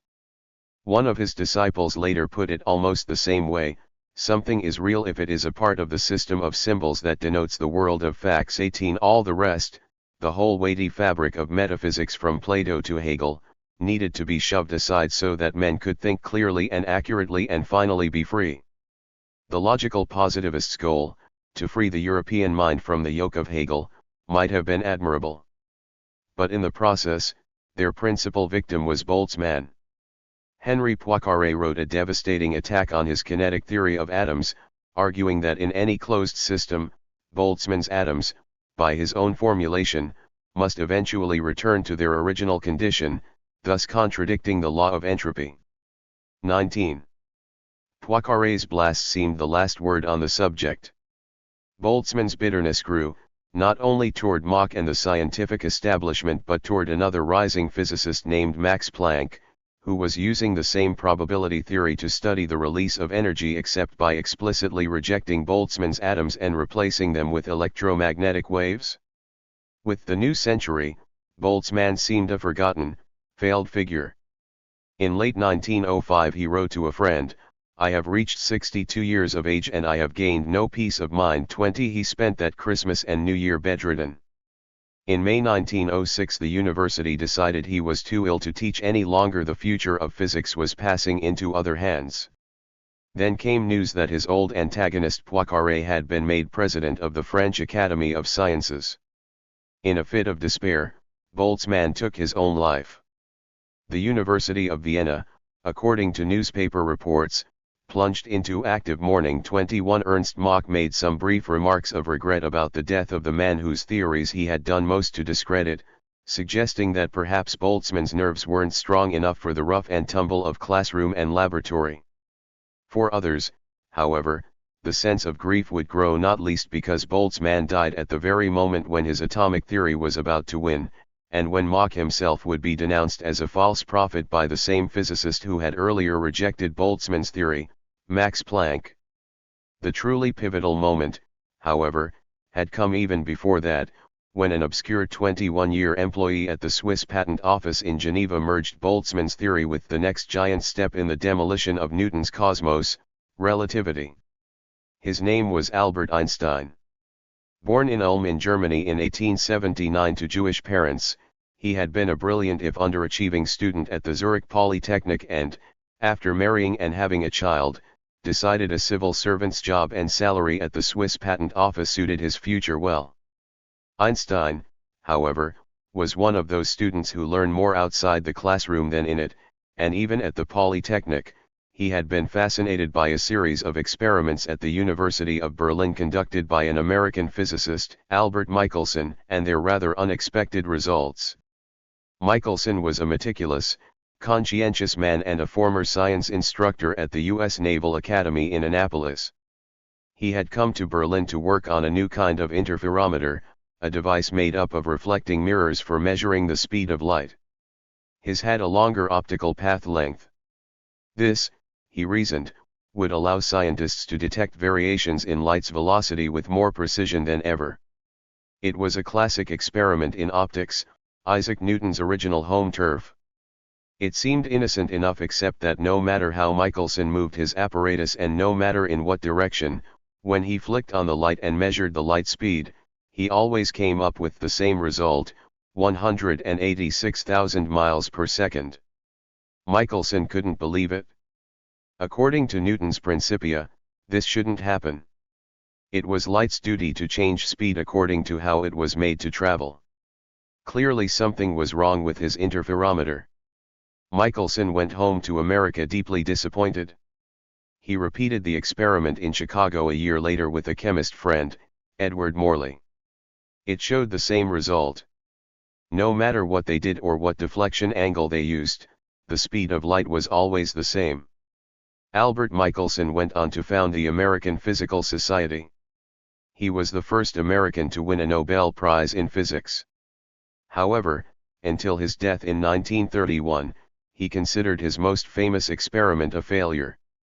He could not believe that the problem was not his device or his skill as a scientist but Newton's laws about space and time. 22. Einstein thought otherwise. Even as a student, he had wondered whether Newton's most fundamental assumption that space and time form an exact and immovable grid in which all physical events, like light traveling from one point to the next, take place was really true. As a teenager, Einstein had once wondered, what would the world look like if I rode a beam of light? Around 1900, he began to work out the details and discovered that if somehow he did ride a light beam, he would cut himself off from the passage of time. 23. An interstellar horse race demonstrates Einstein's point. Suppose the horses come out of the gate at the exact moment the course clock strikes noon. The horse I'm riding is traveling at the speed of light. In 1 second I move 186,000 miles, but so does the light beam carrying the image of the clock hands reaching 12. When I look back, to me the clock hands have not changed, time is frozen.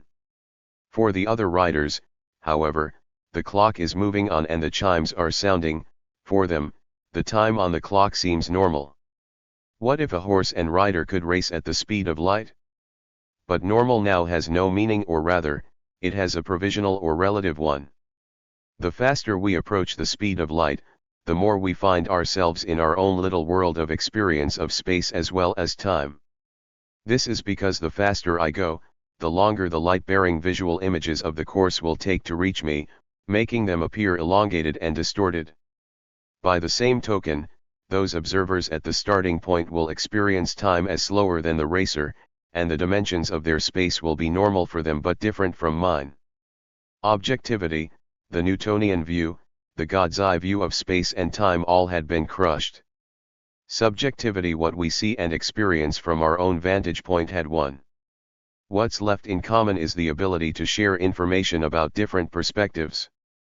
In fact, what's usually called the theory of relativity should really be called the theory of perspective. 24. For thanks to Einstein, what the Renaissance artists had used to represent reality had now become reality, a way to measure seeing from a particular point of view.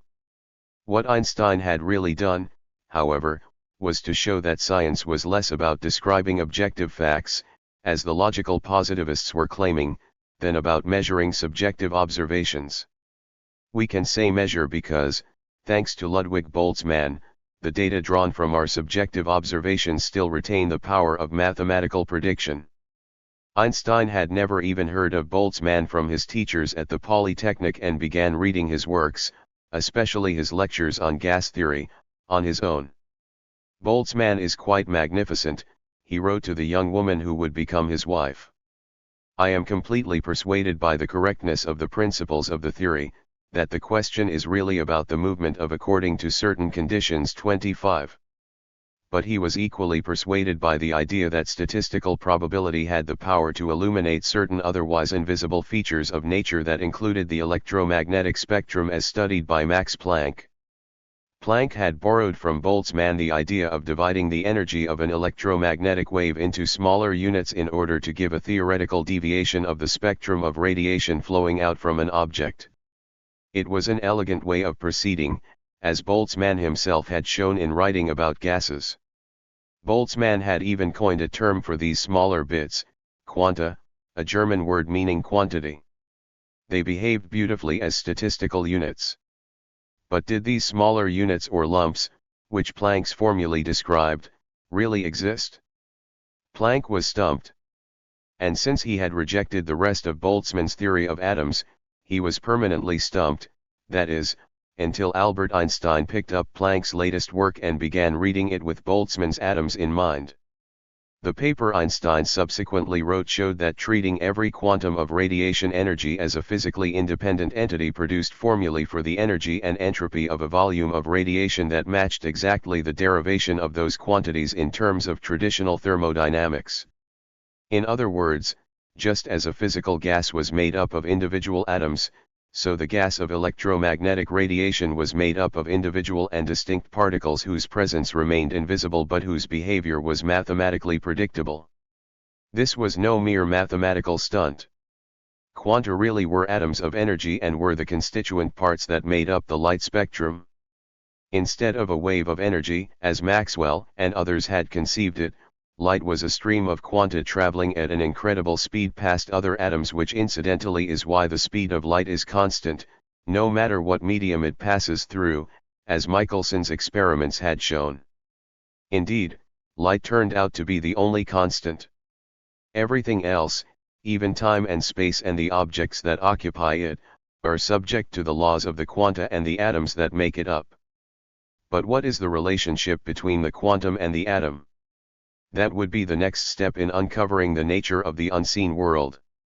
And it would come at the hands of Danish physicist Niels Bohr, on the eve of the great cataclysm that would engulf Europe, World War I. Contrary to historians, what really divided Europe in the years before 1914 was not nationalism or alliances or imperial ambitions for a place in the sun. It was a rift in Europe's cultural crust separating the major portion of German-speaking Europe from its neighbors. Inside the rift, Hegel's Plato-influenced German idealism ruled, above all the notion that ultimate reality is found not in the vicissitudes of empirical experience but in the realm of the absolute, of mind and spirit. 26. Outside the Hegel line and across the rest of Europe, various schools of thought and lines of inquiry competed for attention. They included Catholics and Protestants, John Stuart Mill, style liberals and Burkean conservatives, logical positivists and social Darwinists, Enlightenment deists and out-and-out atheists. But most looked to Aristotle and his intellectual offspring, including Aquinas and John Locke, as their original progenitors, if not their actual inspiration. They argued passionately among themselves in university lecture halls, academic journals, political discussion groups, writers and artists' studios, even newspapers and secondary school common rooms. Over time, however, they generally found themselves resisting the aggressive thrust of Hegel's idealism, or being engulfed by it and by the disciples of Hegel's unacknowledged bastard heir, Karl Marx. For after 1848, Hegelianism, like absolute spirit itself, seemed destined to sweep everything before it. It's not hard to describe the Hegel line on a map. To the east, it separated Germany from the Austro-Hungarian Empire and its twin capitals, Vienna and Prague, the home not only of logical positivism but of the first glimmerings of Mendelian genetics. To the west, it ran roughly along the border between Germany and France, although later in the 20th century Paris would become one of Hegelianism's most important outposts. To the north, Great Britain was largely sheltered from its influence by its own long empirical tradition, as well as by the rise of Darwinism. Even so, important outcroppings appeared at Cambridge and Oxford in the 1880s. In the United States they came as early as the 1850s, where American transcendentalists like Ralph Waldo Emerson came to worship at the temple of the phenomenology of spirit. 27. Farther north, Scandinavians by and large resisted the spread of Hegelianism. The existentialist philosopher Søren Kierkegaard made it his principal target. To the south, however, the Hegel line thrust deep into Italy, where Benedetto Croce made his version of Hegel's science of history a virtual orthodoxy. He became as much the intellectual dictator of Italy as Hegel had been of Germany. 28. At the farther ends of Europe, in Spain and Russia, it is hard to find a serious thinker in the later 19th century who wasn't influenced by the philosopher from Jena. 29. What made Hegel so irresistibly appealing? First of all, his totality as a thinker. His theories didn't just draw together science, art, history, and philosophy into a consistent whole. His vision of totality also embraced, and subsumed, the individual. As with Plato, Hegel taught that the key to human happiness was belonging to an entity larger than ourselves. For Hegel and the Hegelian, the desire of each person to lead his or her life as he or she pleases the Lockean individual of the Enlightenment was as morally absurd as it was physically impossible. We are all inevitably parts of larger and larger wholes, Hegel explained, both organically and over time, as all things become integrated into the ultimate reality of the absolute, including the state. 30. What the Catholic Church had been for St. Augustine, the modern political state became for Hegel and the Hegelians, the universal community of the future. The crucial difference was that Augustine's community was bound together by belief in a supreme power greater than itself. In sharp contrast, Hegel's state is held together by its belief in itself, and the certainty that in the long run it can do no wrong. The state is the reality of the moral idea, he wrote in the Philosophy of Right, which thinks and knows itself, and fulfills what it knows. 31. Marx had substituted the word class for the state, but the effect was same. Both for Marx and for Hegel, the illusory freedom set forth by Locke and the Enlightenment were doomed to disappear. History and the future belonged to newer, stronger forces, and Hegel's legacy was to prepare the way for it. Marx had seen the future arise from the proletariat. For Hegel himself, it had risen up from the squabbling principalities of Germany and Central Europe, the trash heap left behind by the decay and collapse of the medieval Holy Roman Empire, the disasters of the Reformation, and Napoleon's conquests. He had concluded that the full development of the absolute in history, including the state, belonged to the German race. The German spirit is the spirit of the New World, he wrote. Its aim is the realization of absolute truth as the unlimited self-determination of freedom, meaning freedom not in the Anglo-American sense of rights and natural law but in the sense of belonging to a greater, more real whole. 32. At the University of Berlin, Prussia's capital, first Hegel and then his disciples held forth to generations of students on the inevitable triumph of the German spirit in history, and on the kingdom of Prussia as the state that most embodied that idea. 33. The nickname for the Berlin faculty became the First Guards Regiment of Learning. Other German universities, like Freiburg and Heidelberg and Leipzig, also played their part in the march of German nationalism. It would be a gross error to imagine that every German scholar or thinker in 1860 was an Hegelian. All the same, Hegel's Berlin became the epicenter of a series of seismic tremors, both intellectual and political, that would remake the map of Europe. They would erupt first to the east, along the German-Austrian border at Königgrätz in 1866, where the Prussian army decisively defeated the Austrian forces in a driving rainstorm. The Battle of Königgrätz decided not only who would dominate Germany but the intellectual future of continental Europe. First the Saxons saw the writing on the wall and became a Prussian ally. The other German states, like Bavaria and Hanover, soon followed. 4 years later Kaiser Wilhelm I, his first minister Otto von Bismarck, and the Prussian army would repeat their triumph, this time over the French in the Franco-Prussian War. In 1871, a united German state and empire had emerged that was poised to become the colossus of Europe and the fulfillment of Hegel's dream. Germany would soon pass both Britain and France as a producer of iron and steel and coal. Its scientists pioneered the industrial development of drugs, synthetic dyes, and chemicals, while its universities became major centers of research and learning. Its finest minds became cultural legends, from Goethe and Beethoven to Kant, Leibniz, and Hegel himself. To be German was to be in some degree a participant in Western civilization at its highest trajectory.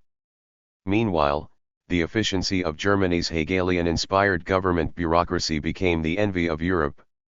Its offer of unemployment insurance to workers in 1881 forced virtually every other country to take the first tentative steps to creating the modern welfare state.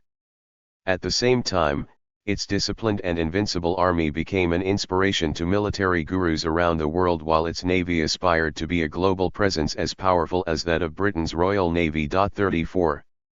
By 1880, British statesman Benjamin Disraeli pronounced the German Revolution a greater event than the French Revolution of the previous century. 35. Rousseau's revolution, after all, had ended in terror and blood. Hegel's revolution in Germany, by contrast, seemed on the brink of universal fulfillment. History and the march of the absolute were clearly on the German side. 36. By 1905, that March had advanced far enough to alarm those on the other side of the Hegel line, especially in the West. France and Britain had made common cause and in 1904 signed an Entente Cordiale, while France brought along its traditional ally, Russia, to make a third at the table. Emperor Franz Joseph of Austria and his entourage sensed where their geopolitical and strategic future lay and signed a similar alliance with Germany, as did the newly unified Italy.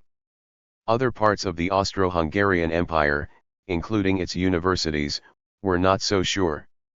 Indeed, the hostility on the part of Ernst Mach and the logical positivists to the systems of Hegel was at least in part a declaration of independence against the encroaching monolith of Imperial Germany, a declaration of cultural and intellectual independence as loud and clear as the American Declaration of Political Independence in 1776-37. Something similar was happening in the new atomic physics.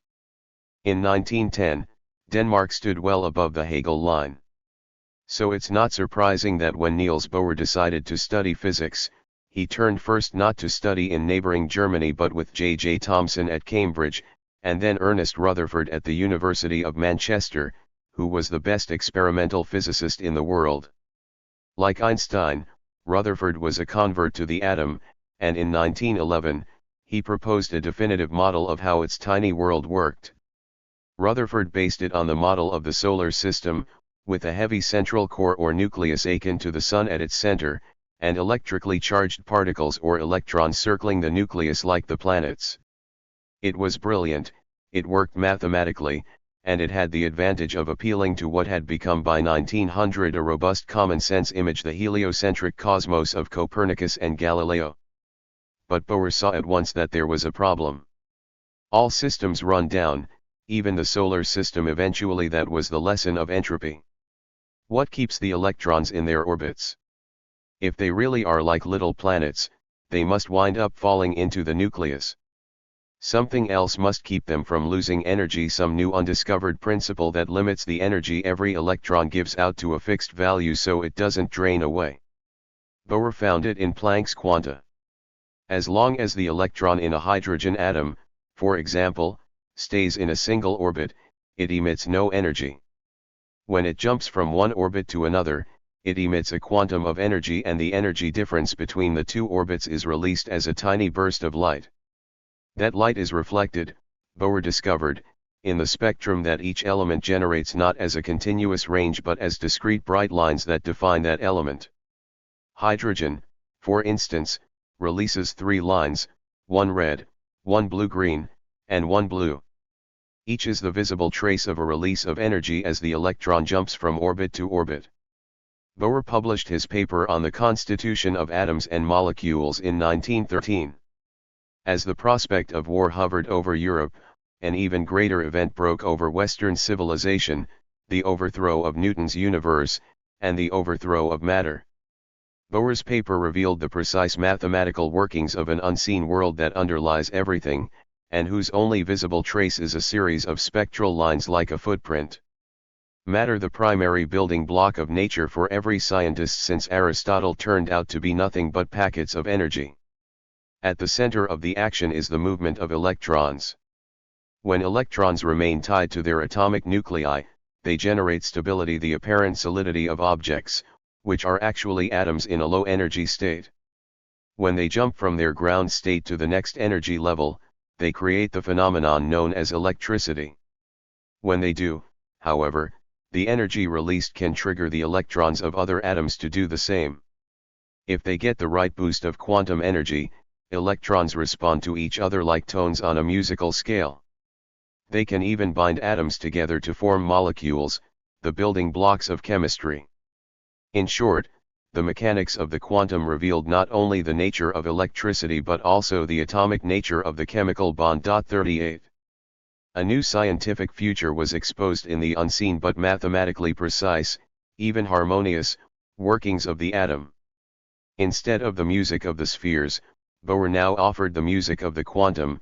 No wonder he felt free to invoke Pythagoras in his 1922 Nobel Prize speech. Number now defined the parameters of a new reality, the reality of the field, a range of probabilities about where electrons will be at any given time, subject to the laws of relativity and the quantum and the speed of light, the one remaining constant. As Einstein put it, there is no place in this new physics both for the field and matter, for the field is the only reality. It wasn't just Newton's mechanics and Aristotle's matter that had been exposed as illusions. So were the dominant political ideologies of the age. Everyone, including Marx and his followers, assumed that power derived from controlling the biggest material resources, from territories and colonies to gold mines, oil wells, armies, and navies. The future would belong to those institutions able to muster and control those vast physical assets and deploy their power. And the bigger the institutions, empires, nations, corporations, the bigger the power they would wield. In politics as in sex, men at the dawn of the 20th century said, size is destiny.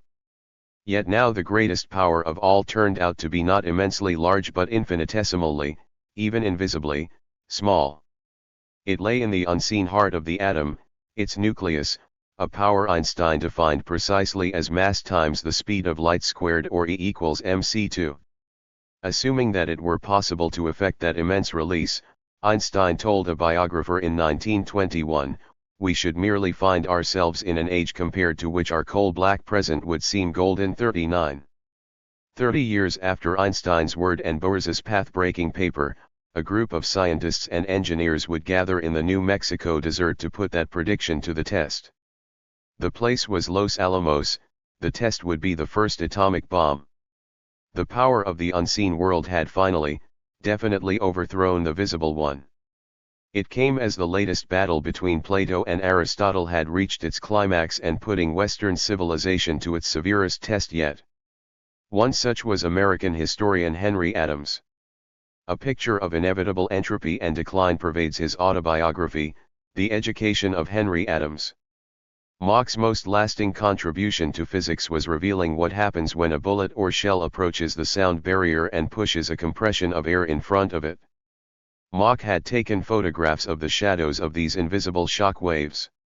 His formula for measuring the speed of sound still carries his name, which is why we still talk about a jet plane traveling at Mach 1 or Mach 2. See Chapter 24. A good example is Max Weber, who constructed an entire sociology uncontaminated by Hegelian ideas and who proved resistant to their instinctive allegiance to an extreme German nationalism. The influence of Nietzsche, however, proved more challenging. See Chapter 28. Why was Austria so immune to Hegel? One reason was that Kant, Hegel, and Fichte were all for a time on the Catholic Church's index of prohibited books. By the time they came off, Austrian schools and universities had found other intellectual mentors, including the Catholic philosopher Franz Brentano and John Stuart Mill. Friedrich Nietzsche, everything about Socrates is wrong. 27. Triumph of the will, Nietzsche and the death of reason. Men must become better and more evil. Friedrich Nietzsche, thus spoke Zarathustra. Whatever their differences, Plato and Aristotle did agree on one thing, the importance of reason in human affairs. In Plato's case, the path of reason was more speculative and inward-turning, based on a search for timeless a priori principles. Aristotle celebrated a more practical version of reason, embedded in the rules of logic and science and in empirical experience. But both assumed that distinguishing truth from falsehood was man's most important mission, and that his mind was the surest guide for doing it. For more than 2,000 years, their successors embraced the same idea. Christianity tended to see human reason in more Platonic terms, as a reflection of the mind of God. Following Aristotle, the Enlightenment treated it as a powerful ordering mechanism, not only generating scientific knowledge but also enabling us to grasp the basic forces governing our own history, a point with which both Hegel and Marx would have completely agreed. But none ever doubted that reason was the essential core of human identity. Even the Romantics, with their celebration of feelings and emotions, were chasing after a richer synthesis of our spiritual and rational natures, not the permanent overthrow of the latter. Then very suddenly in the 1880s, new ideologies sprang up in Germany and France arguing for just that. Their proponents asserted that it wasn't what we know that makes us powerful, but what we believe even if it's a lie. Instead of knowing and analyzing reality, they proclaimed, man's mission is to transform it in ways no previous generation could ever have imagined. Other people have saints, the Greeks had sages.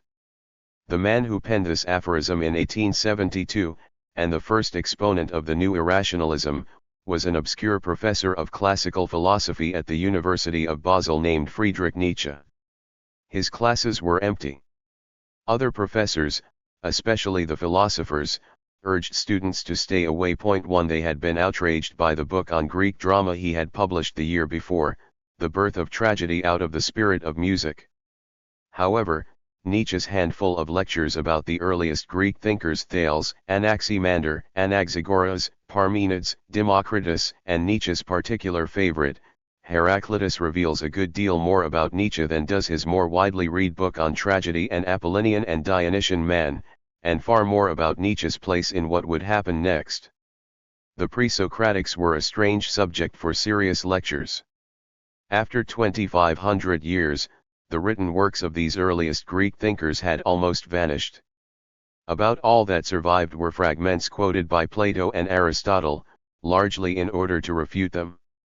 However, enough survived to allow scholars to get a broad idea of their theories, Parmenides's belief in the unity of being, for example, and Democritus's atomism.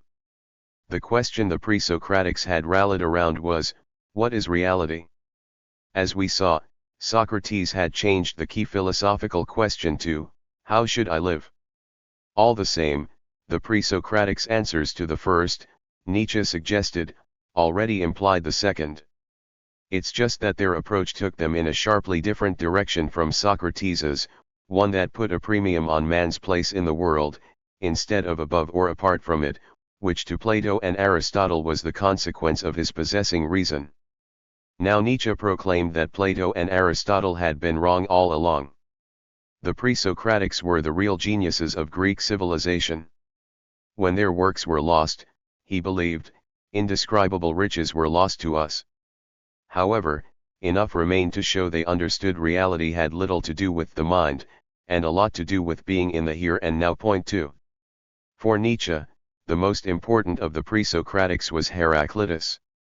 Heraclitus's regal possession is his extraordinary power to think intuitively rather than through the mediation of formal categories, or the rope ladder of logic. Heraclitus denied any separation of mind and matter, body and spirit. He altogether denied being, that obsession of Greek philosophers after Parmenides, including Socrates and Plato. Heraclitus was the first to realize that good and bad are identical in the constant flux that is existence. Of course, the consequences of Heraclitus's most famous saying, all things change, or pantare, can appear paralyzing to the human mind. It means nothing is permanent, even from moment to moment. Nietzsche likened it to a mental earthquake. But the impermanence of everything, including the universe, should be a formula for serenity rather than despair. It takes great strength to realize that we are destined to ride the hurricane of change alone and to accept the ceaseless fluctuation of everything we see or touch or hold dear. However, when we do, we will be prepared to see life as a whole, including ourselves. 3. Let the wheel of time roll where it will, Nietzsche affirms, it can never escape truth. Nor, will we. Modern man will realize that mind and body, good and evil, being and becoming, the many and the one, are all false choices. They are but the flash and spark of drawn swords, the quick radiance of victory in the struggle of opposites, without end or beginning. This is why, Nietzsche concludes, the world forever needs Heraclitus. The greatest of pre-Socratic thinkers raised the curtain on history's greatest secret, the bleak truth behind the Delphic motto Know thyself. 4. Ride the hurricane. It is not hard to hear in all this the voice of Romanticism recast as a reading of early Greek philosophy. It appears also in Nietzsche's other great influential work, The Birth of Tragedy, his celebration of the Greek god Dionysus as the presiding spirit of spontaneity and creative insight, versus Apollo as the symbol of bloodless reason. It certainly had a Byronic ring, as does his evocation of genius as the life force of civilization, with each giant calling to his brother through the desolate intervals of time, a line he might have stolen from Percy Shelley but that in fact comes from Schopenhauer. 5. Yet Nietzsche's project became far more radical. It involved a wholesale tearing down of every familiar landmark of Western thought, starting with its first philosopher martyr, Socrates. Everything about Socrates is wrong, he would write. 6 Nietzsche saw him not just as some dead figure out of the pages of a philosophy text, but as a living, baneful presence in the modern world, to be argued with, refuted, and ultimately overthrown. He devoted his life to purging Socrates' influence on Western man, compared to whom Plato and Aristotle were minor cast characters. Why Socrates? 7 Because, Nietzsche charged, it was Socrates who first elevated the importance of reason over instinct. It was Socrates who first made men look to the heavens for truth and happiness instead of being content to ride the ceaseless flux. It was also Socrates who introduced that shoddiest and most misleading of all false daemons, the voice of conscience, which convinces us we need to feel guilty about what actually makes us feel good. For Nietzsche, Socrates is the original father of Western decadence, an issue that consumed him until Nietzsche finally went mad. Nietzsche concluded that Socrates' enemies might have been right. Could Socrates have been the corrupter of youth after all, he asked bitterly. Did he deserve that cup of hemlock? 8 Nietzsche answered with an enthusiastic yes. Then came Plato, who only completed what Socrates had started. Plato taught Western culture to think of reason, self-denial, and the realm of spirit as good and spontaneity, pleasure, music, and art, and the world of the senses as bad. Plato's works marked the birth of good and evil that Christianity would go on to inherit, and with it the death of freedom. 9. The result was that Western man was divided against himself. The free, spontaneous spirit of Dionysian man and pre-Socratic Greek civilization, which inspired its finest music, art, poetry, and drama, was steadily crushed out under the cold, calculating gaze of Plato and his cultural offspring, Apollonian man. The dying Socrates became the new ideal, along with the theoretical man, who thinks rather than feels and who prefers martyrdom to resistance. Aristotle followed this up by refeeing reason into science, forcing the natural world to bend to the mind's instinct for system and order, while virtue became the focus of social and political life. From there, the story of the West goes quickly downhill. At the edge of the Roman world, an obscure Jewish priestly caste turned Plato's ascetic formula into the ethical outlook of an entire society called Christianity. Christianity, Nietzsche snorted, is Platonism for the masses, a sentence Origen himself might have uttered, but in a very different tone. The Christian Middle Ages relegated all human spontaneity and vitality to the cultural margins, like the vagabond troubadours. Except for a short burst of freedom in the Renaissance of Michelangelo and Leonardo, the Enlightenment and the modern age remained trapped in Plato's icy grip. The tempo of life slowed down, dialectic's place of instinct, seriousness imprinted on faces and gestures. Men became obsessed with making themselves useful through science and commerce. A dechristianized conscience became a weak-willed sink of pity open to every humanitarian cause. Then came the advent of democracy, international courts instead of war, equal rights for women, whatever symptoms of declining life there are. Nietzsche did not hesitate to throw in Hegel and Marx as two more sorry specimens from the same decadent cesspool. 10. Instead of a history of progress, for Nietzsche the history of the West since Plato has been a history of decadence and diminishing vitality, an age of exhaustion, of evening and twilight. If Western man is to save himself from the final darkness, Nietzsche predicted, he will have to recapture that clean sense of drive and energy of the pre-Socratic age, what Nietzsche dubbed the will to power. The early Greeks, the Homeric heroes and Heraclitan sages, had it. The German barbarian tribes, those blonde beasts who destroyed a previous decadent exhausted civilization, the Roman Empire, had it.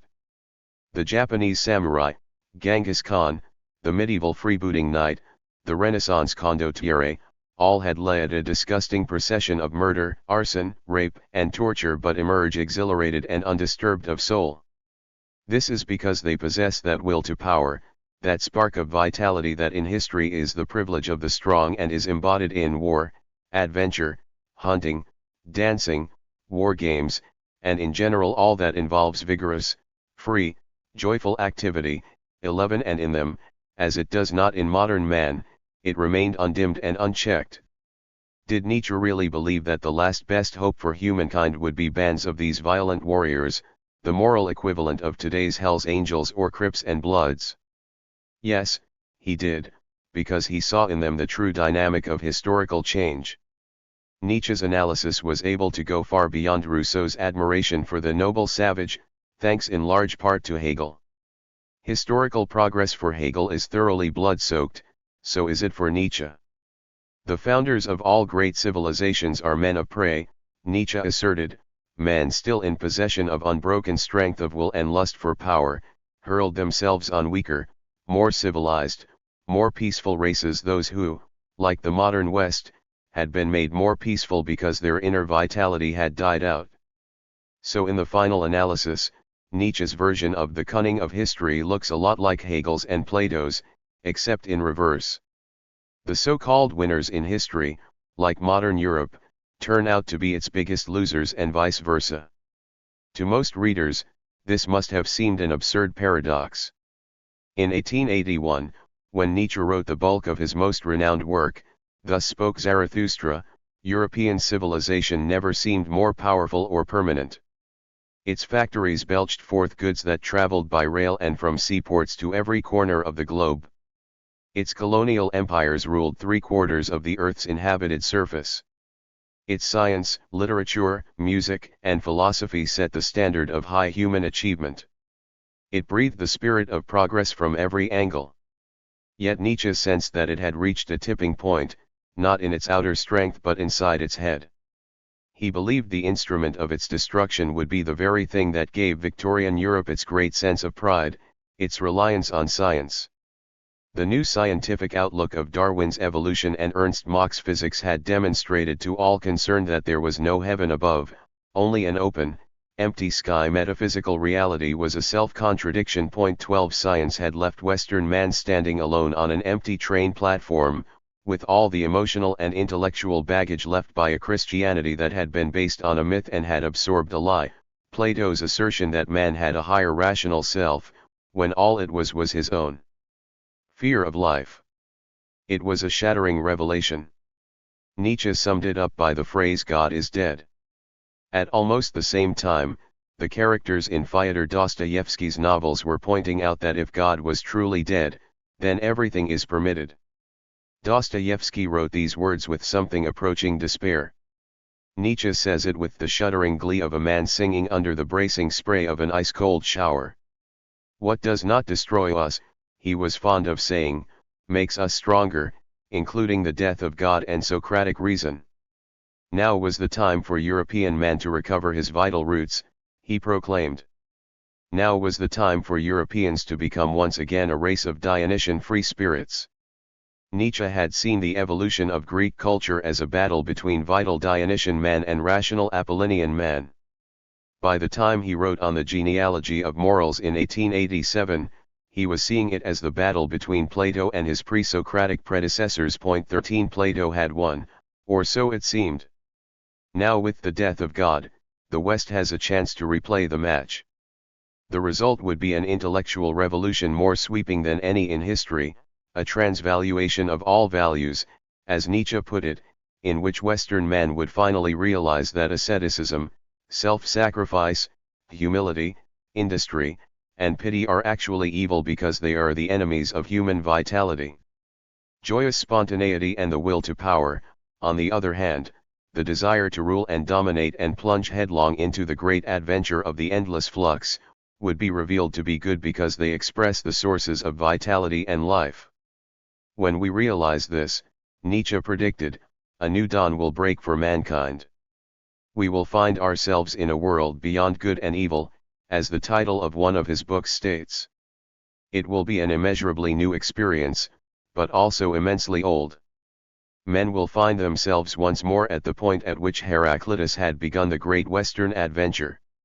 This came as no surprise to Nietzsche.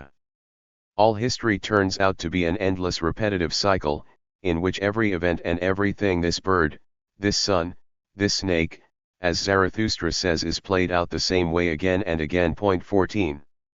Thus Spoke Zarathustra is a parable of the end of modern civilization. The main character, the prophet Zarathustra, has entirely reconciled himself to this bleak reality and the fact that in a world of eternal recurrence, the only choices that matter are the ones we make for ourselves. This realization transforms him into a new kind of human being, the new man, the Übermensch, or Overman. He is a being beyond good and evil, because the greatest evil is necessary for the Overman. 15. He is a being freed at last from Plato and Aristotle and the chains of Western rationalism. He is a being suffused with the will to power. My hour is come, he tells the sun, this is my morning, my day is breaking, rise now, rise, thou great noon. Thus spake Zarathustra, and he left his cave, glowing and strong as a morning sun that comes out of dark mountains. 16. By the time the fourth and last part of Zarathustra was published in 1892, Nietzsche had gone hopelessly insane. The prophet of the overthrow of reason had gotten his wish. 2 years earlier, a book published in Paris, Time and Free Will, had launched an attack on the temple of rationality from a very different direction. Nietzsche's turn back to the pre-Socratics ends in a cave. Henry Bergson's begins with a race. It's the most famous imaginary race in history, between the great Greek hero Achilles and a tortoise. The pre-Socratic thinker Zeno, a follower of Parmenides, dreamed it up as a way to prove that motion, and change, is impossible. Achilles and the tortoise are set to run a race around a stadium track. Achilles generously gives the tortoise a head start. The starter says, "Go," and the race is on. However, Achilles is doomed to lose even before he leaves the starting block. Why? Because, Zeno says, by the time Achilles gets to point A, where the tortoise started, the tortoise will have already moved ahead to point B. When Achilles reaches B, the tortoise has crawled to C. When Achilles finally reaches C, the tortoise is already at point D. And so on. Common sense says Achilles must win the race. However, reason and the diagram show that no matter what Achilles does to catch up, he can't reach the point where the tortoise was before the tortoise will have moved to a point ahead of him. The race is over before it begins. Zeno's race is a famous example of a logical paradox. Zeno used it to show that there was no such thing as a state of motion. Change isn't something that happens to objects because all we can know are objects in the moment, here and now.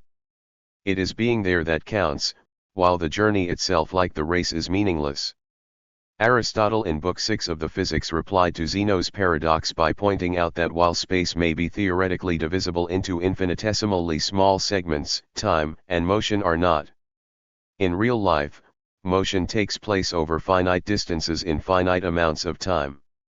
Achilles will win because he is running from A to B at a faster speed than the tortoise. The points don't enter the picture unless he happens to stop at one of them. Everything that is in motion a period of time, Aristotle sniffed, unless it is at rest and vice versa. 17. Aristotle dismissed Zeno's paradox without answering it. Although philosophers over the centuries pondered the problem Zeno raised, few considered it important enough to overturn our common sense understanding of how time, distance, and space interact. No one, that is, until a young teacher in the French town of Clermont-Ferrand decided Zeno might have had a point. The year was 1886, and Henry Bergson was out for his customary afternoon walk after teaching his students at the high school about the pre-Socratics and Zeno's race. Suddenly, he tells us, it occurred to him that Aristotle and all thinkers after him had approached the entire question of time from the wrong end. In trying to refute Zeno, they had always treated time as a measure of motion, especially over physical distance, as in a race or with the speed of light. They had failed to see time as Zeno and the pre-Socratics had, Bergson believed, as a dimension of human consciousness. 18. This aspect Bergson dubbed duration. The experience of duration forms the backbone of what Bergson asserted had to be an entirely new way of thinking about human existence. This experience has nothing to do with our ordinary consciousness or the intellect. It is a feeling grasped in an introspective, imaginative leap of intuition, like a diver plunging over a waterfall. Bergson's rational mind, the intellect, sees life only like a movie on reel-to-reel tape. It watches a series of discrete episodes that roll along like a film of Zeno's race and are then tossed into a box titled My Life as My Mind Saw It. Intuition works like a compact disc in which the digital bits instantly assemble and form one continuous whole. Intuition is knowledge at a distance, meaning it contains both past and present and simultaneously looks ahead to the future. 19. That whole constitutes memory, for Bergson an entirely separate level of human consciousness from that of reason. 20. Instead of slicing things up as the Aristotelian intellect does, memory pulls them together into a meaningful pattern. Sometimes by mistake, as when we remember meeting the love of our life in Boston when it was actually Paris. In every case, however, it is the larger significance of an event or place or person that shines through the clouds of memory. At that moment, Bergson averred, we experience time at its most fully and intuitively real, at the intersection of mind and matter. 21. Intuition returns us to our original starting point as living beings, what Bergson dubbed the élan vital. It is the trace of our animal instincts that have persisted through the evolutionary winnowing. Bergson was a committed Darwinian. His work is unimaginable without Origin of Species or Heraclitus, whose philosophy of ceaseless change fascinated Bergson as much as it enthralled Nietzsche. At the same time, the Frenchman saw evolution as a spiritual as well as material process. He evoked an image of evolution as the upward march of the élan vital, gushing out unceasingly, from an immense reservoir of life until it evolved into human consciousness. The life of the body, Bergson says, on the road that leads to the life of the spirit. These are words Ficino might have written, or Plotinus. 22. Except that in Bergson, the great chain of being has become modernized and personalized. It is more of a great escalator of consciousness, like the ascensor in the Eiffel Tower. Whatever leads our intellect toward the contemplation of matter, including the physical sciences, pushes us back down toward the ground where we started. Whatever presses the button of our intuition, however, steadily lifts us up to survey and experience the whole of life, including our lives with others. Ultimately it leads us to our Creator. Even though the Church put Bergson's books on the index, it is easy to see why French neo-Thomists and Catholics like Charles P. Guy found in Bergson a line of reasoning that would reconcile modern science, including Darwin, with traditional religious belief. 23. They would also turn Bergson's vitalist philosophy into a formula for national regeneration, La Réveillée Nationale, that galvanized France's conservative youth on the eve of World War I and probably saved France from ultimate defeat. It's more amazing that some readers found a similar parallel between Bergson and Marxism, yet that is exactly what Bergson's fellow Frenchman Georges Sorel did. It was Sorel, one of the 20th century's most original minds and the intellectual master not only of Lenin but of Benito Mussolini, who would turn Bergson's élan vital into the hammer of totalitarianism.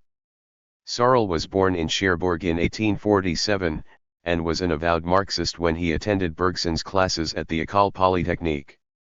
There he realized that the transformation of consciousness Bergson was proposing described the true goal of Marx's dictatorship of the proletariat and classless society.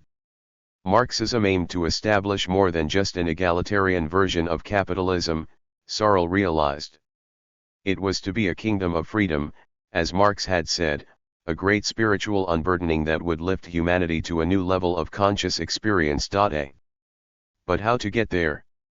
To put it crudely, Sorel threw Bergson and Marx together in the test tube, and out came a Gallic version of Nietzsche. Before the new egalitarian society can be built, Sorel decided, the old one must be torn down, destroyed utterly. That meant more than just overthrowing the bourgeoisie. It meant crushing out the false scientific rationality of the Enlightenment, which were actually an invitation to decadence. 24 True revolution meant reviving the bold heroic spirit in the age of engineers and machines. True revolution meant above all unleashing a cleansing, leveling violence, a violence without hatred and without the spirit of revenge, which will tap into the deep resources of man's elan vital and sweep everything before it. Searle admired Darwin, so did Karl Marx. They were bound to admire a science that reduced everything to a struggle for material existence. Some Victorians were shocked by Darwin's less than sunny picture of nature as red in tooth and claw, as the poet Tennyson put it. Searle reveled in it and tied his politics of violence to an existential Darwinian process that would crush out the weak and unfit and leave the future to the strong. For Nietzsche, that vehicle for creative destruction had been his barbarian suffused with will to power, the blonde beasts. 25 For Searle, it was the proletariat, working men and women who, when turned loose on the street by a general strike, would with their calloused hands pull down the bourgeoisie from their pampered perch. One of his favorite fantasies is of workers using their hammers and crowbars to batter down the walls of the Palais Bourbon, the seat of the French government, and crushing the corrupt ministers inside it. By Searle's reckoning, the mistake conventional Marxists made was to assume that this proletarian revolution could be set off by appeals to the working class's reason: you will control the means of production, you have nothing to lose but your chains, and so on. What was really needed, Searle said, was something closer to the fluid nature of reality, a direct appeal to their most basic instincts, which are the real mainsprings of human action. It has been stated that the socialist war could not be decided in one single battle, Searle wrote. 26 However, history had shown that a great belief or expectation of liberation in the future, however irrational, can inspire men to flights of heroism even in the face of impossible odds. 300 Spartans held off a Persian army in the hundreds of thousands at Thermopylae in order to save Greece from foreign tyranny. Early Christians believed that the return of Christ would cast the pagan world into oblivion, and they gladly fed themselves to the lions to make it happen. Martin Luther summoned the German people to crush the Antichrist and the Catholic Church and set off the Reformation. So why couldn't mobilizing a similar vision of impending apocalypse that will create a new world order set the working masses at the throats of the bourgeoisie? Searle's term for this kind of vision is myth, with all that word's Platonic associations.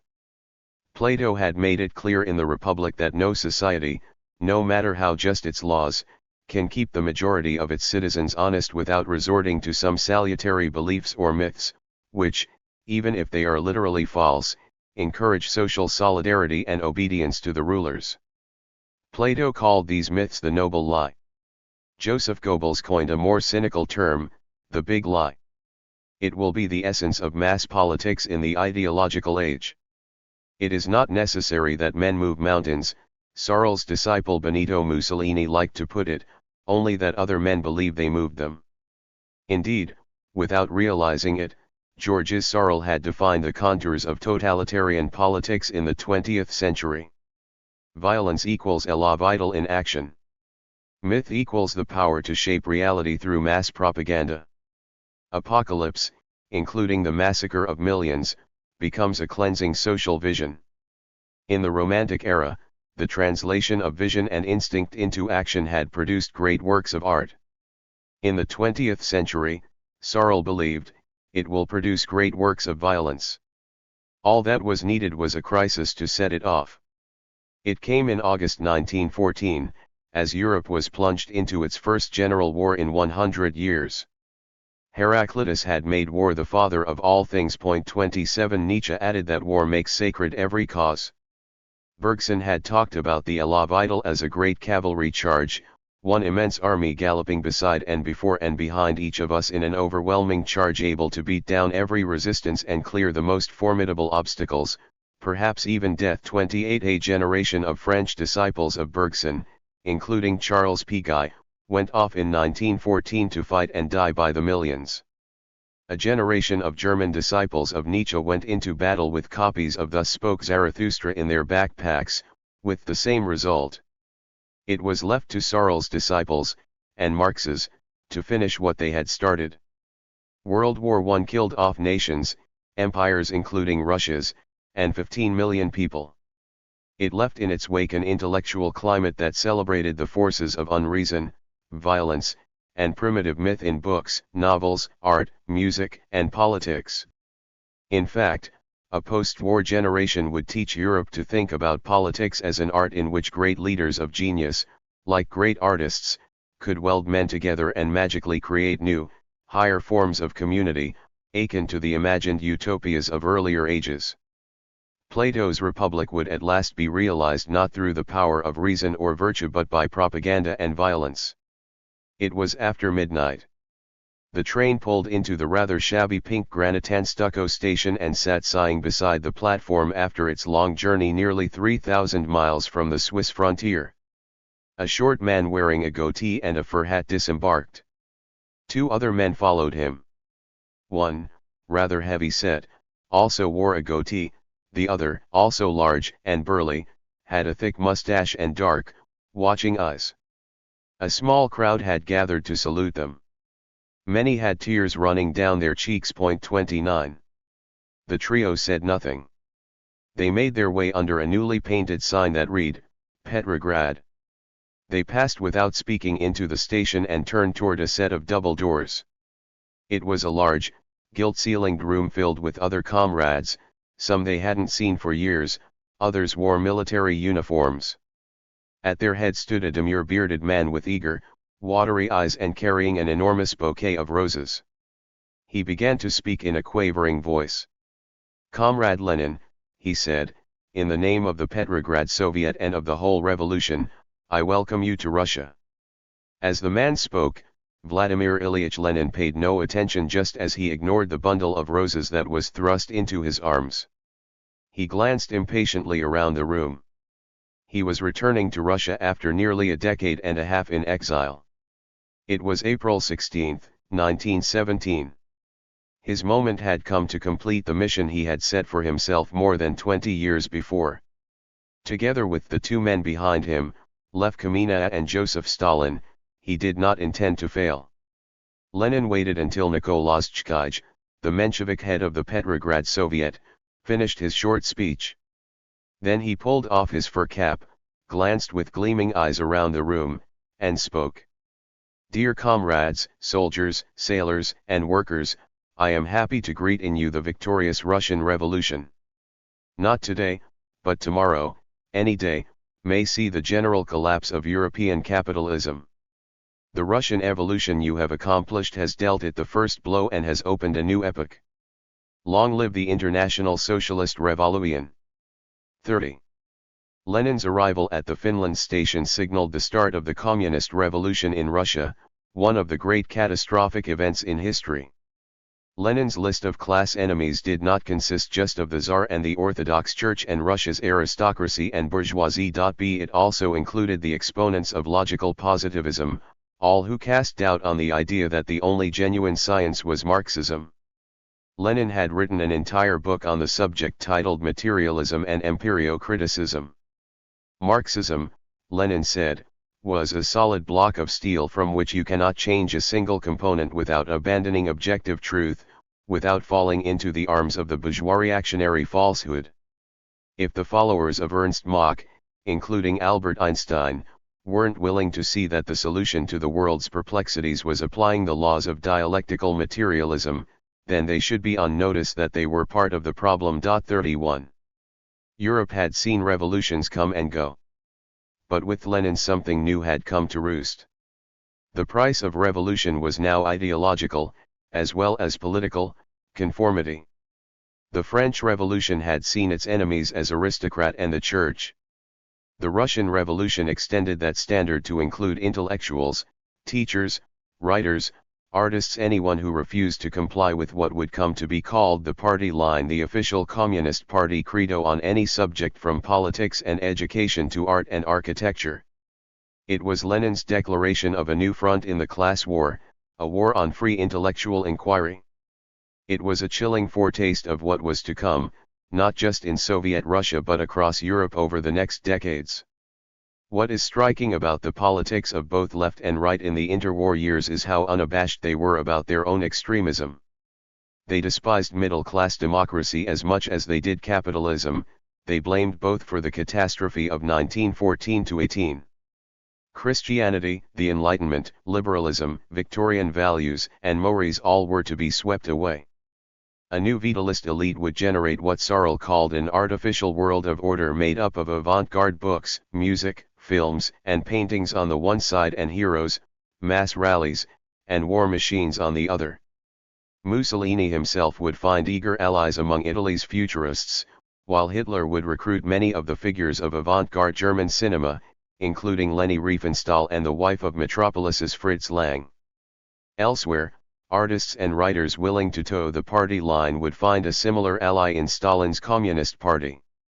They included Pablo Picasso, Diego Rivera, Frida Kahlo, Tristan Tzara, Louis Aragon, George Grosz, Pablo Neruda, Ernest Hemingway, Bertolt Brecht, Ben Shahn, Langston Hughes, Aimé Césaire, Malcolm Cowley, J.D. Bernal, Stephen Spender, and Jessica Mitford. On the fascist side, the list is shorter but equally dismal: Émile Nolde, Louis Ferdinand Céline, Carl Schmitt, Pierre Teilhard de Chardin, Pierre Drouot La Rochelle, Hendrik de Man and his nephew, later founder of deconstructionism Paul de Man, William Butler Yeats, Thierry Molnir, Laszlo Moholy-Nagy, Philip Johnson, and Günter Grass rounded out the list. The traditional idea, so dear to the Romantics and dating back to Plato's portrayal of Socrates, that intellectuals are the natural foes of tyranny, proved fatally flawed. Indeed, from Lenin's arrival at the Finland station until the Munich Conference in 1938, the forces of illiberalism seemed to sweep everything before them. The Hegel line was morphing into the Nietzsche line, as the philosopher of nihilism displaced the philosopher of the absolute as Germany's most potent original thinker. Sociologist George Simmel even pronounced Nietzsche's philosophy as important a revolution in thinking as Copernicus's theory of the solar system. 32 Yet its impact ran in the opposite direction. The disillusioned author of the Weimar Constitution, Max Weber, complained that Nietzsche had killed the Western faith in science and with it sealed the doom of democracy. 33. Then Martin Heidegger at the University of Freiburg did Nietzsche one better. He claimed to find in Heraclitus and the pre-Socratics a doctrine about existence not for every man but only for the strong, a radiant truth reserved for those who were willing to throw themselves without hesitation into the ceaseless flux of being. 34 Heidegger's message would carry his students directly into the heart of Hitler's Nazi revolution.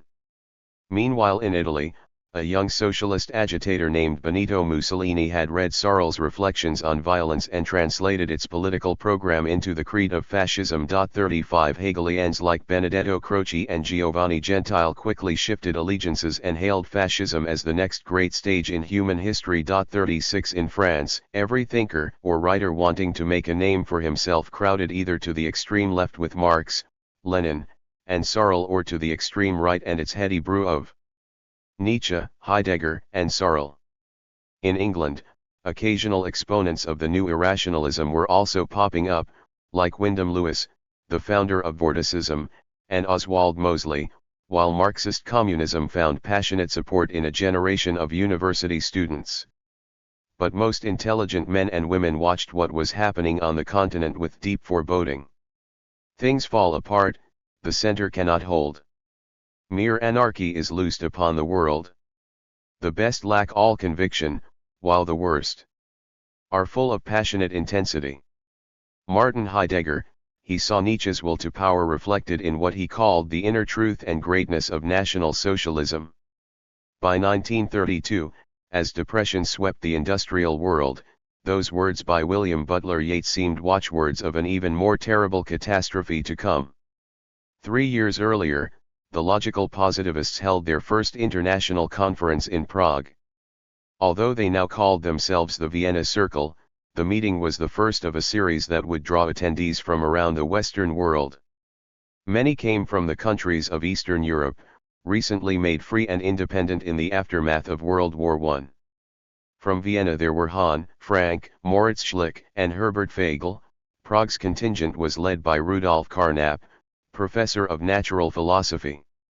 From Poland came the logicians Alfred Tarski, Jan Lukasiewicz, and Stanislaw Leniowski, from England, the philosopher A.J. Ayer, from America, W.V.O.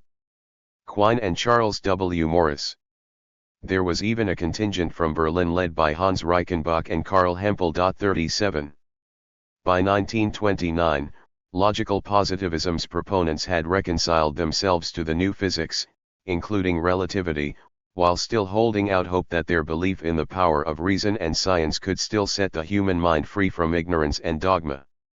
Reinforcing that view was the new book on logic by their fellow Viennese, Ludwig Wittgenstein, which asserted that a proposition can be true or false only in virtue of being a picture of reality. 38. Logic, Wittgenstein had concluded, forms the essential frame for our picture, within which we group observations into true statements, including scientific observation. Wittgenstein's Tractatus Logico-Philosophicus had at last brought together the two halves of Aristotle's living legacy, his logic and his empirical science, and shown that they are inseparable, indeed that they define our world. Because what we cannot speak about, Wittgenstein wrote in the Tractatus's last sentence, meaning what can't be verified by empirical observation, we must pass over in silence. 3,000 years of fuzzy thinking and foggy logic, from Parmenides's problem of being to Hegel's dialectic and Nietzsche's eternal recurrence, had been neatly broomed away. But it was too late. The scholars who met in Prague saw themselves as exponents of a Western tradition of science and rational thought and the heralds of a new era of intellectual freedom. Their opponents, however, were closing in from both East and West. Teaching human beings to think clearly was no longer enough. In 1932, Adolf Hitler swept into power. As rector of the University of Freiburg, Martin Heidegger would dismiss all Jewish faculty, and in his rector's address in May 1933, he urged his students to throw themselves into the great adventure of National Socialism. Our nation realizes its own fate by risking its history in the arena of world power in which all human existence is affected, and by continually fighting for its own spiritual world, and no one will prevent us from doing that. At the end, Heidegger quoted Plato's Theaetetus, all greatness stands firm in the storm, raised his arm with a Heil Hitler, and stepped down to thunderous applause. 38. In 1934, left and right clashed in the streets of Paris as French politics settled into a simmering hatred and resentment that would paralyze Europe's biggest democracy in the face of a rising Nazi Germany. The only way to love France today, poet Pierre Drew La Rochelle wrote, is to hate it in its present form.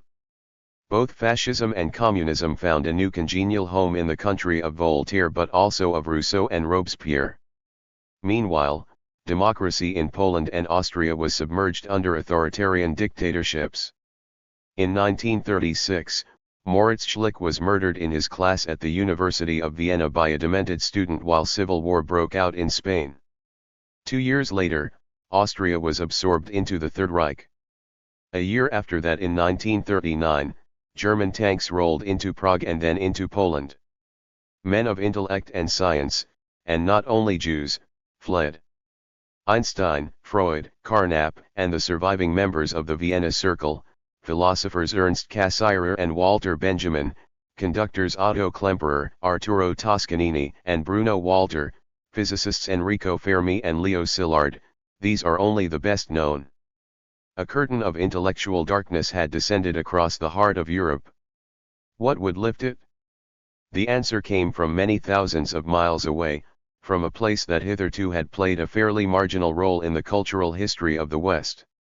However, it would soon pour out its resources of mind and matter like a sheet of revivifying water across a parched and embattled landscape. See Chapter 2. Nietzsche certainly knew that Raphael had depicted Apollo as the patron god of Plato and his companions in the school of Athens. Nietzsche did not live long enough to see Einstein's theory of relativity, but it would have added to his sense of morbid excitement. Here Nietzsche was not thinking of man in a generic sense. Like his master Schopenhauer, he had a low opinion of women. Schopenhauer called them long on hair and short on ideas. Nietzsche said their job was to wait upon the warriors at the feast. He certainly considered the rise of the women's suffrage movement one of the key indicators of Western decadence. Yes, there actually was a time when high school students studied Greek philosophy. See Chapter 24. B. And eventually the Mensheviks. Chkij mistakenly believed the communist revolution would bring freedom to his native Georgia. Instead, he would narrowly escape execution and die in exile in Paris in 1926. 28. Common Sense Nation, Plato, Aristotle, and American Exceptionalism. America, though but a child of yesterday, has already given hopeful proofs of genius, which arouse the best of feelings of man, which call him into action, which substantiate his freedom, and conduct him to happiness. Thomas Jefferson, Notes on the State of Virginia. The whole function of philosophy ought to be to find out what definite difference it will make to you or me, at definite instants of our life, if this world formula or that world formula be the true one. William James, Pragmatism. I think that in no country in the civilized world is less attention paid to philosophy than in the United States. When Alexis de Tocqueville published this sentence in his Democracy in America, it was the heyday of Hegel, Auguste Comte, Victor Cousin, and half a dozen leading lights of classical liberalism in both Scotland and England, including Tocqueville's 25-year-old friend John Stuart Mill. Compared to the heady debates being waged in lecture halls, periodicals, and bookstalls, intellectual life in the young republic must have seemed very placid and far removed from that great tradition reaching back to Plato and Aristotle. Yet America was Aristotle's offspring in more ways than one. Born in the age of Sir Francis Bacon, it grew under the double engines of commerce and slavery in the era of John Locke and achieved independence under the tutelage of the Enlightenment.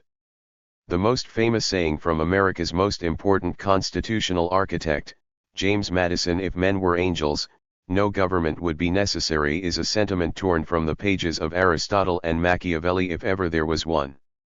Tocqueville himself noted that Americans are more addicted to practical than to theoretical science, and that they mistrust systems of the usual Platonic Hegelian pattern. They adhere closely to facts, and study facts with their own senses. In fact, Tocqueville concluded that they had invented their own philosophical method without realizing it, one that accepts tradition only as a means of information and existing facts only as a lesson to be used in doing otherwise, and doing better.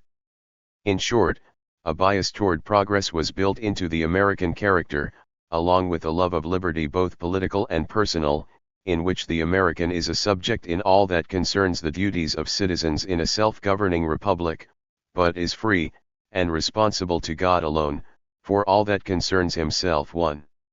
On one side, I know of no country, Tocqueville wrote, where the love of money has taken stronger hold on the attention of men, but on the other, none where reverence for religion was so widely and evenly spread.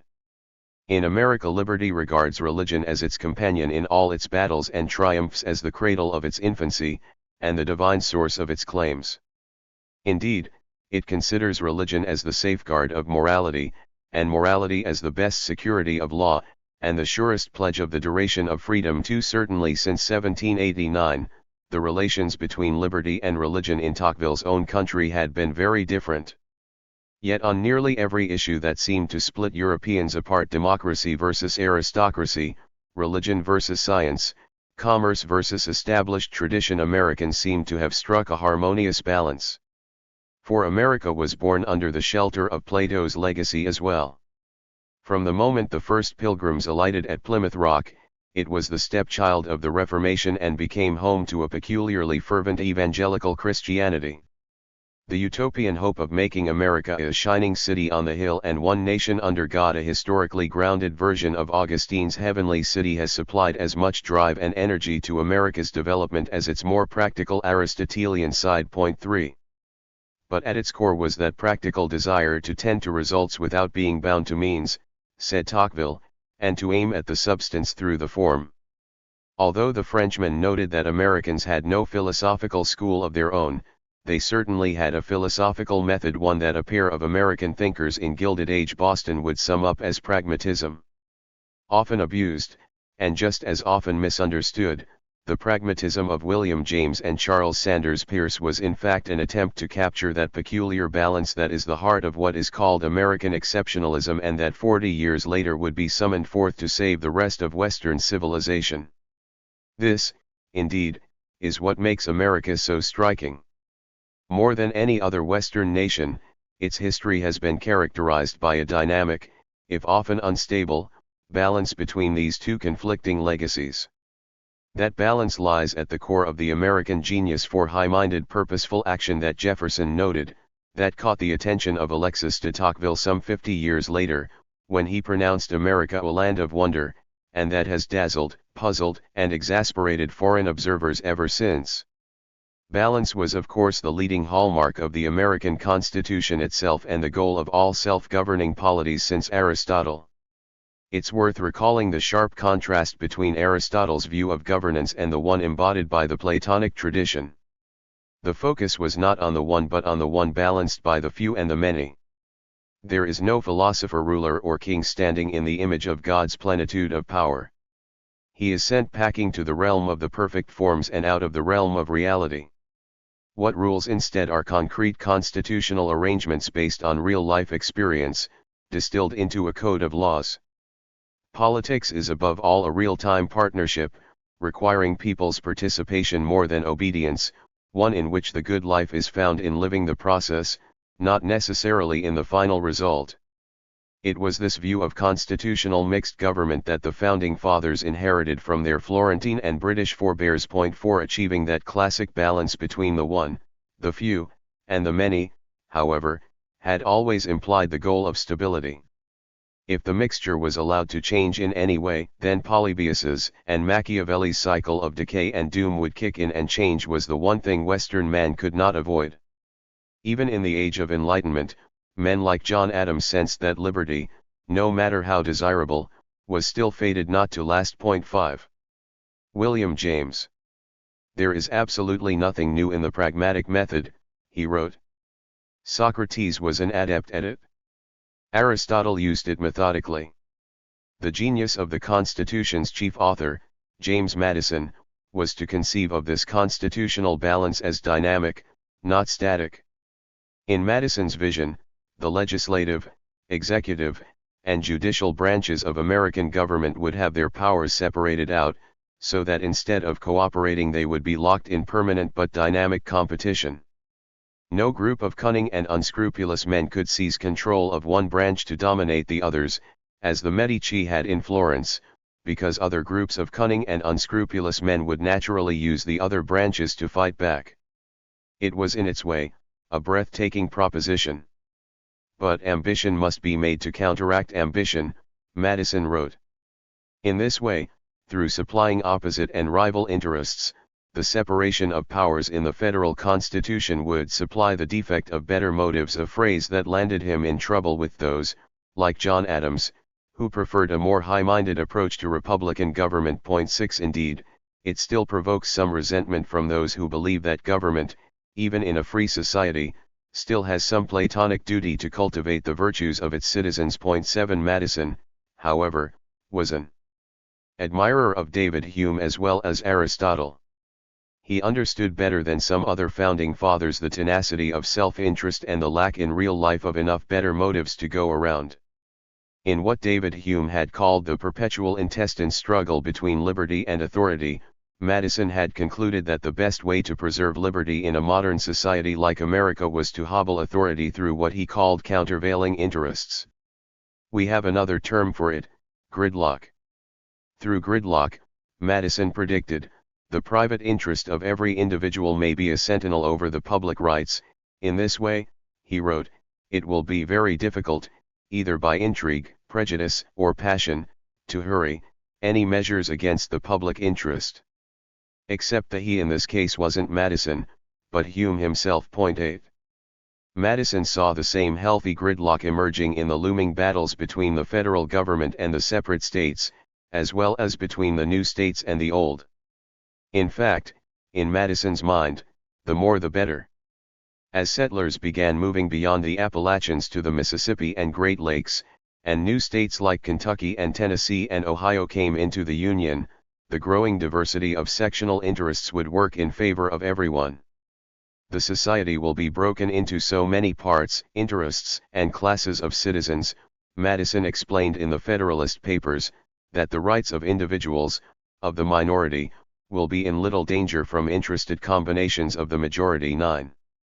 At the stroke of their pens, Madison and the Constitutional Convention of 1787 had at last devised a system that overcame the oldest objection of all to free government, that it could work only on a scale the size of Aristotle's Greek polis, perhaps 5,000 people in all. The United States was now designed in such a way that the larger it grew, the freer it became.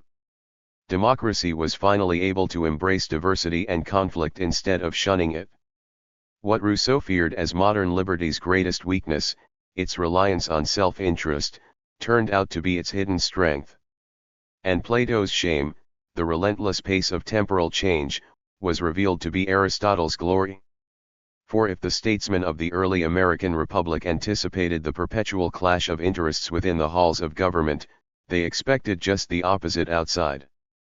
The ruling American public ethos promised a more coordinated meshing of men's private desires and their public obligations, in the dynamic balance between the American instinct for individualism and the impulse for voluntary associations. It struck John Stuart Mill's friend Alexis de Tocqueville when he first visited the United States in 1831. Tocqueville saw how America offered strange proof of how Aristotle's zoon politikon, left to his or her own devices, could create a sense of virtuous community purpose equal to anything Plato wanted to cultivate. Americans make associations to give entertainments, Tocqueville wrote in Democracy in America, to found seminaries, to build inns, to construct churches, to diffuse books, to create hospitals, schools, and prisons, and to send missionaries to the tropics. Americans had learned that in a democracy, individuals are powerless, if they do not learn voluntarily to help one another. However, once they join together, from that moment they are no longer isolated men, but a power seen from afar, whose actions serve for an example, and whose language is listened to. One such voluntary national movement, the temperance movement, would bring about the 18th Amendment. Another, the abolition movement, would trigger the Civil War and end slavery in the United States. 11. Tocqueville saw that some in Europe like Hegel argued that the way to help the individual overcome a sense of powerlessness in modern society was to increase the powers of government. Tocqueville believed this was a mistake. Such a move would destroy the motivation for volunteerism and the impulse for drawing together for a common purpose. If men are to remain civilized, he concluded, or to become so, the art of associating together must grow and improve in the same ratio in which the equality of conditions is increased. 12. Certainly nothing displayed the power of this art of associating better than American business. Today it is Americans who carry to their shores 9/10 of the products of Europe, Tocqueville wrote in 1832. American ships fill the docks of Le Havre and Liverpool, while the number of English vessels in New York Harbor is comparatively small. Already by 1800 the United States had more business corporations than all of Europe put together. In short, American business was business almost before its founding. 13. For Tocqueville and other foreign observers, American business embodied an energy that pulled down barriers social as well as geographic. As commerce and industry spread from New England across the Northeast, wealth was circulating with inconceivable rapidity, and experience shows that it is rare to find two succeeding generations in the full enjoyment of it. Business was the new republic's most valuable renewable resource. Indeed, Americans put something heroic into their way of trading that Tocqueville found fascinating and that he saw as in deep contrast to the slave-holding society of the South, where slavery enervates the powers of the mind and benumbs the activity of master and slave alike. 14. Tocqueville was struck by another important balance Americans had achieved, between the push for material progress and enlightenment and their evangelical Protestant roots. Never had Tocqueville seen a country in which religion was less apparent in outward forms.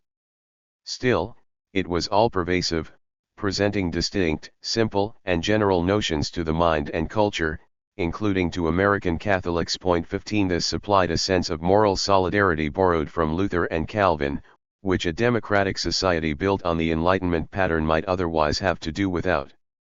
Belief in a God all-powerful, wise and good, Madison wrote in 1821, is so essential to the moral order of the world and to the happiness of man that arguments that enforce it cannot be drawn from too many sources, including those, like Newton's, that found in nature the existence of nature's God. 16 Thomas Jefferson agreed.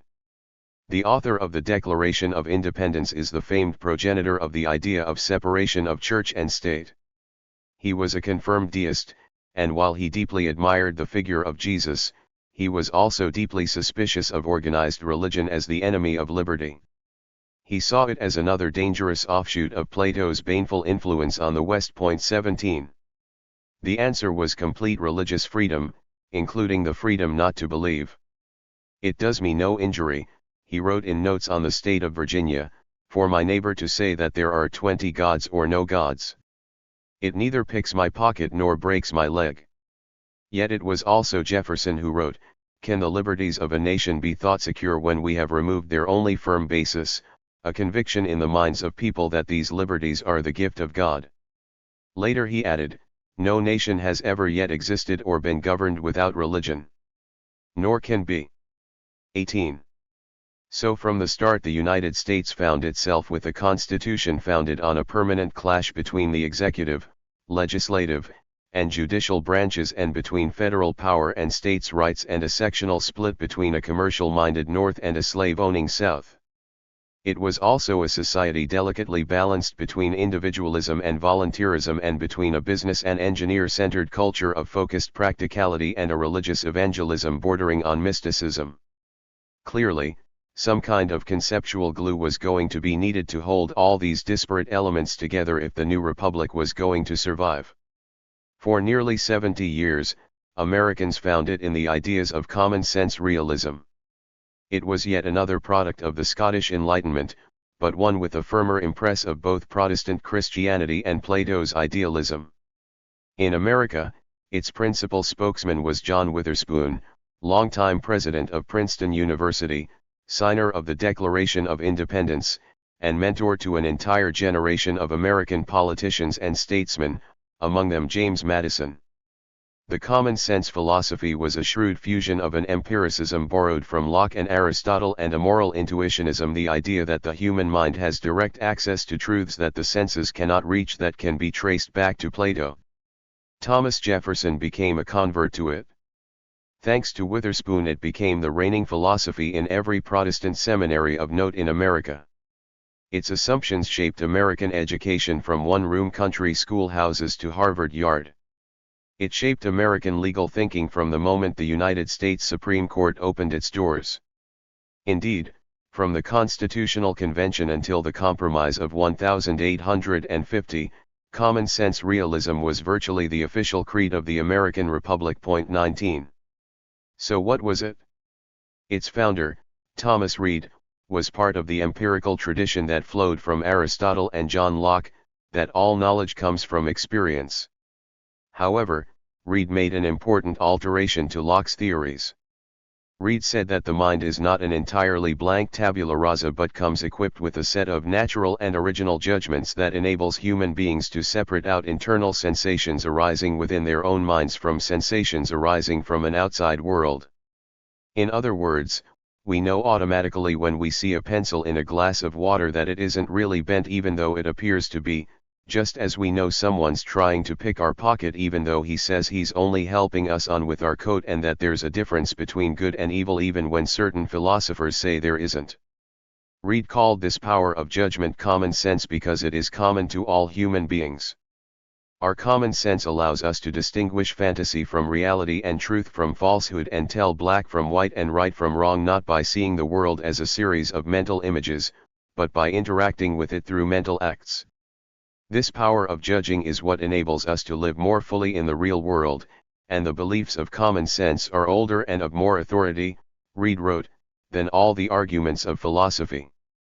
Common sense tells us that the world consists of real objects that exist in real time and space.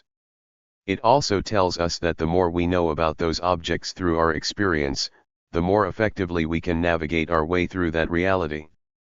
More than any previous philosophy, common sense realism had a built-in democratic bias, one reason it was so popular in America. The power of common judgment belongs to everyone, rich or poor, educated or uneducated, indeed, we exercise it every day in hundreds of ways. Of course, ordinary people make mistakes, but so do philosophers.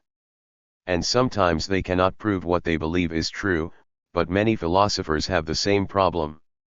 On some things, however, like the existence of the real world and basic moral truths, they know they don't have to prove it. These things are, as Reid put it, self-evident, meaning they are no sooner understood than they are believed because they carry the light of truth itself. Common sense man turned out to be the enemy of more than just moral relativism. Madison's Constitution had ensured that countervailing interests would jam the political doorway, allowing no one to get his agenda through without facing the opposition of others. How to sort it out? The answer was that degree of judgment which is common, as Reid put it, to men with whom we can converse and transact business. Common sense would enable people to agree on certain fundamental priorities and truths, so that a solution can be worked out, whether it's over a Supreme Court nomination or a tariff issue or whether America should go to war. In a democratic America where no one was officially in charge, not even philosophers, common sense would have to rule. But what if it didn't rule? In 1860, it collapsed on the issue of slavery. Reasonable Americans, men who conducted business in Washington and elsewhere on those common sense principles every day, saw the same disaster looming, the secession of the Southern states. All agreed it would be a disaster. Many appealed to the many compromises struck since 1820 to make the issue go away. Yet no one could do anything to stop it. Some on both sides even welcomed it. It took Abraham Lincoln to realize that abolitionists like William Lloyd Garrison had seen a higher truth that a common-sense man like Stephen Douglas failed to recognize: slavery wasn't just a national embarrassment or source of sectional friction. It was a deep and pervasive national sin. Lincoln was a prairie product of the American Enlightenment, a reader of Locke and Mill as well as Jefferson and the Founding Fathers. But Lincoln also believed in an Old Testament God who would make the nation pay a terrible price for selling human beings as chattel. Says St. Paul's letter to the Hebrews, "Without shedding of blood there is no remission." Lincoln's God told him that the sin could be blotted out not by rational argument and compromise, but only by bloodshed.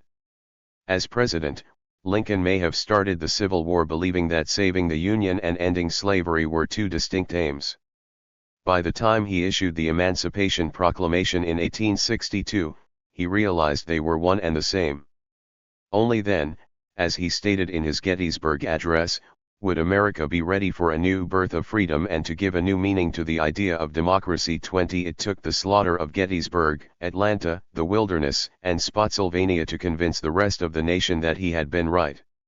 It also meant that the old way of framing intellectual and moral debates in America would have to change. The Civil War of 1861–65 shattered the certainties of common-sense realism almost as decisively as the Great War would shatter those of Victorian Europe. Of course, as in the European case, the doubts and counter-thrusts had begun years before that. Hegel, Kant, and German idealism had broken through the common-sense crust as early as the 1840s. It would branch out with the American transcendentalists like Ralph Waldo Emerson. It would grow into full blossom in the Harvard of Josiah Royce and George Santayana, just as Princeton served as the last bastion of common-sense realism under its Scottish-born president, James McCosh. Ernst Mach, Auguste Comte, even Karl Marx, all found American converts in the new post-Civil War industrial age. It was clear some new reassessment of old principles was in desperate order, and the place it happened was in the thriving port city of Baltimore, at the brand new university founded by a Quaker merchant named Johns Hopkins. The life of its founder reflected many of the cross-currents of American culture, as well as the vibrancy of its business culture. Born in 1795 on a tobacco plantation, Hopkins was the son of Quakers who, in 1807, freed their slaves in accordance with Quaker doctrine and put their own 11 children, including 12-year-old Johns, to work in the fields in their place. 5 years later Johns Hopkins left to join his uncle's wholesale grocery business in Baltimore just in time to witness the British siege of Fort McHenry during the war that same year. After the war, Hopkins struck out to found a dry goods business on his own with his 3 brothers. Hopkins and brothers became dealers in the region, and Johns Hopkins became a very rich man as well as a director of the fledgling Baltimore and Ohio Railroad. The Civil War found him, unlike most Marylanders, a firm supporter of Abraham Lincoln and the abolitionist cause. He even gave the Union Army use of the B&O for free. After the war he poured his fortune into various philanthropic projects, including a college in the District of Columbia for African American women, an orphanage in Baltimore for black children, and a university in the same town that opened its doors 3 years after his death, in 1876. Under its first president, Daniel Coit Gilman, the Johns Hopkins University was the first American academy founded to compete with its European counterparts in the breadth of its learning and depth of its cutting-edge research. Gilman recruited scientific giants such as mathematician James Sylvester and physicists Henry Rowland and Lord Kelvin, inventor of the famous temperature scale but also a major researcher in electromagnetism and atomic theory. The same frontiers James Clerk Maxwell and Ludwig Boltzmann were exploring on the other side of the Atlantic. Gilman hired famed philosophers George S. Morris and Stanley Hall, and the first Hopkins PhDs in philosophy would go to such future luminaries as Josiah Royce, Thorstein Veblen, and a rumpled, nearsighted youngster from Vermont named John Dewey. Gilman always said the goal of a university should be to make less misery for the poor, less ignorance in the schools, less suffering in the hospitals. In 1893 he would create the Johns Hopkins Medical School, run by the legendary English physician Sir William Osler. Less fraud in business, and less folly in politics. 21 But his most significant contribution was hiring a shy man with a degree in chemistry from Harvard and a background in physics and astronomy who happened to be working for the U.S. Coast and Geodetic Survey, to teach the Hopkins students logic. He was Charles Sanders Peirce, and together with another visitor to Hopkins who occasionally dropped in from Harvard to lecture there, William James, he would create America's first homegrown philosophical creed, one, more than any other, that worked to translate the culture's dynamic balance of Plato and Aristotle into a conscious way of understanding the world. Although Peirce devoted himself to teaching logic, few people in America had better knowledge of the new trends in Western scientific thinking, from Darwin to Maxwell's thermodynamics and Mach's positivism, as well as the mathematics of probability. That knowledge, however, made him uneasy. It was the same unease that had stirred Henry More in the mid-1600s about the triumph of the new mechanical science, on the eve of Newton's arrival at Cambridge. In an impersonal world that has finally, definitively banished all final causes from nature and our lives, including, presumably, God, what happens to the human factor? The world is evidently not governed by blind law, Peirce would write. Its leading characteristics are absolutely irreconcilable with that view, including how we lead our lives in accordance with the basic assumption of free will. 22 Yet the triumph of Darwin and science, and the breakup of common-sense realism, had seemed to encourage people to think the opposite, and made them feel as minor cogs in the great impersonal machine of nature. A man said to the universe, "Sir, I exist." "However," replied the universe, "the fact has not created in me a sense of obligation." Stephen Crane. No wonder others were being drawn to the nihilistic pessimism already surfacing in the Europe of Friedrich Nietzsche, in the deterministic materialism of Karl Marx, and in the strange supernatural flights of the mystagogue Baron Swedenborg. Peirce would have argued that Hegel belonged in the same camp. That disillusionment had already appeared in the works of Mark Twain. The author of Tom Sawyer and the Adventures of Huckleberry Finn felt a chronic anxiety about the direction the country was headed after the Civil War, a gloom that broke the surface in his late essays, titled What is Man? There is no God, no universe, no human race, no earthly life, no heaven, no hell. It is all a dream, a grotesque and foolish dream. Nothing exists but you. And you are but a useless thought, a homeless thought, wandering forlorn among the empty eternities. 23. Discovery of the law of entropy had led historian Henry Adams to conclude that the human race was stuck on a degenerative course that would leave not only civilization but the planet itself a cold, lifeless lump of matter by 2025, yet Adams himself was the grandson of a president, John Quincy Adams, and great-grandson of another, John Adams. 24. It was precisely this demoralizing despair that Peirce was trying to fight against. Surely there had to be a more secure way to find our place in the world, Peirce believed, a way to rebuild the foundations of both thinking about and living in a universe governed by change, uncertainty, and chance. An America that ceased to believe truth and justice, right and wrong, are as real and important to life as the laws of evolution and physics, was doomed. 25. In this, Peirce sympathized with common-sense realism. Indeed, he considered his new philosophical path as only a deeper furrow in the direction already charted out by Reid, Witherspoon, and their followers. Still, the old common-sense school had made two fundamental errors. The first was that it confused certainty with objectivity, the second was that it confused doubt with lack of clarity. In fact, common-sense judgments, even our most certain and universal ones, are bound to change with the accumulation of new evidence. Original beliefs only remain indubitable, Peirce wrote, as long as they seem applicable to our current conduct. When they aren't, they can change with a sudden flash of insight. The classic example is our knowledge that the Earth revolves around the Sun. At one time, believing the opposite seemed the height of common sense, while those who doubted were deemed either idiots or frauds, as Galileo had found out. Today, however, anyone arguing that the Earth is the center of the cosmos would seem the real idiot, as much as the man who insists the Earth is flat. Rutherford and Niels Bohr would even apply the heliocentric solar system as their common-sense model of the atom. How flat earthers become repellent to our common sense has little to do with objective evidence, Peirce realized.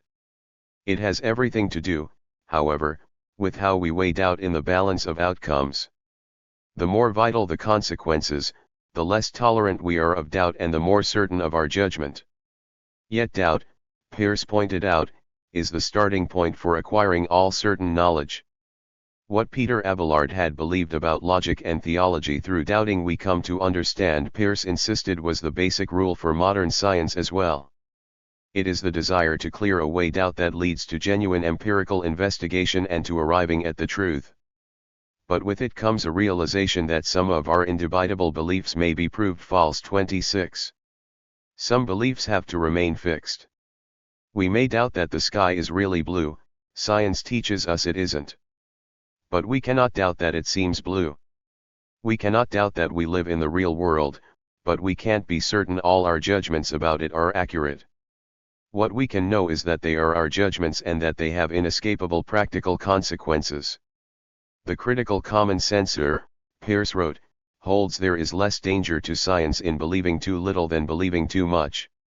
Yet for all that, the consequences of believing too little may be no less than disaster. 27. Peirce was the most original American thinker of the 1800s. Yet before his death in 1914, he remained largely unknown and his important writings unpublished.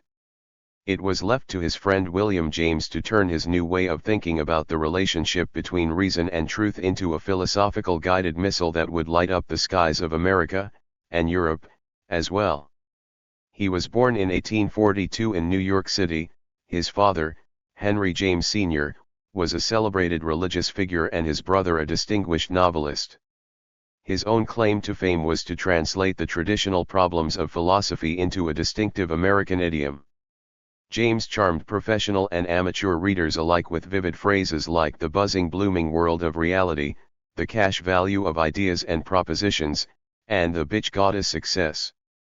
His gift for putting abstruse problems in ordinary language also allowed him to redefine the old battle between rationalism and empiricism, or ideas versus facts, as essentially a clash between two types of human personality, the tough-minded and the tender-minded. Empiricist, he wrote in 1907, means your lover of facts in all their crude variety, rationalist means your devotee to abstract and eternal principles. The individual rationalist is what is called a man of feeling. The individual empiricist prides himself on being hard-headed. He drew up their character in two contrasting columns. The tender-minded. The tough-minded. Rationalistic. Empiricist. Intellectualistic. Sensationalistic. Idealistic. Materialistic. Optimistic. Pessimistic. Religious. Irreligious. Free willist. Fatalistic. Monistic. Pluralistic. Dogmatical. Skeptical. The two philosophers James saw as epitomizing the tender-minded versus tough-minded split were probably Hegel and John Stuart Mill. 28 Still, with the exception of optimism and pessimism, it's clear he was really talking about the perennial split between Platonists and Aristotelians in a distinctly American guise. Indeed, he might have been standing in front of Raphael's school of Athens when he wrote that the clash between the tough and tender-minded has formed in all ages a part of the philosophical atmosphere. Each has a low opinion of the other. The tough think of the tender as sentimentalists and soft heads, in other words, as a collection of weak-willed Percy Shelleys or Walt Whitmans. The tender feel the tough to be unrefined, callous, or brutal, a nation of John Waynes. However, James realized that most of us have a hankering for the good things on both sides of the line. What was needed instead was a stable blend of the two temperaments. 29 What was needed, William James believed, was an intellectual creed tender-minded enough to show us our connection to something outside ourselves, but also tough enough to deal with robust reality, whether it's a presidential election, analyzing the behavior of atoms, or driving a locomotive across the Great Plains. James called his creed pragmatism. He had borrowed the term from Charles S. Peirce 30, which was summed up in Peirce's statement that to understand a proposition means to know what is the case if it is true. Truth, in short, emerges from the consequences, what Peirce called the upshot of what we say or believe. 31 We go back to the example of the Earth going around the Sun or vice versa. If we wished, the debate could go on endlessly, no matter how indubitable the evidence on paper or in photographs. Some margin for doubt could still emerge, no matter how tiny. But try launching the space shuttle on the assumption that we live in a geocentric universe and see what happens. Seeing what happens is not only a factor in figuring out whether a scientific theory is true or not. For William James, it is the factor, now and forever, in all forms of knowledge. To know something is not to arrive at a final state of mental being or a form of inner consciousness, or even a certain logical form. It is a constant process involving the perceiving self and the immediate flux of life which furnishes the material of our later reflection. 32. It was a groundbreaking insight, possibly the most important of the 20th century. 33 Scientific truth, Peirce had asserted, was no more a series of breakthroughs to intellectual certainty than predicting the weather. Instead, it is a series of constant laboratory experiments in which we test hypotheses, run the numbers or heat up the test tubes, and see what comes out. 34 William James affirmed the same was true of life. We grope and feel our way along step by step, trying out and sticking to what works and dropping what doesn't. Our knowledge grows in spots, James liked to say. 35 It is from this humble process, not from enacting some series of a priori principles or a transcendental diktats a la Hegel, that human progress is made. It was in a profound sense an outgrowth of the old common-sense realism. Common sense is less sweeping in its demands than philosophy or mysticism have been wont to be, and can suffer the notion of this world being partly saved and partly lost, and one perfectly suited, James thought, for America, the common-sense nation. Not that James underestimated its importance to previous thinkers. Socrates was an adept at it, he wrote. Aristotle used it methodically. Locke, Berkeley, and Hume made momentous contributions to truth by its means. This part of James's pragmatism, the tough-minded Aristotelian side of the ledger, was empirical in the sense that data are the ultimate data of truth, and utilitarian in Mill's sense of learning by doing. 36 At the same time, James was more insistent than any of his tough-minded predecessors that truth is a process not just of discovery, but also of intuitive creation. A modern reader has an easier time grasping what James meant than his Gilded Age contemporaries did, because of our experience of commuter traffic. As a commuter we see the map, we know the rules of the road, and we know where we are headed. We even have the last word in technology over GPS, which is supposed to know all the answers and supply us with all the knowledge we need. But once we're in our car, we find that the quickest route recommended by GPS is blocked by an accident, while the alternative is temporarily closed for construction. We are forced to try a series of different routes, sometimes relying on our past experience, sometimes asking advice from taxi drivers or passers-by, and sometimes based on pure hunch. We decide to cut through a parking lot here or even head back across town there. But we never turn around and give up or abandon the car to hitch a ride to the airport instead. We accept the consequences of the decisions we make on the move and keep going until we finally reach our goal. Once we get to our destination, and this is true whether it's an office building or the truth of a proposition, we can retrace our route on the map and say, here's how I got here. But as with most of life, James would argue, how we got there was never according to plan. The journey unfolds instead through a series of deliberate choices, based on what we know has worked in the past and what we think will work now. The anthropologist Clifford Geertz once quipped, "Life is a bowl of strategies." William James would have agreed, although he put it somewhat differently, an idea is true so long as to believe it is profitable to our lives. 37. Understandably, some critics have branded his pragmatism a squishy form of moral relativism. Others, alternately, see it as an ideology peculiarly suited to a nation of engineers and capitalist entrepreneurs. 38 But James himself could counter that what we call fixed moral principles are themselves the end products of the same experimental process, including the Ten Commandments. What kind of society could exist, after all, where men were free to covet their neighbors' wives and cattle or commit murder on a whim? God's command is one thing, and an important thing. The proof, however, is in the doing. In fact, James's pragmatism is inherently conservative in Edmund Burke's sense and Aristotle's. Every subject of knowledge, Aristotle wrote in Book 2 of the Ethics, has its own method. We learn to play the flute by studying the best flute players, we learn to understand mathematics by studying with the best mathematicians. The same is true of our ethical and social life, Aristotle argued. By following the best tested rules of our predecessors, we can expect the best results. 39.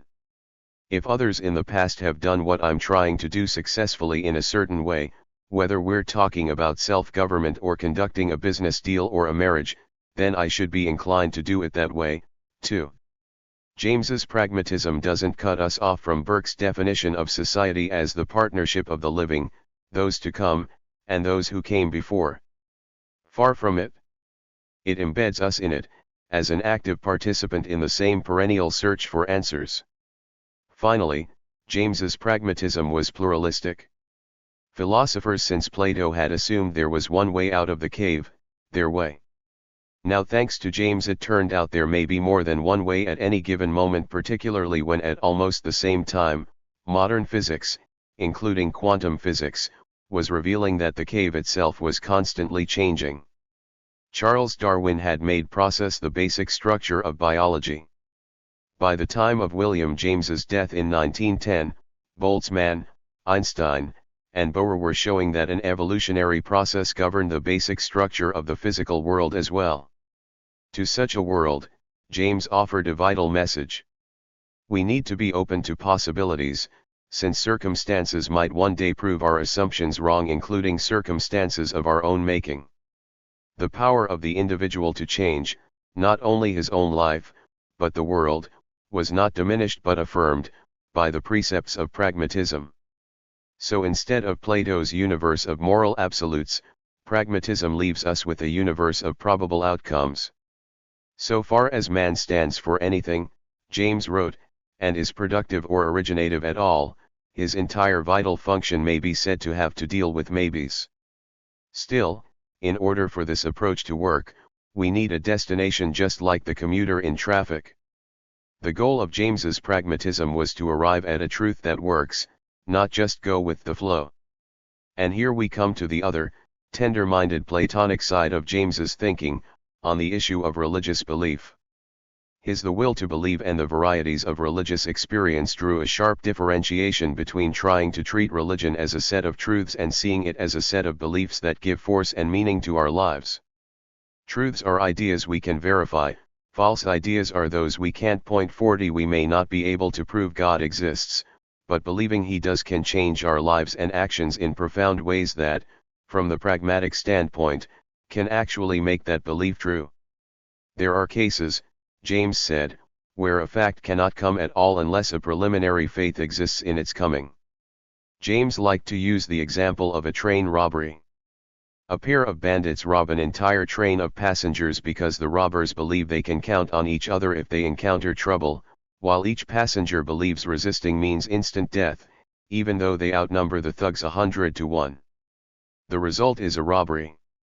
However, if we believed that the whole carful would rise at once with us, we should each severally rise, and train robbing would never even be attempted. 41. Or take the mountain climber who has to leap an immense and deep chasm in order to return home. If he believes he can make it, he can make it. If he hesitates and jumps half-heartedly, he will plunge to his death. Beliefs, James believed, are rules for action, including Christianity. Religious belief helps us to overcome the maybes and the self-doubts that lurk in the normal interactions of life. It can inspire a mountain climber to superhuman acts or a drug addict to stop taking heroin. It can inspire people to resist a fearsome tyranny or save others from the same threat. The world interpreted religiously, he told a European audience in 1902, is not the materialistic world over again with an altered expression.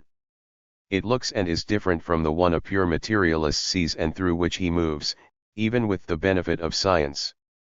An Aristotelian view allows us to see clear and far. A Platonist belief may help us to see farther. St. Paul long ago, he wrote in Varieties, made our ancestors familiar with the idea that every soul is virtually sacred.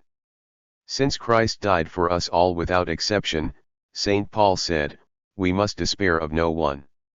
This belief in the essential sacredness of everyone, he continued, became the driving force of modern Christianity and its humanitarian offshoots from penal reform to aversion to the death penalty. It is the tip of the wedge, the cleaver of the darkness. 42.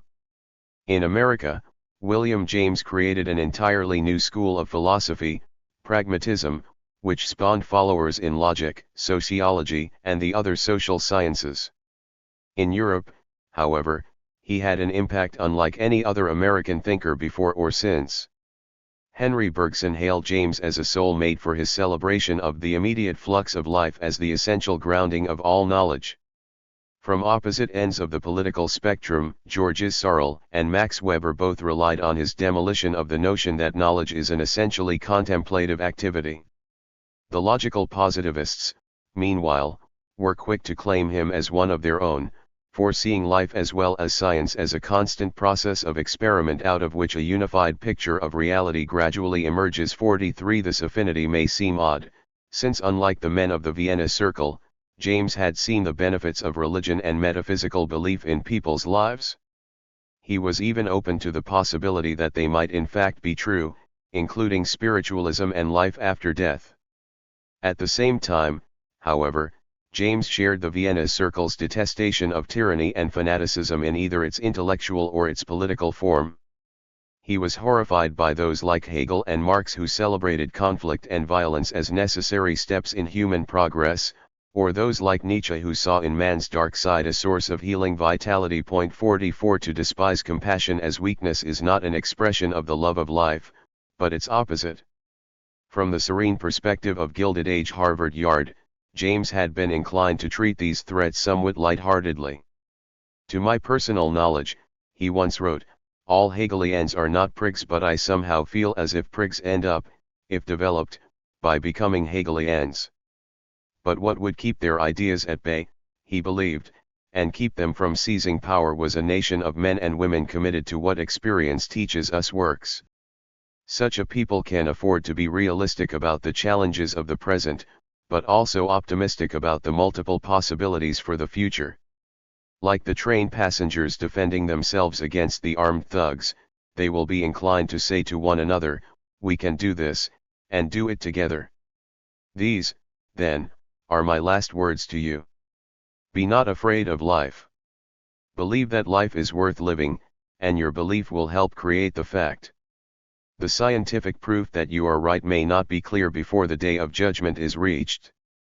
But the faithful fighters of this hour, or the beings that then and there will represent them, may then turn to the faint-hearted, who here decline to go on, with words with which Henry IV greeted the tardy Crillon after a great victory had been gained: "Hang yourself, brave Crillon. We fought at Arcaz, and you were not there." 45. James spoke these words to the Harvard YMCA in October 1895. The movement he and Charles Peirce had founded was about to be hijacked, pulled, and dragged in a direction quite contrary to the one they had in mind, and which would disrupt American politics for more than a generation. But 40 years later, James's words could serve as a rallying cry, as the forces of barbarism and darkness descended on Europe, from both the West and the East. The exception, of course, was slavery. But even here, Tocqueville noted, the clash was between two competing visions of liberty rather than between opposed political ideologies or conflicting classes. His impact on Ludwig Wittgenstein was decisive. Wittgenstein read the will to believe and the varieties of religious experience with his usual laser insight. They helped him to realize that the world he had described in the Tractatus, as a matrix of logic and scientific propositions, was missing a key component: real-life experience, and how language seeks to describe it, however imperfectly. The next great stage in Wittgenstein's philosophical quest, the analysis of ordinary language, which consumed him until his death in 1951, was at least in part inspired by James. 29. Worlds at War, Plato and Aristotle in the Violent Century. I see more clearly than ever before that even our greatest troubles spring from something that is as admirable and sound as it is dangerous, from our impatience to better the lot of our fellows. Karl Popper, The Open Society and Its Enemies. Aristotle's philosophy was the intellect's declaration of independence. Ayn Rand, For the New Intellectual. You can watch it in the Bundesarchiv newsreel footage. The crowds cheering along the entire motorcade route, the crowd waving bouquets of flowers, some weep. Others shout until they are hoarse, "Heil Hitler! Heil Hitler!" It was March 14, 1938, and the Anschluss, the absorption of the nation of Austria into the Third Reich. Without a doubt it was the most popular event in Austria's history. 1. The majority of Austrians were tired of being losers, they wanted to be part of history's winners. The writer Karl Kraus had once predicted that fin de siècle Vienna would be the proving ground of world destruction.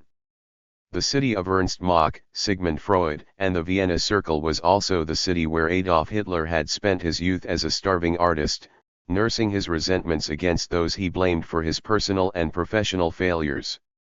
Now in the spring of 1938 he was returning to Vienna in triumph, surrounded by chanting, adoring crowds and a sea of arms upthrust in the Nazi salute.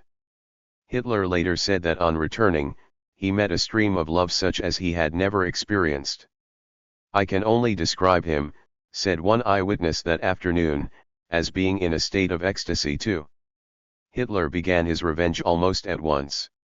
Even as his black limousine rolled onto the Ringstrasse on March 14, his henchman Heinrich Himmler was rounding up more than 75,000 undesirables in Vienna, meaning Jews. Days later, hundreds of Jewish men and women were on their hands and knees, set to work cleaning Vienna's gutters. SS men gathered around, jeering and kicking their helpless prisoners. Crowds of ordinary Viennese joined in.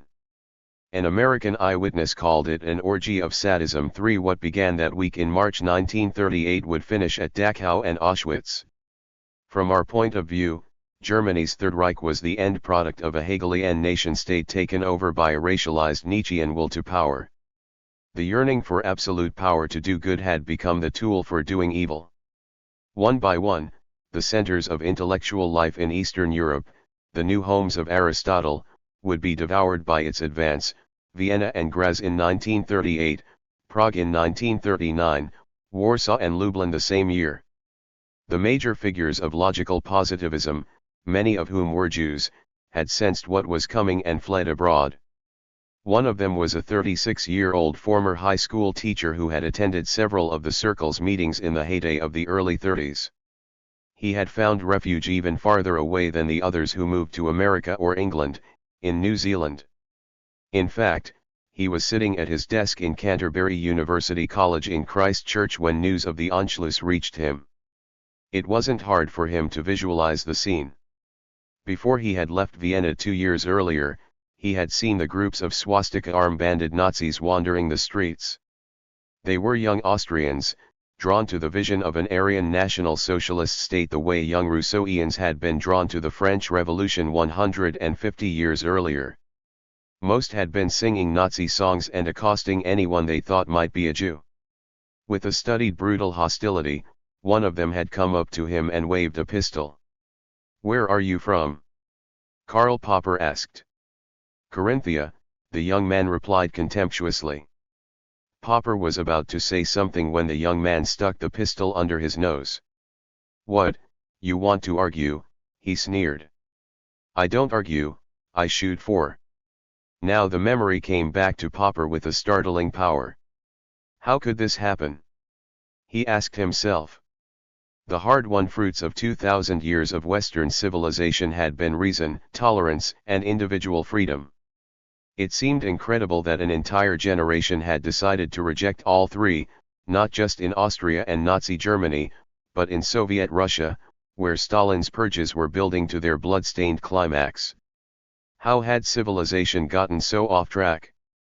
The answer, Karl Popper decided, was that it had been betrayed by its intellectual leadership, both past and present. One of the betrayers was clearly George Friedrich Hegel, the progenitor of the all-powerful modern state. Another was Karl Marx. But Popper saw another figure lurking deeper in the shadows to whom the blame for the rise of modern totalitarianism could largely be attached. That figure was Plato. Popper knew his conclusion would be shocking to scholars and the public alike.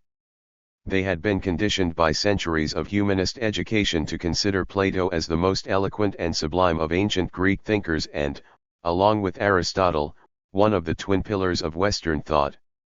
From Popper's perspective, that was precisely the problem. Plato's spell was hardly a humanist one. In fact, Popper would assert, it had been Plato in the Republic and the Laws who first encouraged Western man to see the individual as a pawn, as a somewhat insignificant instrument in the general development of society toward virtue.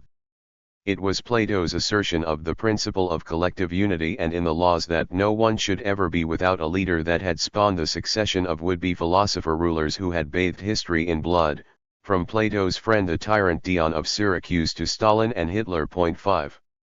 Popper set to work that same day on the book that would eventually bear the title The Open Society and Its Enemies. He spent all of World War II writing it. He confessed to friends that he considered it his war work, as important to saving the West as building ships or manufacturing bombs. In his mind, it was a much-needed riposte to a century and a half of philosophical doctrines that had attacked the Aristotelian open society of democracy, tolerance, pluralism, and free inquiry and celebrated the monistic uniformity, intolerance, and regimentation of the closed society for the sake of the ideals of virtue and justice. Hegel and Marx were Popper's principal foes. However, the entire first volume was an extended attack on Plato. Popper targeted more than just his political and social doctrines in the Republic. Pretty fair game from a more pluralist perspective, as Aristotle was the first to show. He also hammered at their larger metaphysical basis. At bottom, Popper's thesis was that Plato had passed on to posterity a singularly dangerous vision of history. Popper dubbed that vision historicism. Hegel had shared it, Marx had inherited it.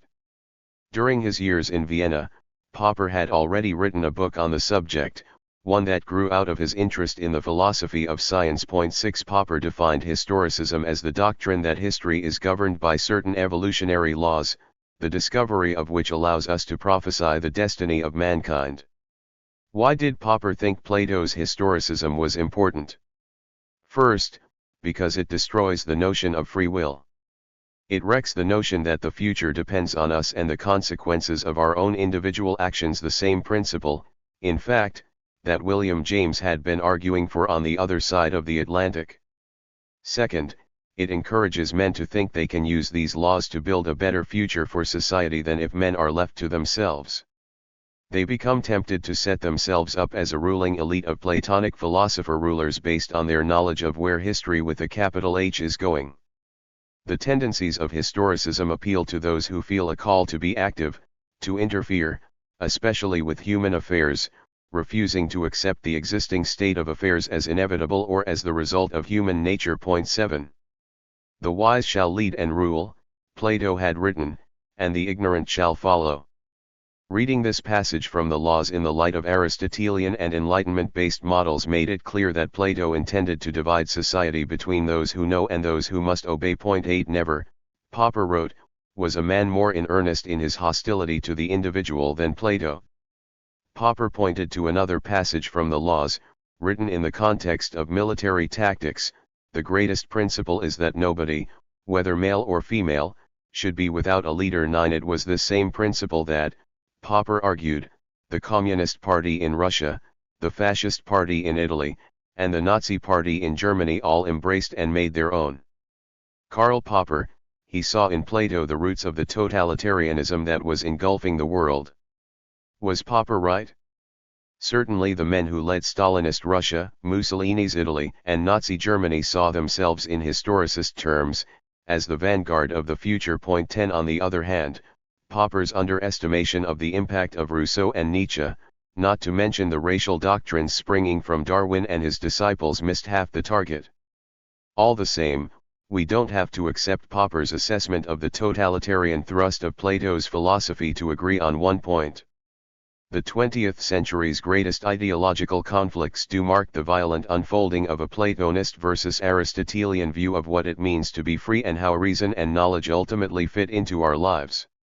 For Aristotle, the locus of rational planning had always been the individual and his oikos, or household. In the same way, justice, or who deserves what, pertains to the individual person apart from his or her social or economic function. No notion of individual or natural right can take root without it. 11. From the very start, Plato had argued the opposite. Justice belongs to the social and economic whole, the community. Indeed, it presupposes it. That community may be perfect or imperfect, depending on whether it upholds an absolute standard of virtue or goodness. However, the same basic rule applies. To belong is to submit to a definition of virtue and justice that is common to all, whether philosopher, ruler, or guardian or worker, because all are part of the whole.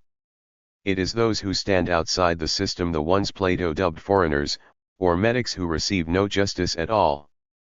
In a sense, their very existence as the other undermines it, a point Rousseau picked up when he said that Spartans' hatred of foreigners sprang from their love and respect for one another. What had been a theoretical exercise for Plato 24 centuries ago, and was obscured for nearly 2,000 years by the evolution of Christianity, would become a major exercise in social engineering in the modern age. After St. Augustine, Plato's community of justice had been expanded and redefined as Christendom. Its sources of law and order and virtue were otherworldly. They were made softer, more broadly accessible and human, by Neoplatonism, in both its medieval and its Renaissance forms. Saint Bernard's devotion to a religion of the heart does not make him appealing to the modern humanist. Conversely, Erasmus was deeply devoted to the welfare and advance of Christendom. But no one would ever accuse either one of being a totalitarian. When that Neoplatonist frame fell away, however, what was left was a commitment to the community of virtue in a starkly secular form. The other for medieval Christianity had been preeminently outsiders, the Muslim, the Jew, and the infidel. In modern Europe, the other suddenly appeared from within the community as dangerous parasites to be exposed and removed. The other became Robespierre's counter-revolutionaries, then Marx's class enemies, and finally Hitler's useless mouths and racial degenerates, including the Jews. The first question we ask, wrote one of Lenin's minions, is to what class does he belong, what are his origins, upbringing, education, profession. These questions define the fate of the accused. This, he added, is the essence of the Red Terror. 12. It was not a sentence Plato or Augustine could have written. But Robespierre could, and did. Likewise Lenin and Goebbels. The collapse of Platonized Christianity under the Enlightenment assault, along with the Neoplatonist kingship of Louis XIV, had left certain hostages to fortune. The Romantics rescued some of them. But when men sought absolutes in the political sphere again, as they were bound to do, they found them in a communitarian vision shorn of any compassion or pity. Karl Popper was a philosopher, not a historian. In Popper's view, it was Hegel and not Rousseau who was the pivotal figure in turning totalitarian theory into practice. Hegel, after all, had been the original inspirer of both Marx and the celebrants of the Prussian state that Hitler took over and fulfilled. More than anything else, it was Hegel's belief that history made society a staging ground for the realization of perfection that united the totalitarians of the left and the right in 1939 against everyone else. At the same time, Popper saw Hegel's role running deeper. The Enlightenment of Voltaire, Hume, and Adam Smith had built its social and political vision, including the role of commerce and free markets, around Aristotle's idea that human nature is uniform and unchanging. Its belief in natural law and the growth of civil society, in the development of natural religion, in the notion of the unity of mankind running from Aquinas to Las Casas and Humboldt and Darwin, and in Thomas Reid's conception of a democratic common sense, all presupposed that human beings will react to things the same way at all times and in all places. This also means they want and desire the same things as human beings, above all individual freedom. Hegel chose to deny this. 13 Instead, he insisted human nature was itself created and shaped by historical forces, just as society was. It was history as the unfolding of the absolute that finally determined what we are and who we want to be. This is why Hegel, the ultimate historical determinist, believed there are no lessons to be learned from history. Human beings learn nothing from experience. Instead, experience shapes them, including their wants and desires, however much they seem natural at the time. The Athenian citizen and the medieval crusader, the Tuareg tribesman and the white explorer, Martin Luther and John Stuart Mill, in the Hegelian view, all see the world from entirely subjective perspectives determined by their historical time and place. They have nothing in common beyond their biological needs. Instead, what they do share is being part of the historical process, moving parts on the ascent to the one, even if they are unaware of it. In this ultimate big picture, the self-interested individual of bourgeois capitalism is a temporary aberration. Hegel's nation-state could mold him into something better and more edifying than the self-interested Walmart shopper whom Rousseau and the Romantics had excoriated, but around whom Western civil society had built itself. In The Perfection of the State, Hegel had written, each and every element, its free existence as each human being is molded to fit into that final perfect community. 14. Plato had created his republic to make men better than they are. The same conceit had infected Pythagoras, who attempted to make the citizens of Croton live according to his theory of perfection. They thanked him by driving him from Croton and throwing his works into the sea. The medieval church inherited the same task, while never assuming it could really change man's basic sinful nature. In the modern secular era, however, that acceptance of a limitation faded. Rousseau had taken up the Platonic conceit anew. By suppressing the desire of the individual, human beings can realize their moral redemption. Hegel had given Plato's idea of statecraft as soulcraft. 15 A new intellectual varnish, one that drew not only extremists on the political left and right, but more moderate men casting around for an alternative to Marxism on one side, and fascism on the other. This was true even of America. James Madison had said, if men were angels, no government would be necessary.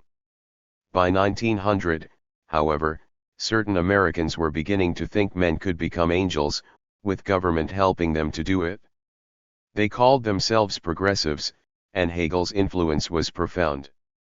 One of them was John Dewey, the creator of modern progressive education and student of the most prominent neo-Hegelian in America, Johns Hopkins University's George Sylvester Morris. 16 Another was Harvard's Josiah Royce, fierce opponent of the pragmatic theories of William James.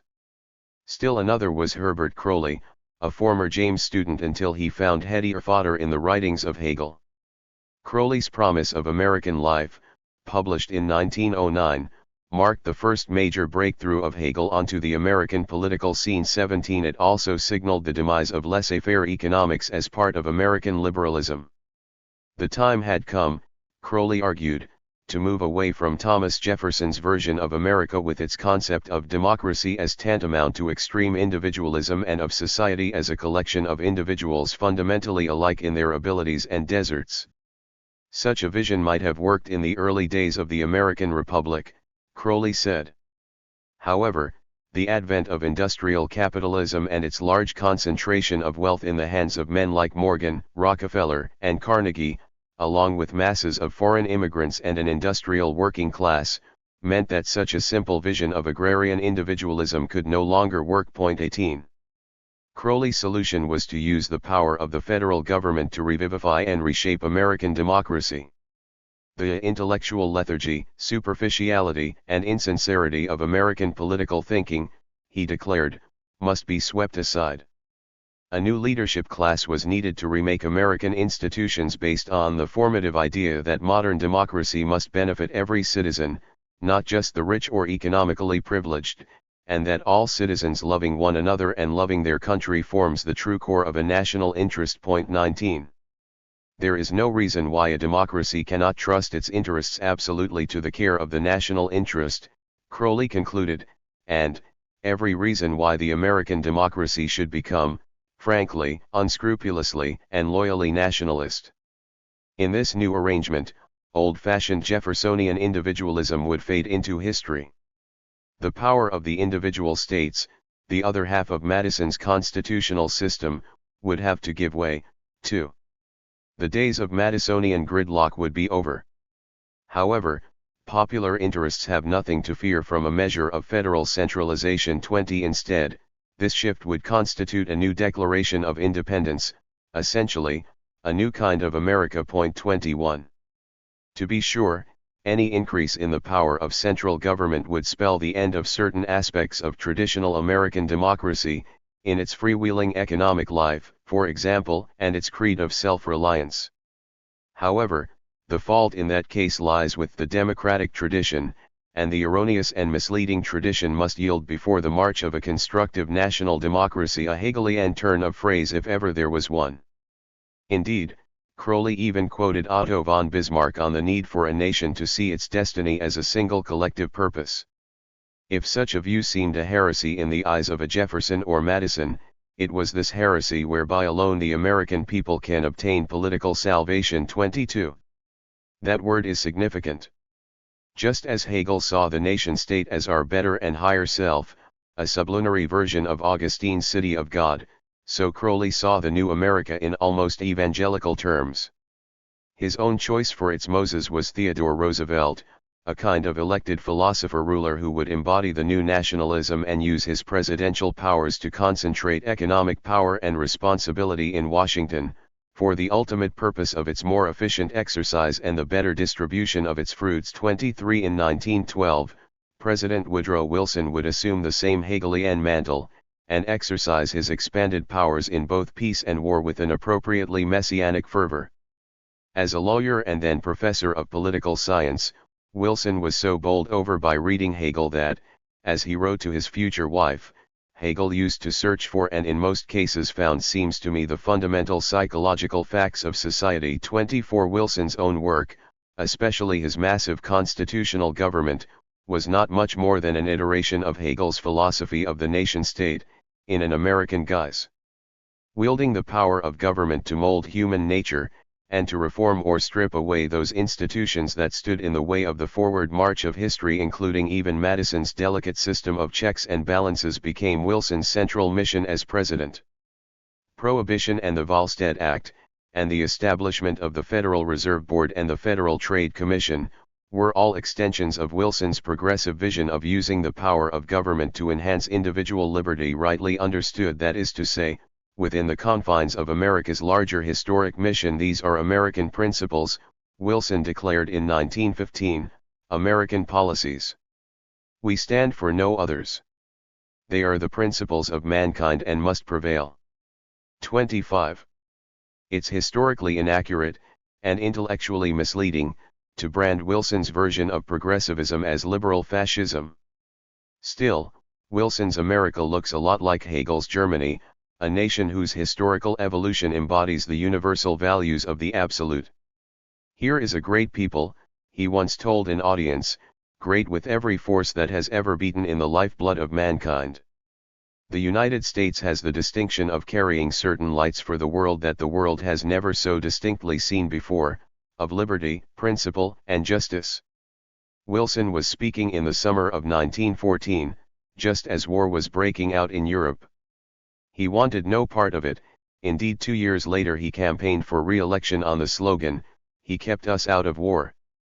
Yet once the United States did become embroiled in that great cataclysm, it was all too easy for Wilson to see the war to end all wars as an opportunity to bring America's universalizing mission to the rest of humankind. He got his chance at the peace table at Versailles in 1919. Fighting World War I cost America almost 117,000 lives and left it the most powerful nation in the world, with the second greatest naval force after Britain. Wilson found himself leader of an industrial power second to none, whose financial and food aid kept the rest of the civilized world alive, including Lenin's Soviet Union. When he arrived in Paris for the peace conference, adoring crowds treated him almost as their messiah. Never, wrote a member of the British delegation, economist John Maynard Keynes, had a philosopher had such weapons whereupon to bond the princes of the world. 26. Yet Wilson squandered it all. Another member of the British delegation, Harold Nicolson, started out as an enthusiastic Wilson fan and admirer of the president's vision of a world government freeing men forever from war and oppression, the League of Nations. I shared with him a hatred of violence in any form, Nicolson later wrote, and a loathing of despotism in any form. But Nicolson soon realized the college professor's approach to peacemaking was both simple and mystical and completely out of touch with the realities of post-war Europe. Someone gave him a book by Wilson, in which he read, "The new things of the world are the things divorced from force. They are the moral compulsions of the human conscience. No man can turn away from these things without turning away from the hope of all the world." 27. But men did turn away, first at the Versailles Conference and then in his own country, where the Senate rejected joining the New World Order of the League of Nations. Wilson's nationwide campaign to reverse its decision broke his health, his presidency, and ultimately the dream of America as the defender of universal values and last best hope of the absolute. Far from being a philosopher-ruler, Wilson had proved to be a muddled and broken prophet. For 2 decades his dream was driven from the stage. Meanwhile, a new, violent post-democratic order took root in Russia and Italy, then began its march across the heart of the continent. It would be made worse, ironically, by another decision Wilson had made back in 1914, and it would take another Viennese philosopher, a few years older than Karl Popper, to point the way out. In 1914, Herbert Croly and his friend Walter Lippmann set up the magazine that would become progressivism's mouthpiece, The New Republic. That same year, President Wilson set up the centerpiece of the Hegelianization of the American economy, the Federal Reserve Board. From now on, it was believed, the federal government would be able to exercise the same kind of far-sighted direction over the economy that central banks enjoyed in England, France, and Germany. That egregious product of self-interested capitalism, the business cycle, with its unpredictable investment booms followed by collapse and unemployment, could be coaxed and prodded secretly, without legislative enactment or control, and without the public knowing and caring, and without resorting to the iron surgery of full-blown communism or socialism. Indeed, membership in the Federal Reserve Bank system would be voluntary. 28. The planned economy was about to become the idée fixe of Western political systems. The searing experience of World War I only speeded up the process, especially in Europe. The electoral successes of Mussolini and Hitler were built on that promise. In the 20s and 30s, John Maynard Keynes and his disciples offered to show the Anglo-Saxon democracies how to do the same thing. Later, economic planners under Franklin Delano Roosevelt would be pleased and delighted that so many of their expert policies geared toward taming the business cycle and bringing full employment were actually implemented first by Adolf Hitler in Germany in the 30s, with apparent success. 29. There was only one problem. What if the experts guessed wrong? What if the philosopher rulers' assumptions proved fallible, as Peirce and William James had predicted they might? This was what worried Friedrich August von Hayek. On any given day in 1929, he could be found at his desk or in a Vienna coffee house, reading the newspaper with a growing sense of foreboding. It was not the news from Germany or Russia or Italy that disturbed him. It was the news from America. America's economy was booming, and had been booming at a growth rate of more than 5% for nearly 5 years. Classical economists since Adam Smith had taught that this would inevitably mean a growing rate of inflation of wages and prices, which in turn would trigger a rise in interest rates and a slowdown in investment and in growth. Boom must inevitably slide into bust. However, the bankers at the Federal Reserve had kept the money flowing into the American economy at a pitch that held interest rates low and kept expanding business and consumer credit, especially in the stock market. Yet in defiance of all classical economic doctrine, there was no rise in prices. The business cycle, the dreaded beast of capitalist economies, had finally been tamed, or so it seemed. Economists around the world praised the Federal Reserve. Some even predicted that a new era in economics had begun, of continuous prosperity and growth with no threat of crisis or depression. 30 Economic growth without growing pains. It seemed a transformative moment worthy of a George Friedrich Hegel or even a Saint Augustine. Hayek, however, was not sure. Born in Vienna in 1899, he had grown up in a family of natural scientists. Like Karl Popper, he had a keen interest in the philosophy of science along the lines of the Vienna Circle. When he first began studying at the University of Vienna, he was as fascinated by the ideas of Ernst Mach as everyone else. 31 But he was dismayed when they talked about organizing the economy scientifically, as if people were mere counters in a physics experiment instead of real-life human beings. Although they detested communism, the logical positivists, like most liberals of their day, endorsed some form of centralized planning. Many were even socialists. Hayek was drawn instead to another Austrian named Karl Menger, an economist and admirer of John Stuart Mill, but also the long-forgotten original founder of economics, Aristotle himself. Menger stood at the opposite pole from the centralized planning school. He and his students had spent their lives trying to break classical economists free from rigid, a priori models. Menger insisted that the best place to start understanding economics was not David Ricardo's Principles of Political Economy or even Adam Smith's Wealth of Nations, but Aristotle's Ethics, in which the basis of economic life is defined as a process of exchange. 32 By going back to Aristotle, Menger said, economists would begin to think again about how real people behaved, and why they bought and sold things in the first place. This wasn't easy. Most economists preferred studying reams of statistics and output data, rather than how a store or farmer's market actually worked. However, Menger argued that a nation's economy, like Aristotle's polis or any local farmer's market, was the product of individual human action, not collective human design.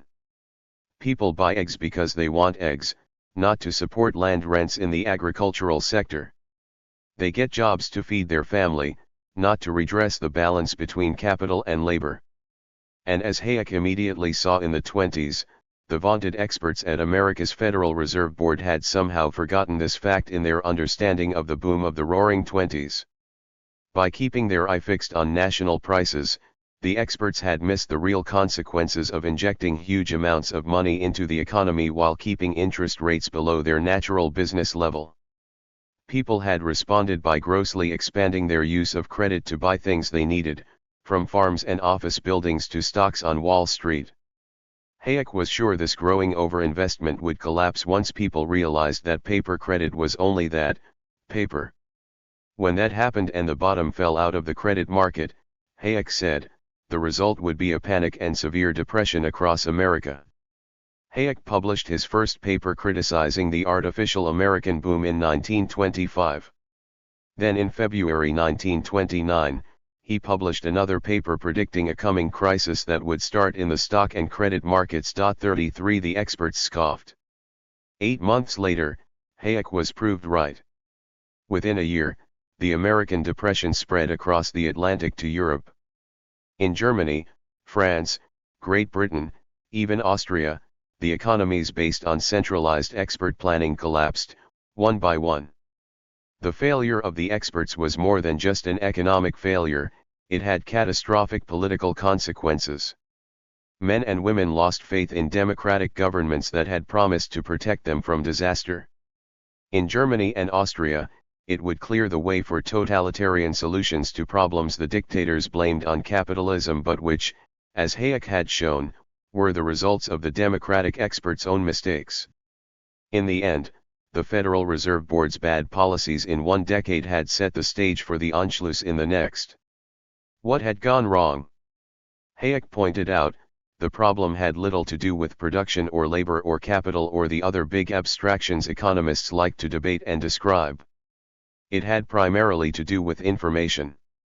The real puzzle about economic decision-making was figuring out why the spontaneous interaction of a number of people, each possessing only bits of knowledge, brings about a state of affairs, which could be brought about by deliberate direction by someone who possessed the combined knowledge of all these individuals, something that was clearly impossible. 34 And yet, Hayek pointed out, this is exactly what happens in the economic marketplace.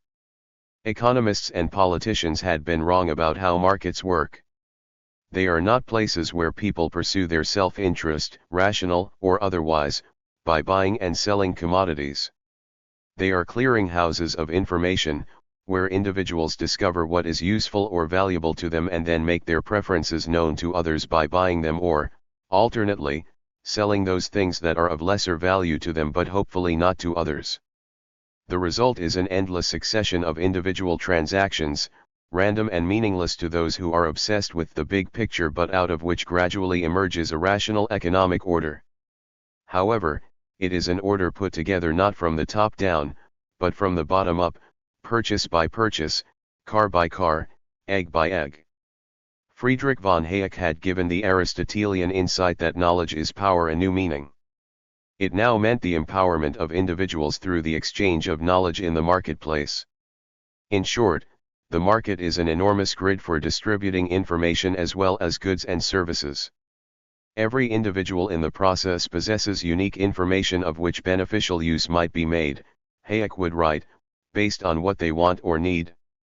Prices are one mechanism for communicating that information, the value of money is another. Governments choosing to mess around with one or the other, whether it's wage and price controls or inflating the money supply, will distort the flow of that information as effectively as scrambling a broadcast signal or crossing out every other word in a letter or email. This is because central planning cannot take direct account of these circumstances of time and place in which genuine economic decisions are made. 35 Hegel had argued that historical change ensures that there is no cumulative fund of information available to the individual. Hayek answered, yes, there is. It's called the marketplace. And the freer the markets, the more people have access to that fund. Thus, we need decentralization because only thus can we ensure that the knowledge of the particular circumstances will be promptly and efficiently used and human beings will benefit materially from that freedom. Hayek's conclusion was that a centrally planned economic policy was bound to fail. Its organizers, no matter how bright or well trained, can never keep up with the innumerable bits of information that go into actual economic decisions. Like Achilles in his race with the tortoise, no matter how fast the central planner runs or how much data he collects, people in the marketplace will have always crept a step further, rendering the data useless the moment they are collected. The danger is that when the central planners fail, as they must inevitably do, their reaction is bound to be extreme. Instead of admitting their failure or ignorance, Hayek predicted, their impulse will be to exercise even more control, to become more coercive in their use of government power in order to force the economy to behave in the ways in which they, as opposed to real-life consumers, want it to behave. Predominant concern with the visible short-run effects, he would later write, leads to a dirigiste organization of the whole society. Indeed, what will certainly be dead in the long run, if we concentrate on immediate results, since they are the only ones immediately foreseeable, is freedom. 36. At this crucial point, Hayek's analysis and Popper's converged.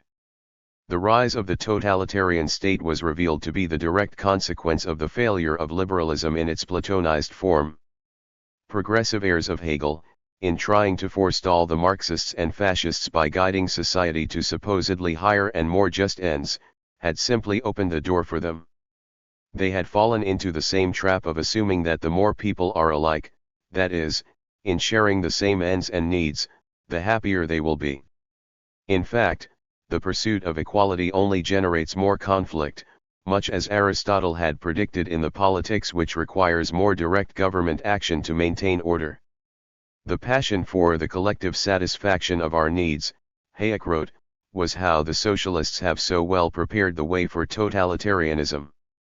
They have done this, Hayek asserted, by depriving us of choice, in order to give us what fits best into the plan and at a time determined by the plan.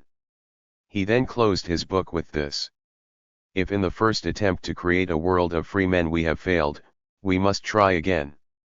The guiding principle that a policy of freedom for the individual is the only truly progressive policy remains as true today as it was in the 19th century. 37.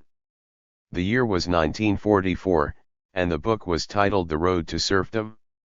Hayek was living in London, a city battered by 5 years of war and under siege from Hitler's V2 rockets.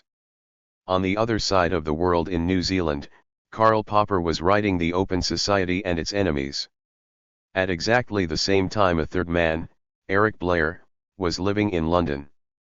In a couple of years, under the pen name George Orwell, he would paint a chilling picture of what Hayek's dystopia of modern serfs and masters, in which all free choice is banished and whatever is not forbidden is made compulsory, might look like. 1984. In the spring of 1944, however, the place to see the future was not in London but on the south coast of England. The D-Day invasion was only weeks away. Plato's American offspring had once tried to save the world and failed. Arguably, they had made it worse. Now Aristotle's children were going to take their shot. In 1944, you found them in places like Richmond, California, and Sparrow Point in Baltimore. These were two of 18 shipyards building the so-called Liberty ships that in 1941 began sending tons of food, raw materials, and war equipment to embattled Britain and Soviet Russia. In 1940, none of these yards had even existed. Then buildings, slipways, cranes, and warehouses went up with an explosion of industrial productivity and engineering and managerial skill, from California and Oregon on the west coast, to Florida, Alabama, and Baltimore on the east coast. More than 2,700 Liberty ships would be built, and once bombs fell on Pearl Harbor on December 7, 1941, the 10,000-ton cargo vessels would also carry and supply American forces fighting in North Africa, Italy, and the South and Central Pacific. The Liberty shipyards were only the leading edge of a massive American wartime production effort that began in 1940 and would continue for the next 5 years. The old idea that America became the arsenal of democracy in World War II because of actions by the federal government is a myth. It was in fact an explosion of productivity by the most capitalist and Aristotelian economy on earth. 38. In Aristotelian terms, its dynamis, or potential for change, was stupefying. In the 50 years after the Civil War, that economy had grown faster, and become larger, than any nation had ever seen. 39. Once a net importer of capital, America had become a world financial power equal to Great Britain. After World War I, the automotive, electronics, and chemical industries joined giant corporations like U.S. Steel, Standard Oil, Goodyear, and Eastman Kodak as the driving engines of the most productive economy in the world. Feared and loathed by the new nationalists, progressives, socialists, and various neo-Hegelians, America's capitalist sector had been hit by various waves of legislative restrictions and disruptive regulations, including antitrust laws. Yet it still managed to raise living standards and grow the nation's wealth with cars, radios, washing machines, and other consumer goods in a tsunami of rising industrial output from 1921 to 1925 by almost 53%. Even the coming of the Great Depression barely slowed it down. The U.S. economy's growth rate from 1933 to 1941 was still the highest of any other peacetime period, compared to every other industrialized country. 40 The progressive gurus of the New Deal not only failed to lift the country out of economic decline, by 1938 they had deepened it. We now know that it was the coming of war that broke the back of the Great Depression. Few, however, realize that the reason was that war production tapped the pent-up dynamism of American private industry. Made lean by court battling, as one chronicler put it shortly afterward, weakened by depression and recession, and starved for new capital by inordinate tax burdens, still had the strength and means to equip and arm not only the country's own forces but those of its allies as well. 41. Choose any American at random, Alexis de Tocqueville had written, and he will be a man of burning desires, enterprising, adventurous, and above all, an innovator. 42 As 12 million Americans went into uniform, millions more including 8 million women and 3 million African Americans poured into factories, shipyards, airplane plants, and offices to join the production effort. Already by the time of Pearl Harbor, American war production was approaching that of Hitler's Germany. By the end of 1942, it was equal to that of all three Axis powers. By the end of 1943, it surpassed that of all the other major combatants combined. Hayek had shown that economic growth was about not production but productivity, the release of potential human energy by matching buyers to sellers and means to ends in a chain reaction that rivaled the one scientists would soon be working on for the Manhattan Project. Tocqueville, too, had seen something heroic about the American way of business, and the war brought forward a number of heroic entrepreneurs to match Andrew Carnegie, John D. Rockefeller, and Henry Ford and those who had built the earlier industrial economy. They were men like Henry Kaiser, wizard of the Richmond and Portland Liberty shipyards and former builder of Hoover Dam as well as the country's most advanced steel plant in California, Roy Grumman, the aircraft engineer who founded Grumman Aircraft in an abandoned garage and built the U.S. Navy fighters and bombers that would command the skies of the Pacific Theater, and Andrew Jackson Higgins, the New Orleans-based boat builder who designed 92% of the vessels used by the U.S. Navy in World War II, although most were too small to deserve a name or a christening. Higgins' landing craft would carry Marines into battle at Guadalcanal and Tarawa, and soldiers onto the beaches of Normandy on D-Day. Supreme Allied Commander Dwight Eisenhower called Higgins the man who won the war for us. 43. Higgins was hardly alone.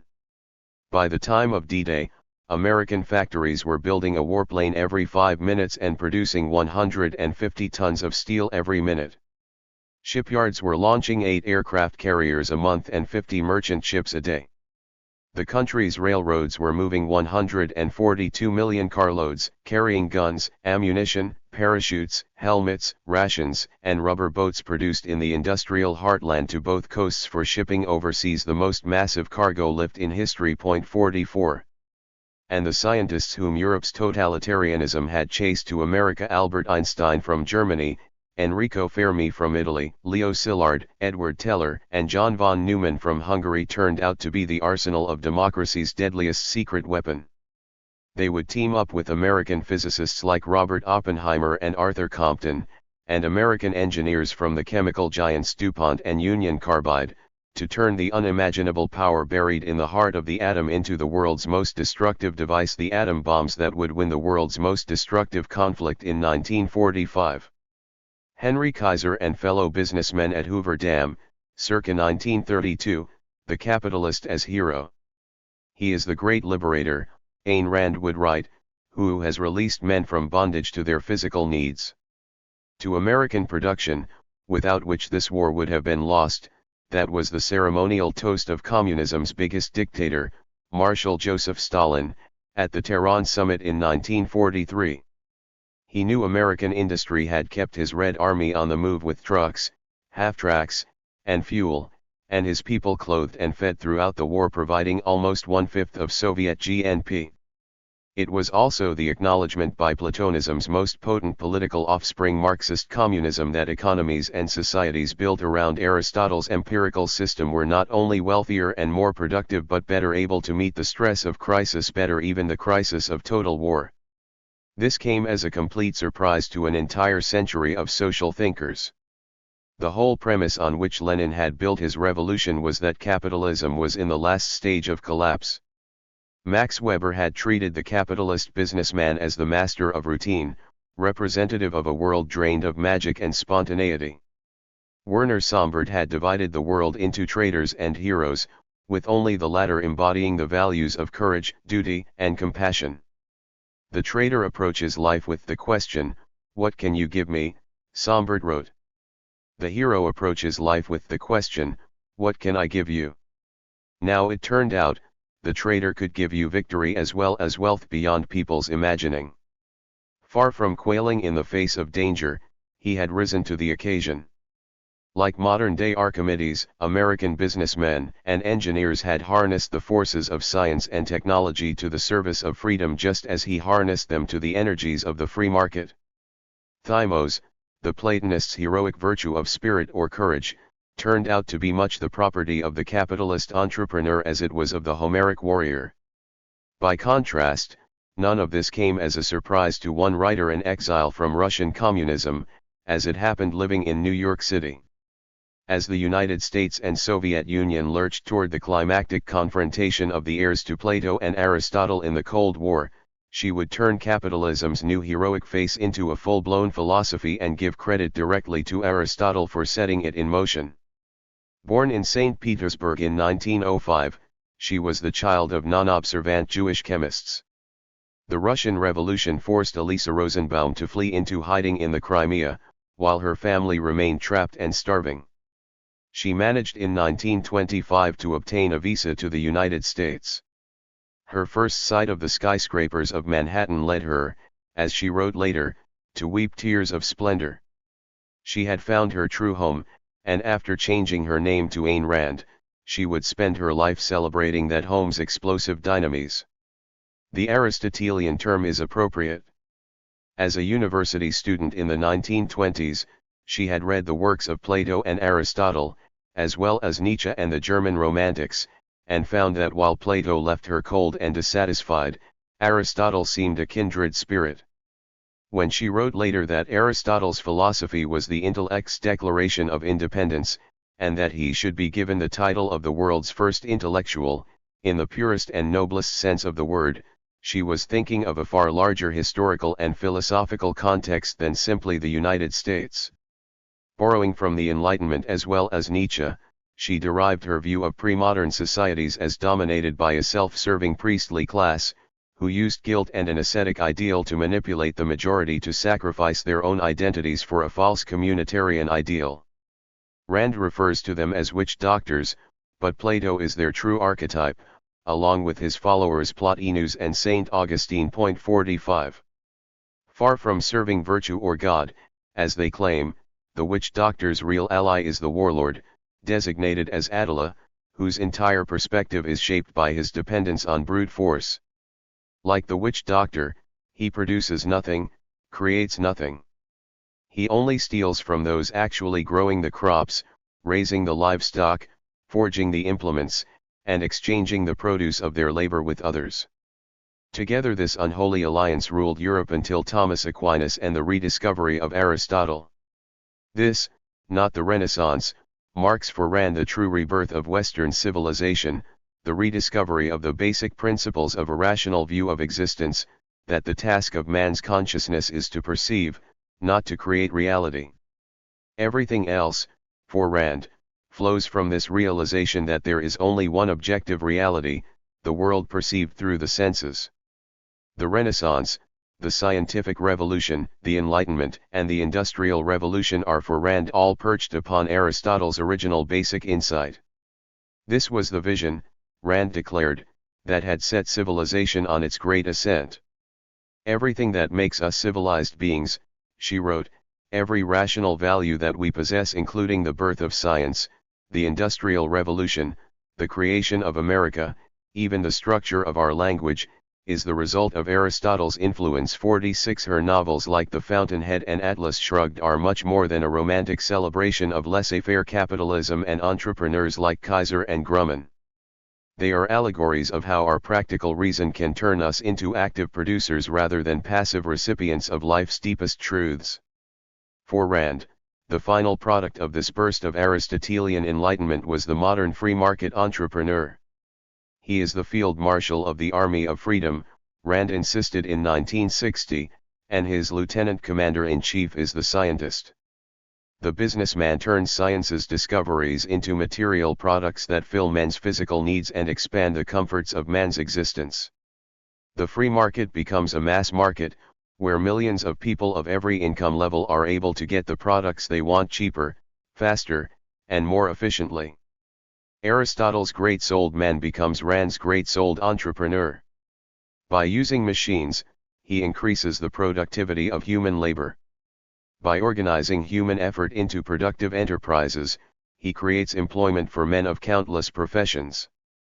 He is the great liberator who, in the short span of a century and a half, has released men from bondage to their physical needs, and released them from famine, from pestilence, from stagnant hopelessness and terror. 47. For a refugee from Lenin's revolution, the term terror had a special significance. Soviet communism, like its Hegelian predecessors, hoped to remold human nature with the same confidence and ease as it would build new factories and hydroelectric dams. The state itself, which Hegel saw as the last stage of human progress, would wither away once everyone understood that to each according to his need, from each according to his means was the only just pathway of justice. Law, one Soviet theorist enthusiastically predicted, would be replaced by plan, including the first Soviet 5-year plan in 1928.48. But the new Soviet man never appeared, except in propaganda posters and films. The first gulags appeared only months after Lenin and Trotsky seized power. Under their successor Stalin, they would swell to the point that at the start of the Cold War in 1948 some 12 million people were in Soviet labor camps. Millions of others had been shot, starved to death, or fled the communist regime, while tens of millions more were being forced to the same system from East Germany and Poland to Vietnam and China. 49. Aristotle had been proven right, and Plato and Hegel wrong. What ultimately killed communism and ended the Cold War wasn't a great military crusade or a nuclear apocalypse, as so many feared, including many of the inventors of the atomic bomb. It was a triumph of ordinary human nature, backed by Rand's triad of science, technical engineering, and free market productivity. Free creative minds, embodiments of what Aristotle called energia, or an impulse toward action, made the mountains of vinyl records and blue jeans that revolutionized youth culture in the 50s and 60s, including the youth of Soviet Russia and Eastern Europe. They formed a military-industrial complex that would shrug off defeat in Vietnam and produce advanced military miracles like the stealth fighter and the Strategic Defense Initiative. Finally, that same creative power spawned a computer industry that would reconnect the world via satellite, fax, television, and the internet, and enable dissidents in Iron Curtain Europe to defy their communist masters and rejoin the West. By 1980, they knew what that Western legacy meant and what it didn't. Their heroes were very different from the ones whose portraits studded government walls and adorned public squares: Lenin, Stalin, Marx. Most had contraband copies of Popper and Hayek. One leading Czech dissident, Rita Klimova, wrote her officially banned articles on free market economies under the pen name Adam Kovark, the Czech for Adam Smith. Another, Václav Havel, actually studied with American free market economist Milton Friedman. And when Russian dissident Alexander Solzhenitsyn told an audience at Harvard in 1975 that Americans had died in Vietnam fighting for freedom, He sent shockwaves across Cambridge but spoke for a generation of Eastern Europeans who knew where the road to serfdom really led and what closed societies really were. Ayn Rand didn't live long enough to see the fall of the Berlin Wall. But Karl Popper did, and sensed that the fall of communism hadn't cleared away all of Plato's political disciples, the avowed enemies of the open society. Communism is dead, he would point out, but it's left the hatred of capitalism still alive and well. Meanwhile, in a snug little house in Freiburg am Breisgau in Germany, a frail white-haired man watched the TV images of crowds smashing the Berlin Wall, and other images of crowds in Prague proclaiming what Rita Klimova had dubbed the Velvet Revolution, the peaceful overthrow of communist Czechoslovakia. He was Friedrich von Hayek, now 90 years of age and in poor health. He had almost lost the power of speech. But on that day, his son remembered, Hayek was beaming. He turned away from the television for a moment with a smile on his face, and said, "I told you so." So had Aristotle. Point 50. Conclusion. From the cave to the light. If all were of one mind, the cosmos would stand still. Alexander the Great. Just a decade after the fall of the Berlin Wall, 3 events set the compass for the 21st century. The first, and most spectacular, was the attack on the World Trade Center in New York and the Pentagon on September 11, 2001, which killed 3,000 people and triggered a global war on terror that has transformed the West's relations with the Middle East and the Muslim world. As of this writing, it shows no sign of abating. The second attracted less attention but marked a watershed in the future of science. This was the completion in 2003 of the Human Genome Project, the successful mapping and identification of the 25,000 or so genes that make up the human species. The molecular backbone of the human gene, DNA, which is the molecular basis of all life, had been identified back in 1958. But now for the first time all the possible sequences of DNA's chemical base pairings were laid bare, the equivalent of cracking the master code of living nature. Point 1. The project not only finally opened the door to finding the genetic causes of diseases like cancer, it offered the heady vision of an ability to reorganize the biochemical structure of all life. The third event was the 2008 global financial meltdown, which pushed the world's economies to the brink of bankruptcy and rammed home the fact that interconnectivity through the internet, satellite communication, and globalized markets can be a source of frightening vulnerability as well as productive power. 3 events, each opening an entirely new horizon for the future, or so it seems. The post-Cold War era, far from representing the end of history, as a Rand Corporation analyst named Francis Fukuyama once wrote, has only opened new vistas of dilemmas and dangers. What possible relevance can 2 philosophers who've been dead for more than 2,500 years have for figuring out what's happening and where we're going? It turns out, a lot. Take the war on terror, which turns out to be closely linked to the intellectual fate of Islam since the Middle Ages. From the 12th century onward, Islamic texts and scholars were the West's principal source for the wisdom of the Greeks, including the works of Plato and Aristotle. Thanks to Muslim scholars like Averroes and Avicens, for a few precious decades the Muslim and Christian outlooks on the world, especially the natural world, were virtually the same. Then for various reasons, the Islamic mind turned its back on Plato. Averroes, for example, made it his task in his commentaries to systematically purge Aristotle's writings of any Neoplatonist taint. Other Arabs followed his lead. So instead of the constant creative tension between speculation and science that arose in the Christian West, Islamic Platonism retreated to the religious sidelines of Sufism, where it contemplated the mystical and divine and little else. In short, what went wrong with Muslim culture, then and later, was that it wound up getting too much Aristotle too soon, which deprived it of growth and dynamism. Aristotle's scientific and logical treatises became the basis of a fossilized orthodoxy in Arab culture, dry and lifeless and unchanging over the centuries. Aristotle's more humanistic works like the Politics and Nicomachean Ethics dropped from sight in the Islamic world, since the debate with Plato, of which they were an essential part, had been cut short. So Islam and the West found themselves set on separate and divergent paths. It was not until the 1700s that Islamic scholars, confronting an aggressive Europe intruding on their home turf, woke up to what had happened. Point 2 They realized that the West had stolen a march on them, but they could not understand why. The backlash and resentment that resulted first in Wahhabism and then in other back to the Quran reactionary movements would grow and gather force, as the West and Islamic world continued to diverge only to collide together once again, horribly, on September 11, 2001. In the case of the human genome, what the project really revealed was that everything does indeed begin with biology, as Aristotle thought but not as he imagined. The genome isn't a seed or a substance but a sequential unfolding inside the DNA molecule of a protein chain whose links can number in the millions. Yet each chain link is individually coded by one of 4 letters in a simple alphabet of protein base pairs which special enzymes read and copy as they split each base pair when cells divide.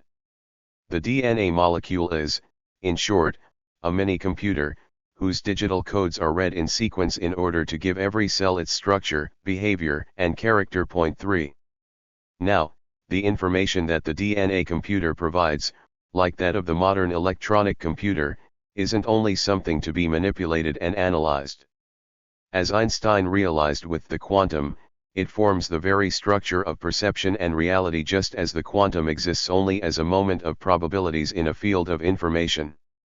Biological life, it turns out, is about information just as physical matter turned out to be. And so is economics. As Friedrich von Hayek and his colleagues realized, markets are more than just a means of conveying physical goods and services. They are fields of information in which, as with the quantum, the moment we perceive the information it conveys, we also alter its nature and direction. Werner Heisenberg's principle of uncertainty proves as valid in international financial markets as it does in the realm of physics, and with about the same results. Point 4. The upshot is soberingly clear. The inability of governments and large, centralizing institutions to keep up with the information needed to make the right economic decisions grows exponentially with the growth of those global markets, just as the destructive consequences of making the wrong decision expand exponentially as well. The result is financial collapse. Point 5 Collapses like that in 1929, which inspired Hayek's original insight, and like that in 2008. Collapses that governments have proven largely incapable of fixing, but which individuals, acting together over time, do. Because uncertainty about the future is fundamental, writes one distinguished economist regarding the history of financial meltdowns, financial mistakes will continue to be made. As Karl Popper would put it, economics are as impervious to prediction or guidance as societies are. Yet on average over time, the trend is for greater and greater overall economic well-being. While bubbles and crises continue, we cycle in a rising trend, at least in societies where free markets, along with creativity, are allowed to flourish. Point 6.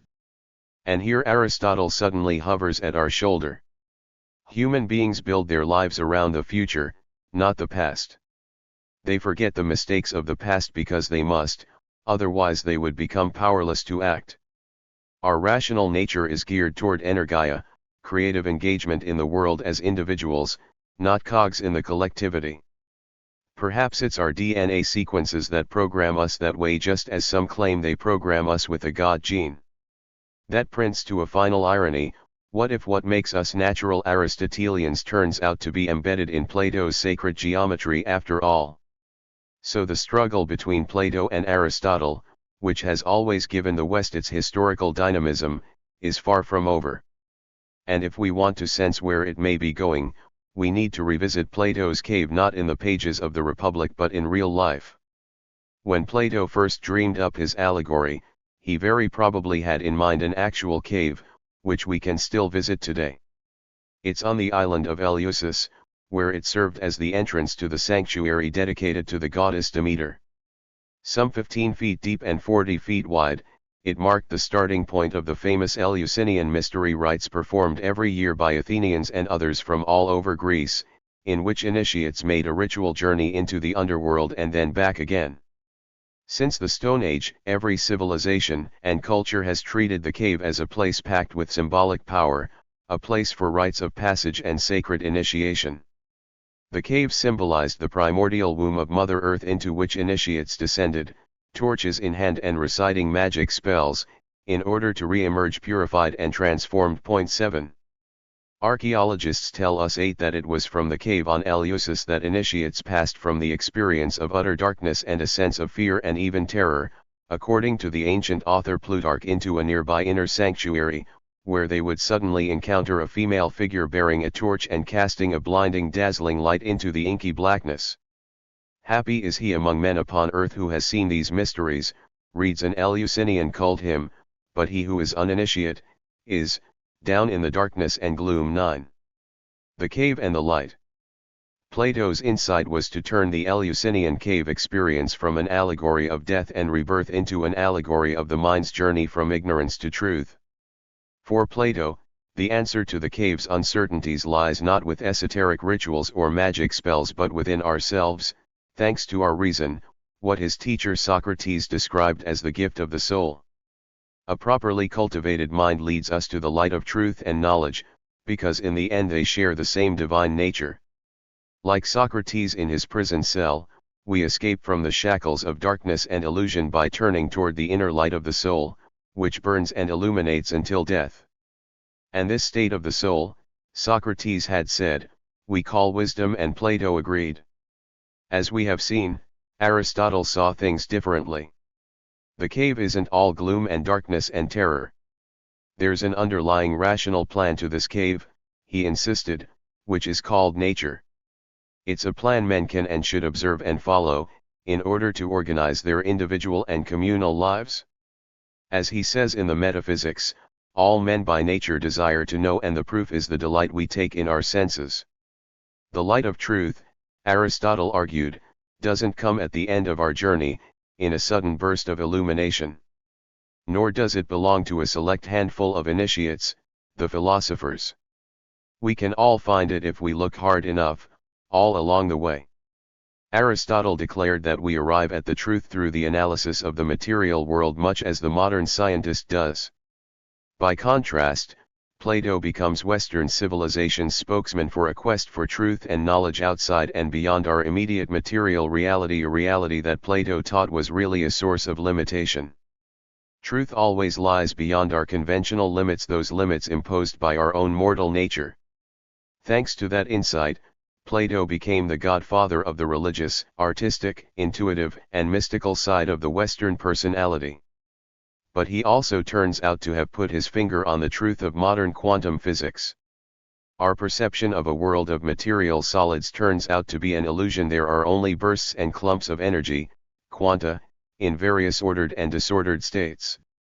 Pythagoras's notion that number is the language of nature isn't so far off, either. Cave, steps in rear. Mirthless rock, as seen from rear opening in cave. Cave, rear opening.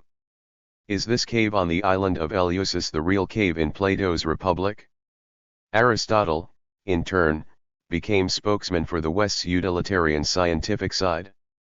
Reason exists in order to unlock the secrets of nature, not to dismiss them as irrelevant or a distraction. For Aristotle, the life of reason is a constantly unfolding process of inquiry and analysis that serves to reinforce our place as part of a larger natural order. There are no final answers, only more questions and explorations. This makes Aristotle the progenitor not only of sending rockets to the moon but of democratic individualism and free markets. History shows that too much Plato brings a rigid dogmatism and an elitist arrogance which, as Karl Popper pointed out and as the world saw in the age of Hitler and Stalin and Mao, easily slides into totalitarianism. The 20th century successors to Aristotle, the voices of enlightened liberal Europe, forgot how to defend themselves and allowed the totalitarians, with their passionate intensity and contempt for debate, to goose-step into power. The catastrophes of the 20th century arose not because men argued too much but because they gave up arguing at all. Such are the perils of too much Plato. Too much Aristotle, on the other hand, ends in the narrow-minded sterility that dominated the scholasticism of the Middle Ages, in which everything is reduced to rote formulae and habit and individual creativity is stamped out. A complacent behaviorist calculus begins to govern social and political relationships, fellow human beings become abstract unknowable ciphers to be manipulated at will. In this Pavlovian moral universe, avoiding pain and maximizing pleasure become the only valid measures of right and wrong. If it feels good, do it. Aristotle, the brilliant doctor's son, the great peripatetic who tried to teach his students that the life of virtue is the highest good, would be horrified that his legacy could be reduced to such an empty slogan. However, we recognize it when we enter the credit card culture of the shopaholic and the mega mall, of the Kardashians and the Real Housewives of Beverly Hills. The Enlightenment virtues of affluence can decay into a mindless consumerism devoid of any deeper meaning or spiritual connection to life. Nothing is permanent, including relationships. Everything has returned to the Heraclitan flux, there is no basis for a lasting identity. Human beings become, as Edmund Burke puts it, flies of a summer in which no generation can link with another 10. The result is a constant, restless boredom. A wildly vacillating self-esteem drifts from one unsatisfying outlet to the next with the click of a mouse or a thumb flick of an Xbox. The only face that appears when we peer into the pool of self-reflection belongs to Narcissus. 11. It is the balance between living in the material and adhering to the spiritual that sustains any society's cultural health. Other civilizations and religions, India, Egypt, China, Buddhism, and Islam, have confronted these same issues throughout their histories. They erected their own cultural edifices to deal with them. The problem has been that the West's material drive and dynamism, the product of the same creative tension described in this book, has tended to reach out and pull down those older, more stable edifices, the traditional guarantees for social and psychological survival. This, far more than any financial meltdown, is the real enduring crisis of the modern global system. As in the title of Chinua Achebe's marvelous novel about life in Nigeria under European colonialism, things fall apart, the meaning of things and institutions drains away, and people find themselves adrift. They have been left abandoned in the cave. Some societies have struggled to overcome this problem, with some success. Japan confronted the issue from the very beginning of its contact with the West.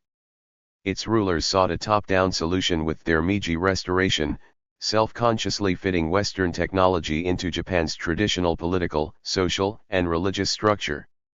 The results have been erratic. When it works as witness downtown Tokyo.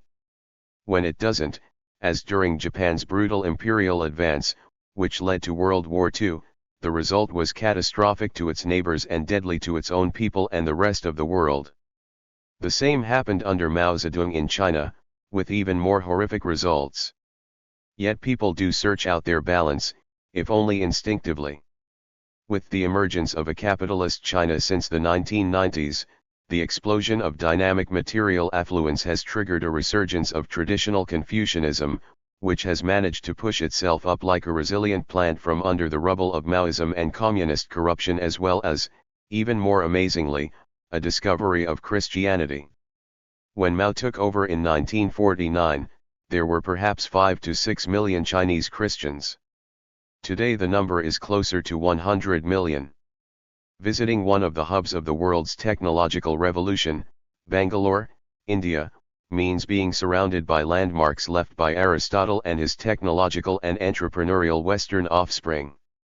It is a world of computer engineers and technicians making money, building networks, and opening up channels of communication around the planet.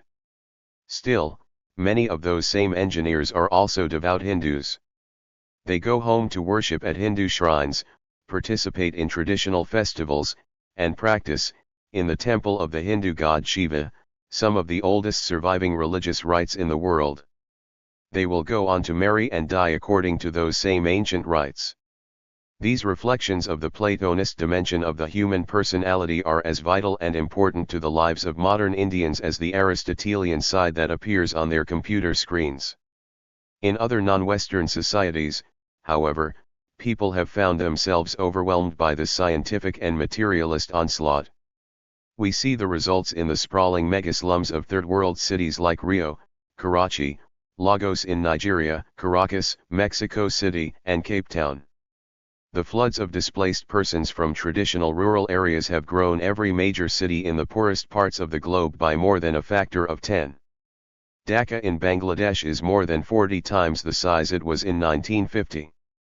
These are not cities on the Greek city-state model, they are neither Plato's centers of civic identity nor Aristotle's emporiums of commerce. They are rotting, stinking mountains of shit, as urban anthropologist Mike Davis vividly describes them, demographic volcanoes waiting to erupt. They are the new barbarian frontier, where poverty, fear, and violence rule, and where irrational religious fundamentalisms are taking root to feed resentment and rage, from radical Hinduism in the slums of Mumbai and apocalyptic Islamicism in Cairo and Gaza, to wild-eyed Pentecostalists in San Salvador and born-again Marxists in Caracas. 12 The global village turns out to be a shanty town, instead. These are the breeding grounds of today's and tomorrow's terrorist movements. The answer to them is not more prosperity. The attackers of 9/11, like Mohammed Atta, did not spring up from the slums or from rural poverty. They were the beneficiaries of middle-class wealth in their home countries. They were comfortable with modern technology and were the recipients of a Western-style education. That education, however, had left a cultural and psychological void. Their confrontation with a technological modern pluralist society like ours triggered an incomprehension and rage that radical Islamicism fanned into a nihilistic barbarism. Terrorists see themselves as warriors of God. They are in fact murderers from the scariest depths of the cave, the cultural underworld that has grown up in societies that have lost their traditional ways and landmarks. That cave is increasingly coming to include our own cultural underclass, whose nihilistic barbarism is reflected on television and in gangsta rap. The answer is rediscovering that creative tension and sense of balance not in the Western image but in Western terms. Today's affluent, globalized material world was largely made by Aristotle's offspring and is not so different from the Athens of Socrates' day. It's a world filled with comforts and conveniences, a world of constant change and unimaginable individual freedoms. But it is also riddled with false facades and shoddy superficialities, and it is populated by institutions that have become obsessed with process for its own sake, rather than keeping Western civilization on message regarding the larger meaning of freedom and liberty, community, and spiritual truth. Contrary to the pessimists, it's not going away anytime soon. Despite recent economic downturns and resulting gloomy prognostications, the fact is that since 1920 the rate of growth of U.S. gross domestic product has been expanding exponentially, and it shows no sign of slowing down. Even the Great Depression and the most recent turndown represent only very minor deviations from the underlying curve. 13 The trend line is even clearer in other countries, including China and India. Those waiting for the modern technological global system to collapse from its own weight back to sustainability are bound to be disappointed. Still, for all its dynamism and resilience, ours is a world constructed largely around getting and spending. While this has not led to mass spiritual death, as so many critics of consumer culture charge, it has allowed mass consumerism to suffocate and choke off other important forms of human potential. The modern environmentalist movement has recognized this and exploited it with its austere downsizing appeal. The Greens offer a manifestly Platonist reply to Aristotle's world of technology, individual desire, and convenience, by stressing collective responsibility, self-sacrifice, and moral rather than material comfort and consumer choice. And whatever their empirical scientific merits or demerits, climate change gurus and advocates of the Gaia thesis do point to an important truth, that a world built on getting and spending is not enough. There are other values, spiritual needs that also require satisfaction and that demand a priority on our agendas. The tens of thousands of congregants who fill Saddleback Church in California every Sunday grasp that as well. The point is, this kind of contradiction is nothing new in Western culture. History may not repeat itself, but ideas certainly do. The tension between our material and spiritual selves has always been there, embedded in Western history by the legacies of Plato and Aristotle. It has inspired one breakthrough after another, in the clash between Christianity and classical culture, the battle of the books between Renaissance humanists and the schoolmen, and the culture wars between the Romantics and the Enlightenment. And of course it runs all through the current clash over Darwinism and creationism or intelligent design, a battle founded, in the last analysis, on the irreconcilable contradiction between Plato's God and Aristotle's prime mover. So what the current debates over climate change and economic growth really reveal is that our world still needs its Plato alongside its Aristotle. Both are indispensable to our culture and our future and perhaps all futures. Whether it is called yin and yang or right brain versus left brain 14, the tense tug of war is all pervasive. But it is peculiarly fundamental to our Western identity. Thanks to Plato and Aristotle, the variation is endless, with one giving rise to the other in a never-ending, ever-ascending circle of renewal. Alexander the Great, Aristotle's most famous pupil, was right. The end result of consensus, of all thinking with one mind, is stagnation and worse. Indeed, tension and renewal are our identity. And if those of us in the West can rediscover that identity, perhaps we can then save the world not by making it richer or alternately by giving it a world government, but by leading by example and showing how to leave the cave and step once more out into the light.